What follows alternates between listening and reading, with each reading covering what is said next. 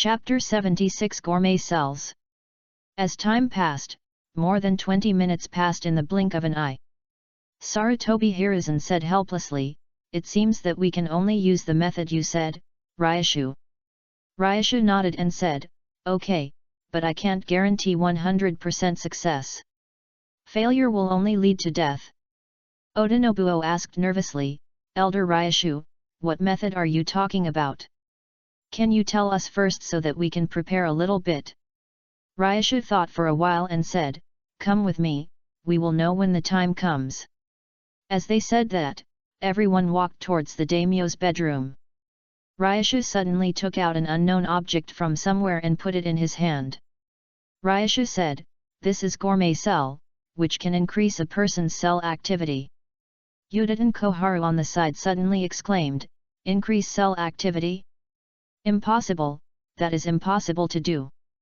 Ryushu shook his head and said, "Of course it can be done, as long as the daimyo can survive." Ryushu did not explain too much to Yuditen Koharu.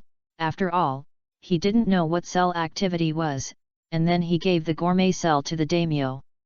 Almost in an instant, the daimyo became skinny.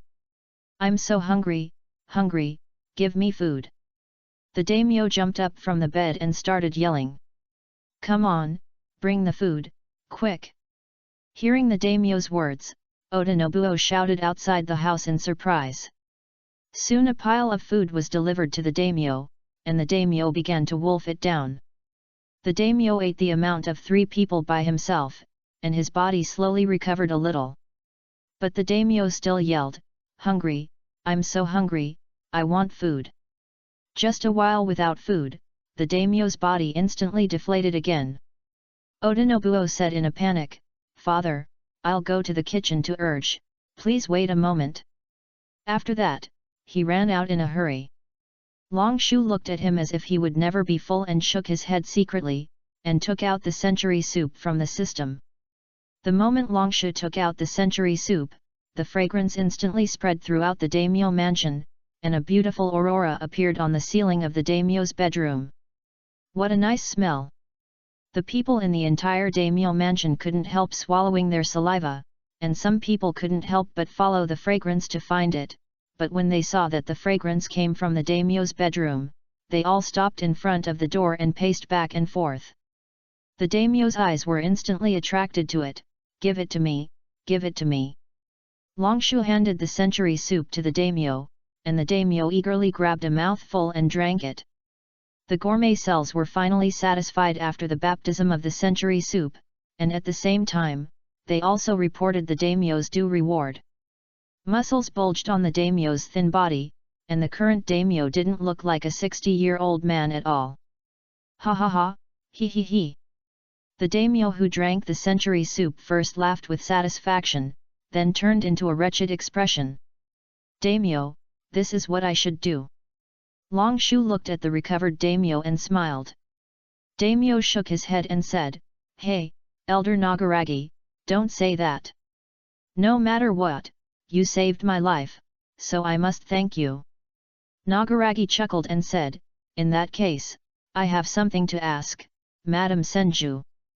Senju Hideharu waved his hand and said, "Elder Nagaragi, just call me Hideharu." Nagaragi nodded and said, "Okay, Hideharu, can I see Lord Mito?" Senju Murin frowned slightly and said, "Lord Mito? What do you want to see Lord Mito?" Senju Hideharu whispered in Senju Murin's ear with dissatisfaction, "Murin, what are you doing? Nagaragi is my father's savior." Nagaragi waved his hand and said, "I have no ill intentions.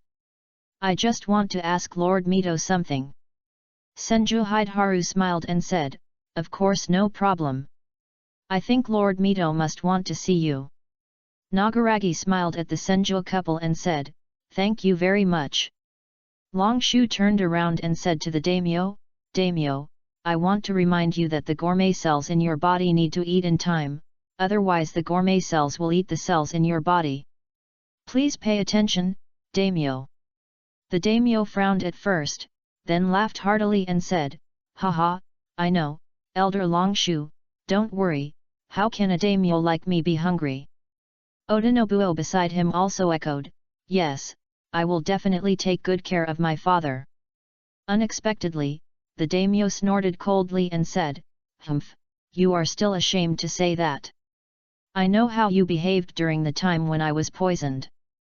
I am really disappointed. Next, I will train you how to be a leader."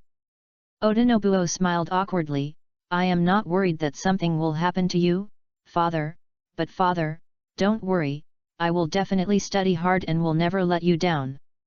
The daimyo snorted lightly and said, "That's good, otherwise I would not be at ease to pass the position of daimyo to you."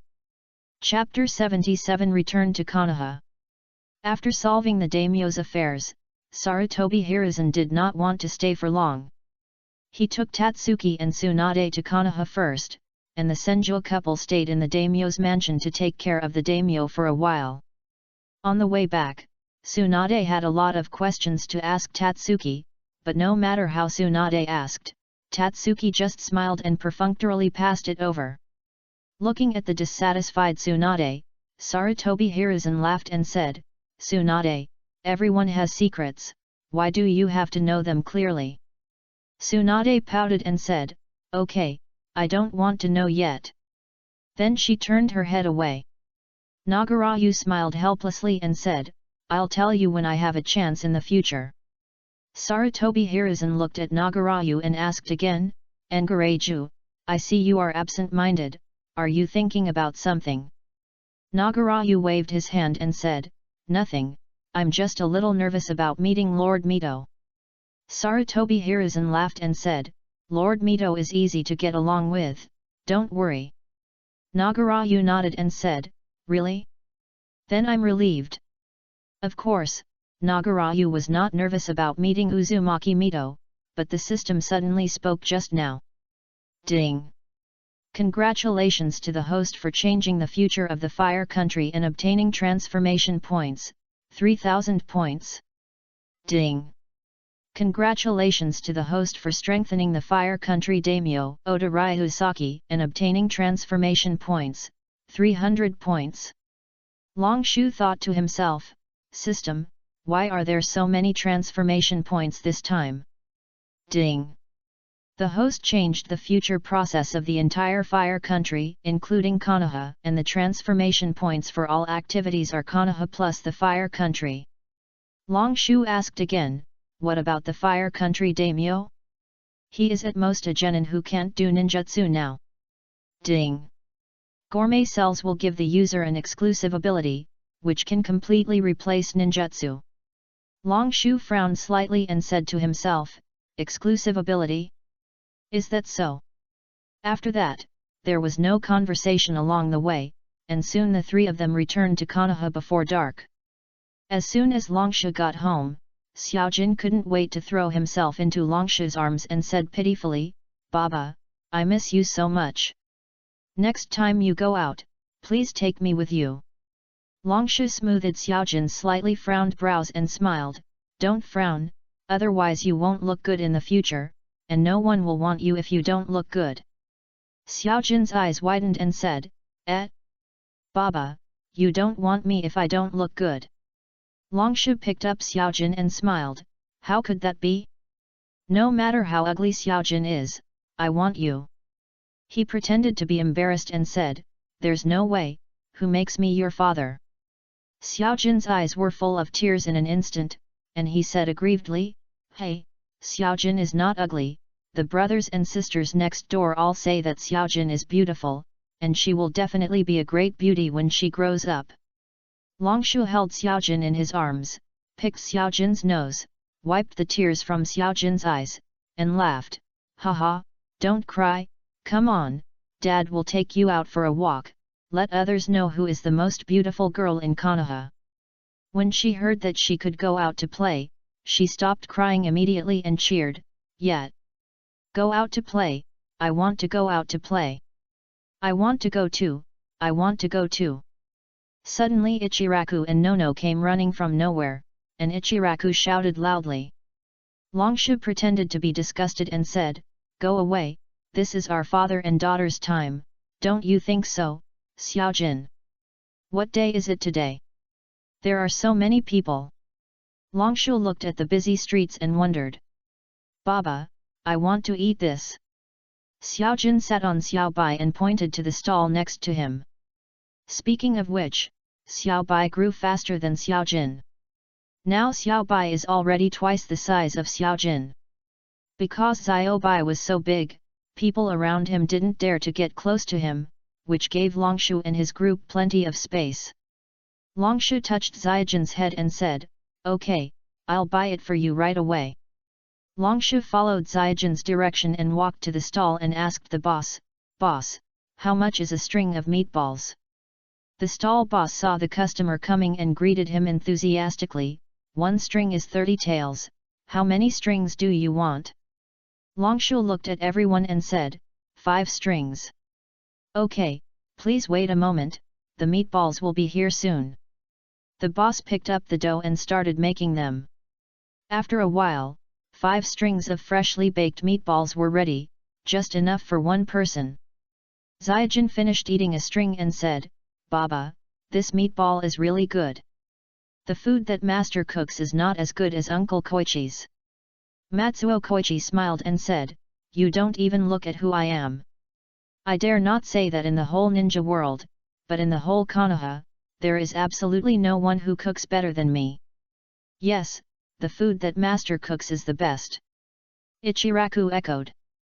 Soon, time slipped away unknowingly in the laughter of everyone, and Longshu also took everyone back home to sleep and end the day. Looking at Xiaojin sleeping peacefully, Longshu couldn't help but smile, helped Xiaojin cover the quilt, walked out of the study, slowly walked to the next door, and stood aside to watch those people who were waiting for the lottery to be drawn and excited. Chapter 78 Uzumaki Mito. Ah! What a pity, I was one number away from winning the first prize. A middle-aged man shook his head in disappointment holding the lottery ticket in his hand. However, the middle-aged man's luck was already very good, and the second prize was also 50,000 taels. Alas, I come here every day to wait, but I don't win every day. The lottery is getting more and more boring. Let's go back to sleep. Dispersed, dispersed. Longshu looked at the gradually depressed lottery shop, shook his head secretly and said, "The novelty of watching the lottery has passed, it's time to come up with something new." Longshu walked slowly towards the lottery shop. The owner of the lottery shop was a Chunin, who was introduced to Longshu by Sarutobi Hiruzen and was also a member of the Sarutobi clan. Sarutobi Xin looked at Longshu and said respectfully, "Elder Longshu." Longshu waved his hand and said, "Just call me Longshu, no need to be so serious. How is the business in the store recently?" Sarutobi Shin shook his head and said, "Business has dropped a lot compared to before. Now the number of people coming in a day is not as many as the first day the lottery shop opened." Ryashu nodded secretly and said, "I know." After that, he learned about the recent situation with Sarutobi Shin and went home. Ryashu looked at the young woman sitting in front of him and said, "Mito-sama, it's our first meeting. Let me introduce myself. Suzuki Ryashu is the current principal of the ninja school and the elder of Konoha." Looking at the motionless Uzumaki Mito, Ryashu asked in confusion, "Mito-sama? What's wrong with you?" "Hey!" Uzumaki Mito smiled and said, "Nothing, I'm chatting with Xiaoju." "What do you want to talk to me about?" "Xiaoju? Is it the 9 taels?" However, Ryashu didn't care and explained his purpose to Uzumaki Mito. Uzumaki Mito frowned slightly and said, "You mean, you need Xiaoju as the power source?" Nagarjuna waved his hands and said, No, that's not what I meant. I just want to ask Mito-sama if you have any way to seal the chakra together and gather it into a chakra amount comparable to the 9 taels." Uzumaki Mito chuckled and said, "How can there be the kind of sealing technique you mentioned? If there is, there would be no Uchiha and Senju in the Warring States period." Nagarjuna smiled awkwardly and said, "In fact, you don't need the amount of the 9 taels, just 1-tailed beast will do." Uzumaki Mito shook his head and said, "No, but I can still do the sealing technique of gathering a jonin amount. Although Nagarjuna felt a little regretful, this was the best way. As long as the jonin amount of chakra is enough, one day it will be comparable to the 9. 1 taels. Nagarjuna asked again, then Mito-sama, when do you think you have time?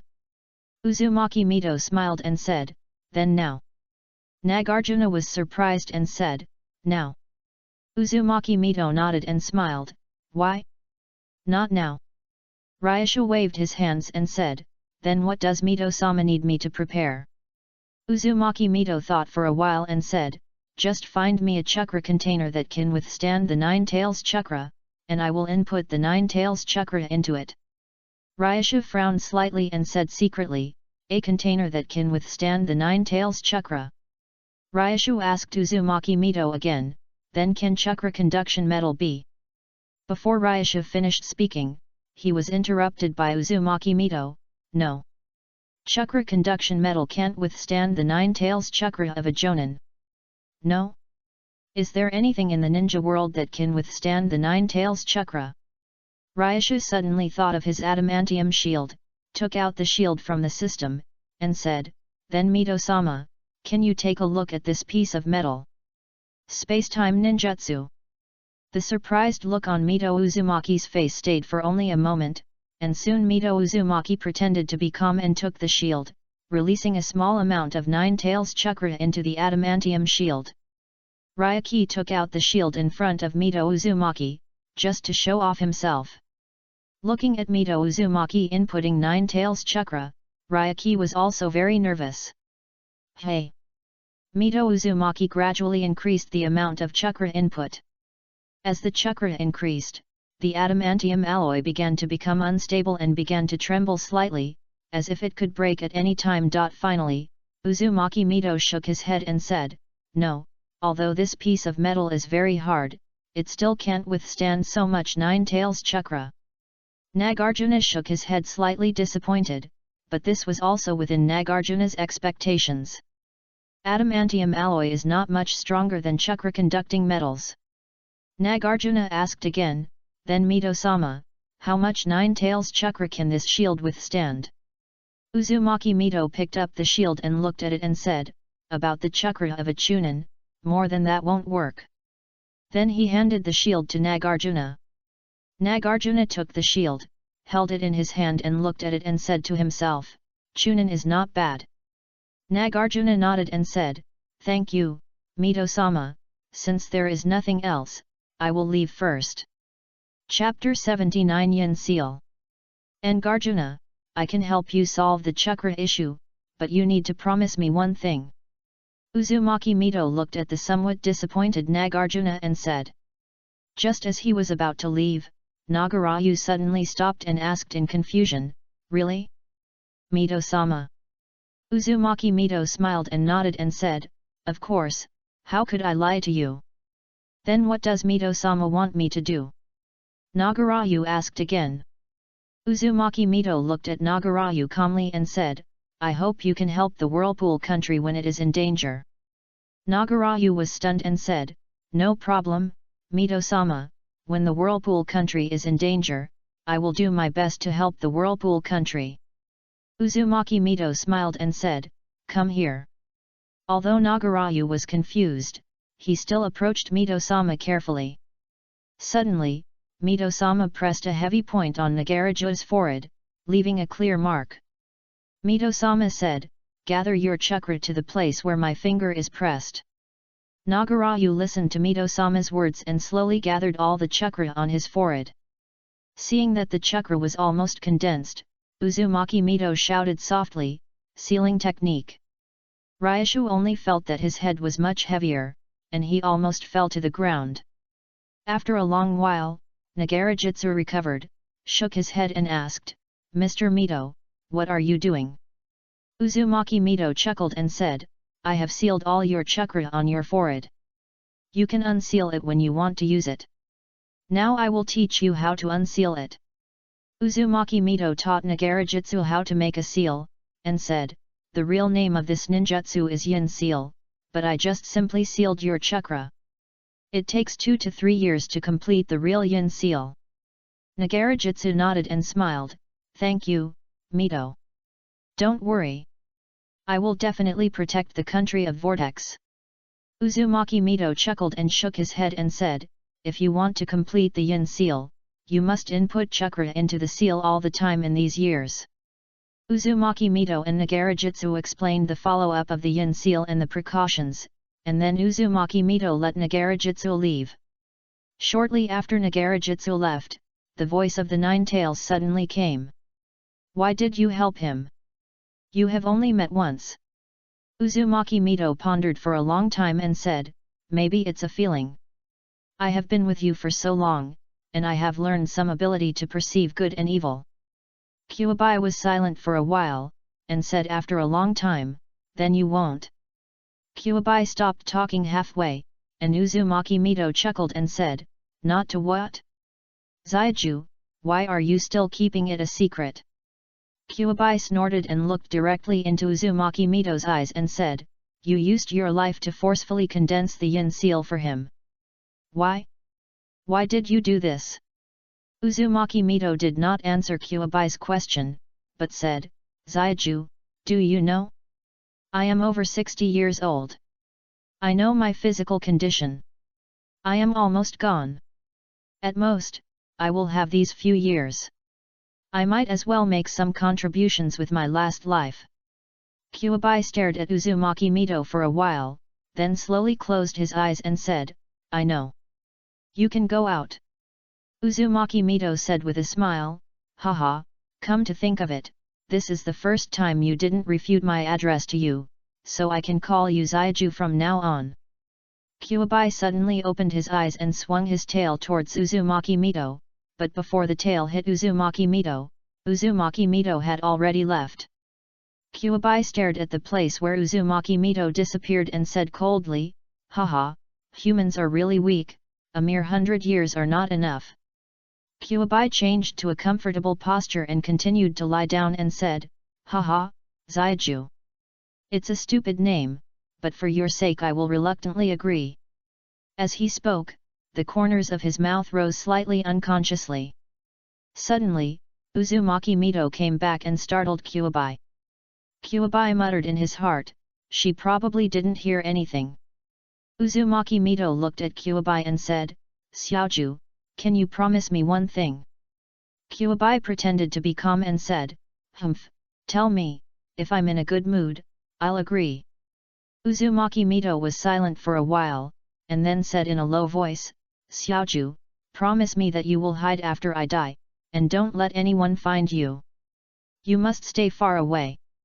Nine-Tailed looked at Uzumaki Mito's sincere eyes, turned his head away, and said softly, "Humph, let's talk about it after you die." Uzumaki Mito chuckled and said, "That's fine, I'll leave first, Xiaoju." Just as he was about to leave, Uzumaki Mito winked playfully and said, "I heard everything you said, Xiaoju." Ryushu walked out of the Senju clan a little weakly. Now Ryushu had no chakra in his body, and all of it was stored in the seal on his forehead. "Hey! Brother Ryushu, what are you doing at my door?" At this time, Tsunade came back from the side and said. Before Ryushu could speak, Tsunade shouted again, "Brother Ryushu, the mark on your head is not a yin seal, right?" Rishu subconsciously touched the mark on his forehead and nodded, "Yeah, what's wrong?" "Wow! Grandma Mito actually taught you the yin seal, it's not fair," Tsunade said as she rushed to Uzumaki Mito's room. "Teacher Rishu, good morning." It was Kato-dan who quietly followed Tsunade, and after seeing Tsunade leave, he came forward to greet Rishu. "Duan, good morning." Rishu also smiled. Kato-dan said shyly, "Well, Teacher Rishu, look at me and Tsunade." Rishu knew what Kato-dan meant, and Rishu shook his head gently and said, "Alas, Dan, you have to know that you have to fight for things like feelings yourself, and your teacher can't help you much." Kato-dan nodded disappointedly and said, "Okay, but I will try my best." "What to work hard for?" Tsunade suddenly came back and asked Kato-dan. Kato Dan waved his hand and said, "Hee, nothing, nothing, that teacher Longshu, I'll leave first." Looking at Kato Dan running away, Longshu turned to look at Tsunade and asked, "What did you do just now?" Thinking of what just happened, Tsunade was furious and snorted coldly, "Humph, Mito grandma is too stingy. She taught you the yin seal but not me." As she said that, she looked at the yin seal mark on Longshu's head with envy. Longshu shook his head helplessly, squatted down, and whispered, "Tsunade, the yin seal is not as good as you think. I can't use too much chakra for the first 2 or 3 years, not to mention that you are still in the development stage." Tsunade retorted, but the yin seal can keep youth forever, maybe it can." Then she looked at her chest secretly. Ryasha glanced at Tsunade's chest, and couldn't help laughing. Tsunade's face turned red when she heard Ryasha's laughter. "Ah!" Tsunade slapped Ryasha in the face. 10 minutes later. Ryasha's swollen face finally got a little better. Tsunade said embarrassedly, "I'm sorry, brother Ryasha, I was a little heavy." Ryasha twitched his mouth and said, "You are not a little heavy, if you use more strength, I am afraid I will die on the spot." Tsunade scratched her head and laughed, "It's okay, I'm not that strong." Ryasha shook his head helplessly and said, "I'm not praising you. Forget it, I won't bother with you, I have something to do, so I'll leave first." Walking on the way to the Hokage building, Longshu suddenly found that the yin seal seemed to be of no use to him. "Forget it, I usually only carry it with me in Konoha anyway, so I don't need so much chakra. I wonder if the 9 tails chakra of a Chunin is enough for the entire Konoha." It was not until Longshu walked to the top of the Hokage building and took out the shield that Longshu realized how stupid his idea was. This is not Chunin chakra, the amount of chakra is more than that of an elite Jonin like himself. Could it be that Uzumaki Mito uses the chakra of the Uzumaki clan as the standard? Longshu put the shield into the signal tower set up here before, pressed the switch, and the visible red chakra instantly covered half of Konoha, and the chakra cover slowly spread to the surroundings. Soon Sarutobi Hiruzen came with several teams of Anbu. Sarutobi Hiruzen looked around vigilantly and asked, "Ryashu, what happened?" Before Longshu could explain, Sarutobi Hiruzen exclaimed again, "This is the 9 tails chakra? Could it be that Lord Mito?" "Stop!" Ryasha called out to Sarutobi Hiruzen in time, otherwise Sarutobi Hiruzen might have to go to the Senju clan. Ryasha said again, "This is the 9 tails chakra that I asked Lord Mito for. It is responsible for providing energy for Konoha." Sarutobi Hiruzen breathed a sigh of relief when he knew that nothing serious had happened. He waved his hand to let the Anbu disband. He frowned slightly and asked, "What kind of energy needs the 9 tails chakra? What are you doing?" After Ryashu explained the significance of this signal tower to Sarutobi Hiruzen, Sarutobi Hiruzen said thoughtfully, "In other words, the whole Konoha is now powered on." Ryashu shook his head and said, "Not yet. When will the 9 tails chakra cover the entire Konoha? When will it be powered on? After that, Konoha can be fully electrified." Sarutobi Hiruzen nodded and said, "Come with me to the office to talk. Don't bring it here." Ryashu looked back at the signal tower and said, "You go first, I need to take another look in case of any accidents." Sarutobi Hiruzen didn't say anything and returned to the Hokage's office alone. When Sarutobi Hiruzen returned to the Hokage's office, there were already crowds of people in front of the office. The heads of the major families were waiting for Sarutobi Hiruzen at the door. Sarutobi Hiruzen smiled bitterly and said, "Ryashu, you have caused me a big trouble." Ding! Congratulations to the host for electrifying Konoha and obtaining transformation points, 10,000 points. Hearing the system's prompt, Ryashu nodded secretly and said, "It seems that the signal tower was successful." When Ryashu looked up, the chakra shield originally formed by the 9 tails chakra had faded, and the entire Konoha was completely enveloped by the 9 tails chakra. Chapter 80 to Minnow Team 1. Ryushu, you have caused me a big trouble. Sarutobi Hiruzen finally sent everyone away and complained to Ryushu. Ryushu smiled awkwardly and said, "Sorry to bother you." Sarutobi Hiruzen picked up his pipe and smiled and said, "Forget it, tell me what this signal tower is used for." After Ryushu explained to Sarutobi Hiruzen the use of this signal tower, Sarutobi Hiruzen's eyes lit up and said thoughtfully, "Does that mean that Konoha can now access the internet and make phone calls?" Ryushu nodded and said, "Of course, but computer phones have not yet spread to the entire Konoha." Ryushu said again, "Hiruzen, can you give me some ninjas?" Sarutobi Hiruzen frowned slightly and asked, "What are you going to do?" Longshu laughed and said, "I need some ninjas to help me do something." Sarutobi Hiruzen waved his hand casually and said, "Okay, I will send someone to the number 1 training ground in a while, you go and wait there." Longshu nodded and said, "I know." Longshu said again, "Hiruzen, as the principal of the ninja school, do I have to take care of everything in the school? Do I need to report to you?" Sarutobi Hiruzen thought for a while and said, "No, I believe you, you don't need to report." Longshu nodded and smiled, "Thank you very much, since there is nothing else, I will leave first." Longshu was stopped by someone just after he walked out of the door of the Hokage building. "Hello, Elder Longshu." It was the Hyuga clan leader, and the Hyuga Hiruzen called Longshu. Longshu was stunned for a moment and said, "Is there anything for the Hyuga clan leader?" Hyuga Hainan handed an invitation to Longshu and said with a smile, "This is an invitation, please accept it." Longshu took the invitation and looked at it. It was the invitation for the first birthday of the 2 sons of the Hyuga clan leader in 3 days. Longshu accepted the invitation and said with a smile, "Don't worry, Hyuga clan leader, I will definitely be there at that time." Hyuga Hainan saw Longshu accepted the invitation and said, "Thank you for your support, Elder Longshu, I will leave first." Longshu nodded and said, "Hyuga clan leader, take care, I will definitely be there in 3 days." After saying goodbye to Hyuga Hainan, Longshu did not go home, but went to Bailiahu's house, found Bailiahu, and said, "Bailiahu, I will give you some ninjas, you are responsible for teaching them how to use computers and some basic knowledge, is there any problem?" Bailiahu thought for a while and said, "No problem, but will those ninjas really listen to me?" Longshu smiled and said, "Don't worry, your teacher is the elder of Konoha, who will not give you face."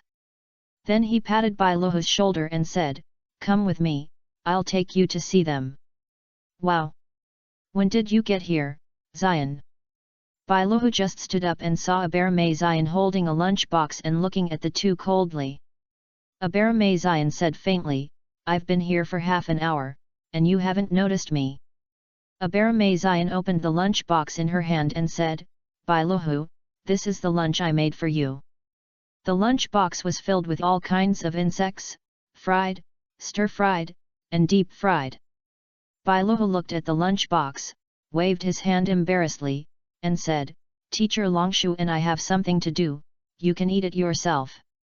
Abarame Zion said disappointedly, "Then I'll keep it for you and give it to you when you come back." Bailuhu waved his hand hurriedly and said, "No, I will eat outside with Teacher Longshu, I'm leaving first."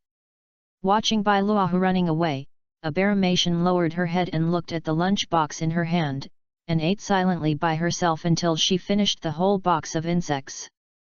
On the other side, Longshu and Bailuhu had already arrived at the number 1 training ground, where a team of ninjas were already waiting. A young ninja saw Longshu and immediately stood up and shouted, "Elder Longshu, I am Kiri Umino, the captain of the Umino team. May I ask what instructions Elder Longshu has for you?" Longshu frowned slightly at the 3 people in front of him, and said to himself, "Damn, Sarutobi Hiruzen, what can you do with just 3 ninjas?" Longshu said calmly, "Ahem, next you follow my disciple Bailuhu's instructions and start." Bailuhu glanced at the 3 ninjas in front of him. They were a standard team of 2 men and 1 woman. Judging from their clothes, they should all be Chunin. Bei Liuhu timidly whispered in Longshu's ear, "Teacher Longshu, will they really listen to me?" Longshu smiled and said, "Don't worry, they will listen to you." Bei Liuhu exhaled and said secretly, "Bei Liuhu, you can do it, you can do it." Bei Liuhu cleared his throat and said, "What are your names?" Kaino Kiri looked at Bei Liuhu and said unconvincedly, "Elder Longshu, we were sent by the Hokage to assist you, Elder Longshu, not to play with children." Another male ninja next to Kaino Kiri also echoed, "That's right, Elder Longshu, although the three of us are only chunin, we shouldn't be babysitters." He glanced at Hirako. Hirako ran behind Ryushu and said timidly, "Teacher Ryushu, why don't you do it yourself?" Chapter 81, Team Umino, 2. Ryushu looked at the three members of Team Umino and asked, "Tell me your names." The female ninja said, "Fujitani Koko." The other male ninja said, "Morimoto Kohei." Ryushu asked again, "Let me ask you, why did the Hokage send you here?" Kiri Umino said, "The Hokage asked us to wait for you here and then obey your orders." Ryushu glanced at the three and said, "I see that you three are not very old, only about 16 years old. Being able to become a chunin at the age of 16 is enough to prove that you have good talents."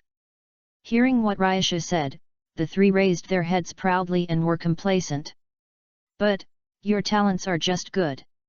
At most, you can be a jonin and will never achieve anything great." Kaino Kiri thought that Longshu was praising himself again, but when he heard this, his face fell instantly and he retorted, "Humph, don't think that you can do whatever you want just because you are an elder." Longshu chuckled and said, "Do whatever you want." Kaino Kiri couldn't help but said, "That's right, you are just relying on your status as a Konoha elder to teach us here. If this is not doing whatever you want, then what is it?" Longshu didn't get angry but laughed, saying, "Even if I am not a Konoha elder, I am also your senior. Is this the attitude you have when talking to seniors?" Fujitani Koko said coldly, "Senior? But he was born only a few years earlier than us. It won't be long before we catch up with you." Longshu was really angry. Longshu didn't know where these three people got their confidence from. Longshu narrowed his eyes and said, "Since you don't accept me, then I will compete with you." Before the three of them could speak, Longshu said, "I won't bully you. I will use a clone to deal with you. If you three can hold out for 5 minutes under my clone, I will teach you an A-level ninjutsu. How about that?" The three's eyes lit up. A-level ninjutsu was something they could only come across. For civilian ninjas, the best outcome was to become a senior ninja and do missions to make money, or to join a small family. Umino Kiri was the first to speak. "Elder Longshu will not regret it, will he?" Longshu shook his head and smiled, "Of course, there is no benefit in lying to you. Now the countdown begins." As he said that, Longshu jumped onto a tree nearby and formed a seal shadow clone technique. The shadow clone looked at the three people in front of him expressionlessly, and rushed over with a kunao. Although the three members of the Umino team were a little arrogant, they were not stupid enough to fight the shadow clone head-on, and the three of them dispersed instantly. The shadow clone aimed at Morimoto Kohei, accelerated and caught up with Morimoto Kohei, and stabbed him with a kunao. Bang! Morimoto Kohei used the substitute technique in time to avoid the clone's attack. The three looked at the shadow clone who had no time to retract his movements, and said happily, "Haha, a jonin is just like this." The three of them quickly formed a seal and launched a ninjutsu bombardment on the shadow clone. When the dust cleared, what was left was not the battered shadow clone, but 3 earth walls, which blocked all the attacks of the three people. Umino Kiri was stunned and said, "What? Is this really just a shadow clone?" The shadow clone still had no expression on his face, staring at Morimoto Kohei like a machine and biting him tightly. The shadow clone took advantage of the moment when the three were stunned and approached Morimoto Kohei in an instant, took out a kunao and gently cut a hole on his neck to indicate that he was out. The shadow clone then turned and rushed to Fujitani Koko, who was closest to him. Soon Fujitani Koko was caught up by the shadow clone and was out like Morimoto Kohei. Now only 2 minutes have passed, and the shadow clone quickly locked on the next target, Dominokiri. Dominokiri said in disbelief, How is it possible? It's only 2 minutes. But there was not much time for Dominokiri, and the shadow clone soon came over. However, Dominokiri is worthy of being the captain, and he is already at the top level of Chunin in terms of physical skills. Dominokiri kicked the shadow clone away. Damn it, I won't give up. He raised his fist and rushed forward again. The shadow clone still had no expression on his face. He stretched out his hand to hold Umanakari's fist, and took out a kunao with his backhand and pointed it straight at Umanakari's neck. Long Shu, who was standing by, raised his eyebrows and said in surprise, Hey? You still have some brains. Suddenly, Umanakari in front of the shadow clone turned into a ball of smoke and disappeared. The real Umanakari drilled out from the ground, took out a kunao and prepared to disperse the shadow clone. Umanakari shouted excitedly, Haha, it seems that I won. Just when Umanakari's kunao was about to touch the shadow clone suddenly disappeared and appeared behind Umanakari, pinching Umanakari's neck from behind. The kunao could pierce Umanakari's heart at any time. The shadow clone rarely spoke. In the face of absolute strength, any cleverness is useless. After saying that, the shadow clone turned into a ball of smoke and disappeared with a bang. At the same time, Long Shu also jumped down from the tree, adding insult to injury and saying, Tisk, what a miserable loss, you are nothing more than that. Chapter 82 Uchiha stops bleeding. Kainokiri retorted unconvincedly, Humph, I was just careless just now, otherwise I would definitely win. Long Shu shook his head helplessly and said, Forget it, you go back and tell the Hokage that I don't need you anymore, and change a team of ninjas. Humph, I don't care if you change it, said Kainokiri and was about to leave. But Morimoto Kohei held Kiri Domino and said, Kiri, why don't we stay here? You should have noticed that our strength has not improved for a long time. Kiri Domino slapped Morimoto Kohei's hand and said, Why don't you go back and practice quickly? Do you still want to stay here and play house with the kids? No, we have been practicing for half a year, and there is no progress at all. Why don't we? As he spoke, Morimoto Kohei moved his eyes to the side to comfort the self-abased Hirako. Kiri Domino was a little moved. For civilian ninjas like them, strength is always the most important. If you are very strong, you can even be invited by big families like Nara and Hyuga. Fujitani Koko also persuaded, Kiri, Elder Nagaragi should not be so bored that he would let the three of us take care of the children. Why don't we listen to what Elder Nagaragi wants us to do, and then we can decide whether to stay or go. Finally, Kiri Domino agreed after being persuaded by the two. Kiri Domino snorted, Humph, I stayed for the sake of you too. Nagaragi heard it clearly, but he didn't expect that Kiri Domino was still a dead tsundere. Nagaragi pretended to be calm and asked, Why don't you leave? Morimoto Kohei said, Elder Nagaragi, we were too arrogant just now. Please give us another chance. Nagaragi saw through it but didn't say it. He smiled and said, Since you want to stay, ask Beiliuhu's opinion. As Nagaragi said, everyone's eyes turned to Beiliuhu. Beiliuhu was now 7 years old and not tall. Beiliuhu couldn't help but step back a few steps. After looking at Longshu, Beiliuhu said to the three of them, As long as you three listen to me, I have no objection. Kainokiri couldn't help asking, Then Elder Longshu, what exactly did you ask us to do? Longshu smiled mysteriously and said, Hee, you will know soon. At this time, the sound of a baby crying was heard in the Konoha hospital. Shwet, Shwet, how are you? Uchiha Jing asked impatiently, pushing open the door of the operating room. Uchiha Shwet weakly reached out her hand and gently stroked the crying child beside her, and said weakly, Jing, look, this is our child. Uchiha Jing held Uchiha Shue's other hand in his palm and smiled happily. Yes, Shue, this is our child. Uchiha Shue slowly turned her head and looked into Uchiha Jing's eyes and said, Jing, what do you think we should call him? Uchiha Jing said softly, how about calling him Zhigzhu? Uchiha's Zhigzhu, I hope this child can stop this world from bleeding. Uchiha Shue rolled her eyes and said, Zhigzhu doesn't sound good at all, change it. The two chatted for an unknown period of time, and gradually Uchiha Shue felt sleepy, and Uchiha Shue slowly closed her eyes. Uchiha Jing looked at the mother and son who were sleeping soundly, gently covered them with a quilt, and walked out of the ward. As soon as Uchiha Jing walked out of the ward, Uchiha Shue opened her eyes, tears flowed down her eyes, and she looked at the child beside her reluctantly, choking and saying, I'm sorry, stop the bleeding, Jing.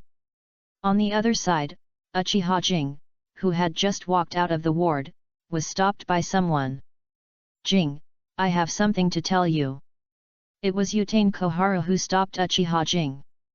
Uchiha Jing was still very happy at this time and asked, Xiao Chun, tell me. Yutain Koharu said with some embarrassment, Jing, Shue's body may have a little accident. Yutain Koharu's words hit Uchiha Kagami like a bolt from the blue. Uchiha Kagami was stunned for a while, then forced a smile and said, Koharu, you are such a joker. Just now, I was discussing with Shue what to name the child. How could Shue have an accident? You are joking, right? As he spoke, Uchiha Kagami's voice began to tremble slightly.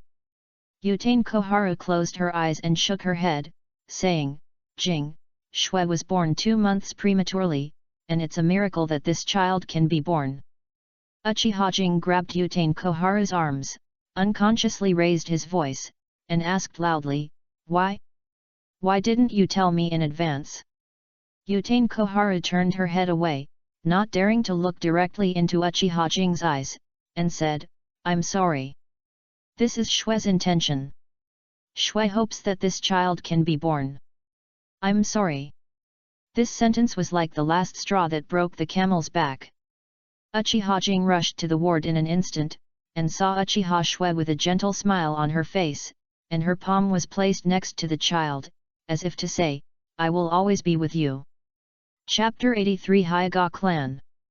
Uchiha Jing trembled and walked to Uchiha Shue's side, wanting to reach out to confirm Uchiha Shue's condition, but the distance of several dozen centimeters was like a bottomless cliff that could never be crossed. Yutain Koharu followed closely behind Uchiha Kagami, fearing that Uchiha Kagami would do something impulsive. Yutain Koharu hurriedly said, Kagami, don't be so impulsive. Shue may not die. She may still be saved. Uchiha Kagami trembled and stretched out his hand and placed it on Uchiha Shue's heart. The boom, boom. Heartbeat was very weak and could stop at any time. Uchiha Kagami trembled and said, Koharu, Shue still has a heartbeat. Hurry, hurry and save her. Not long after, Uchiha Kagami once again sat outside the operating room and waited anxiously. Koharu Yutain walked out of the operating room sweating profusely. Koharu Yutain said slowly, Jing, Shue's life is saved, but I don't know if Shue will wake up. Uchiha Jing asked hurriedly, what if she doesn't wake up? Koharu Yutain was silent for a while and said, maybe, she will never wake up. Yaa the cry of a baby came from the ward, instantly attracting the attention of the two. Uchiha Jing quickly ran to Uchiha's Zhigzhu, picked him up and asked Koharu Yutain, Koharu, what happened to Zhigzhu? Koharu Yutain didn't have a child, so he guessed, maybe he's hungry. Go buy him some milk powder. I'll help you watch him. Time flies, and 3 days pass quickly. Congratulations to the Hyaga clan leader for having 2 lovely sons. Yes, yes. I wonder if the Hyaga clan leader has named the children. At the Hyaga clan banquet, everyone congratulated the Hyaga Hayashi who was holding 2 children. Hyaga Hayashi smiled and said, thank you all for coming. The names have been chosen. The eldest son is called Hyuga Hayashi and the youngest son is called Hyuga Hayashi. In a corner of the banquet, Uchiha Kagami was drinking alone, looking at the Hyuga Hayashi in the center from time to time, with envy in his eyes. Alas! Shwet, when will you wake up? Uchiha Kagami drank another glass, and the alcohol on his body made the people around him move to the side unconsciously. King, don't drink any more. It was Ryushu who grabbed Uchiha Kagami, who didn't know how much wine he had drunk. Uchiha Jing looked at Longshu and smiled, "It's Longshu, come drink with me, I'm happy today." Then he put his arm around Longshu's shoulders. Looking at the already drunk Uchiha Jing, Longshu shook his head helplessly and said, "Jing, don't drink any more, I'll take you home." Uchiha Jing said with a dazed look, "Home? What's there to go back to when you're alone?" Uchiha Jing waved his hand and shouted, "Longshu, let's continue drinking." Uchiha Jing's voice instantly attracted everyone's attention. Longshu supported Uchiha Jing and said, "Hyuga clan leader, Jing is drunk, I will take Jing home first, I'm really sorry." After Hyuga Hainan frowned slightly without leaving a trace, he pretended to be indifferent and said, "Let's do this, there are still many empty rooms in our Hyuga family, let Elder Jing go to rest for a while, come on, help Elder Jing to the guest room to rest." Soon 2 Hyuga clan members came over and were about to help Uchiha Jing to rest. Longshu frowned slightly and said, "Hyuga clan leader, I'm afraid Jing will do something out of line, so let me help him go." Without waiting for the Hyuga clan leader to agree, he smiled at the 2 Hyuga clan members and said, "You two can lead the way in front." This. The 2 Hyuga clan members glanced at the Hyuga clan leader, and after seeing the Hyuga clan leader nod, they said, "Then please ask Elder Longshu to come with us." Then they took Longshu and the others to the guest room. The banquet was interrupted by Uchiha Jing, and the atmosphere instantly dissipated a lot. The Hyuga clan leader quietly called over a Hyuga clan member and said, "Yu Hung, you follow them quietly and keep an eye on them." Hyuga Kazuhiro said respectfully, "Yes, clan leader." After that, he quietly followed behind Longshu and others. "Elder Longshu, this is the guest room. Do you need us to prepare some food?"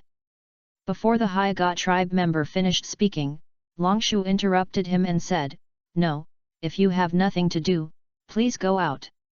The 2 Hyuga tribe members looked at each other and said, "Then we will take our leave. Elder Longshu, please call us if you have anything. We are not far away." After the 2 Hyuga tribe members left, Longshu helped Uchiha Jing to the bed and said, "Jing, why don't you take a nap first?" Uchiha Jing was also feeling a little uncomfortable at this time. The wines that the Hyuga clan brought out this time were all rare treasures. Uchiha Jing drank so much by himself and now had a terrible headache. Not long after, Uchiha Jing fell asleep. Longshu covered him with a blanket and went out. When he went out, he saw the 2 Hyuga clan members guarding the door. The 2 respectfully said, "Elder Longshu, do you need any help?" Chapter 84 The Perverted Hyuga Clan Leader. Longshu was a little uncomfortable looking at the 2 people who were so respectful. In Longshu's impression, although the Hyuga clan was not as arrogant as the Uchiha clan, the pride of being a Hyuga clan member could be seen from their every move. Longshu looked at the 2 people and waved his hand and said, "It's okay, Jing fell asleep in the house, you can go." When the 2 heard what Longshu said, they shook their heads slightly and said, "Elder Longshu, we will just stay here, please rest assured." Although Longshu was puzzled, he did not ask any more questions and returned to the banquet alone. It took only more than 10 minutes for Longshu to leave and come back, but when Longshu returned to the banquet, most of the people had already left. Longshu was surprised and said, "What happened to the Hyuga clan leader? Why are all the people gone?" Seeing Longshu coming back, Hyuga Hainan smiled and said, "It's getting late, and everyone is busy, so I let them go back." Longshu nodded secretly and said, "That's right, after all, the people who came to the banquet were all upper-class people in Konoha, and they didn't have much time. Longshu and Hyagahinan chatted for a while, and soon everyone in the banquet left. Longshu looked at the two sleepy protagonists again, and chuckled, "Hyaga clan leader, I think the two children are tired, why don't you take them to rest first?" Hinata Hiran also noticed the condition of the two children and smiled slightly, "Then please wait for a moment, Elder Nagaragi. I have something to talk to you about later." Longshu nodded and watched Hyaga Hiruzen and Hyaga Hayashi leave. Longshu wandered around the huge banquet hall alone. It must be said that the Hyaga clan is really rich. This banquet hall is bigger than most families. What's more, the banquet hall is fully equipped with Longmu Technology's latest research, neon lights. Under the illumination of neon lights, the atmosphere of the entire banquet was unconsciously raised by several levels. However, because everyone was a big shot, it was impossible to let go. At most, they just drank and chatted about gossip. Not long after, Hyaga Hiruzen came back and took Longshu to the reception room of the Hyaga clan. Longshu looked at the exquisite snacks on the table and felt a little hungry. He didn't eat anything during the whole banquet. While chatting with Hyaga Hiruzen, he unconsciously picked up a piece of snack and threw it into his mouth. Looking at Longshu, who couldn't stop talking, Hyagahinan couldn't help but twitched his lips and said, "Elder Longshu, let's get to the point." After Longshu threw the last piece of snack into his mouth, he chewed and said, "Please speak, Hyaga clan leader, I'm listening." Hyagahinan couldn't help but hold his forehead and asked, "Elder Longshu, are you not full? Do you want me to ask someone to bring a plate of snacks?" Longshu laughed and said, "No snacks, but I ate a lot, and my mouth is a little dry." Hyagahinan suppressed his temper and shouted, "Someone serve tea to Elder Longshu." Soon the tea was delivered to Longshu. Longshu took it and drank it all, saying, "Okay, now please tell me if you have any questions, Hyaga clan leader." Hyagahinan suddenly opened his Byakugan and said, "Elder Longshu must also know the function of Byakugan." Longshu nodded and said, "Of course I know." Hyagahinan stared at Longshu, and Longshu was a little uncomfortable. When he thought about the fact that the Byakugan could see through things, wouldn't it mean that I was now naked in the eyes of Hyagahinan? Longshu turned around quickly and said without looking back, "Hyaga clan leader, we both have families, it's not good for you to do this." After saying this, Longshu could feel the whole table shaking. Longshu turned back and took a look quietly. Hyagahinan had closed his eyes. Longshu was about to turn around and suddenly saw the blue veins on Hyagahinan's head. It seems that Hyagahinan hasn't closed his Byakugan yet, not to mention that the Byakugan can see through things, and the eyelids seem to be useless. Longshu thought to himself, Hyaga clan leader doesn't really have any strange habits. Longshu thought about it carefully again. He seemed to have never seen Hyagahinan's wife. This made Longshu more convinced that Hyagahinan was a pervert. Longshu said in his heart, "No, I have to run quickly, but where can I run? There are Hyaga people all around. It seems that I can only fight hard. I don't know how strong the Hyaga clan leader is." Longshu suddenly thought of Uchiha Jing, who was still sleeping in the guest room. Maybe he has already. Longshu shook his head to calm himself down, pretending to be calm, and said, "Hyaga clan leader, I have something to do, so I'll leave first. Let's talk next time." Longshu just stood up, and Hyagahinan also stood up. Longshu said in his heart, "There is no other way. I can only force it." Longshu roared and was about to rush out. Hyagahinan pulled Longshu back with a light tug. Hyagahinan frowned slightly and said, "Elder Longshu, what are you going to do?" Longshu was held tightly by Hyagahinan by the wrist. He thought to himself, "Damn, how can he be so strong?" Chapter 85, the 50th level illusion, 1. Longshu said tremblingly, "I tell you, I will not surrender. I, Suzuki Longshu, would rather die than surrender." Hyagahinen's whole body was shaking. Hyagahinen forced himself to calm down and said, "Elder Longshu, I think you may have misunderstood something." As he spoke, he unknowingly left a few fingerprints on the chair. 5 minutes later, Longshu smiled embarrassedly and said, "I'm sorry, Hyaga clan leader, I misunderstood you." Hyagahinen shook his head slightly and said, "It's okay. I don't know if Elder Longshu can listen to me now." Longshu nodded and said, "Of course, Hyaga clan leader, please speak." Hyagahinen took a sip of tea and said, "Since Elder Longshu knows about the white eyes, he must also know about the caged bird." Longshu nodded and said, "Of course I know." Hyagahinen looked at the mark on Longshu's forehead again and asked, "If I'm not mistaken, the mark on Elder Longshu's head is the yin seal of Mito-sama." Longshu subconsciously touched the yin seal, frowned slightly and said, "Yes, Hyaga clan leader, just say what you want to say, no need to beat around the bush." Hyagahinen was silent for a while and said, "I ask you to ask Mito-sama to remove the caged bird from our Hyaga clan." Longshu was surprised and said, "Don't you know how to remove it?" Hyagahinen shook his head slightly and said, "No, the caged bird has been a seal that cannot be opened since the ancestors designed it, so I want to ask for the help of Mito-sama." Longshu asked again, "Then why don't you go by yourself?" Hyagahinen explained to Longshu, "Things are not that simple. Even though I am the head of the clan, I can't make decisions on such important matters alone." Longshu asked puzzledly, "Why? You are the clan leader." Hyagahinen couldn't help but sighed and said, "No, every big family will have an elders' council, and the elders' council is used to restrict the power of the clan leader. Now Konoha has also established an elders' council. Although Hokage-sama is much more relaxed, at the same time, the power in Hokage-sama's hands has also been divided a lot. Now the Hokage is not the absolute ruler." Longshu said thoughtfully, "Then why do you let me go? Even if Mito-sama agrees, will the Hyaga elders agree?"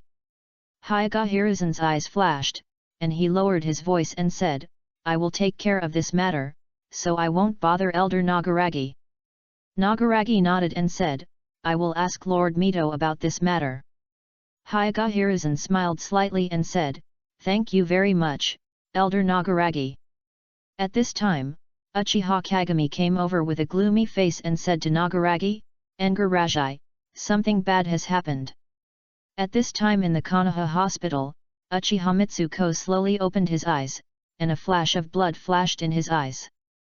Uchiha Mitsuko looked at the familiar scenes around him and said secretly, "A new scene."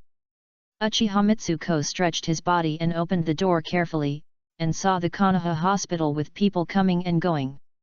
Nostalgia flashed in Uchiha Mitsumesa's eyes, and he thought to himself, "Is this scene the Konoha hospital?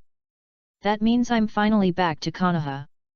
Uchiha Mitsumasa has experienced 7,749 layers of illusions, and now Uchiha Mitsumesa's true strength has definitely reached the level of Kage. But Uchiha Mitsumasa didn't know that this was the real world, and thought it was the 50th layer of illusions. Uchiha Mitsumasa carefully slipped out of Konoha hospital. Uchiha Mitsumasa casually found a piece of clothing to change into, used the transformation technique to change his appearance, and walked alone on the streets of Konoha. Looking at the unfamiliar streets, Uchiha Mitsumasa thought to himself, "Sure enough. This is the 50th layer of illusions. There won't be so many people on the real streets of Konoha. Uncle, get out of the way."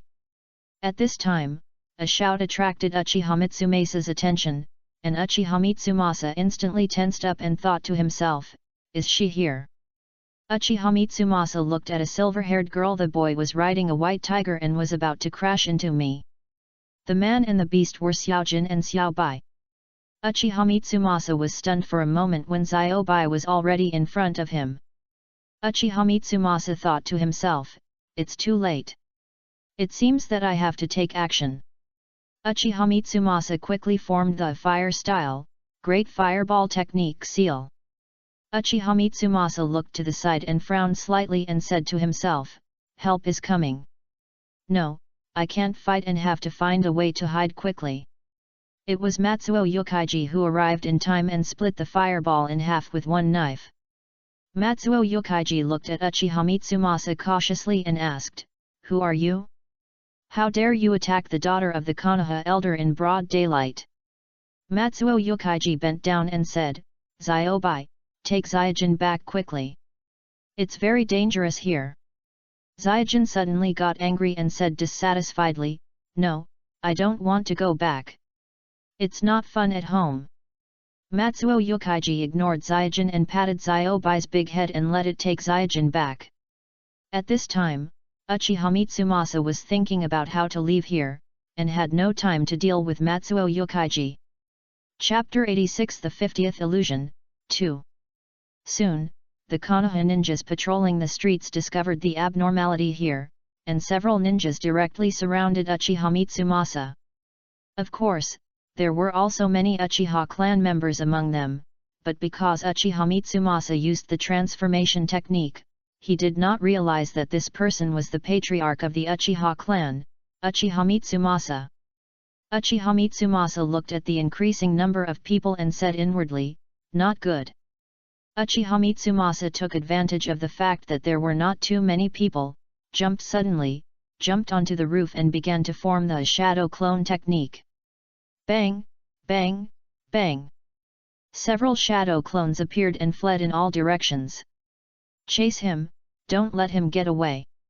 everyone shouted at the fleeing Uchiha Mitsumasa. Not long after, Uchiha Mitsumasa shook off the Anbu ninja and quietly slipped back to the Uchiha clan's own home alone. Uchiha Mitsumasa looked at the familiar scene and for a moment really thought he had returned to reality. Uchiha Mitsumasa shook his head and said to himself, "I almost believed that this was the real world. It seems that I have to find a way to leave this illusion quickly." Uchiha Mitsumasa directly opened the Manjiki Sharingan and scanned the surroundings, but did not find anything different. Suddenly, Uchiha Mitsumasa felt a sense of fatigue, feeling extremely hungry and tired. Uchiha Mitsumasa had been lying on the bed for so long, and he had just used ninjutsu and opened the Manjiki Sharingan, so his body was already a little tired. Uchiha Mitsumasa now just wanted to find a place to rest and have a full meal. "Jing, is everything you said true?" Longshu asked Uchiha Jing on the way to Konoha Hospital with Uchiha Jing. Uchiha Jing nodded and said, "Yes, I can feel that Uchiha Mitsumasa has left the illusion." As he spoke, Uchiha Jing's left eye began to ache. Soon the two arrived at Konoha Hospital. When they opened the door of Uchiha Mitsumasa's room, they saw an empty ward. Uchiha Jing slowly walked to the bedside and said, "It seems that he just left not long ago." The two looked at each other and walked towards the Hokage building. In the Hokage building, Ryuki and the other two were sitting around the Hokage's office. Uchiha Kagami jumped down from his chair with some excitement and said, "Hiruzen, can you use the telescope technique to find him in Konoha?" Sarutobi Hiruzen took his pipe and took 2 puffs and said, "Kagami, don't be so excited." Sarutobi Hiruzen looked at the calmed Uchiha Kagami and said, "Before, the Anbu reported to me that Uchiha Hikari disappeared from the Konoha hospital. I have sent the Anbu to look for him." Uchiha Kagami asked again, "What was the result? Did you find him?" Sarutobi Hiruzen shook his head slowly, looked at Ryushu and said, "No, but there was a case on the streets of Konoha not long ago. Someone attacked your daughter, Ryushu." "What?" Before Sarutobi Hiruzen finished speaking, Ryushu slammed the table and jumped up from his seat. Sarutobi Hiruzen waved his hand and said, "Ryushu, don't be so excited. Xiaojin is fine and has returned home safely." Ryushu breathed a sigh of relief and sat down and said, "Who attacked Xiaojin? And what does this have to do with the Uchiha clan leader?" Sarutobi Hiruzen nodded and said, "The gangster who attacked Xiaojin is very likely to be Uchiha Mitsumasa who used the transformation technique. I didn't find this ninja from Konoha's ninja files. As for why he attacked Xiaojin, we don't know. Logically, Xiaojin and Uchiha Mitsumasa should have never met. Everyone discussed for a long time, but in the end, nothing was found. Uchiha Jing prepared to go to Uchiha Mitsumesa's house to see if there might be any unexpected gains. And Ryasha prepared to go back to see how Xiaojin was and whether he was frightened. Soon Ryasha returned home. At first glance, Ryasha saw Xiaojin climbing on Xiaobai boredly and complaining to Matsuo Kaoji beside him, "Uncle Kaoji, just let me go out and play, it's meaningless to stay at home." Matsuo Yokaiji didn't pay attention to Xiaojin, but he breathed a sigh of relief when he saw Longshu coming back, saying, "Lord Longshu, you are finally back." Longshu nodded and said, "I'm back, Xiaojin is fine." Matsuo Yokaiji shook his head and said, "Lord Longshu, don't worry, I will swear to protect Xiaojin." "Dad, you are finally back, take me out to play." Xiaojin saw Longshu's eyes shining, jumped off Xiaobai directly, hugged Longshu's thighs and acted coquettishly. Longshu smiled and picked up Xiaojin and said, "Don't go out today, I will accompany you to play at home, okay?" Xiaojin pouted and said, "Okay, what should we play?" Longshu thought for a while and said, "Then I will teach you to read, and you don't have to learn when you go to school." After a moment of hesitation, Xiaojin tried to push Longshu away and shouted, "No! I don't want to study. I want to go out and play." Longshu hugged Xiaojin tightly and said, "No, you are almost 2 years old. Don't just think about playing all day. You should know that some children start practicing physical skills at the age of 2. Xiaojin rolled his eyes playfully and said, "Then Dad, teach me physical skills. I will definitely learn it well." Longshu didn't know what Xiaojin meant, so he smiled and said, "No. Today's weather is so good, it must be a good day for literacy. Come with me." Xiaojin said dissatisfiedly, "Eh? What does the weather have to do with literacy?" Chapter 89 Chase. Someone is coming. Uchiha Mitsumasa was resting in the bedroom when the door outside was suddenly opened. The person who came was Uchiha Kagami. He walked into the room carefully with a kunao in his hand. After checking the surrounding environment, he said to himself, "Someone has been here. It should be Uchiha Mitsumasa."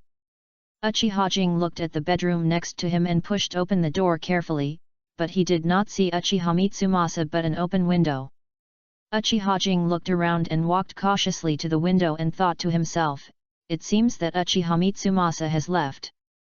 I wonder where he will go." Uchiha Mitsumasa, who had just slipped out of the room, hid in the tree next to his house. The moment Uchiha Mitsumasa saw Uchiha Jing, a murderous intent burst out from his eyes, but it was well hidden by Uchiha Mitsumasa. Uchiha Mitsumasa forced himself to calm down and said to himself, "This is not the real Uchiha Jing. There is no point in killing him." However, Uchiha Mitsumesa's body was still trembling slightly, and his anger seemed to be ready to erupt at any time. Uchiha Kagami always felt that there was a gaze watching him, but the gaze was vague and he could not confirm it. Uchiha Kagami glanced around through the window and found nothing. At this time, Uchiha Mitsumasa had already left. Not long after leaving home, Uchiha Mitsumasa ran into Uchiha Fugaku's family of 3 who had just returned from an outing. Uchiha Fugaku hugged Uchiha Fugaku and said proudly, "Fugaku, you are really amazing. You opened your eyes at the age of 1. You are worthy of being my son." Uchiha Fugaku looked at his parents' happiness and laughed foolishly, making Uchiha Maiko smile from ear to ear. Uchiha Maiko pinched Fugaku's nose and said, "You are laughing foolishly just like your father." The conversation of the family of 3 was heard clearly by Uchiha Mitsumasa who was hiding nearby. A trace of surprise flashed in Uchiha Mitsumesa's eyes, and he thought to himself, 1-year-old opens his eyes? As far as I know, even Uchiha Madara opened his eyes when he was over 10 years old. Uchiha Mitsumasa quietly followed them. Uchiha Mitsumasa opened the 3 Magatama Sharingan and looked at Uchiha Fugaku. Sure enough, there was pupil power in Uchiha Fugaku's eyes, which meant that Uchiha Fugaku had opened the Sharingan. After confirming, Uchiha Mitsumasa was shocked for a while, but Uchiha Mitsumasa quickly recovered. After all, he was in a fantasy now, so there was no need to be too surprised. Uchiha Mitsumasa looked at Uchiha Fugaku and thought, if I can train that child, he will definitely be a good helper. As soon as he said it, Uchiha Mitsumasa quietly approached Uchiha Fugaku. Uchiha Mitsumasa sneaked up on Uchiha Fugaku and his wife, and while there was no one around, he used the Mangeki Sharingan to erase Uchiha Fugaku's previous memories, and then implanted new memories into Uchiha Fugaku. Soon the memory was implanted. Uchiha Fugaku looked at Uchiha Mitsumasa's hand and said stumblingly, "Father, I want a hug." He stretched out his hand. Looking at Uchiha Mitsumasa who ignored him, Uchiha Fugaku pouted his lips in dissatisfaction and said, "Father. Hug." Uchiha Mitsumasa just glanced at Uchiha Fugaku but remained indifferent. Uchiha Mitsumasa was thinking about how to leave here at this time and had no time to pay attention to Uchiha Fugaku. Wow! Looking at Uchiha Mitsumasa who ignored him, Uchiha Fugaku cried aggrievedly. Uchiha Mitsumasa hurriedly covered Uchiha Fugaku's mouth, picked him up and said, "Don't cry, shut up." Uchiha Fugaku looked at Uchiha Mitsumasa with a wronged look, as if to say, "If you don't hug me, I will cry for you to see." Although Uchiha Mitsumasa was very fast, he was still heard by Uchiha Kagami who was searching for Uchiha Mitsumasa nearby. Uchiha Kagami heard the sound and rushed over, just in time to see Uchiha Mitsumasa with a fierce look on his face. When Uchiha Kagami saw Uchiha Mitsumasa also saw Uchiha Kagami, and Uchiha Mitsumasa's eyes instantly burst into murderous intent. The two of them just confronted each other. Soon after, the two were interrupted by Uchiha Fugaku's crying. It turned out that Uchiha Fugaku couldn't bear Uchiha Mitsumasa's murderous intent and peed his pants. A smell of urine emanated from Uchiha Mitsumasa's arms, and Uchiha Mitsumasa didn't have time to clean it up, so he had to endure the smell and hug Uchiha Fugaku and run away. The two chased for a long time, but because Uchiha Mitsumasa was holding a child in his arms and smelled very bad, Uchiha Kagami had a great advantage in this chase. Uchiha Mitsumasa looked at Uchiha Kagami who was getting closer and closer to him and said to himself, "It seems that he can't run away." Uchiha Mitsumasa suddenly turned around and made a seal with one hand fire style, great fire extinguishment. Uchiha Mitsumasa's sudden attack caught Uchiha Kagami off guard, but Uchiha Kagami calmly made a seal water style, water barrier to block Uchiha Kagami's attack. Chapter 90 S-Level Rebel Ninja. Uchiha Mitsumasa could no longer suppress his anger and roared, "Uchiha Kagami!" Uchiha Mitsumasa stunned Uchiha Fugaku with an illusion and put him aside, and he roared and rushed towards Uchiha Kagami. However, Uchiha Kagami was not prepared to confront Uchiha Mitsumasa head-on. Uchiha Kagami released a signal flare, and soon a group of Konoha Anbu came to find him. Uchiha Mitsumasa was unable to take down Uchiha Kagami, and looked at the increasing number of Konoha Anbu and became anxious. He directly opened the Mangeki Sharingan and shouted, "Susanoo!" After an unknown amount of time, Uchiha Mitsumasa ran out of Konoha with wounds all over his body. Uchiha Mitsumasa looked back at the gate of Konoha with a flash of hatred in his eyes, and secretly said, "Konoha, I will come back." In the Hokage's office, Sarutobi Hiruzen was worried. Sarutobi Hiruzen asked Uchiha Kagami again, "Kagami, tell me the reason, why does Uchiha Mitsumasa hate you so much?" Uchiha Kagami remained silent and said nothing. Sarutobi Hiruzen rubbed his swollen eyebrows in annoyance and said, "Forget it, since you don't want to talk about it, I won't ask." Sarutobi Hiruzen looked at the people beside him and said, "I declare in the name of the third Hokage that from now on Uchiha Hikaru is an S-level rebel ninja of Konoha." "Yes, Hokage." After everyone left, only Sarutobi Hiruzen and Uchiha Kagami were left in the Hokage's office. Uchiha Kagami asked first, "Hiruzen, how is the child?" Sarutobi Hiruzen shook his head and said, I don't know why the child doesn't recognize his parents, and he insists that Uchiha Mitsumasa is his father. Uchiha Kagami frowned slightly and said, "Did Uchiha Mitsumasa do something to the child?" Sarutobi Hiruzen nodded slowly and said, "I went to the head of the Yamanaka clan, and he said that Uchiha Mitsumasa seemed to have tampered with his memory." Uchiha Kagami asked again, "What should we do? Can the child's memory be restored?" Sarutobi Hiruzen shook his head and said, "I don't know, his memory was sealed by Uchiha Mitsumasa with his pupil technique. You two have Mangeki Sharingan, maybe you can give it a try."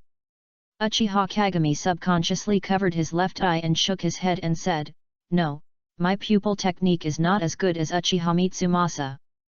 Sarutobi Hiruzen glanced at Uchiha Kagami and said nothing. After a while, he said, "It is said that the child has opened his eyes at the age of 1 and has a bright future." Uchiha Kagami smiled and said, "Maybe, if he can grow up." Suddenly, Sarutobi Hiruzen seemed to remember something, his face changed, and he took out a file from the pile of files beside him and said, "Kagami, take a look at this." Uchiha Kagami took the file, opened it and looked at it. It clearly stated that the 3rd Mizukage and the 3rd Reikage had reached an alliance, and the Mist Village and the Cloud Village had officially formed an alliance. Uchiha Kagami was surprised and said, "How could it be? Is what is written here true?" Sarutobi Hiruzen nodded and said, "Indeed, they did not hide the alliance on the day they formed it, so all the major ninja villages knew about it." Sarutobi Hiruzen said again, "This is not the most important thing." Uchiha Kagami was a little surprised. If the alliance between the Mist Village and the Cloud Village was not the most important thing, then what was it? Sarutobi Hiruzen explained to Uchiha Kagami, "On the day of the alliance, the 3rd Mizukage announced a piece of news that the 2nd Tsuchikage had died a long time ago. The 2nd Tsuchikage died together with the 2nd Mizukage." "What? The 2nd Tsuchikage died?" Uchiha Kagami said in astonishment. Sarutobi Hiruzen nodded and said, "Yes, if this is true, then the Rock Village has been bluffing for the past few years, but it cannot be ruled out that the Mist Village is lying." Uchiha Kagami After Shiha Kagami left, Sarutobi Hiruzen stood up and walked to the window and sighed, "Alas, I wonder how long this rare piece can last." Just when Sarutobi Hiruzen was worried, Ryasha was still accompanying Xiaojin to practice physical skills. "Take a break." Ryasha smiled at Xiaojin who was sweating profusely. Xiaojin jumped to Longshu and said, "How about it, Dad, can I punch Hinata and kick Uchiha now?" Longshu laughed out loud, wiped the sweat off Xiaojin's head and said, "Where did you learn that? You can punch Hinata and kick Uchiha." Xiaojin smiled and said, "I heard this from brother Jiraiya." Xiaojin couldn't wait to ask, "How is my strength now?" Longshu pretended to think for a while and said, "I can barely bully a 1-year-old child." Xiaojin was surprised and said, "Hey? How could it be? I'm so powerful that I can't beat me." Il, who was watching the fun, suddenly heard Xiaojin belittling himself and said dissatisfiedly, "Who said that? It's obviously me who didn't take it seriously." Xiaojin glanced at Il, raised his head and said disdainfully, "Tisk. Even if you take it seriously, you can't beat me." Il said unconvincedly, "Humph, all talk is fake. If you have the ability, let's compete now." Xiaojin also said unconvincedly, "Let's compete, who is afraid of who?" Chapter 91 Uchiha Madara. "Are you Uchiha Mitsumasa?" Uchiha Mitsumasa, who was resting, was startled by the voice that suddenly came into his ears, and his spirit tensed up instantly. "Who is it? Get out of here!" Uchiha Mitsumasa looked around and didn't find anyone at all. "Hehe, you don't need to know who I am." Suddenly a black shadow appeared in front of Uchiha Mitsumasa. "Follow me, my master wants to see you." Uchiha Mitsumasa was not sure of the identity of the mysterious man in front of him, not to mention that he was seriously injured, so he had to follow him first. "Is this the Valley of the End?" Why did you bring me here? Uchiha Mitsumasa asked vigilantly. The mysterious man just turned back and glanced at Uchiha Mitsumasa and didn't say anything. Uchiha Mitsumasa saw the mysterious man make a reconciliation seal with his hands, and a large whirlpool appeared in the center of the lake in the end valley, absorbing the lake water crazily. Suddenly a figure jumped out of the whirlpool, standing in the center of the whirlpool, looking at Uchiha Mitsumasa and the others and said, "Black Zetsu, bring him down." After that, he slowly sank into the whirlpool, and glanced at Uchiha Mitsumasa before leaving. Uchiha Mitsumasa felt a sense of oppression, which made him unable to move. When Uchiha Mitsumasa felt that he was going to die, Black Zetsu beside him spoke, "Hehe, come with me." After Black Zetsu finished speaking, the sense of oppression disappeared, and Uchiha Mitsumasa knelt on the ground and breathed in the air in big gulps. Uchiha Mitsumasa asked in a panic, "Who is it? Who are you?" Heiju laughed sinisterly and said, "Since you asked sincerely, I will tell you mercifully that the person you want to see is the famous Uchiha Madara." Uchiha Mitsumasa exclaimed, "Uchiha Madara? Impossible, he has already." Suddenly Uchiha Mitsumasa thought that he was in an illusion, and this Uchiha Madara was just a character in the illusion. Before meeting Uchiha Madara, Uchiha Mitsumasa almost felt that this place was reality, but seeing Uchiha Madara again made Uchiha Mitsumasa more convinced that he was still in an illusion. Suddenly Uchiha Mitsumasa was not so scared, but he was still a little nervous. Even if the famous Uchiha Madara was not a real person, the momentum before could kill him. "I want to find my father, I want to find my father. Let me go, you are not my parents, let me go. Fugaku, I am your father, what's wrong with you, what's wrong with you? Woo. Fuyu, what do you think I should do? Woo." Uchiha Maiko cried on Uchiha Fuyu's shoulder. Uchiha Fuyu choked and comforted Uchiha Maiko, saying, "Maiko, let's go out first, let Elder Xiaochun come and see." "No, I want to accompany Fugaku." Uchiha Maiko shook her head. At this time, Uchiha Kochun came in with Uchiha Kagami and several ninjas. Before Uchiha Fuyu could say anything, Uchiha Kagami raised his hand and walked straight to Uchiha Fugaku, opened the 3 Magatama Sharingan and looked at him. "Kagami, Kagami-sama." Uchiha Fuyu looked at Uchiha Kagami and said puzzledly. Uchiha Kagami groaned, put down Uchiha Fugaku, covered his eyes and said, "No, my pupil power is not as good as his." Uchiha Maiko hurried to Uchiha Kagami and asked anxiously, "Master Kagami, how is Fugaku?"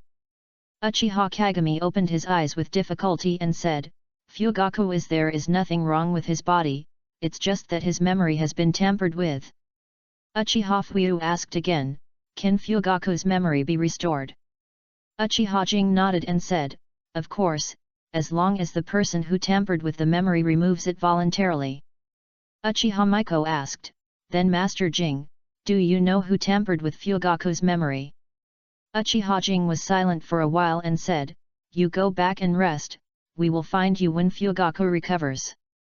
After that, without waiting for the two to agree, he took the two out of the ward. No matter how Uchiha Maiko knocked on the door outside the ward, the Uchiha Jing people in the room seemed to be unable to hear her and ignored her.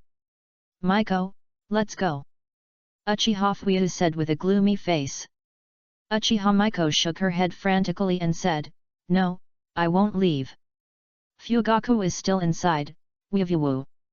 Uchiha Fuyu took a deep breath and said, "Maiko, let's go back.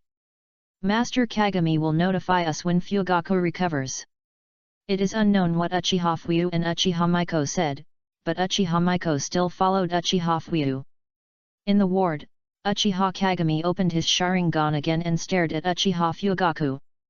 Soon, Uchiha Kagami closed his eyes and said, "Hanaka, I will teach you." Yamanaka Inaka behind Uchiha Kagami nodded and said, "Okay, Master Kagami." As he said that, Yamanaka Inaka began to seal the ninjutsu, heart-to-heart technique. As soon as Yamanaka Inaka's spiritual power entered Uchiha Fugaku's body, it was kicked out by a powerful force. Chapter 92 Opening Ceremony 1. Ah! Yamanaka Inako screamed and fell to the ground. Uchiha Kagami hurriedly helped Yamanaka Inako up and said, "Inako, what happened to you?" Yamanaka Inako stood up and said, "Fortunately, it's just the consequence of the interruption of the ninjutsu. It's not serious. I'll be fine after a rest." After a while, Yamanaka Inako felt that there was no problem and said, "Master Kagami, the person who tampered with Uchiha Fugaku's memory set a seal in Uchiha Fugaku's brain. If you want to break it forcibly, I'm afraid it will bring some bad effects to Uchiha Fugaku." Uchiha Kagami nodded and said, "I know, you go back first, and this matter will be solved when Uchiha Fugaku grows up." Yamanaka Inako asked hesitantly, "Master Kagami, I'd like to ask, who is the person who tampered with Uchiha Fugaku's memory?" After looking at Yamanaka Inako, Uchiha Kagami said solemnly, "S-level rebel ninja, Uchiha Mitsumasa." Yamanaka Inu was surprised and said, "Uchiha Mitsumasa? The head of the Uchiha clan? Why did he?" Uchiha Kagami raised his hand and said, "Okay, you already know enough." Yamanaka Inu swallowed the words that were on the tip of his tongue and left the ward without saying anything. "Kagami, has Fugaku really opened his eyes?" After watching Yamanaka Inu walk out of the ward, Utane Koharu asked Uchiha Kagami. Uchiha Kagami nodded and said, "Well, I checked it, and both eyes have one Megatama." Utane Koharu was amazed and said, "It's incredible, he has opened his eyes at the age of 1 year, it seems that this little guy is likely to surpass Uchiha Madara." Uchiha Kagami didn't say anything, but walked to Uchiha Fugaku and gently stroked him. What Uchiha Kagami and the others didn't expect was that just outside the ward, Yamanaka Inu heard everything they said clearly.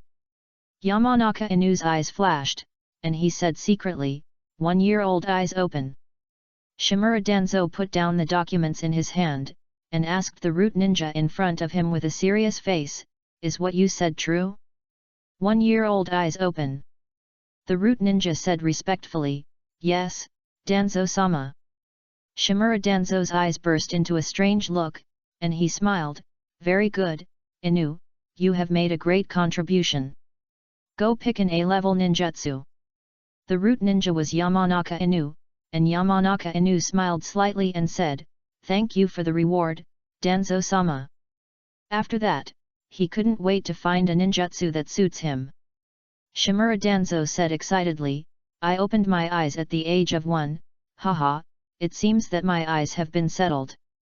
As he spoke, his hand unconsciously placed on his right eye. Time flies, a few months passed quickly, and the waves that Uchiha Guangzheng had set off had settled.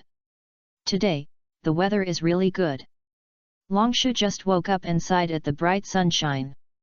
Longshu looked at Yul next to him and said, "Yul, be happy, you are going to school today." Looking at Yul's face with a look of despair, Longshu said helplessly, "Yul, look at Nono." Nono said excitedly, "Brother Longshu, let's go quickly, otherwise we will miss the opening ceremony." Then he pulled Longshu to the school. Longshu smiled and said, "Why are you in such a hurry? I am the principal. How can the opening ceremony be held without me?" Soon they arrived at the school. As soon as they arrived at the school, they saw Sarutobi Hiruzen holding a microphone and speaking on the podium, "You are the wood, the future of Yet is the future of the land of fire and the future of the ninja world." But there were not many people listening in the audience. Some family members were secretly playing some small games with their mobile phones. But how could they hide these from Sarutobi Hiruzen? Looking at the students playing with their mobile phones, Sarutobi Hiruzen frowned slightly and was a little dissatisfied. He decided to teach them a lesson after his speech. He was busy with all kinds of things and finally took time out to play mahjong. He dared to play with his mobile phone during his working time. Sarutobi Hiruzen became more and more angry, and he almost crushed the microphone in his hand. After an unknown amount of time, Sarutobi Hiruzen felt that the time was almost up, and his tone became high-spirited and said, "Where the leaves are flying, the fire will continue to grow. The flames will continue to illuminate the village and let the new leaves sprout." Sarutobi Hiruzen looked at the audience and thought that except for the students who were playing with their mobile phones, everyone was looking at him with admiration. Sarutobi Hiruzen smiled and said, "This is the will of fire of our Konoha. I hope that all students will remember the will of fire well. Okay, now I declare that this happy ceremony is over." At this time, a school teacher hurriedly ran to the podium and whispered in Sarutobi Hiruzen's ear, "Ahem, Lord Hokage, Principal Ryuki hasn't come on stage yet. The ceremony can't end like this." Sarutobi Hiruzen was a little confused. In the past, the opening ceremony was just brainwashing some freshmen, and talking about the will of fire. Is there any difference this year? Chapter 93 Opening Ceremony, 2. Ryuki walked up to the podium, looked at Sarutobi Hiruzen with dissatisfaction, and said in a voice that only the two of them could hear, "You have said everything I want to say. What do you want me to say?" Sarutobi Hiruzen smiled awkwardly, and said in a voice that only the two of them could hear, "I'm used to it. I've been hosting the opening ceremony alone for so many years." Ryuki rolled his eyes, snatched the microphone from Sarutobi Hiruzen, and said to the freshmen in the audience, "Ahem, hello, classmates, I'm Suzuki Ryuki, the principal of the ninja school, and you can just call me Principal Ryuki." Sarutobi Hiruzen, who was next to Ryuki, walked down the stage silently, looked at the teacher who had just reminded him, and asked, "Fujiwara, is there anything special about this year's opening ceremony?"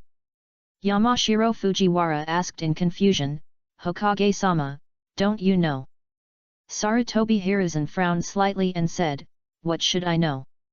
After a moment of hesitation, Yamashiro Fujiwara regretted saying this, but explained to Sarutobi Hiruzen, "Just a few months ago, Principal Ryuki gathered some people, including Elder Jing, Hyuga clan leader."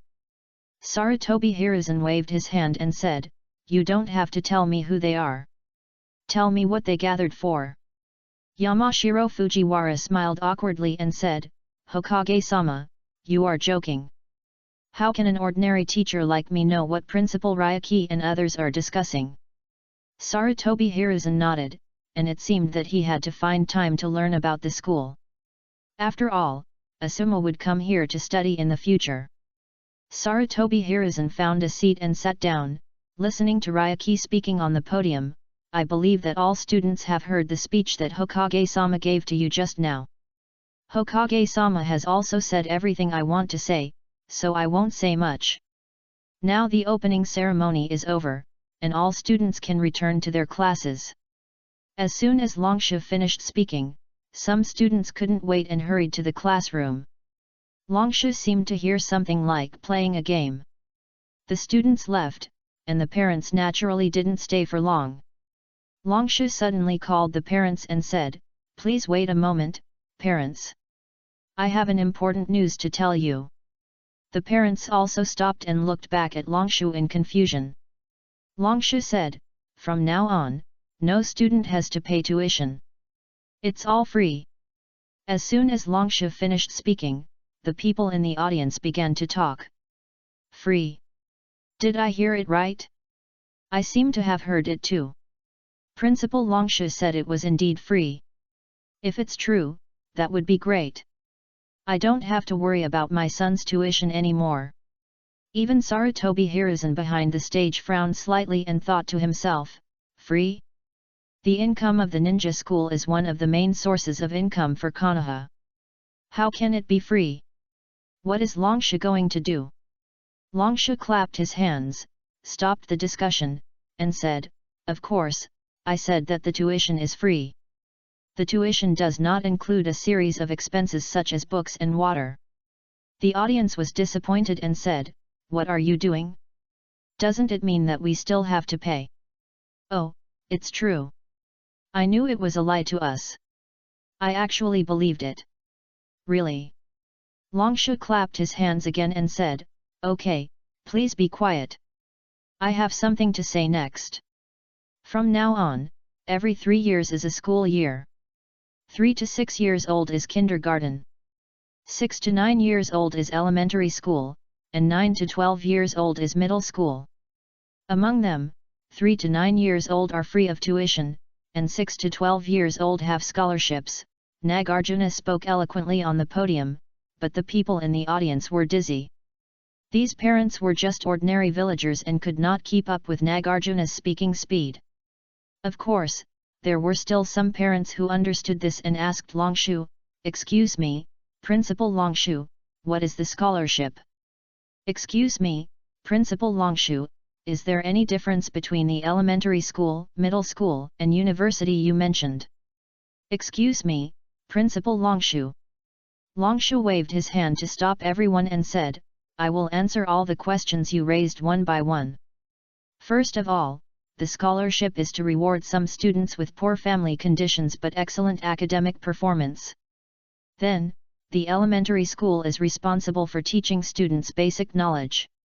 Under normal circumstances, the students in the middle school can already be regarded as a genin.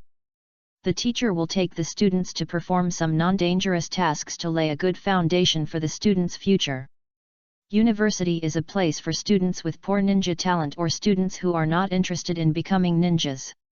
In college, students can learn technology, cooking, etc." After an unknown amount of time, Longshu finished speaking, and the parents in the audience fell asleep. Longshu shook his head helplessly and said, "Okay, parents, I have said everything I want to say. If you have no questions, you can go home." After hearing what Longshu said, some parents who had been unable to sit still for a long time ran away, and gradually all the parents left. Chapter 94 Tired by Liu Hu. "Hey! I'm finally done, I'm so tired." After speaking on the podium for so long, Longshu's mouth was dry and his throat was about to smoke, so he hurried off the stage to find something to drink. Seeing Ryushu, Sarutobi Hiruzen also had a lot of questions to ask, and couldn't wait to find Ryushu and asked, "Ryushu, why don't I know anything about the ninja school?" Ryushu looked at the dissatisfied Sarutobi Hiruzen and said inexplicably, "Oh, that's it, didn't you say before that you trust me very much? I don't need to report anything to you." Sarutobi Hiruzen couldn't help but twitched his mouth and said, "Then you should at least send someone to tell me about such a big thing. You made me unprepared." Ryushu waved his hand and said, "What preparation do you need? You are not the principal now." Sarutobi Hiruzen was speechless by Ryushu, and shook his head helplessly and said, "Forget it, I have something else to do, I will leave first, but you must tell me next time you do this kind of thing." Ryushu nodded perfunctorily and said, "Okay, I know, next time." Soon it was time to go home, and Ryushu took Ichiraku and Nono to walk home. At this time, under the Valley of the End, the dim light illuminated the old but majestic face of Uchiha Madara. Uchiha Mitsumasa looked at Uchiha Madara in front of him, with a hint of anger flashing in his eyes. Uchiha Mitsumasa said expressionlessly, "Madara-sama, I have recovered. Can I go out now?" He lowered his head so that Uchiha Madara could not see his expression. Uchiha Madara just glanced at Uchiha Mitsumasa lightly, and Uchiha Mitsumasa felt difficulty breathing. Uchiha Madara snorted and said, "Okay, but you have to remember who gave you a second life." Uchiha Mitsumasa thought of what happened in the past few months, and a look of fear flashed in his eyes. Uchiha Mitsumasa pretended to be respectful and said, "Yes, Madara-sama, I will never betray you, Madara-sama." But Uchiha Mitsumasa secretly said in his heart, "Oh, you old immortal, I will kill you sooner or later." Looking at Uchiha Mitsumasa's leaving back, how could Uchiha Madara, who has lived for so many years, not see Uchiha Mitsumasa's little thoughts? Uchiha Madara smiled disdainfully, waved his hand and called Black Zetsu, saying, "Black Zetsu, follow him and see what he is going to do." Black Zetsu's voice came from somewhere, "Yes, Madara-sama." Before the voice fell, a black shadow followed Uchiha Mitsumasa. Uchiha Mitsumasa had just walked out of the underground and slowly surfaced. Feeling the long-lost sunshine, Uchiha Mitsumasa could not help but sigh, "I finally left this hell." As he spoke, a trace of fear flashed in his eyes again. After sighing for a while, Uchiha Mitsumasa looked in the direction of Konoha with a sinister smile on his face and said, "Konoha, I'm back." After that, he fled in the direction of Konoha. What Uchiha Mitsumasa didn't notice was that Black Zetsu laughed twice and said, "It seems that things are getting more and more interesting." Looking at Uchiha Mitsumasa's back, Black Zetsu muttered to himself, "I don't know how Konoha has developed recently." Then he followed Uchiha Mitsumasa. Seeing that the sky was gradually getting darker, Uchiha Mitsumasa planned to go to the capital of the Land of Fire to spend a night first, and try to sneak into Konoha tomorrow morning. In just a few months, Uchiha Hikaru felt that he was out of tune with the whole world.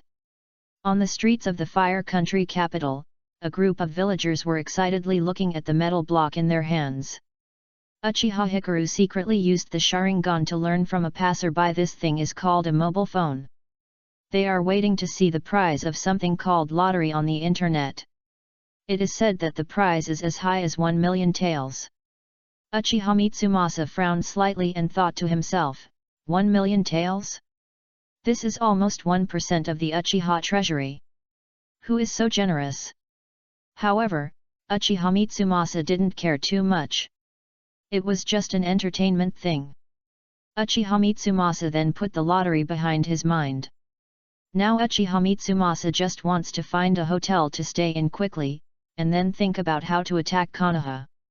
Uchiha Mitsumasa soon found the hotel, but the hotel was a little different from what Uchiha Mitsumasa imagined. The hotel is 10 stories taller than the Hokage building, and the hotel is still brightly lit at night. Uchiha Mitsumasa slightly raised his head and saw the plaque Fire Country Hotel above. Uchiha Mitsumasa slightly frowned and thought to himself, "Hotel? What is this? Have I really only been away for a few months?" But Uchiha Mitsumasa didn't care too much, and walked directly into the Fire Country Hotel. As soon as he entered the door, he heard someone respectfully say to him, "Welcome." At night, Uchiha Mitsumasa was lying alone on a 3-meter-long bed, thinking about what had just happened, and was amazed, thinking to himself, "I didn't expect such a big change in the past few months, it's worthy of being a fantasy." There was no conversation that night. Early the next morning, Uchiha Mitsumasa had packed up his things and walked towards Konoha with an expressionless face. But the clenched fist hidden in his sleeves showed that Uchiha Mitsumasa's heart was not calm. Uchiha Mitsumasa stayed in the woods not far from Konoha, as if waiting for someone. Soon, a ninja also came here. Uchiha Mitsumasa's eyes flashed and said, "Tien Xin." Uchiha Tien Xin took off the cat mask on his face and said respectfully, "Master, it's really you." Uchiha Mitsumasa nodded expressionlessly and said, "Of course it's me. Tell me what happened in the past few months." Uchiha Tien Xin explained to Uchiha Mitsumasa, "Master, you don't know that the Land of Fire has undergone earth-shaking changes in the past few months. Konoha elder Suzuki Ryuki led people to establish the Konoha Research Institute." Uchiha Mitsumasa listened and thought to himself, the major events that have happened in the past few months are all around Suzuki Ryuki. In this case, Suzuki Ryuki is the key figure in this illusion. If I find a way to kill him, maybe I can leave the illusion. After an unknown amount of time, Uchiha Tien Xin also finished speaking. Uchiha Tien Xin looked at Uchiha Mitsumasa and said, "Master, do you have any instructions for me this time?"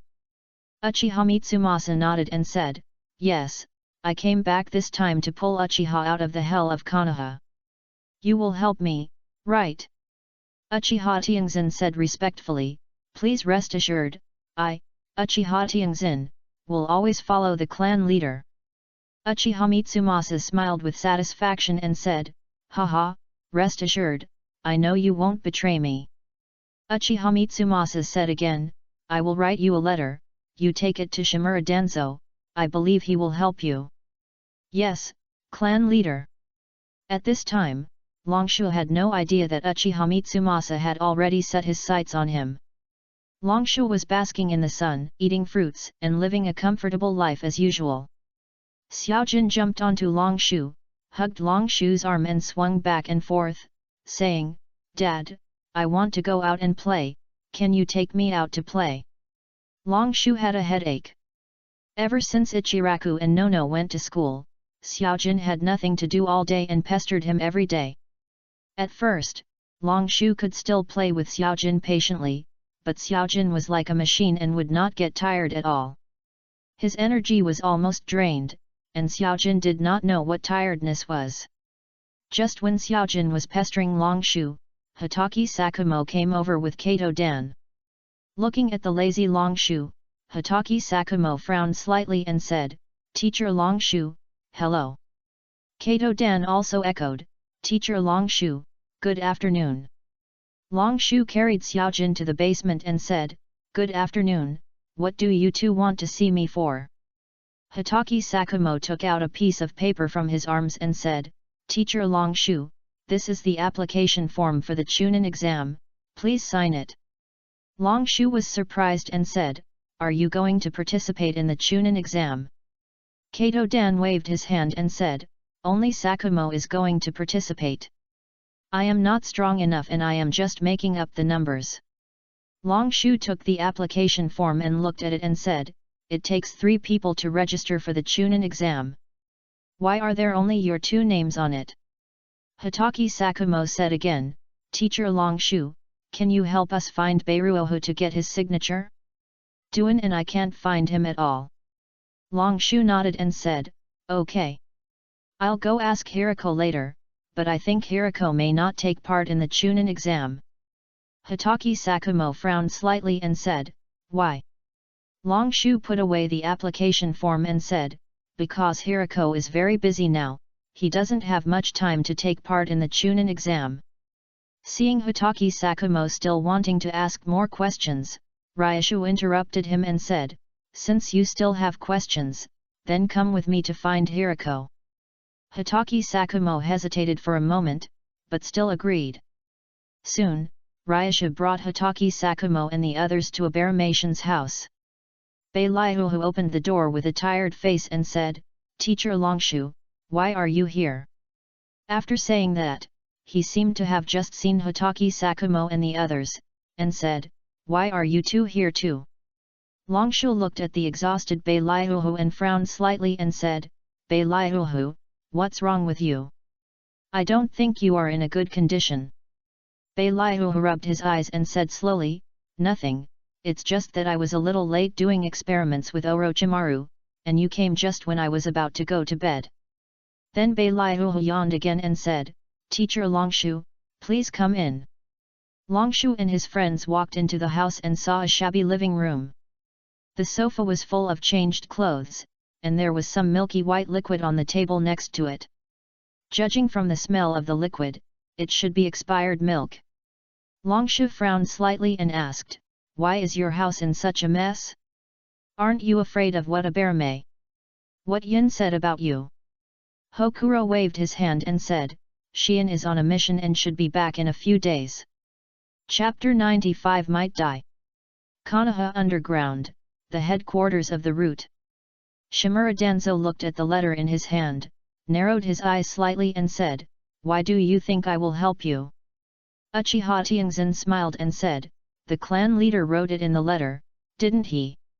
Shimura Danzo burned the letter in his hand to ashes, and said coldly, "Go back and tell Uchiha Mitsumasa to increase the reward tenfold. I don't even look down on a pair of 3 Magatama Sharingan." Looking at Uchiha Tianzin's stunned look, Shimura Danzo smiled and said, "It seems that you don't know what conditions Uchiha Mitsumasa gave me." Uchiha Tianzin said with a dark face, "Shimura Danzo, a pair of 3 Magatama Sharingan is already very good, don't go too far." Shimura Danzo waved his hand, and dozens of root ninjas surrounded Uchiha Tianzin. Shimura Danzo sneered, "Do you think you are qualified to negotiate with me? Before Uchiha Tianxin could speak, Shimura Danzo stood up from his seat again, walked slowly to Uchiha Tianxin and said, "If you don't want to die, go back and tell Uchiha Mitsumasa." "Tell me what?" "I don't know." When Uchiha Mitsumasa appeared in front of everyone, looking at Shimura Danzo coldly, Uchiha Tianxin was surprised and said, "Master Clan Leader, why did you come in person?" After Uchiha Mitsumasa glanced at Uchiha Tianxin, he said to Shimura Danzo coldly, "What do you want to tell me?" "Shimura Danzo." Shimura Danzo said unyieldingly, "Haha, isn't this the former clan leader of Uki? What wind blew you here?" Shimura Danzo emphasized the word former. Uchiha Mitsumasa didn't say any more nonsense to Shimura Danzo, and said in a cold voice, "Stop talking nonsense and tell me whether you agree or not." Shimura Danzo also restrained his smile and said expressionlessly, "What if I don't agree?" Uchiha Mitsumasa frowned slightly and said, "I'm not discussing with you, I'm just notifying you, you don't have the right to choose." Shimura Danzo's eyes flashed with a fierce light, and he laughed, "Haha, no one in Konoha dares to talk to me like this." Shimura Danzo didn't wait for Uchiha Mitsumasa to speak, and said again, "Come on, catch them." The root ninjas who surrounded Uchiha Tianxin rushed up and attacked Uchiha Mitsumasa and the others. "How dare you?" Who? Longshu looked at the half-asleep Baileahu and said helplessly, "Ahem, Baileahu, since you are sleepy, go and rest." Baileahu rubbed his eyes and said, "Teacher Longshu, please wait for me for a while, I will go to wash my face." Then he walked towards the bathroom. Soon, Baileahu came back, but it seemed that Baileahu's mental state did not improve. Baileahu yawned and said, "Teacher Longshu, do you have anything to talk to me about?" Hitaki Sakumo behind Longshu said first, "Baileahu, just sign this application form." Then he took out the application form and put it in front of Baileahu. Hiraho picked up the application form and looked at it and said, "Is this the application form for the Chunin exam?" Hitaki Sakumo nodded and said, "Well, don't you want to participate?" Hiraho said with some embarrassment, I'm a little busy recently, why don't you find someone else?" After that, no matter how Hitaki Sakumo persuaded him, Hiraho refused to participate. Ryasha grabbed Hitaki Sakumo and said, "Okay, don't say anything more. Since Hiraho doesn't want to participate, let's go first and let Hiraho have a good rest." Although Hitaki Sakumo was unwilling, he still nodded and followed Ryashu out of Aberamation's house. "I told you, Hiraho has been very busy recently, how could he participate in the Chunin exam?" Ryashu said to Hitaki Sakumo after walking out of Aberamation's house. Hitaki Sakumo crossed his arms and was very depressed. "Is there anything more important than improving strength in this world?" Kato Dan asked on the side, "What should we do? How about taking the Chunin exam next time?"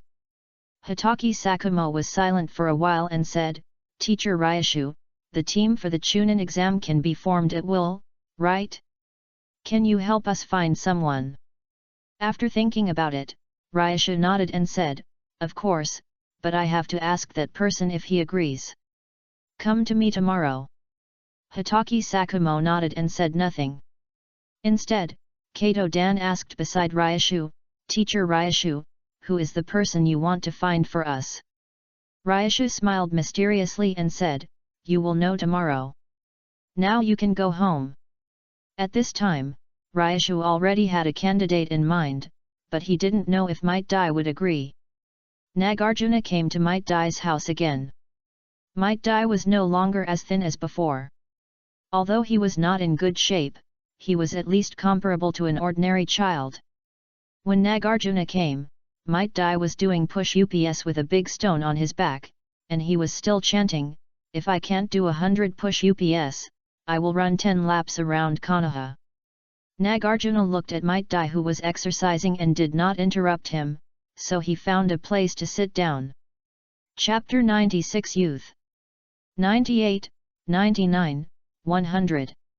Finally done, this is youth. Suddenly Might Dai jumped up, and the stone on his body rolled to the ground with a loud boom. It woke up the sleepy Nagarjuna immediately. Might Dai saw Nagarjuna suddenly appear and asked, "Hi? When did you come, Principal Nagarjuna?" Nagarjuna shook his head to make himself more awake, and said, "I came when you reached 57. Might Dai touched the back of his head embarrassedly and said, "I'm sorry, Principal Nagarjuna, I was too obsessed with the exercise." Nagarjuna waved his hand indifferently and said, "It's nothing, it's a good thing to concentrate." Nagarjuna asked again, "Why is your father not here?" Might Dai had a worried look in his eyes and said, "My father went on a mission, and I don't know when he will be back." Nagarjuna clearly saw Might Dai's worry and comforted him, "Don't worry, your father will not have any accidents." Might Dai nodded and said, "Well, then Principal Nagarjuna, what do you want to talk to me about?" Nagarjuna smiled and asked tentatively, "Dai, do you want to take the Chunin exam?" Might Dai's eyes flashed and said, "Can I?"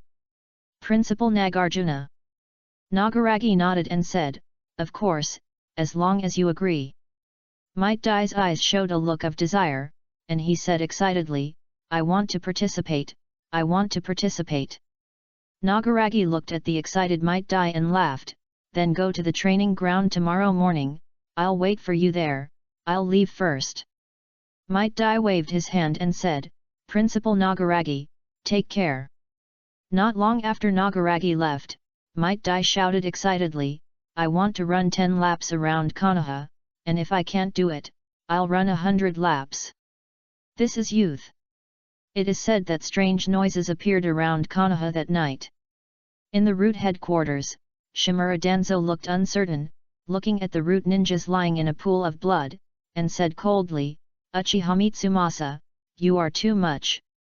Uchiha Mitsumasa sneered, "Ha, you started it first, can't I fight back?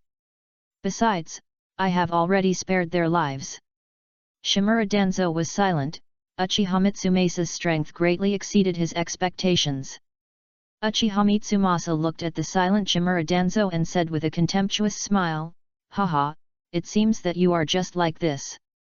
Shimura Danzo frowned slightly and pretended to be calm and said, "Ha, even if my strength is not as good as yours, so what, don't forget whose territory this is."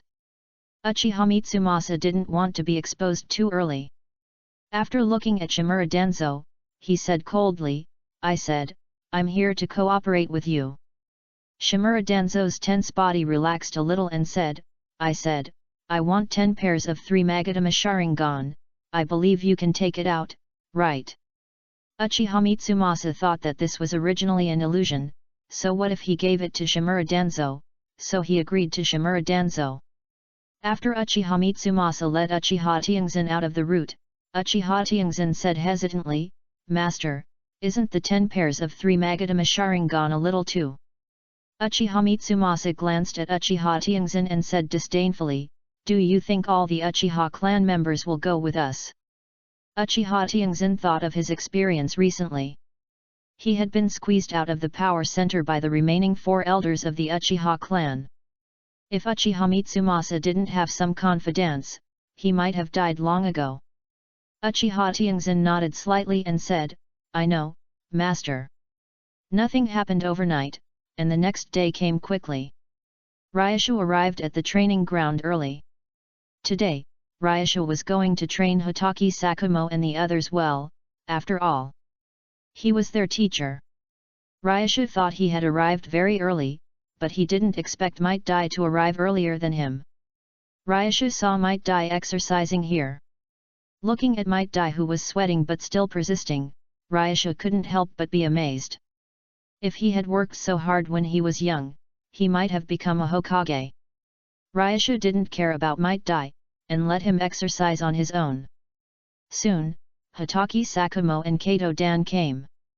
Hitaki Sakumo frowned slightly and looked at Might Dai and said, "Hey, who are you?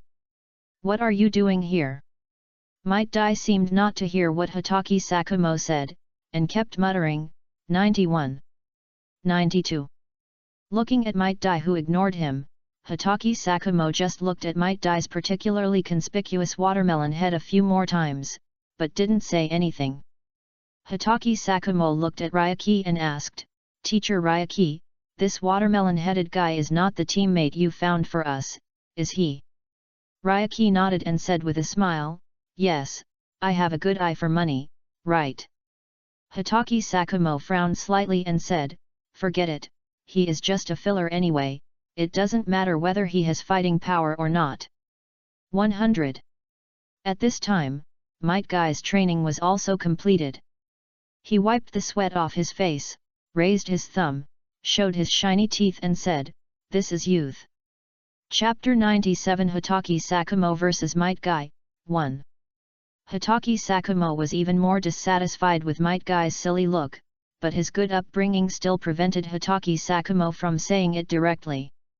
Kato Dan, who was standing by, smiled awkwardly and made the same gesture as Might Guy, saying, "This is youth."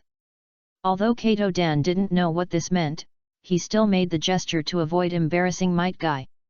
Might Guy's eyes lit up when he saw Kato Dan, and he quickly ran to Kato Dan, holding his arms and said, "Are you the same as me?"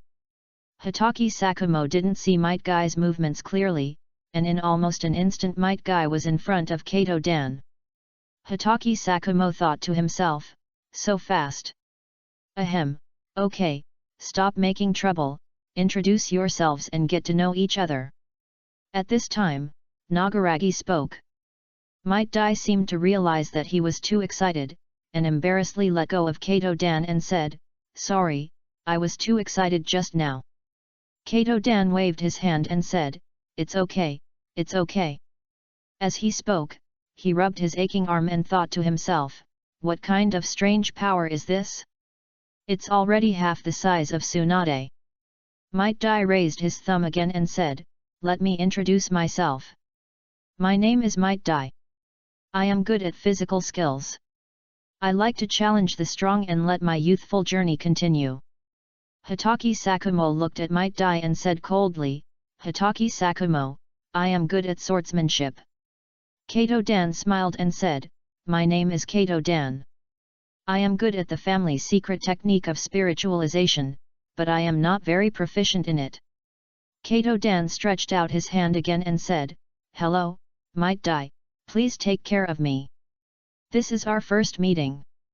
Seeing the harmonious crowd, Naruto nodded secretly and said, "Okay, you should all know the reason for coming here. First, I want you all to get to know each other so that the next Chunin exam will go more smoothly." Naruto pointed at Might Dai and Kato Dan and said, "Second, I want to train you, especially you two, Might Dai and Kato Dan." Might Dai said excitedly, "Oh. Youth. Principal Naruto, please guide me as much as you can." Naruto couldn't help but turn his head away and said, "Okay, stop talking nonsense, I want to explain the rules of special training to you." "Wait, Teacher Naruto." It was Hitaki Sakumo who suddenly interrupted Naruto. Ryuki looked at Hitaki Sakumo with dissatisfaction and asked, "Do you have any questions, Sakumo?" Hitaki Sakumo looked at Might Dai and said coldly, "Teacher Ryuki, I want to test the strength of the teammates you found for us. I don't want to be laughed at in the Chunin exam." Originally, Hitaki Sakumo didn't take Might Dai seriously, but Might Dai's speed just now successfully attracted Hitaki Sakumo's attention. Might Dai also looked at Hitaki Sakumo and shouted, "No problem, let me see your strength, Sakumo." Hitaki Sakumo said coldly, "I didn't allow you to call me Sakumo."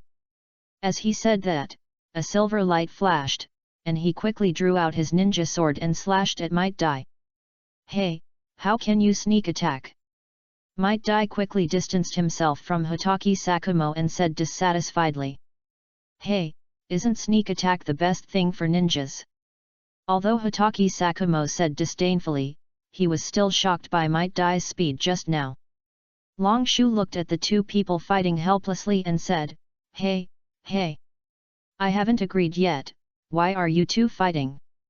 Hitaki Sakumo was a little annoyed when he saw that he couldn't keep up with Might Dai's speed, and he cast a seal lightning release, Thunder Blade. Suddenly blue lightning flashed across Hatake Sakumo's body, and Hatake Sakumo's speed increased a lot instantly. Now Hatake Sakumo's speed can catch up with Might Dai. Might Dai looked at Hatake Sakumo, who was gradually catching up with him, and he was not panicked. He picked up a small stone from the ground and hit Hatake Sakumo. Might Dai's strength was extremely strong, and the stone made a swoosh sound of breaking through the air. Hatake Sakumo took out the ninja sword to block Might Dai's attack. Hatake Sakumo couldn't help shaking his hands and secretly said, "Damn, how can he be so strong?" At this time, Might Dai found that Hatake Sakumo was not as strong as he imagined, so he stopped and rushed towards Hatake Sakumo.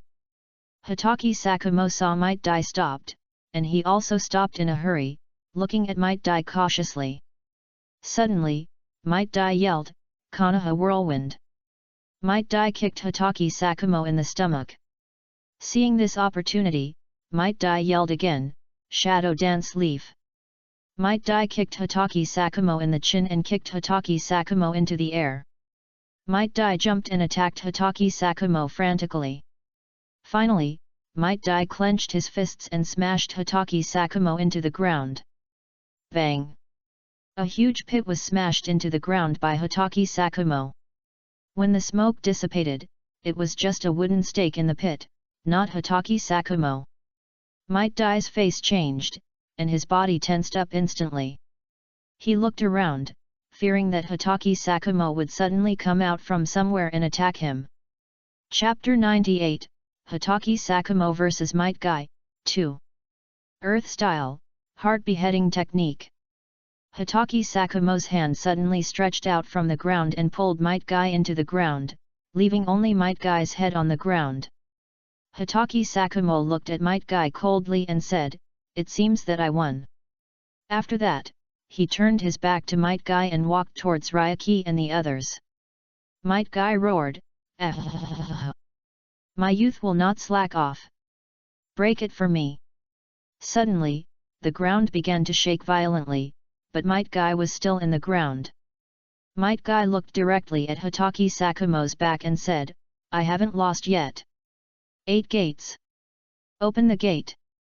Open." Suddenly, a green light emerged from Might Dai, and Might Dai roared and exerted force. Ah! With a bang, Might Dai jumped out from the ground. "What is this?" Hatake Sakumo jumped away quickly, shocked. Ryuki sat aside and said in surprise, 8 gates? Has Might Dai learned it at such a young age? Might Dai punched the air a few times and said excitedly, "Oh oh oh oh! Is this the power of youth? It's so powerful!" At this time, Hatake Sakumo's eyes became serious, staring at Might Dai, holding the ninja sword with both hands, and whispered, "Hatake sword technique, sword drawing technique." With a flash of silver light, Hatake Sakumo had arrived in front of Might Dai without knowing when, and the ninja sword quickly slashed down, directly splitting Might Dai in two. Kato Dan on the side exclaimed, "Teacher Ricky!" "They!" Ricky waved his hand and said, "Don't worry, Sakumo knows how to use his strength. What he just cut off was just the afterimage of Might Dai." As Ricky said, the real Might Dai reappeared behind Hatake Sakumo. Might Dai roared and waved his fists to hit Hatake Sakumo's back. Hatake Sakumo thought to himself, "No, I can't dodge it." Hatake Sakumo quickly formed the seal earth style, earth barrier. The earth wall rose up quickly, but it couldn't stop Might Dai's attack. When the smoke dissipated, Might Dai saw Hatake Sakumo facing him, holding the ninja sword tightly in both hands, and slashing at him quickly. After an unknown amount of time, the training ground was already in ruins. Ricky looked at the two men who were evenly matched, shook his head helplessly and said, "It seems that Sakumo won." Kato Dan, who was standing by, asked in confusion, "Why?" "Teacher Ricky, they are clearly evenly matched." Ricky pointed at Might Dai and said, "Might Dai can't hold on any longer. The sequelae of the 8 gates are too great. Kato-dan looked in the direction Riki pointed, and sure enough, Might Guy's legs had begun to tremble slightly, as if he might fall down at any time. Might Guy took a deep breath and shouted, "Sakumo, this is my last blow. If you can take it, you win." Hitaki Sakumo didn't say anything, but his hands holding the ninja sword tightened. Might Guy shouted, "Konoha double cyclone."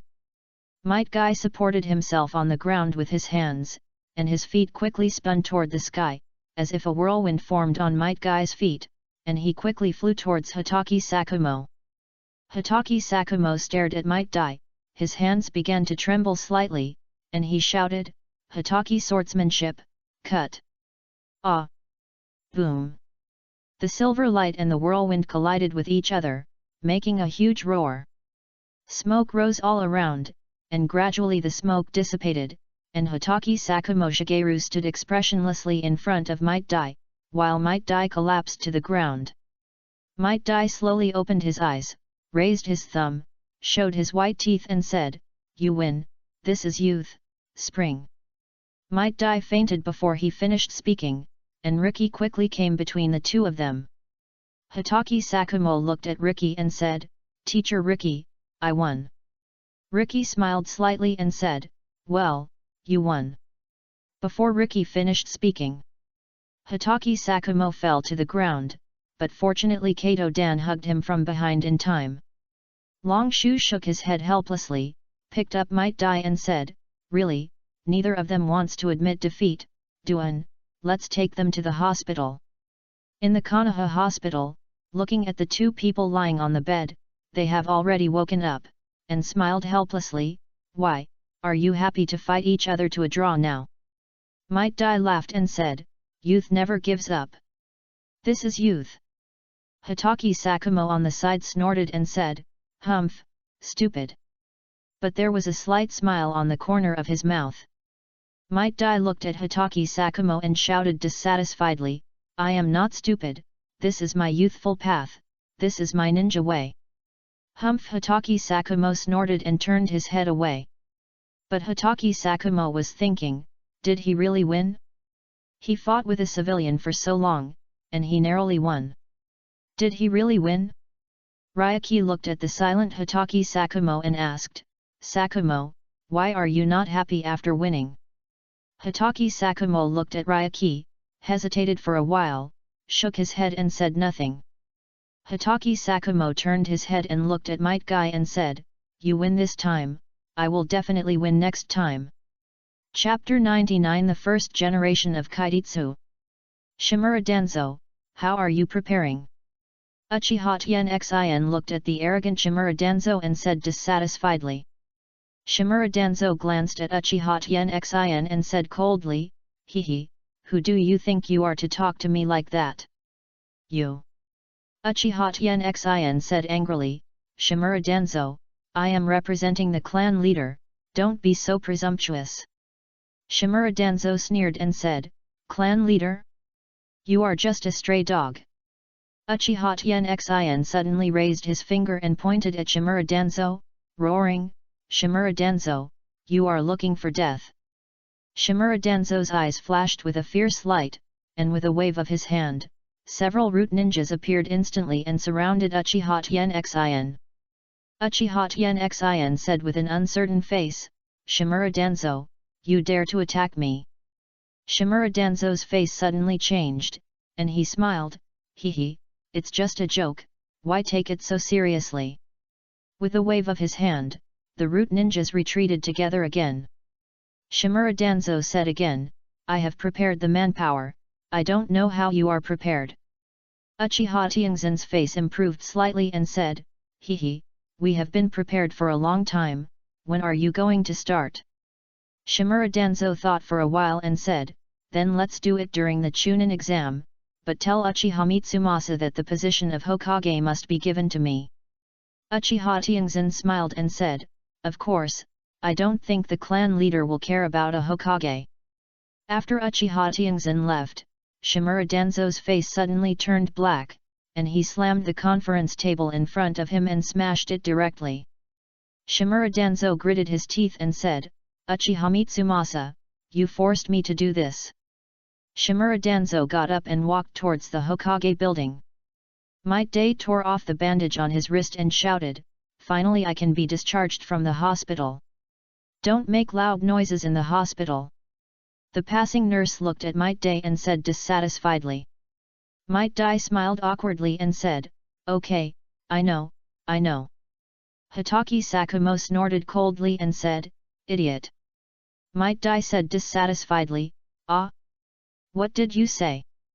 The two of them walked out of the hospital and headed towards the training ground, where Ryuki was training Kato Dan to tread water. Kato Dan stood steadily on the water and said, "Teacher Ryuki, when can I return to the ground?" Ryuki yawned while lying on the tree and said, "Stay for another 5 minutes." Kato Dan had no choice but to continue controlling his chakra and trembling on the water.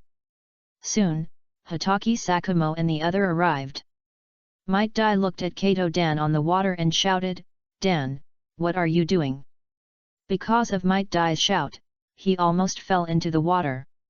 Kato Dan barely steadied himself and said, "Dai, I'm practicing chakra control, don't disturb me." Might Day nodded and said, "Okay." Might Day looked at Ryuki on the tree again and shouted, "Principal Ryuki, when will you teach me?" Ryuki looked at the two of them, jumped down from the tree helplessly and said, "Okay, let's start now." Ryuki thought for a while and said, "Might Day, I remember you can't use ninjutsu, right?" Hitaki Sakumo on the side was slightly surprised and thought to himself, "So he can't use ninjutsu, no wonder I didn't use ninjutsu before." Might Day nodded and said, "Yes, Teacher Longshu, I don't know any technique except the three-body technique, and I'm not even proficient in the three-body technique." Longshu asked again, "Then why don't you learn it?" Might Day seemed to think of something sad, his face darkened and said, "I have learned it before, but I can't even learn the most basic D-level ninjutsu." Longshu looked at the lost Might Day and smiled embarrassedly, "Sorry to mention your sad story." Might Day shook his head and said, "It doesn't matter, Teacher Longshu, I don't care anymore. Now my father is teaching me physical skills, and I have already felt the power of physical skills." Longshu smiled and said, "It just so happens that I have a physical skill to teach you now, come with me." The ninjutsu that Ryushu wanted to teach Might Guy was the iron block he had obtained before. He told Might Guy how to learn the iron block, and Might Guy practiced on the side. Ryushu looked at Hitaki Sakumo who was practicing swordsmanship on the side, and said, "I don't have much to teach you, and I don't know much about swordsmanship, so I'll give you a sword." As he said that, Rishu took out the supreme sword of the 12 works of One Piece from the system, the first generation Kaititsu, which he had drawn at some point, and pulled the first generation Kaititsu out of the scabbard. Actually, Rishu originally wanted to use this sword himself, but Rishu found that he could not control this sword. The first generation Kaititsu seemed to have its own consciousness and was very rebellious against him. Moreover, he did not know swordsmanship. It would be a waste to keep it in his hands, so he might as well give it to Hitaki Sakumo. Hitaki Sakumo was about to refuse, but he was instantly attracted by the sword light revealed by the first generation Kaititsu, so he had to swallow the words that were on the tip of his tongue. Hitaki Sakumo stared at the first generation Kaititsu in Rishu's hand, with a flash of surprise in his eyes, and said in shock, what is this?" He even ignored where Rishu took it out from. Rishu frowned slightly and asked in confusion, "What's wrong? Why are you so shocked?" Hitaki Sakumo swallowed unconsciously, and his hands couldn't help but reach out to the first generation of Kaititsu. Ryuki looked at the strange Hitaki Sakumo, handed the first generation of Kaititsu to Hitaki Sakumo and said, "Sakumo? Are you okay?" Now Hitaki Sakumo seemed to hear the moan of the first generation of Kaititsu, who seduced Hitaki Sakumo with a very seductive voice. Hitaki Sakumo's eyes were sluggish and dull, like a robot. He slowly stretched out his hand to hold the handle of the first generation of Kaititsu, and at the same time Hitaki Sakumo threw down the original ninja sword. The moment he held the first generation of Kaititsu, Hitaki Sakumo felt that he was not normal. The strong smell of blood and murderous aura rushed to his face, and it felt that hundreds of millions of lives died under this knife. Every life that died on the first generation of Kaititsu, some of them were not even human, but they seemed to be alive, looking straight at him. Hitaki Sakumo took a breath of cold air, hurriedly shook off the first generation of Kaititsu, and his eyes revealed fear. Rishu frowned slightly and asked, "Sakumo? What's wrong with you?" Now Hitaki Sakumo's whole body is trembling, still immersed in the fear just now.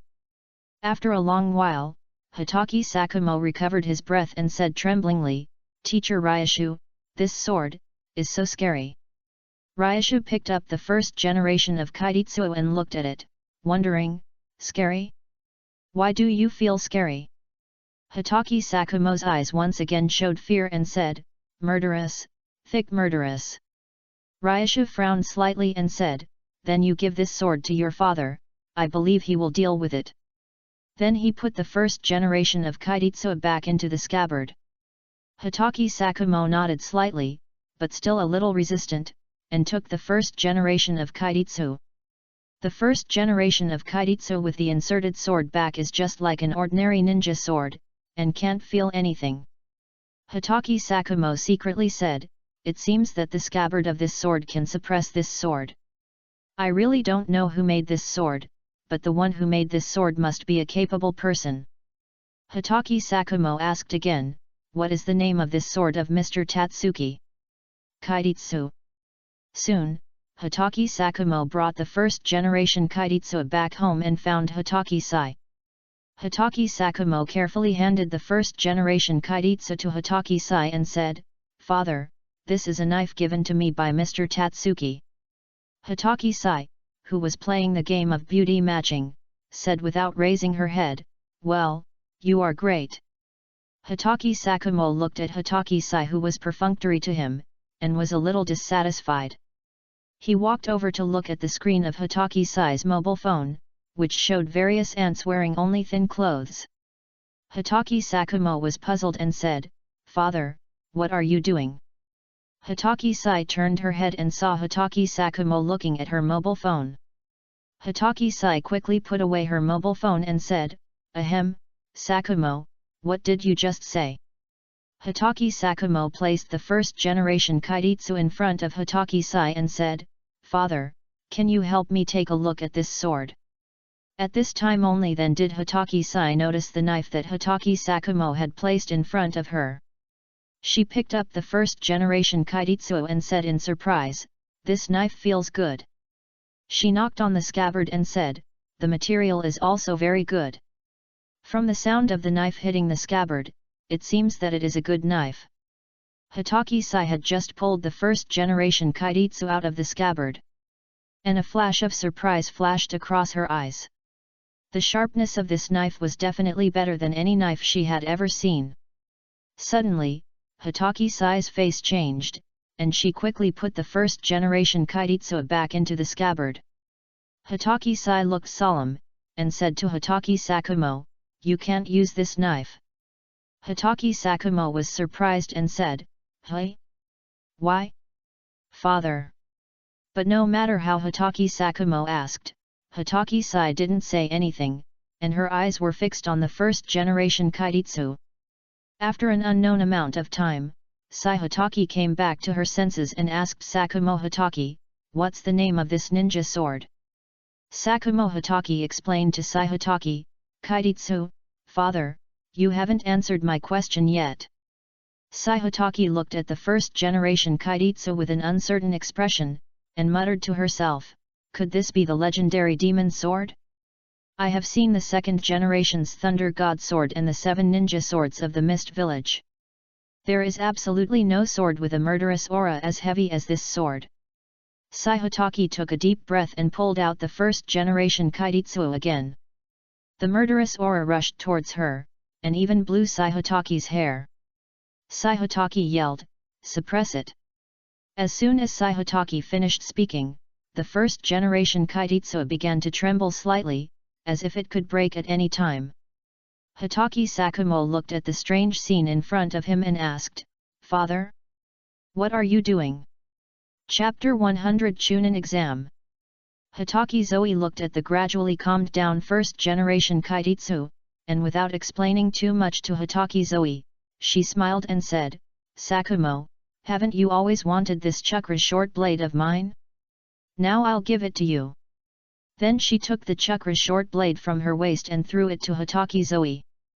Hatake Zoe caught the chakra short blade with surprise, and said in surprise, "Father, is this knife really mine?"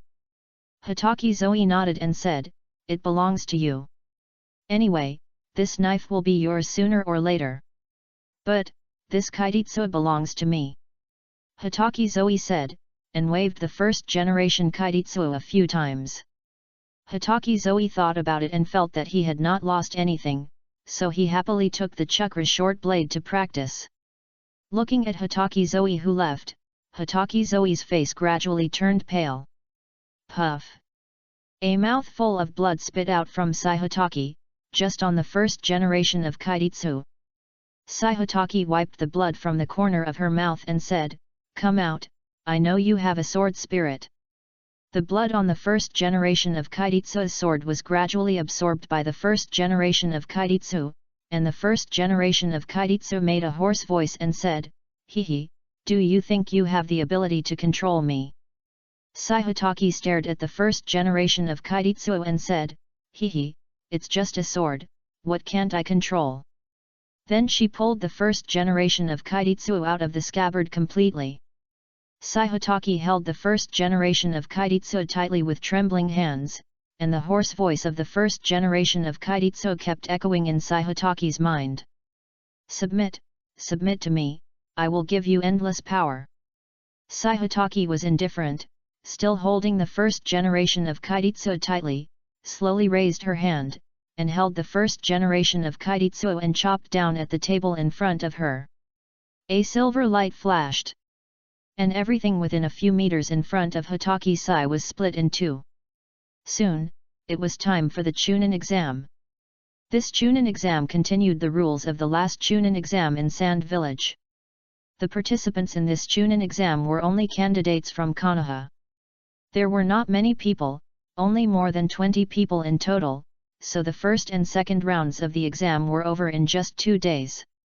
There were only 8 candidates left in the third round of the exam, including Jiraiya and his 3 friends, Hatake Sakumo, Might Dai, Uchiha Sancho, the son of the second elder of the Uchiha clan, Hyuga Sami of the Hyuga clan, and Nara Amamiya of the Nara clan. With the chakra short blade, Hatake Sakumo's combat power was greatly improved. He defeated Nara Amamiya without much effort and advanced to the next round. Tsunade, on the other hand, was unexpected to everyone and failed to defeat Might Dai. Might Dai blocked Tsunade's iron fist with an iron block, and defeated her when Tsunade was stunned. The battle between Hyuga Sami and Uchiha Sancho attracted a lot of attention. The duel between the two major eye techniques in Konoha is rare. Uchiha Sancho, who was only 11 years old, had unexpectedly opened the Sharingan and defeated the 12-year-old Hyuga Sami with his almost perfect control of ninja tools. The battle between Jiraiya and Orochimaru was not interesting either. Orochimaru easily defeated Jiraiya with his understanding of Jiraiya and got a place in the next round. The second round of exams began after everyone had a rest. Hatake Sakumo fought against Uchiha Sancho, and Might Dai fought against Orochimaru. The first to be conducted was Hatake Sakumo against in the battle with Uchiha Sensei. Hatake Sakumo defeated Uchiha Sensei with his fast speed, and Uchiha Sensei left the field unwillingly. At the beginning, Might Dai fought Orochimaru evenly. Orochimaru knew that he could not beat Might Dai in physical skills, so he entangled with Might Dai to consume Might Dai's physical strength. Might Dai looked at Orochimaru, who was as slippery as a snake, and directly opened the 8 gates of ninjutsu, opened the door, and wanted to quickly resolve the battle. Looking at Might Dai, who suddenly exploded, Orochimaru used the summoning technique to summon dozens of small snakes to delay time. The battle between the two was very boring, one chasing and the other running, and they fought for exactly an hour before Might Day ended the battle because he was exhausted. The final was held the next day, with Hatake Sakumo fighting Orochimaru. Rude. Uchiha Tianzan looked at Shimura Danzo with a gloomy face and asked, Shimura Danzo, when are you going to act? Shimura Danzo's eyes flashed and said, tomorrow we will act. Shimura Danzo asked again, how are your manpower preparations? Uchiha Tianzan chuckled and said, don't worry, we have been ready for a long time and are waiting for you. Uchiha Tianzan chatted with Shimura Danzo again. Uchiha Tianzan left the route and found Uchiha Mitsumasa respectfully and said, Master, Shimura Danzo said that we can act when the finals are held tomorrow. Uchiha Mitsumasa nodded slightly and said, okay, how many Uchiha clan members have you summoned? Uchiha Tianzan said with some embarrassment, Master, I have only summoned 1/3 of the clan members. The remaining clan members don't seem to want to leave Konoha. Chapter 101 War. In the finals of the Chunin exam, Hatake Sakumo and Orochimaru stared at each other, neither of them willing to take the initiative. Not only was the arena tense, but the audience was also very nervous. Go Orochimaru! These were the supporters of Orochimaru, led by Jiraiya. Go Sakumo! These were the supporters of Hatake Sakumo, led by Might Guy. Orochimaru will win. Sakumo will win. The two stared at each other for an unknown period of time, and Hatake Sakumo took the lead in drawing out the chakra short blade and quickly slashed at Orochimaru. Hatake sword technique, draw the sword. A silver light flashed, and Orochimaru was cut in half in an instant. The cut in Orochimaru smiled strangely and disappeared in an instant. Almost in an instant, he appeared behind Hatake Sakumo again, took out a kunai and stabbed Hatake Sakumo's neck. Hatake Sakumo quickly turned around and picked up the chakra short blade to block Orochimaru's attack. Hatake Sakumo kicked Orochimaru away with both feet, and stabbed Orochimaru's heart with the chakra short blade. Orochimaru, who was stabbed, turned into countless small snakes and climbed onto the chakra short blade. Hatake Sakumo's face changed, and he gathered chakra on the chakra short blade. Electric current flashed on the blade of the chakra short blade, and instantly roasted a bunch of small snakes. The smell of barbecue instantly filled the entire Chunin examination room, and many people sitting in the audience couldn't help swallowing their saliva. Hatake Sakumo chuckled and said, I don't know if the roasted snake meat tastes good. Then he pointed the chakra short blade at Orochimaru. Orochimaru stood in front of a bottle with a sullen face, and sealed the water dragon bullet technique. The water dragon bullet rushed towards Hatake Sakumo, who frowned slightly, tightly grasped the chakra short blade, and chanted, Hatake sword technique, split. A silver light flashed, and the water dragon bullet instantly broke into pieces. In the audience, Uchiha Kagami frowned slowly. Uchiha Kagami always felt that someone was peeping at him, but Uchiha Kagami looked around and didn't find anyone suspicious. Not far from Uchiha Kagami, Uchiha Mitsu was staring at him secretly, with murderous intent in his eyes.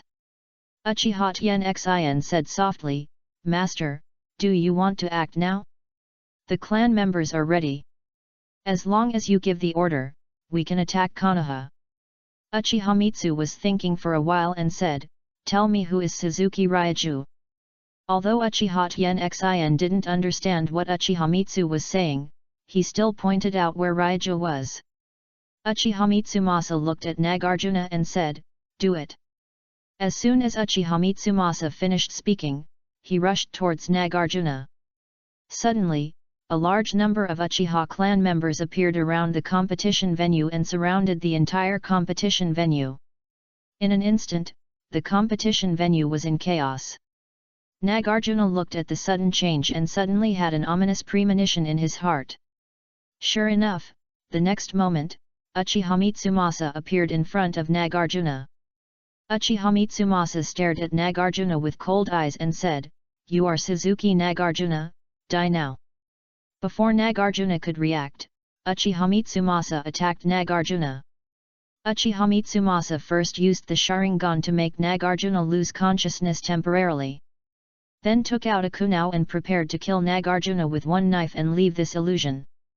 Just as Uchiha Mitsumasa was about to make a move, he was suddenly punched by someone. He flew away.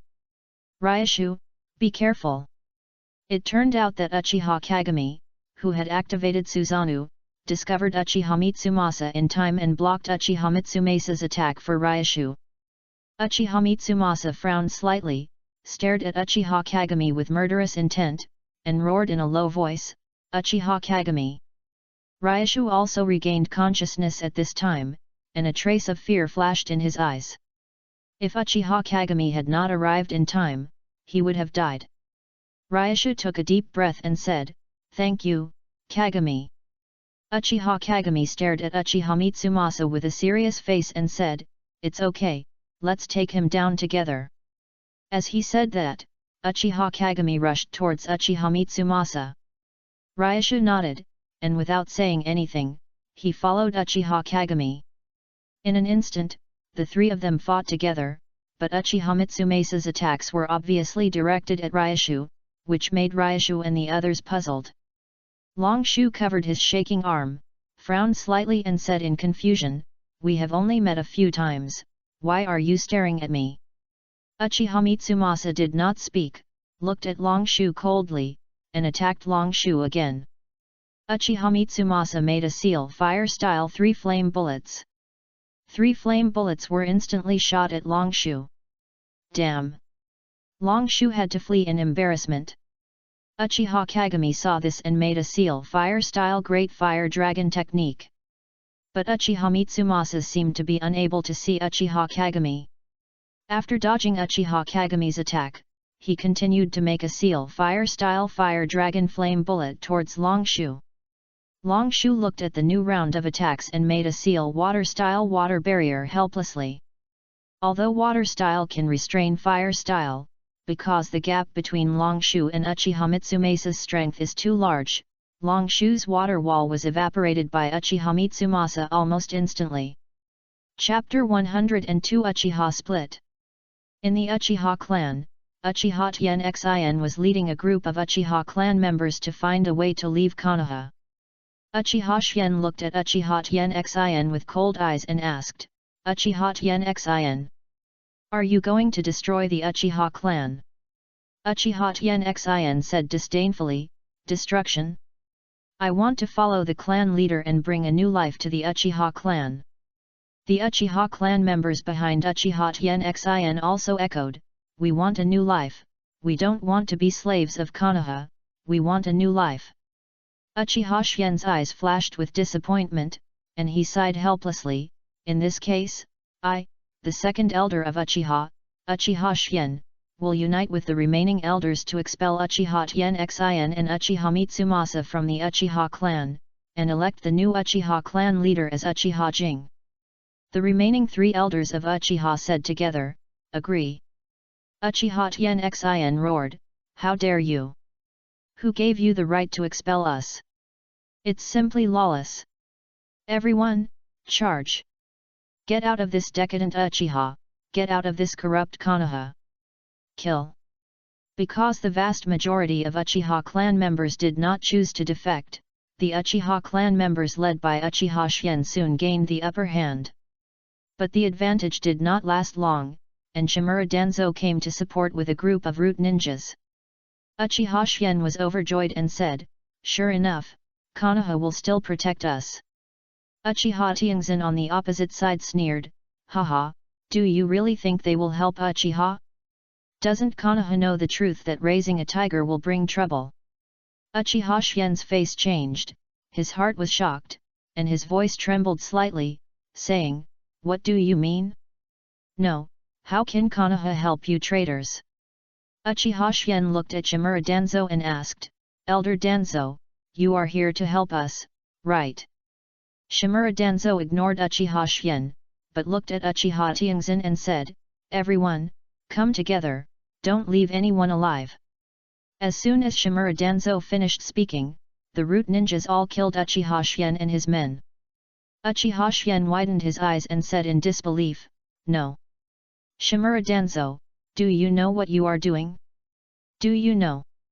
Shimura Danzo still ignored Uchiha Shien, standing by the battlefield by himself, admiring the war. Watching one tribe member after another die, Uchiha Shien finally broke out, blood flowed down the 3 Magatama Sharingan, and the 3 Magatama quickly rotated and condensed into a new Mangeki Sharingan. Just when Uchiha Shien was about to be furious, Sarutobi Hiruzen suddenly appeared with a group of Anbu and ended the war in time.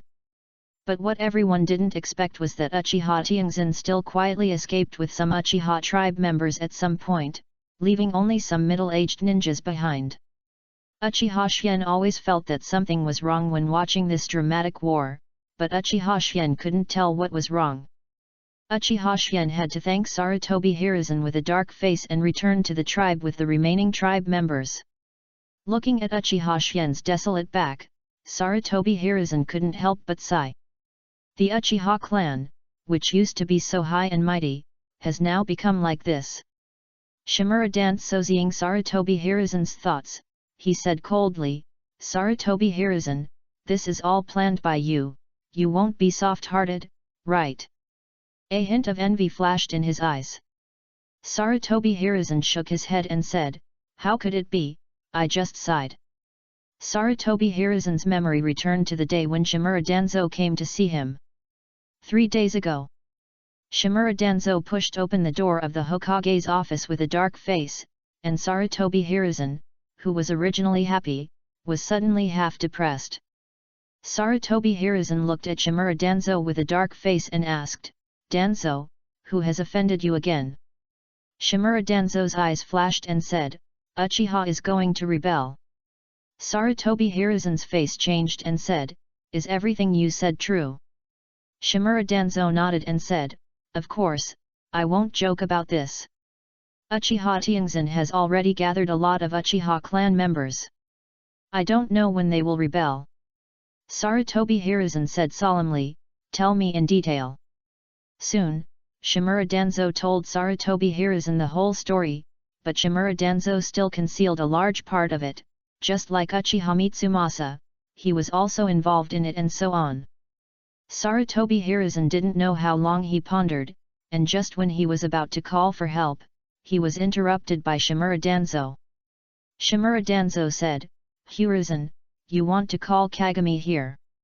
Sarutobi Hiruzen nodded and said, yes, what else?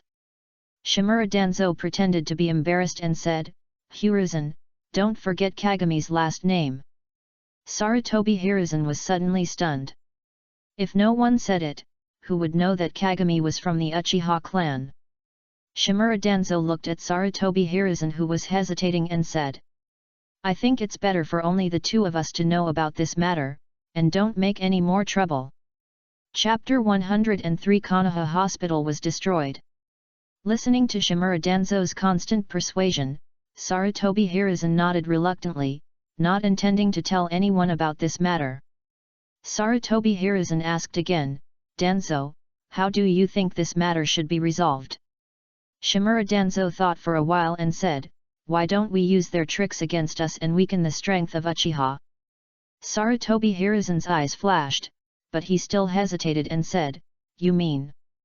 Shimura Danzo looked at Sarutobi Hiruzen who was a little moved, and smiled, you understand what I mean, right? Looking at Sarutobi Hiruzen who was still hesitating, Shimura Danzo said again, don't worry, I will bear the consequences. After all, I am the root of Konoha, the root that is always in darkness. Shimura Danzo's words completely made Sarutobi Hiruzen determined. Sarutobi Hiruzen nodded and said, I know, I will rush over with the Anbu when the time comes. Shimura Danzo smiled knowingly, but he looked down on Sarutobi Hiruzen more and more in his heart, secretly saying, Hiruzen, you are always so indecisive, and it turns out that only I am suitable for the position of Hokage. At this time in the Chunin exam competition field, Uchiha Mitsumasa looked at the Uchiha clan members who were gradually suppressed, and then looked at Ryushu and Uchiha Kagami, thinking, it seems that we can only wait until next time, let's retreat first. Then he shouted, everyone, retreat. Leave Konoha. And Uchiha Mitsumasa himself fled towards the direction of Konoha Hospital. Kagami, don't chase us anymore. Even if we catch up, we can't keep them. It's better to treat the wounded first. Ryashu grabbed Uchiha Kagami, who was about to chase. Uchiha Kagami looked at the back of Uchiha Mitsumasa leaving and nodded helplessly. Uchiha Kagami and Ryashu only realized at this time that the Sarutobi Hiruzen on the battlefield was just a shadow clone. Ryashu frowned slightly and thought, why, in the Chunin exam finals, Sarutobi Hiruzen didn't come in person, but sent a shadow clone. The shadow clone seemed to realize that he was discovered, looked at Uchiha Kagami and Ryashu, and disappeared in a cloud of smoke. Then the real Sarutobi Hiruzen rushed to the battlefield with a group of Anbu, and soon the battle ended with Uchiha Mitsumasa's defeat. Soon, the wounded were simply treated, and Sarutobi Hiruzen asked Ryashu to take the wounded to Konoha Hospital. Uchiha Kagami suddenly said, Hiruzen, let me go with Ryashu. I don't know why Uchiha Mitsumasa's target has always been Ryashu. Sarutobi Hiruzen frowned slightly and said, that's fine, you go together. Soon, Ryashu and his men arrived at Konoha Hospital, but the Konoha Hospital was in ruins at this time, and the medical ninjas were all on the ground, unconscious. Uchiha Kagami saw this and rushed directly into Konoha Hospital, the ward where Uchiha Shui was.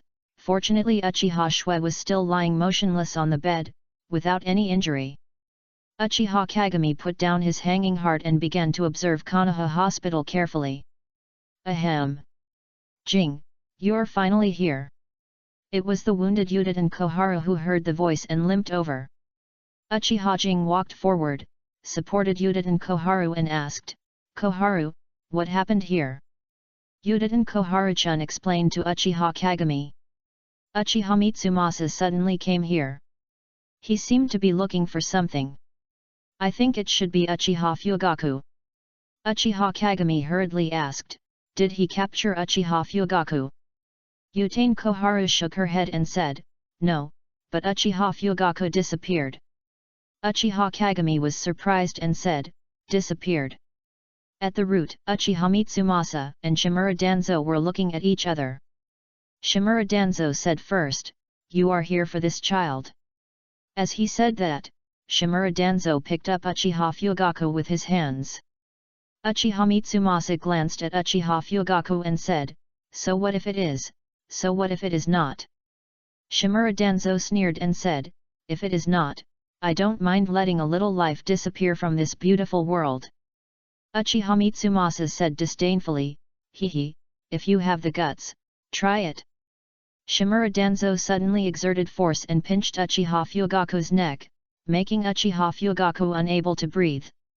Uchiha Fugaku was instantly awakened and resisted frantically. Uchiha Mitsumasa's eyes were fierce and he shouted, stop! Looking at Uchiha Mitsumasa's appearance, Shimura Danzo became more and more confused about the relationship between Uchiha Fugaku and Uchiha Mitsumasa. But this matter needs to be thought about later. Shimura Danzo released the hand that was holding Uchiha Fugaku and said, where is the reward you promised to give me? Uchiha Mitsumasa said angrily, reward? Don't think I don't know what tricks you played. Uchiha Mitsumasa thought that he could leave the illusion after killing Nagarayu, and he didn't expect that he would fail. Uchiha Fugaku saw Uchiha Mitsumasa's face clearly and shouted in surprise, Dad? Is it you? Dad? It's really you. At this time, Uchiha Mitsumasa was a little entangled. It is almost impossible for an Uchiha clan member to open his eyes at the age of 1 in reality. So this Uchiha Fugaku may also have a vital connection with this illusion, which made Uchiha Mitsumasa entangled. Chapter 104 Whirlpool Country. Uchiha Mitsumasa thought about it and agreed to Shimura Danzo's conditions. It was just 10 pairs of 3 Magatama Sharingan, which was not a difficult task. The only problem is that I don't have 10 pairs of 3 Magatama Sharingan. Shimura Danzo also saw the difficulty of Uchiha Mitsumasa, and said with a smile, since you don't have 10 pairs of 3 Magatama Sharingan, how about I take a loss and give me a pair of Manjiki Sharingan? Uchiha Mitsumesa's face changed, and he asked with a dark face, Shimura Danzo. What do you mean? Do you still want my Sharingan? Shimura Danzo smiled and shook his head and said, Of course not, why would I want your eyes? You don't know that this morning, Uchiha Xian's eyes evolved into Mangeki Sharingan. Uchiha Mitsumesa's eyes flashed and said, You want me to kill Uchiha Xian? Shimura Danzo shook his head and smiled, Haha, that's not what I said. That night, Uchiha Xian died of illness. 2 years have passed since Uchiha Mitsumasa invaded Konoha. At this time, Konoha has experienced the division of the Uchiha clan, and its position in the 5 major ninja villages is somewhat shaky. In recent months, for some reason, the Mist Village, which usually has a low presence, often sends ninjas to harass the borders of major countries. This makes the entire ninja world very nervous, as if the Second Ninja World War will start at any time. In the Hokage's office, after processing the documents, Sarutobi Hiruzen is enjoying a head massage from Sarutobi Biwako. Ah, it's so comfortable. I didn't expect Biwako that you can also do massages. Sarutobi Hiruzen exclaimed. Sarutobi Biwako looked at the relaxed Sarutobi Hiruzen and smiled, Hehe, I learned this from the internet. After an unknown amount of time, Sarutobi Hiruzen opened his eyes and said, Biwako, take a break. You must be very tired after pressing for so long. Sarutobi Biwako's hands were a little sore from the massage, so she sat aside and said, Hiruzen, do you have time recently? Our wedding anniversary is coming soon. Sarutobi Hiruzen looked at Sarutobi Biwako, held her hands and said, Biwako, don't worry, no matter what happens on the anniversary, I will be there to accompany you. Sarutobi Biwako smiled gently, that's good, otherwise I won't forgive you. As she spoke, Sarutobi Biwako was held in Sarutobi Hiruzen's arms without her knowing it. Ahem, excuse me. Suddenly, a very discordant voice came. It was Ryuki who stood at the door of the Hokage's office at some point. Sarutobi Biwako's face instantly turned red, he pushed Sarutobi Hiruzen away, nodded to Ryushu and ran out of the Hokage's office. Sarutobi Hiruzen looked at Ryushu with dissatisfaction and said, Ryushu, what do you want to talk to me about? Ryushu sat opposite Sarutobi Hiruzen and asked, Tomorrow is the first elementary school graduation exam, do you want to go and take a look? Sarutobi Hiruzen thought about it and wanted to refuse, but suddenly remembered his son, Sarutobi Shinosuke will also take part in this graduation exam, so he nodded and said, Okay, this is the first time that candidates graduate after the principal's reform, I will go. Sarutobi Hiruzen said again, It's a good thing that you are here, and by the way, help me see what the Mist Ninja guys are doing. Then he took out a file from under the desk and put it in front of Longshu. Longshu looked at the worried Sarutobi Hiruzen, took the file and looked at it, and said, Did the Mist Ninja send people to the border? Sarutobi Hiruzen rubbed his eyebrows irritably and said, Yes, not only the Fire Country, but also the other 4 major countries have gone. Now the Mist Ninja is getting more and more strange. Longshu heard what Sarutobi Hiruzen said, nodded secretly, and continued to look through the file. After reading the document, Longshu suddenly thought of the Whirlpool Country and asked, How is the Whirlpool Country now? Sarutobi Hiruzen said in confusion, Whirlpool Country? The Whirlpool Country is doing well now, what's wrong? Longshu put the document on the table and said, Is it possible that the Mist Village wants to unite with other ninja villages to attack the Whirlpool Country? Sarutobi Hiruzen was stunned and said, It shouldn't be. The Whirlpool Country is not easy to capture. Although the Whirlpool Country is just an island country, the chakra of every ninja in the Whirlpool Country is 1 to 2 times that of the ninja of the same level, and the strength of the current daimyo of the Whirlpool Country is definitely not worse than any cage. Hearing Sarutobi Hiruzen's words, Longshu was a little confused. According to normal developments, the Whirlpool Country should have been destroyed in recent years. If the Whirlpool Country really has such strength, it should not be exterminated. Before Ryasha could speak, Sarutobi Hiruzen added. From the information revealed by the Mist Village before, it should be true that the second generation Tsuchikage and the second generation Mizukage died together. The second generation Tsuchikage has never appeared, and Onoki has not directly answered this question. It seems that the alliance between the Mist Village and the Rock Village is almost impossible.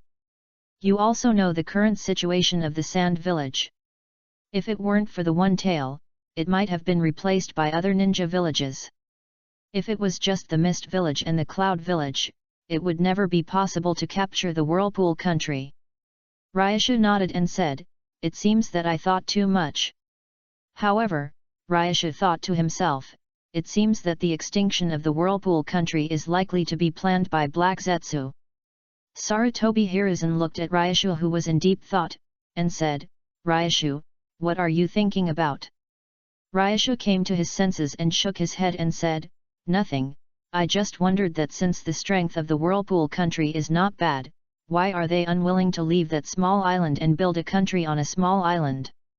Sarutobi Hiruzen also shook his head and said, "I don't know. I asked Lord Mito about this question before, but Lord Mito refused to tell me." On the way home, Nagaragi was still thinking about this matter, but after thinking for a long time, he still didn't know what Black Zetsu did to cause the extinction of the Whirlpool country. Since he couldn't figure it out, Nagaragi simply stopped thinking about it. On the way home, many people greeted Nagaragi, and Nagaragi responded one by one, including many Uchiha clan members. In the past 2 years, the Uchiha clan has restrained a lot, perhaps because most of the radical Uchiha clan members followed Uchiha Mitsumasa to defect to Konoha, but now the Uchiha is very popular in Konoha. Principal Nagaragi, long time no see. It was Hyaga Hainan who was strolling out with 2 children who greeted Nagaragi. Hyaga Hayashi and Hyaga Hayashi said together, "Uncle Ryashu, hello." Ryashu first smiled at the 2 children and said, "Hello." Then he looked at Hyaga Hainan with some surprise and asked, "Oh, it's Hyaga Hainan, how come you have time to come out and play today?" Hyaga Hainan looked at the 2 children and said, "They are going to school soon, so I came out to take them to buy some stationery." Then he looked at Hyaga Hayashi and the others. Longshu nodded and said, "Then I won't bother you. You can continue shopping." Hyaga Hainan called Longshu again, and said hesitantly, "Principal Longshu, please wait a moment. I want to ask about the previous incident." Longshu was stunned for a moment, and then he remembered that he had forgotten the bird in the cage. Longshu smiled a little embarrassedly and said, "I'm sorry, Hyaga clan leader, I'm a little busy recently. When I have time, I will definitely ask Mito-sama." Hyaga Hainan didn't care too much, nodded and said, "Thank you, Principal Longshu." After that, he left with the 2 children. Mist Village, Mizukage Office. The third Mizukage, Hojiki Inari, stared at Uchiha Mitsumasa, who was sitting in the Mizukage position, with cold eyes and asked, "Uchiha Mitsumasa, what do you mean?" Uchiha Mitsumasa sneered, "What do you mean? I'm sitting here, don't you know what I mean?" Hojiki Inari said gloomily, "Tell me. What do you want me to do by sending people to harass the 4 major ninja villages?" Suddenly, Hojiki Inari's face changed, and a pure black hand passed through Hojiki Inari's chest, holding a heart in the black hand. Uchiha Mitsumasa stood up and laughed, "Black Zetsu, what are you doing? It's good." He looked at the ghost light Yunri and said, "Tisk tisk, I didn't expect you to be so unguarded." When Ghost light Yunri looked at the heart in Black Zetsu's hand in disbelief. Ghost light Yunri died before he could see Black Zetsu's appearance clearly. "Hehe, the Mizukage is just like this." Black Zetsu looked at the dead ghost light Yunri and laughed coldly. Uchiha Mitsumasa looked at the corpse of ghost light Yunri, who died with his eyes open, and sat down again and said, "Hehe, get rid of his body quickly, someone might come soon." Suddenly there was a knock on the door. "Mizukage-sama, are you there?"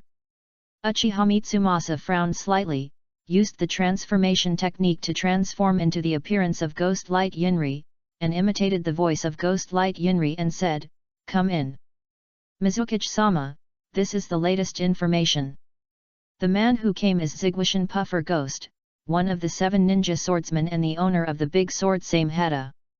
Hokasu Inari nodded and said, "I see, do you have anything else to say?" Zigwashin Puffer Ghost looked at Hokasu Inari and always felt that something was wrong, and there was still a faint smell of blood in the Mizukichi's office. Although Zigwashin Puffer Ghost was puzzled, he did not expect that the real Hokasu Inari was dead. Zigwashin Puffer Ghost said respectfully, "Then I will withdraw first, Mizukichi-sama." After Zigwashin Puffer Ghost left, Black Zetsu appeared from nowhere and said, "Hokasu Inari's body has been dealt with, we should leave." Uchiha Mitsumasa shook his head and said, "No, you go back by yourself. The Mist Village is leaderless now. I think I can." Black Zetsu suddenly interrupted Uchiha Mitsumasa and said, "Hehe, do you think you have the strength?" Uchiha Mitsumasa opened his Manjiki Sharingan and stared at Black Zetsu, saying, "What do you think?" Black Zetsu just smiled and said nothing, quietly leaving the Mizukichi's office. Chapter 105 Graduation Exam, 1. Valley of the End, Underground. Black Zetsu was reporting the results of this mission to Uchiha Madara. Black Zetsu said respectfully, "Lord Madara, this is all about this operation." Uchiha Madara's eyes flashed with disdain, and he sneered, "Ha! Uchiha Mitsumasa is really a self-righteous idiot." Uchiha Madara's eyes flashed with disappointment again, and he sighed secretly, "Have the Uchiha become like this now? I am so disappointed. Except for Uchiha Fugaku, they are all trash. Grandpa Madara." At this time, the tender voice of 3-year-old Uchiha Fugaku came, and Uchiha Fugaku staggered towards Uchiha Madara, and Uchiha Tien followed closely behind Uchiha Fugaku for fear that Uchiha Fugaku would have an accident. Uchiha Madara rarely showed a smile on his face, but it was only for a moment. Uchiha Madara looked at Uchiha Fugaku and said, "What do you want to talk to me about?" Uchiha Fugaku hugged Uchiha Madara's thigh and said, "I want Grandpa Madara to teach me ninjutsu." Uchiha Madara frowned slightly and said, "Isn't Tien teaching you?" Then he looked at Uchiha Tien behind Uchiha Fugaku. Uchiha Fugaku pouted and said, "The ninjutsu that Uncle Tien taught me is too weak. I want to learn powerful ninjutsu." Uchiha Tien couldn't help but say, "Master Fugaku, you don't have enough chakra now, so you can't learn advanced ninjutsu." Uchiha Madara glanced at Uchiha Tien and said coldly, "Hey, did I let you speak?" Uchiha Tien hurriedly admitted his mistake, bowed his head and said respectfully, "Yes, yes, Lord Madara." Uchiha Madara picked up Uchiha Fugaku and said, "Follow Grandpa, I will teach you ninjutsu."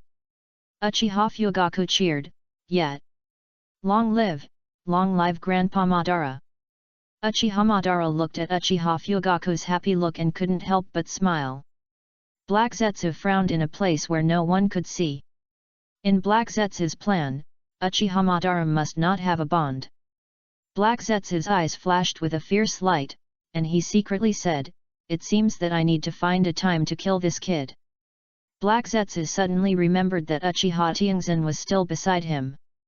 He turned around and saw that Uchiha Tianxin was looking at him with a meaningful look. Konoha Village, today is the graduation exam of the ninja school. Sarutobi Hiruzen followed Ryushu in the corridor, looking at the students who were writing non-stop, and asked Ryushu, "Ryushu, is the graduation exam just writing?" Ryushu explained to Sarutobi Hiruzen, "Of course not, the graduation exam is divided into 2 rounds of tests, the literature exam and the ninjutsu exam, and the ninjutsu exam will be held in the afternoon. The literature exam is the same as what you see now. The teacher asks questions and the students answer them based on the knowledge they learned in elementary school. The ninjutsu exam tests the students' 3 body techniques and some basic physical techniques. After listening to Ryasha's explanation, Sarutobi Hiruzen nodded secretly and said, I know, then what are the graduation requirements? Ryasha shook his head and said, there are no requirements, as long as you participate in this you can graduate after taking the exam. Sarutobi Hiruzen frowned slightly and said, no requirements? How can that be? Doesn't that mean everyone will become a genin? That won't work. Ryasha explained to Sarutobi Hiruzen again, you won't become a genin directly after graduating from elementary school. You will be automatically promoted to junior high school after graduating from elementary school. Only after you are promoted to junior high school and graduate successfully can you become a genin. I see, it seems that I thought too much. Sarutobi Hiruzen nodded. Sarutobi Hiruzen followed Ryasha around the school for a while, and Sarutobi Hiruzen found that the current ninja school is much better than before. This made Sarutobi Hiruzen sigh, looking at the well-organized ninja school managed by you now, maybe if you were allowed to be the Hokage, Konoha would be much stronger now. Ryasha looked at Sarutobi Hiruzen in surprise and said, why do you think so? Konoha is also very good now. Sarutobi Hiruzen shook his head and said, no, as the Hokage, I know the situation of the whole village. Compared with the past, Konoha may be making progress now, but the speed of progress is too slow. Perhaps in a few years, the position of the first ninja village may be taken away by other ninja villages. Ryasha looked at Sarutobi Hiruzen and didn't know what to say. After all, what Sarutobi Hiruzen said was the truth. Sarutobi Hiruzen waved his hand again and said, don't think about it, let's go to eat. Soon, the literature exam in the morning was over, and after lunch, it was time for the ninjutsu exam in the afternoon. Sarutobi Hiruzen asked, with so many students, how long will it take to take the exam one by one? Can it be done in one afternoon? Ryasha smiled and said, of course. As he said that, Ryasha formed the shadow clone technique. Sarutobi Hiruzen looked at the shadow clone and suddenly realized it. He smiled and said self-deprecatingly, alas, I was so confused sitting in the office that I couldn't even use ninjutsu. Seeing the students skillfully use the three-body technique, Sarutobi Hiruzen couldn't help but smile. Chapter 106 Graduation Exam, 2. Seeing more and more candidates passing the exam, Sarutobi Hiruzen couldn't help but applaud. Sarutobi Hiruzen exclaimed, it's incredible. At the age of 9, they can use the three-body technique so skillfully. I have seen the future of Konoha. Ryuki looked at Sarutobi Hiruzen who was making a fuss and couldn't help but laugh, you are exaggerating. You even saw the future of Konoha. Sarutobi Hiruzen calmed down his excitement and laughed, I am too excited. You know that when we were young, the number of students who could graduate was less than one-third of the current number. Sarutobi Hiruzen said again, if these students can become genin, then Konoha will have hundreds of genin born every year. Longshu shook his head and said, you think too much. How can all these students know the three-body technique? Most of the students you see now are just good students. Sure enough, just as Longshu said, the first student who failed the exam was born soon.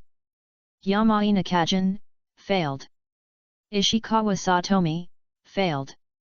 Gradually, more and more students failed. Sarutobi Hiruzen frowned slightly and asked, what impact will these unqualified students have on the future? Longshu shook his head and said, no impact. Soon, the graduation exam was over. It is said that the whole Konoha was filled with the wailing of children that night. And Sarutobi Shinoshuke was one of them. Normally, Sarutobi Shinoshuke would have passed, but Sarutobi Shinoshuke suddenly saw Sarutobi Hiruzen and became very nervous. When performing the transformation technique, he accidentally made a wrong seal, which led to his failure in the exam. Sarutobi Hiruzen looked at Sarutobi Shinoshuke who was kneeling on the ground and hugging Sarutobi Biwako's thigh and said, Biwako, Shinoshuke just made a mistake, forget it. Sarutobi Biwako rolled his eyes at Sarutobi Hiruzen and said, no, I must teach him a lesson today. Sarutobi Hiruzen looked at Sarutobi Biwako's attitude and had no choice but to mourn for Sarutobi Shinashuk for 3 minutes in his heart. Duan, what's wrong with you? Ryashu put down his phone and asked Kato Dan, who was absent-minded. Kato Dan also put down his phone and asked Ryashu, Teacher Ryashu, have you seen Tsunade recently? Ryashu thought about it and felt that he hadn't seen Tsunade for a long time, so he shook his head and said, No, I haven't seen her for almost a month. Ryashu asked again, Is Tsunade on a mission? Kato Dan shook his head and said, No, Jiraiya is still in Konoha, how could Tsunade go on a mission? Ryashu spread his hands and said, Then I don't know, don't think too much, play games well, I still need you to take me to gold. Kato Dan nodded, and continued to immerse himself in Ninja Canyon with Ryashu. Hey! Brother Ryashu! Before the two of them had played for a long time, Jiraiya ran over from a distance. Ryashu said without raising his head, Jiraiya, what do you want? Jiraiya said excitedly, Brother Longshu, Tsunade is out. Longshu was surprised, out? Tsunade was arrested by the police department. Jiraiya shook his head, not knowing how to explain to Longshu, but before Jiraiya spoke, Kato Dan beside him hurriedly asked, Where is Tsunade now? Looking at the excited Kato Dan, Jiraiya was stunned and said, Tsunade, now in the hospital. Before Jiraiya finished speaking, Kato Dan disappeared in a flash. Hey, don't run! It's not over yet! Longshu shouted at Kato Dan's back. Jiraiya picked up the mobile phone that Kato Dan dropped without hesitation and laughed, Hee, Teacher Longshu, let me play with you. Longshu looked at Jiraiya and said reluctantly, Okay, it's better than one less person. On the other side, Kato Dan, who found Tsunade, hugged Tsunade directly. Tsunade looked at Kato Dan with tears in her eyes, with a puzzled look on her face, and pushed Kato Dan away and said, Dan, what are you doing? Kato Dan wiped her tears, held Tsunade's hand and said, Tsunade, no matter what crime you have committed, I will accompany you to reform yourself. Tsunade looked at the strange Kato Dan and said, Crime? I didn't commit a crime. Kato Dan looked at the lying Tsunade, with a little disappointment in his eyes, and said firmly, Don't lie anymore, Jiraiya has told you that you have been arrested by the police department, you. Tsunade interrupted Kato Dan and gritted her teeth and said, Wait, I know, it was Jiraiya, that idiot who spread rumors again, right? I will deal with him when I go back.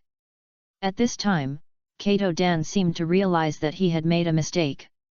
He quietly loosened his hand holding Tsunade's, stepped back a few steps without leaving a trace, and smiled awkwardly, Tsunade, be gentle when you go back, don't beat Jiraiya.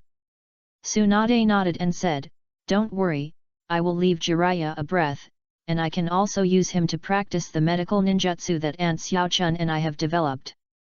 Chapter 107 Palm Immortal Technique. Tsunade, didn't you just say that you developed a new ninjutsu? Show me. Kato Dan took this opportunity to change the subject. As expected, when this matter was mentioned, Tsunade became interested and said excitedly, I tell you, this ninjutsu is very powerful. Tsunade said a lot of nonsense, and Kato Dan didn't understand much. He could only pretend to be thoughtful and nodded. Tsunade looked at Kato Dan, who had been silent, and said dissatisfiedly, You didn't understand at all. Kato Dan scratched his head embarrassedly and smiled, I'm sorry, I really don't understand medical ninjutsu. Tsunade rolled her eyes and said, Then why did you listen to me for so long? Kato Dan gently held Tsunade's little hand and smiled, It doesn't matter, no matter what you say, I will always be with you. Tsunade blushed, turned her head away, shook off Kato Dan's hand and said, You don't talk nonsense. After sorting out her mood, Tsunade said again, Let's go find Jiraiya. Kato Dan nodded and said, Okay, but you must be gentle when you hit Jiraiya, don't hurt your fist, otherwise I will feel bad. Tsunade followed Kato and said, Well, I'll pay attention. Ryashu and the other man who had just finished the game were preparing to find a place to eat. Now the shops in Konoha are flourishing and have everything, and there are at least 20 restaurants. Ryashu thought for a while and said, Jiraiya, let's go eat barbecue, and I'm going to go to Tsunade's house by the way. Jiraiya nodded and said, okay, no matter what we eat, as long as it's brother Ryashu, you treat us. Ryashu looked at Jiraiya with contempt and said, by the way, what do you mean when you said Tsunade came out just now? Jiraiya explained to Ryashu, oh, I forgot to tell you, Tsunade and Aunt Kohara have been in seclusion to develop medical ninjutsu this month. At this time, Jiraiya felt a murderous aura coming towards him, and Jiraiya shouted, brother Ryashu, help me. She said and hid behind Ryashu in a hurry.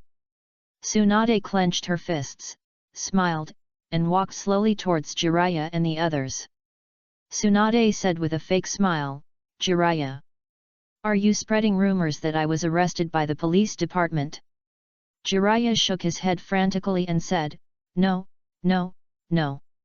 It's not me, it's obviously Ryashu, *%. Ahem, Tsunade, remember to be gentle.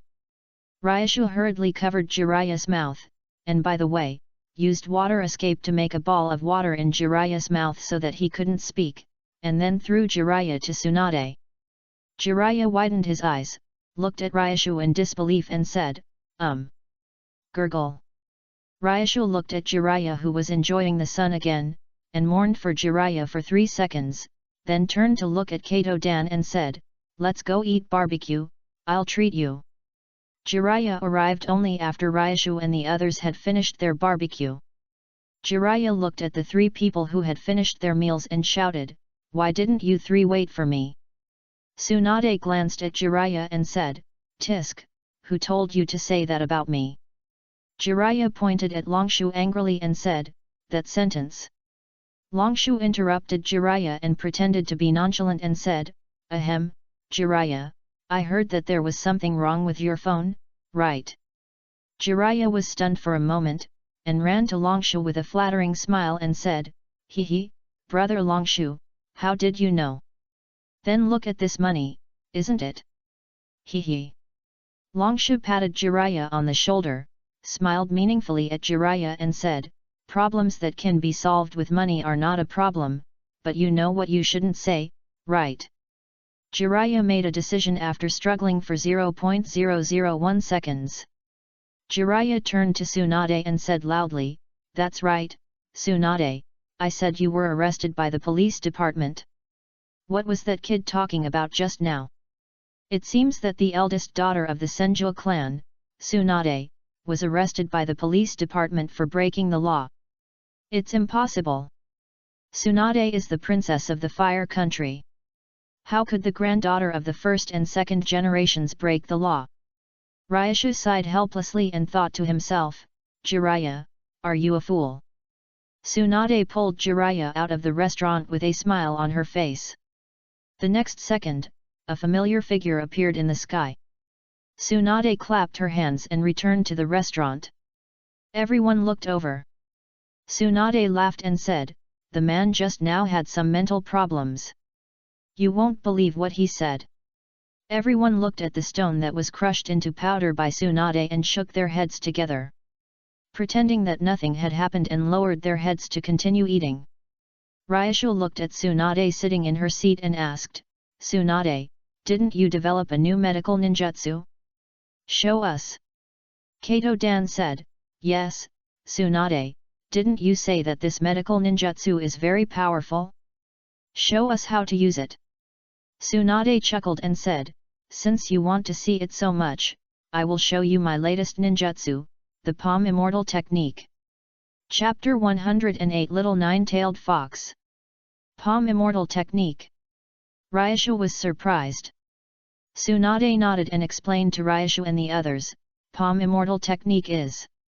After Tsunade explained to Ryashu and the others for a long time, looking at the 2 confused people, Tsunade shook her head helplessly and said, forget it, I'll just show you the ninjutsu directly. Tsunade cut a wound on Kato Dan's hand with a dinner knife and said, "Watch it." A ball of green light appeared on Tsunade's hand, covering Kato Dan's wound. Almost in an instant, Kato Dan's wound healed. Kato Dan was surprised and said, "The healing speed is so fast, much faster than ordinary healing techniques." Tsunade smiled proudly and said, "Of course, this is a ninjutsu that Aunt Koharu and I have been researching for half a month to develop." Ryushu looked at the palm fairy technique and nodded secretly, thinking, "It seems that this palm fairy technique is the same as what I remember." Ryushu asked again, "Tsunade, didn't you study it for a month? What about the remaining half a month?" Tsunade's smiling face suddenly froze. She climbed on the table, pouted and said, "In the remaining half a month, Aunt Koharu and I are going to develop a combat medical ninjutsu to improve the self-protection ability of medical ninjas." Looking at Tsunade's appearance, it was obvious that this ninjutsu had not been successfully developed. Ryushu did not ask any more questions. The three chatted for a while, and Ryushu followed Tsunade to see Uzumaki Mito. After an unknown period of time, Jiraiya, with leaves all over his head, finally came back. Jiraiya limped into the restaurant, but Ryushu and the other two had long disappeared.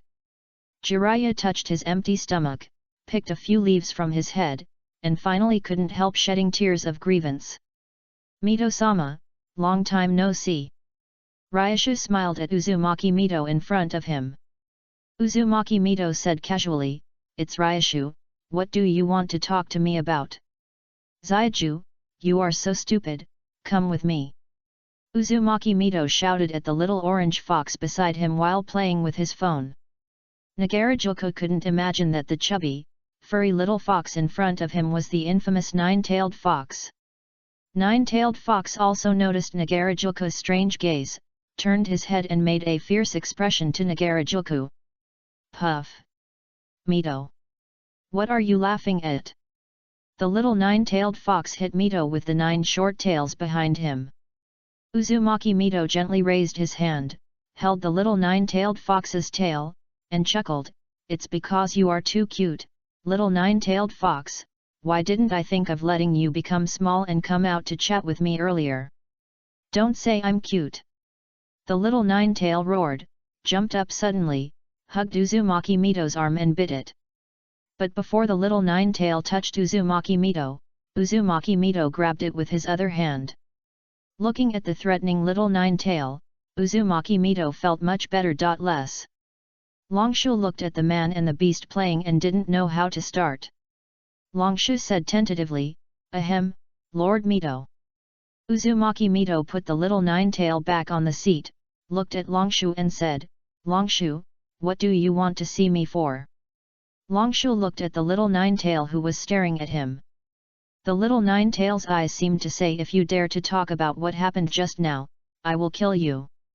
Longshu turned his head and said, "Lord Mito, I wonder if you know about the caged bird of the Hyuga clan?"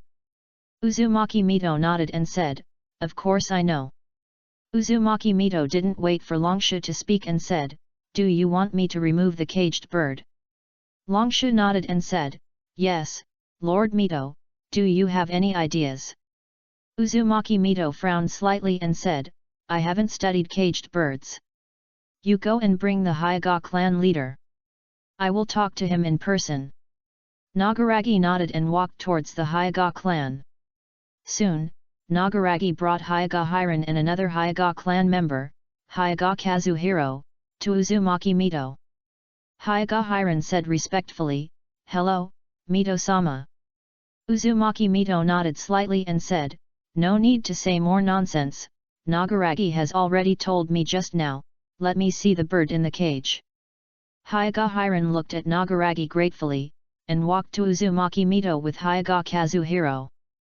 Hyuga Hiran gave Hyuga Kazuhiro a look, and Hyuga Kazuhiro nodded, showing his forehead, and said, "Mr. Mito, this is the bird in the cage." Uzumaki Mito stared at the bird in the cage for a while, and exclaimed in surprise, "What a strange curse seal!" Looking at Uzumaki Mito's surprised look, Hyuga Hiran's heart was a little nervous. Could it be that even Uzumaki Mito, the first person in Konoha's sealing technique, couldn't unlock the bird in the cage? Uzumaki Mito asked Hyagahinan, do you know the origin of the bird in the cage? Hyagahinan thought about it first, then shook his head slightly and said, I only know that this is to distinguish between the main family and the branch family, and I don't know the rest. Uzumaki Mito frowned slightly, and after thinking for a while, he said, I need some time to study, maybe I can find a way to crack the bird in the cage. Chapter 109 The Crisis of the Daimyo. In the Hokage's office, Oda Nobuo and Sarutobi Hiruzen sat opposite each other. Oda Nobuo asked anxiously, Hiruzen, when will Elder Ryasha come over? Sarutobi Hiruzen looked at the anxious Oda Nobuo and comforted him, Nobuo, don't be impatient, Ryasha will be here soon. Soon, Ryasha pushed open the door of the Hokage's office. Before Ryasha could finish his words, Oda Nobuo quickly ran to Ryasha and grabbed his arm and wanted to walk out. Oda Nobuo looked at the motionless Ryashu and said anxiously, Elder Ryashu, there is no time to explain to you, come with me. Ryashu looked at Sarutobi Hiruzen in confusion, and Sarutobi Hiruzen nodded and said nothing. Ryashu followed Oda Nobuo to the capital of the Land of Fire for no apparent reason. Oda Nobuo said to the skinny old man in front of him, Father, I brought Elder Longsha back. Longsha couldn't help shouting, is this the daimyo? Hearing Longsha's voice, the daimyo finally responded. The daimyo opened his eyes with difficulty and said in a hoarse voice, Elder Longshu? Is it really you? Longshu walked in front of the daimyo and said, It's me, Your Highness the daimyo. Oda Nobuo began to explain to Longshu why the daimyo became like this. Since the daimyo absorbed the gourmet cells, his appetite has been good every day. Since half a year ago, the daimyo's appetite has become worse and worse every day, and he has become thinner and thinner, and finally became like this. After some understanding, Longshu has understood why the daimyo has become like this. It seems that because of the gourmet cells, the daimyo's taste has improved a lot. Now there is no food that suits the daimyo's appetite in the capital of the Fire Nation. Longshu told Oda Nobuo all his thoughts. Oda Nobuo said, Elder Longshu, I have thought about all these, but we can't find a better chef in the Land of Fire. Oda Nobuo said again, Elder Longshu, do you still have the bowl of soup you brought last time? Longshu shook his head in embarrassment and said, You mean the century soup? I don't have it anymore. Seeing Longshu's embarrassment, Oda Nobuo said, Don't worry, Elder Longshu, I can afford it no matter how much the century soup costs. Longshu interrupted Oda Nobuo and said, Stop. It's not a matter of money now. You also know the value of the century soup. It's something you can only encounter once in a while. Oda Nobuo nodded in disappointment and said nothing more. Longshu thought for a while and said, In that case, let the daimyo come back to Konoha with me. There are many restaurants in Konoha, and maybe one of them will taste like the daimyo. This. Oda Nobuo hesitated for a second, then nodded and said, Okay, let Father and Elder Longshu return to Konoha. Oda Nobuo looked at the daimyo lying motionless on the bed and said, However, Elder Longshu, you also know my father's current physical condition. I'm afraid my father can't hold on. Longshu waved his hand and said, Don't worry, I have checked it. The daimyo's body is not in any danger of life in 1 or 2 days. Even if Oda Nobuo was worried, there was nothing he could do. Then he nodded and prepared a carriage for the daimyo. The daimyo's mansion still had enough manpower, and the carriage was ready soon. Longshu carried the daimyo to the carriage and headed towards Konoha with 5 guards. These 5 guards were all the 12 guards who were specially responsible for protecting the daimyo. Not long after Longshu and his men left, Oda Nobuo summoned all the medical ninjas in the daimyo's mansion. Oda Nobuo glanced at the medical ninjas and did not see Uchida Anking, so he asked, Who can tell me where Uchida Anking is when I am not here these days?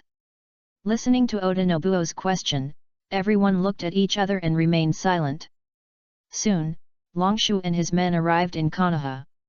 Longshu sent the daimyo to the Konoha hospital and went to find Matsuo Yukiichi. "Yukiichi, I finally found you, come with me." Looking at Matsuo Yukiichi, who was shopping with Nara Yoshiko, Longshu took Matsuo Yukiichi's arm and walked towards Konoha hospital without saying a word. Matsuo Yukiichi resisted. Lord Longshu, I am still on a date. How can you do this?" But how could Matsuo Yukiichi's strength compare to Longshu's? Matsuo Yukiichi was easily pulled away by Longshu. Matsuo Yukiichi had no choice but to wave to Nara Yoshiko and say goodbye. Looking at the two people who separated, Longshu nodded contentedly, and said in his heart, "Showing affection in front of me is just asking for trouble." Matsuo Yukiichi looked at Longshu with resentment and said, "La Longshu, what do you want to talk to me about?" "Just now, that was my first date with Yoshiko." Longshu pretended to be heartbroken and said, "Yukiichi, you disappoint me so much. How can your date compare with the name of the daimyo?" Matsuo Yukiichi was surprised and said, "The name of the daimyo? What does the name of the daimyo have to do with me?" Longshu nodded and said, "Not yet, but you will soon be related to the life and death of the daimyo." While the two were talking, they had already arrived at Konoha Hospital. Chapter 110 Crisis Relieved. "Is this the daimyo of the fire country?" Looking at the skinny daimyo lying on the hospital bed, Matsuo Yukiichi said in disbelief. Longshu did not explain too much to Matsuo Yukiichi, and said, "Go and cook, and make it delicious." Matsuo Yukiichi listened to Longshu and said inexplicably, "Lord Longshu, are you looking for me for this matter?" Longshu nodded and said, "Yes, just talk about this matter, you go quickly." Then he pushed the confused Matsuo Yukiichi out of the ward. Soon, Matsuo Yukiichi came back with food. The aroma of the food just entered the ward, and the fire country daimyo woke up. "Food! Give me food!" Seeing the anxious look of the daimyo, Matsuo Yukiichi hurriedly sent the food to the daimyo. Almost in the blink of an eye, the daimyo had finished eating. "I want more food." Matsuo Yukiichi hurried to the kitchen to make a new meal for the daimyo. But the daimyo's stomach was like a bottomless pit, he could never be full. Matsuo Yukiichi ran back and forth from the kitchen to the ward, and the aroma of food had spread throughout the hospital. Longshu frowned slightly. Watching Matsuo Yukiichi running back and forth was not a solution, so he thought about finding a few more people to help Matsuo Yukiichi. After thinking for a long time, Longshu felt that perhaps only the chef of the Akimichi clan could be comparable to Matsuo Yukiichi. Soon, Longshu found the current head of the Akimichi clan, Akimichi Norifuge. At this time, Akimichi Norifuge was teaching a group of children ninjutsu, and he looked in a good mood. "Norifuge, long time no see." Longshu greeted Akimichi Norifuge. Akimichi Norifuge was surprised. "Hey? Why are you here, Longshu?" After the two chatted for a while, Longshu explained his purpose to Akimichi Norifuge. "This." After hesitating for a while, Chudaya Kufeng said, "Okay, I'll let a few people go to the hospital with you, but can you wait for a while?" Longshu nodded and said, "Of course." Not long after, Chudaya Kufeng brought 3 chefs to Longshu and said, "Longshu, take them away." Longshu nodded, and without saying anything more, he took the 3 chefs to the hospital. When Longshu and the other 2 arrived at the hospital was just like a cafeteria, with a fragrant smell. Following Longshu to a chef, Chudayusai said, "It smells so good, I wonder who is cooking." Walking into the ward of the daimyo, the inner daimyo was eating and drinking lavishly, and he almost ate the plate directly. Seeing the daimyo's appearance, Akimichi Yuji became interested. Looking at the daimyo's thin body, he didn't expect that he could eat so much, so he said, "Elder Longshu, when do we start cooking?" Longshu couldn't help swallowing his saliva when he smelled the wafting fragrance and said, "Let's go now." Akimichi Yuji nodded and walked towards the kitchen. From the afternoon until late at night, the daimyo kept eating, and Matsuo Yukiichi and the other four naturally stayed in the kitchen. Finally, the daimyo's body began to change. His shriveled body gradually became saturated, and the whole person became lively. The daimyo laughed heartily, "Ha ha ha, I'm full." The daimyo touched his stomach with satisfaction and said, "Elder Naruto, the food in Konoha is still good." The half-asleep Naruto was suddenly awakened by the daimyo's laughter. Naruto wiped the saliva from the corner of his mouth without leaving a trace and smiled, "Thank you for the compliment, Your Highness."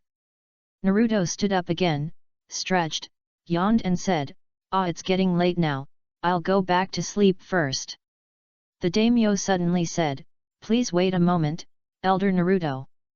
Naruto asked, "Do you have anything else to do?" "Your Highness." The daimyo smiled and said, "Elder Naruto, can you let me see the chef who cooks for me?" As soon as the daimyo finished speaking, Akimichi Yuji walked in with the other two Akimichi chefs. Seeing Akimichi Yuji and others come in, Nagarayu said, "You came just in time." He then said to the daimyo, "These three are the chefs you are looking for." Nagarayu asked again, "Why are there only three of you? Where is Yukichi?" Akimichi Yuji smiled and said, "Senior Yukichi fell asleep in the kitchen, Elder Nagarayu."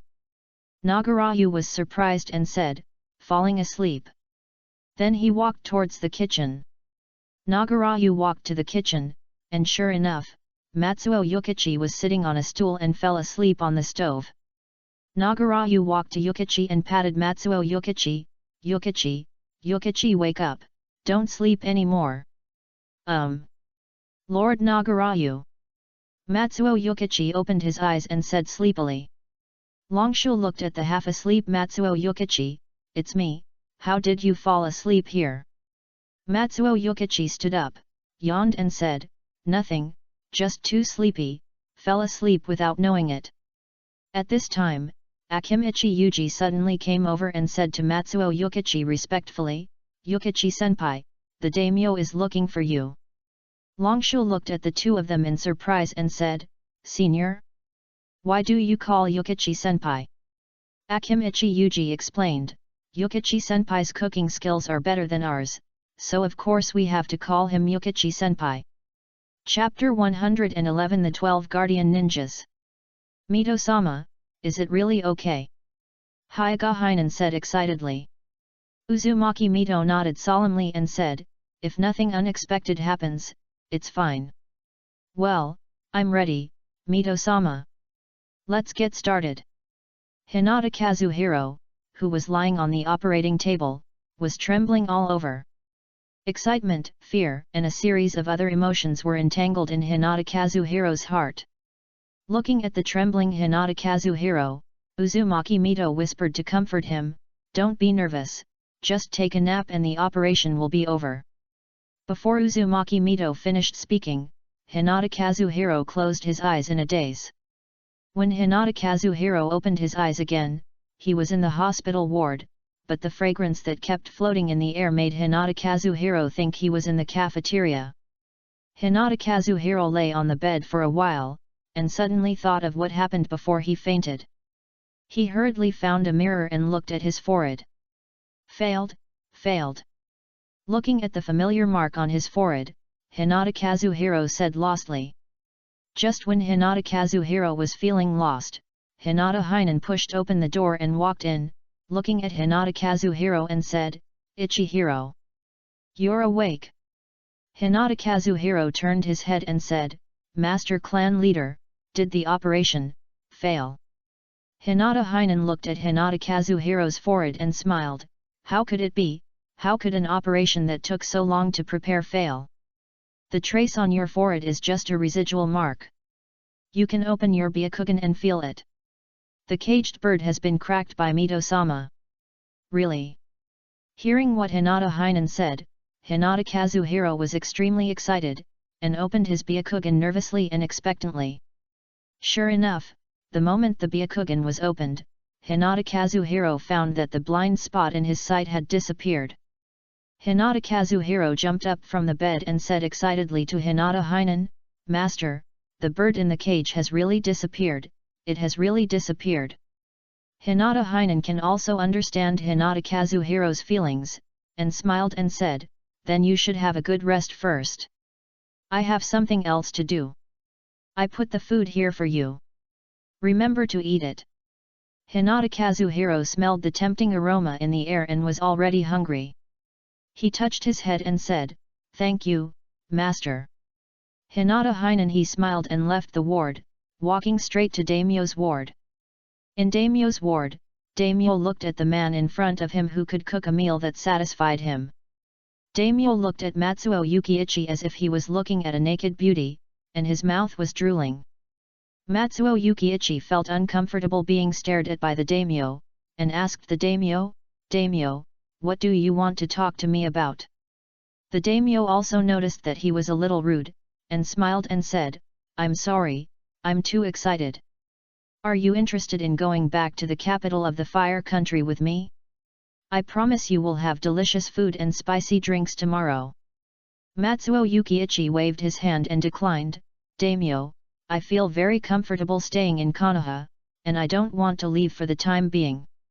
The daimyo continued to seduce, don't worry, as long as we get to the daimyo's mansion. Ahem, your highness, the daimyo, Yukiichi is the principal of our Konoha Culinary Academy, it's not good for you to do this. Longshu suddenly interrupted. The daimyo laughed and said nonchalantly, Elder Longshu, this is wrong. Who doesn't like capable people, not to mention someone who cooks delicious food? Matsuo Yukiichi smiled and said, thank you for the compliment, daimyo, but I still want to stay in Konoha. The daimyo nodded and said, okay, then I won't force it. The daimyo jumped down from the bed. Hyuga clan leader, Hyuga Hinen greets His Highness the daimyo. At this time, Hyuga Hinen walked in from outside the ward and said respectfully to the daimyo. The daimyo looked at Hyuga Hinen in surprise and asked, oh? Hyuga clan leader? What do you want to talk to me about? Hyuga Hinen shook his head and said, no, I just came to visit His Highness the daimyo's health. However, there was still some hesitation in Hyuga Hinen's eyes, and it was obvious that there was something he wanted to discuss with the daimyo. The daimyo smiled and said, thank you, Hyuga clan leader. I am still very strong. Soon, Sarutobi Hiruzen and Uchiha Kagami clan leaders all learned that the daimyo had come to Konoha, and gradually came to visit the daimyo, but they all left soon. In the end, only the daimyo and Hyuga Hinen were left in the room. The daimyo looked at the Hyuga Hinen who had been working next to him for a long time strangely, frowned slightly, and asked, Hyuga clan leader, what do you want? After some entanglement, Hyuga Hinen said, Daimi, your 12 guardian ninjas are not yet complete. The daimyo nodded and said, yes, only 9 of the 12 warriors have been gathered now. Do you want to join them? Hyuga Hinen smiled and shook his head and said, of course I won't participate, but I can send 1 or 2 Hyuga clan members to be the 12 guardian ninjas. I wonder what the daimyo thinks. The daimyo's eyes flashed, and he wondered what the Hyuga Hinen was going to do. Today, the entire Konoha is covered with dark clouds, and drizzle falls from the sky, as if foreshadowing that something big will happen today. The head of the Hyuga branch family, Hyuga Shinzaki, looked at the hundreds of Hyuga branch family members in front of him and shouted at them, are you still willing to accept the oppression of the main family? Are you still willing to obey the orders of this main family like a guard dog? Are you still willing to?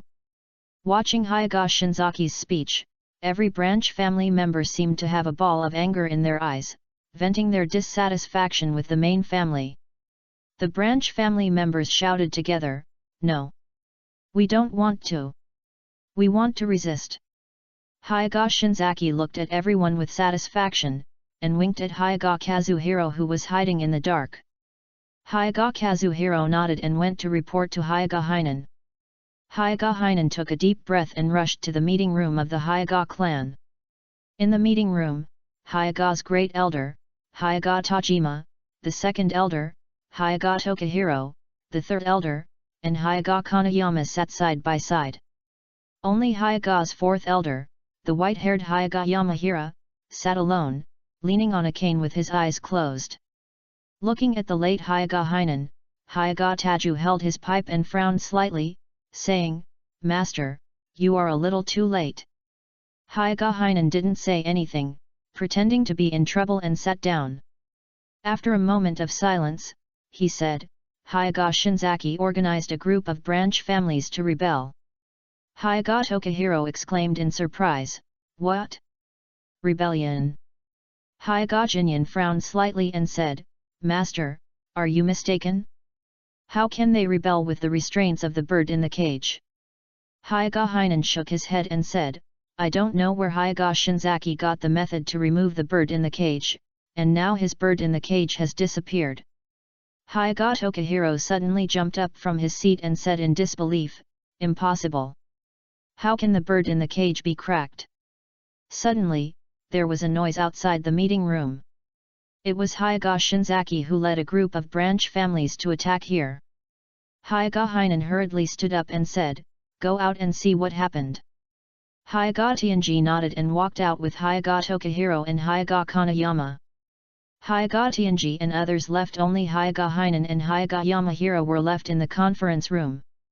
Hyuga Yamahira, who had his eyes closed, slowly opened them and stared at Hyuga Hainan and said, "Hainan, I don't want Hyuga to follow in the footsteps of Uchiha."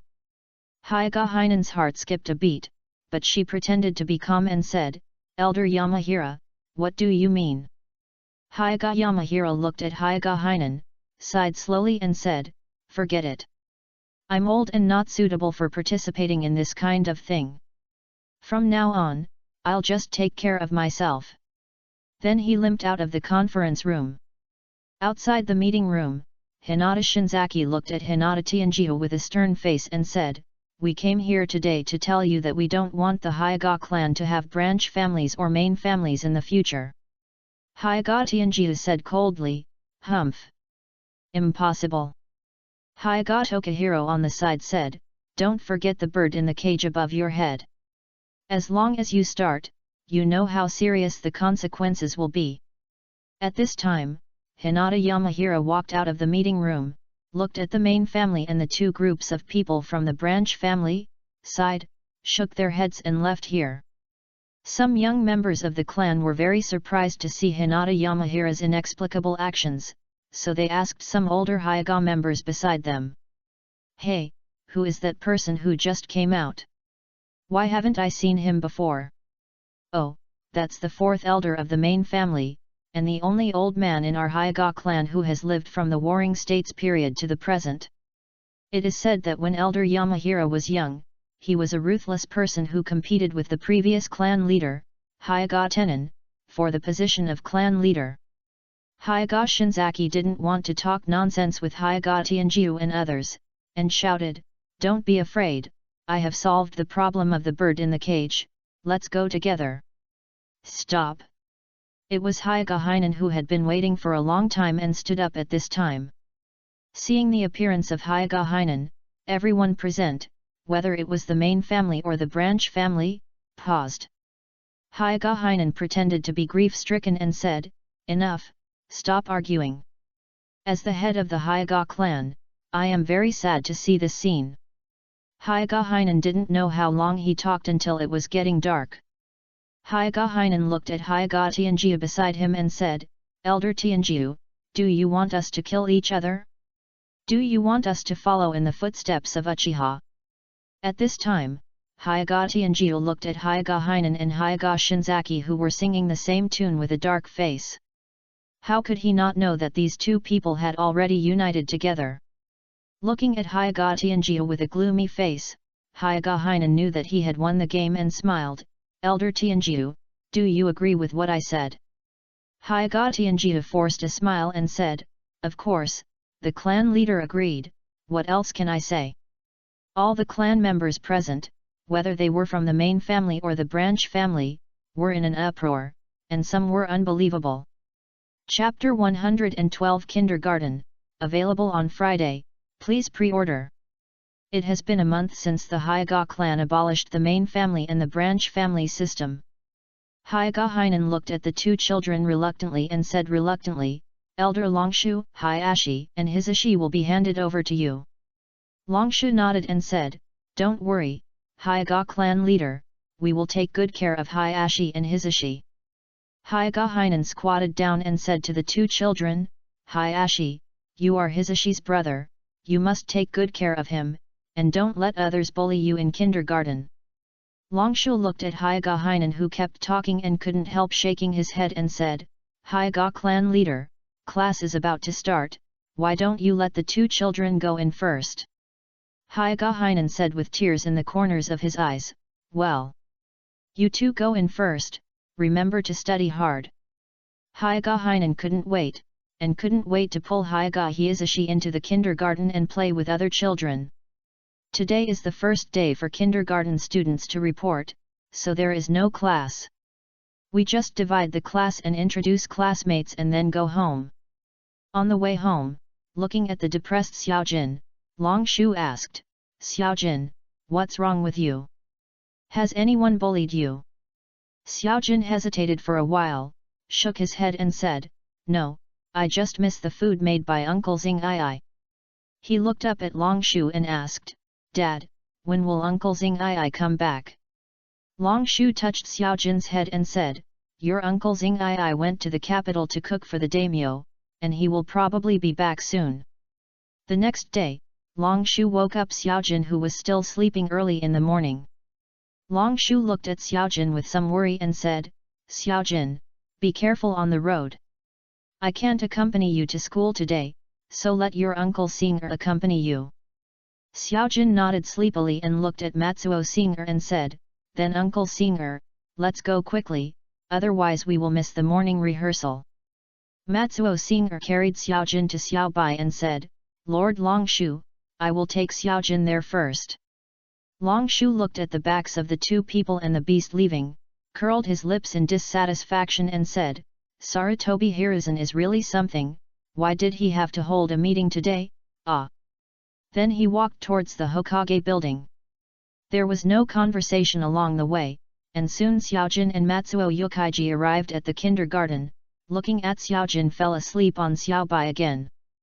Matsuo Yukaiji patted Xiaojin gently and said, Xiaojin, we are here. Get up quickly, or you will be late for school. Xiaojin jumped off Xiaobai in a daze and waved to Matsuo Yukaiji, saying, Uncle Yukaiji, I'm going in. Goodbye. Matsuo Yukaiji nodded and said, Yes. Xiaojin walked to the square of the kindergarten. The square of the kindergarten was large enough for hundreds of children to play together. Xiaojin, you are finally here. I have been waiting for you for a long time. A little girl with twin ponytails ran towards Xiaojin and hugged Xiaojin's arm. Because Xiaojin was relatively large, all the children present had to raise their heads to talk to Xiaojin. Hehe, I'm sorry, Mikoto. It's because my father got up late in the morning. Otherwise, I must have arrived very early. Xiaojin hugged Uchiha Mikoto with his backhand and smiled. Then your father is really a lazy bug. Uchiha Mikoto said with a smile. Xiaojin recalled that he usually saw Ryushu either basking in the sun or playing with his phone, and nodded and said, Misaki, you are right, my father is a big lazy guy. Akiu.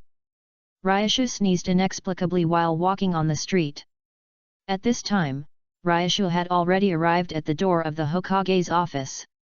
He pushed open the door and saw Sarutobi Hiruzen, Shimura Danzo, Utane Koharu and others discussing something in the office.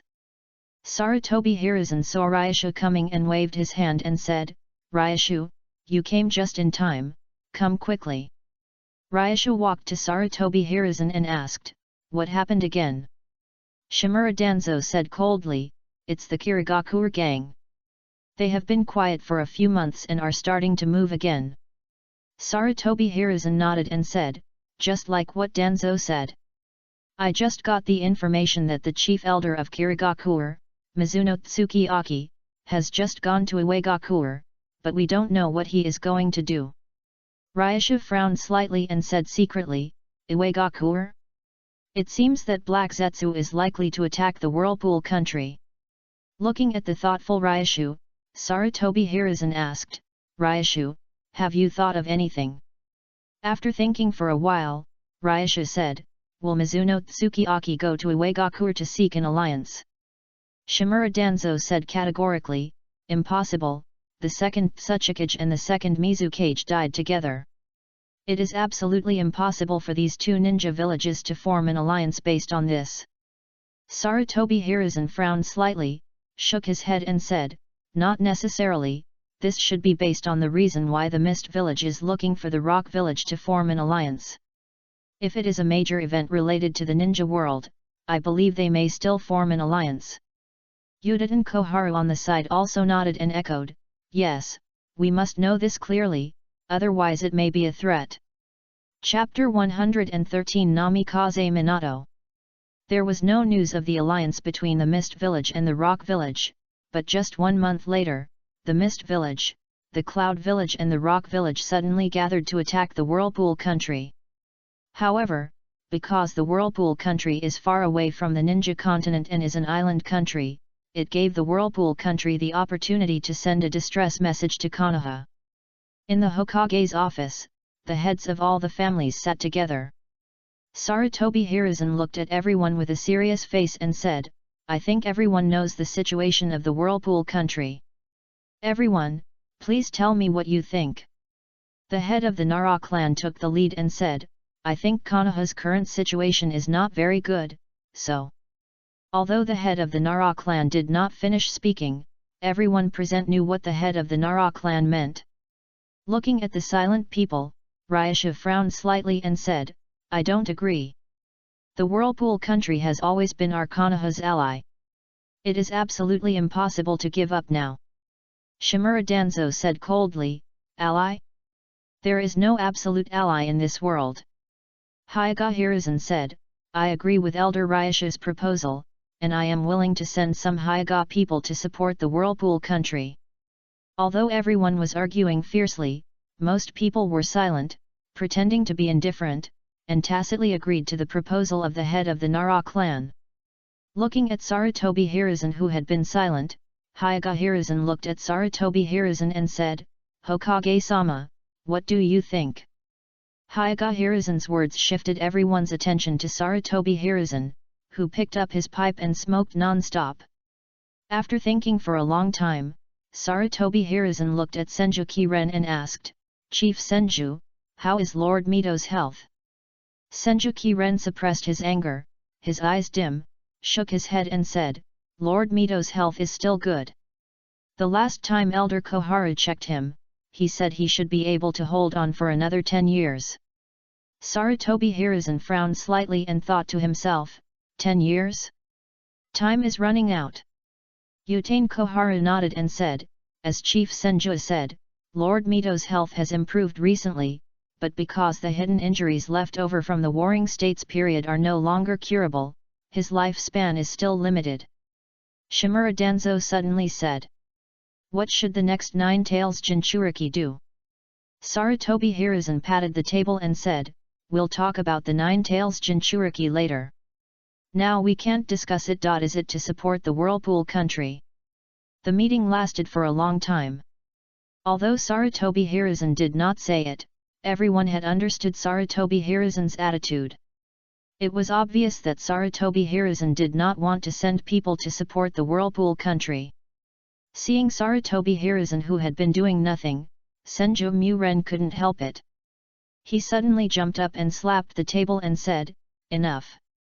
No matter what you mean, our Senju clan will never give up the Uzumaki clan. After that, he left the table angrily. With the departure of Senju Muren, the meeting was hastily concluded. Senju Muren did not go far. He stopped Ryuju and Hyuga Hinen who helped him in the meeting at the door of the Hokage building. Senju Muren looked at the two sincerely and said, Elder Ryuju, Hyuga clan leader, can we talk? Longshu and Hyuga Hinen looked at each other and nodded. In a physical education class in kindergarten, Xiaojin looked at the blonde boy who was faster than him and felt dissatisfied. Although he did not use his full strength when running, Xiaojin never thought that he would get second place. Xiaojin, don't be angry, let's go to play with sand. Uchiha Mikoto looked at Xiaojin who was still upset about what happened just now, and pointed to the sand on the side. Xiaojin reluctantly followed Uchiha Mikoto to the sand and built a castle. Soon Xiaojin and Uchiha Mikoto had a lot of fun. But what Xiaojin did not expect was that the blonde boy came up by himself, with a gentle smile on his face and said to Xiaojin, "Hello, Jin classmate, my name is Namikaze Minato, you can just call me Minato." Xiaojin looked at Minato Namikaze, who was obviously still upset about what happened just now. He just said "oh" and ignored Minato Namikaze. Minato Namikaze was not angry either, and continued to smile, "Mr. Jin, you just performed very well. Can you tell me how you exercised?" It would have been fine if Minato Namikaze didn't mention it.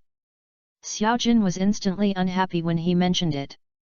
Xiaojin thought that Minato Namikaze was here to laugh at him, so he stood up and said, "What do you mean? It's just a win. I wasn't serious just now. If I was serious, you would definitely not be able to beat me." Minato Namikaze looked at Xiaojin who suddenly got angry and said, "Mr. Jin, you seem to have misunderstood something. I didn't laugh at you. I just saw that you are also very good and wanted to exercise with you." Xiaojin also realized that his behavior just now was a bit excessive, so he squatted down again and pouted, "I don't want to exercise with you." After that, he looked at Uchiha Mikoto and said, "Misaki, let's continue. I want to build the largest sand castle in Konoha." Minato Namikaze looked at Xiaojin who didn't want to pay attention to him, so he scratched his head and went to the side to continue training. Chapter 114 Underground Gold Exchange. In the meeting room of the Senju clan, Uzumaki Mito, Senju Muren and Uzumaki Masaman sent by the Whirlpool country sat in the meeting room with gloomy faces. Although Uzumaki Masaman did not attend the previous meeting, Senju Muren had already told him about Sarutobi Hiruzen's attitude, and Uzumaki Masaman only felt despair. Senju Muren looked at Hyuga Hiruzen with a pleading look in his eyes and asked, "Hyuga clan leader, you will send people to help the Whirlpool country, right?"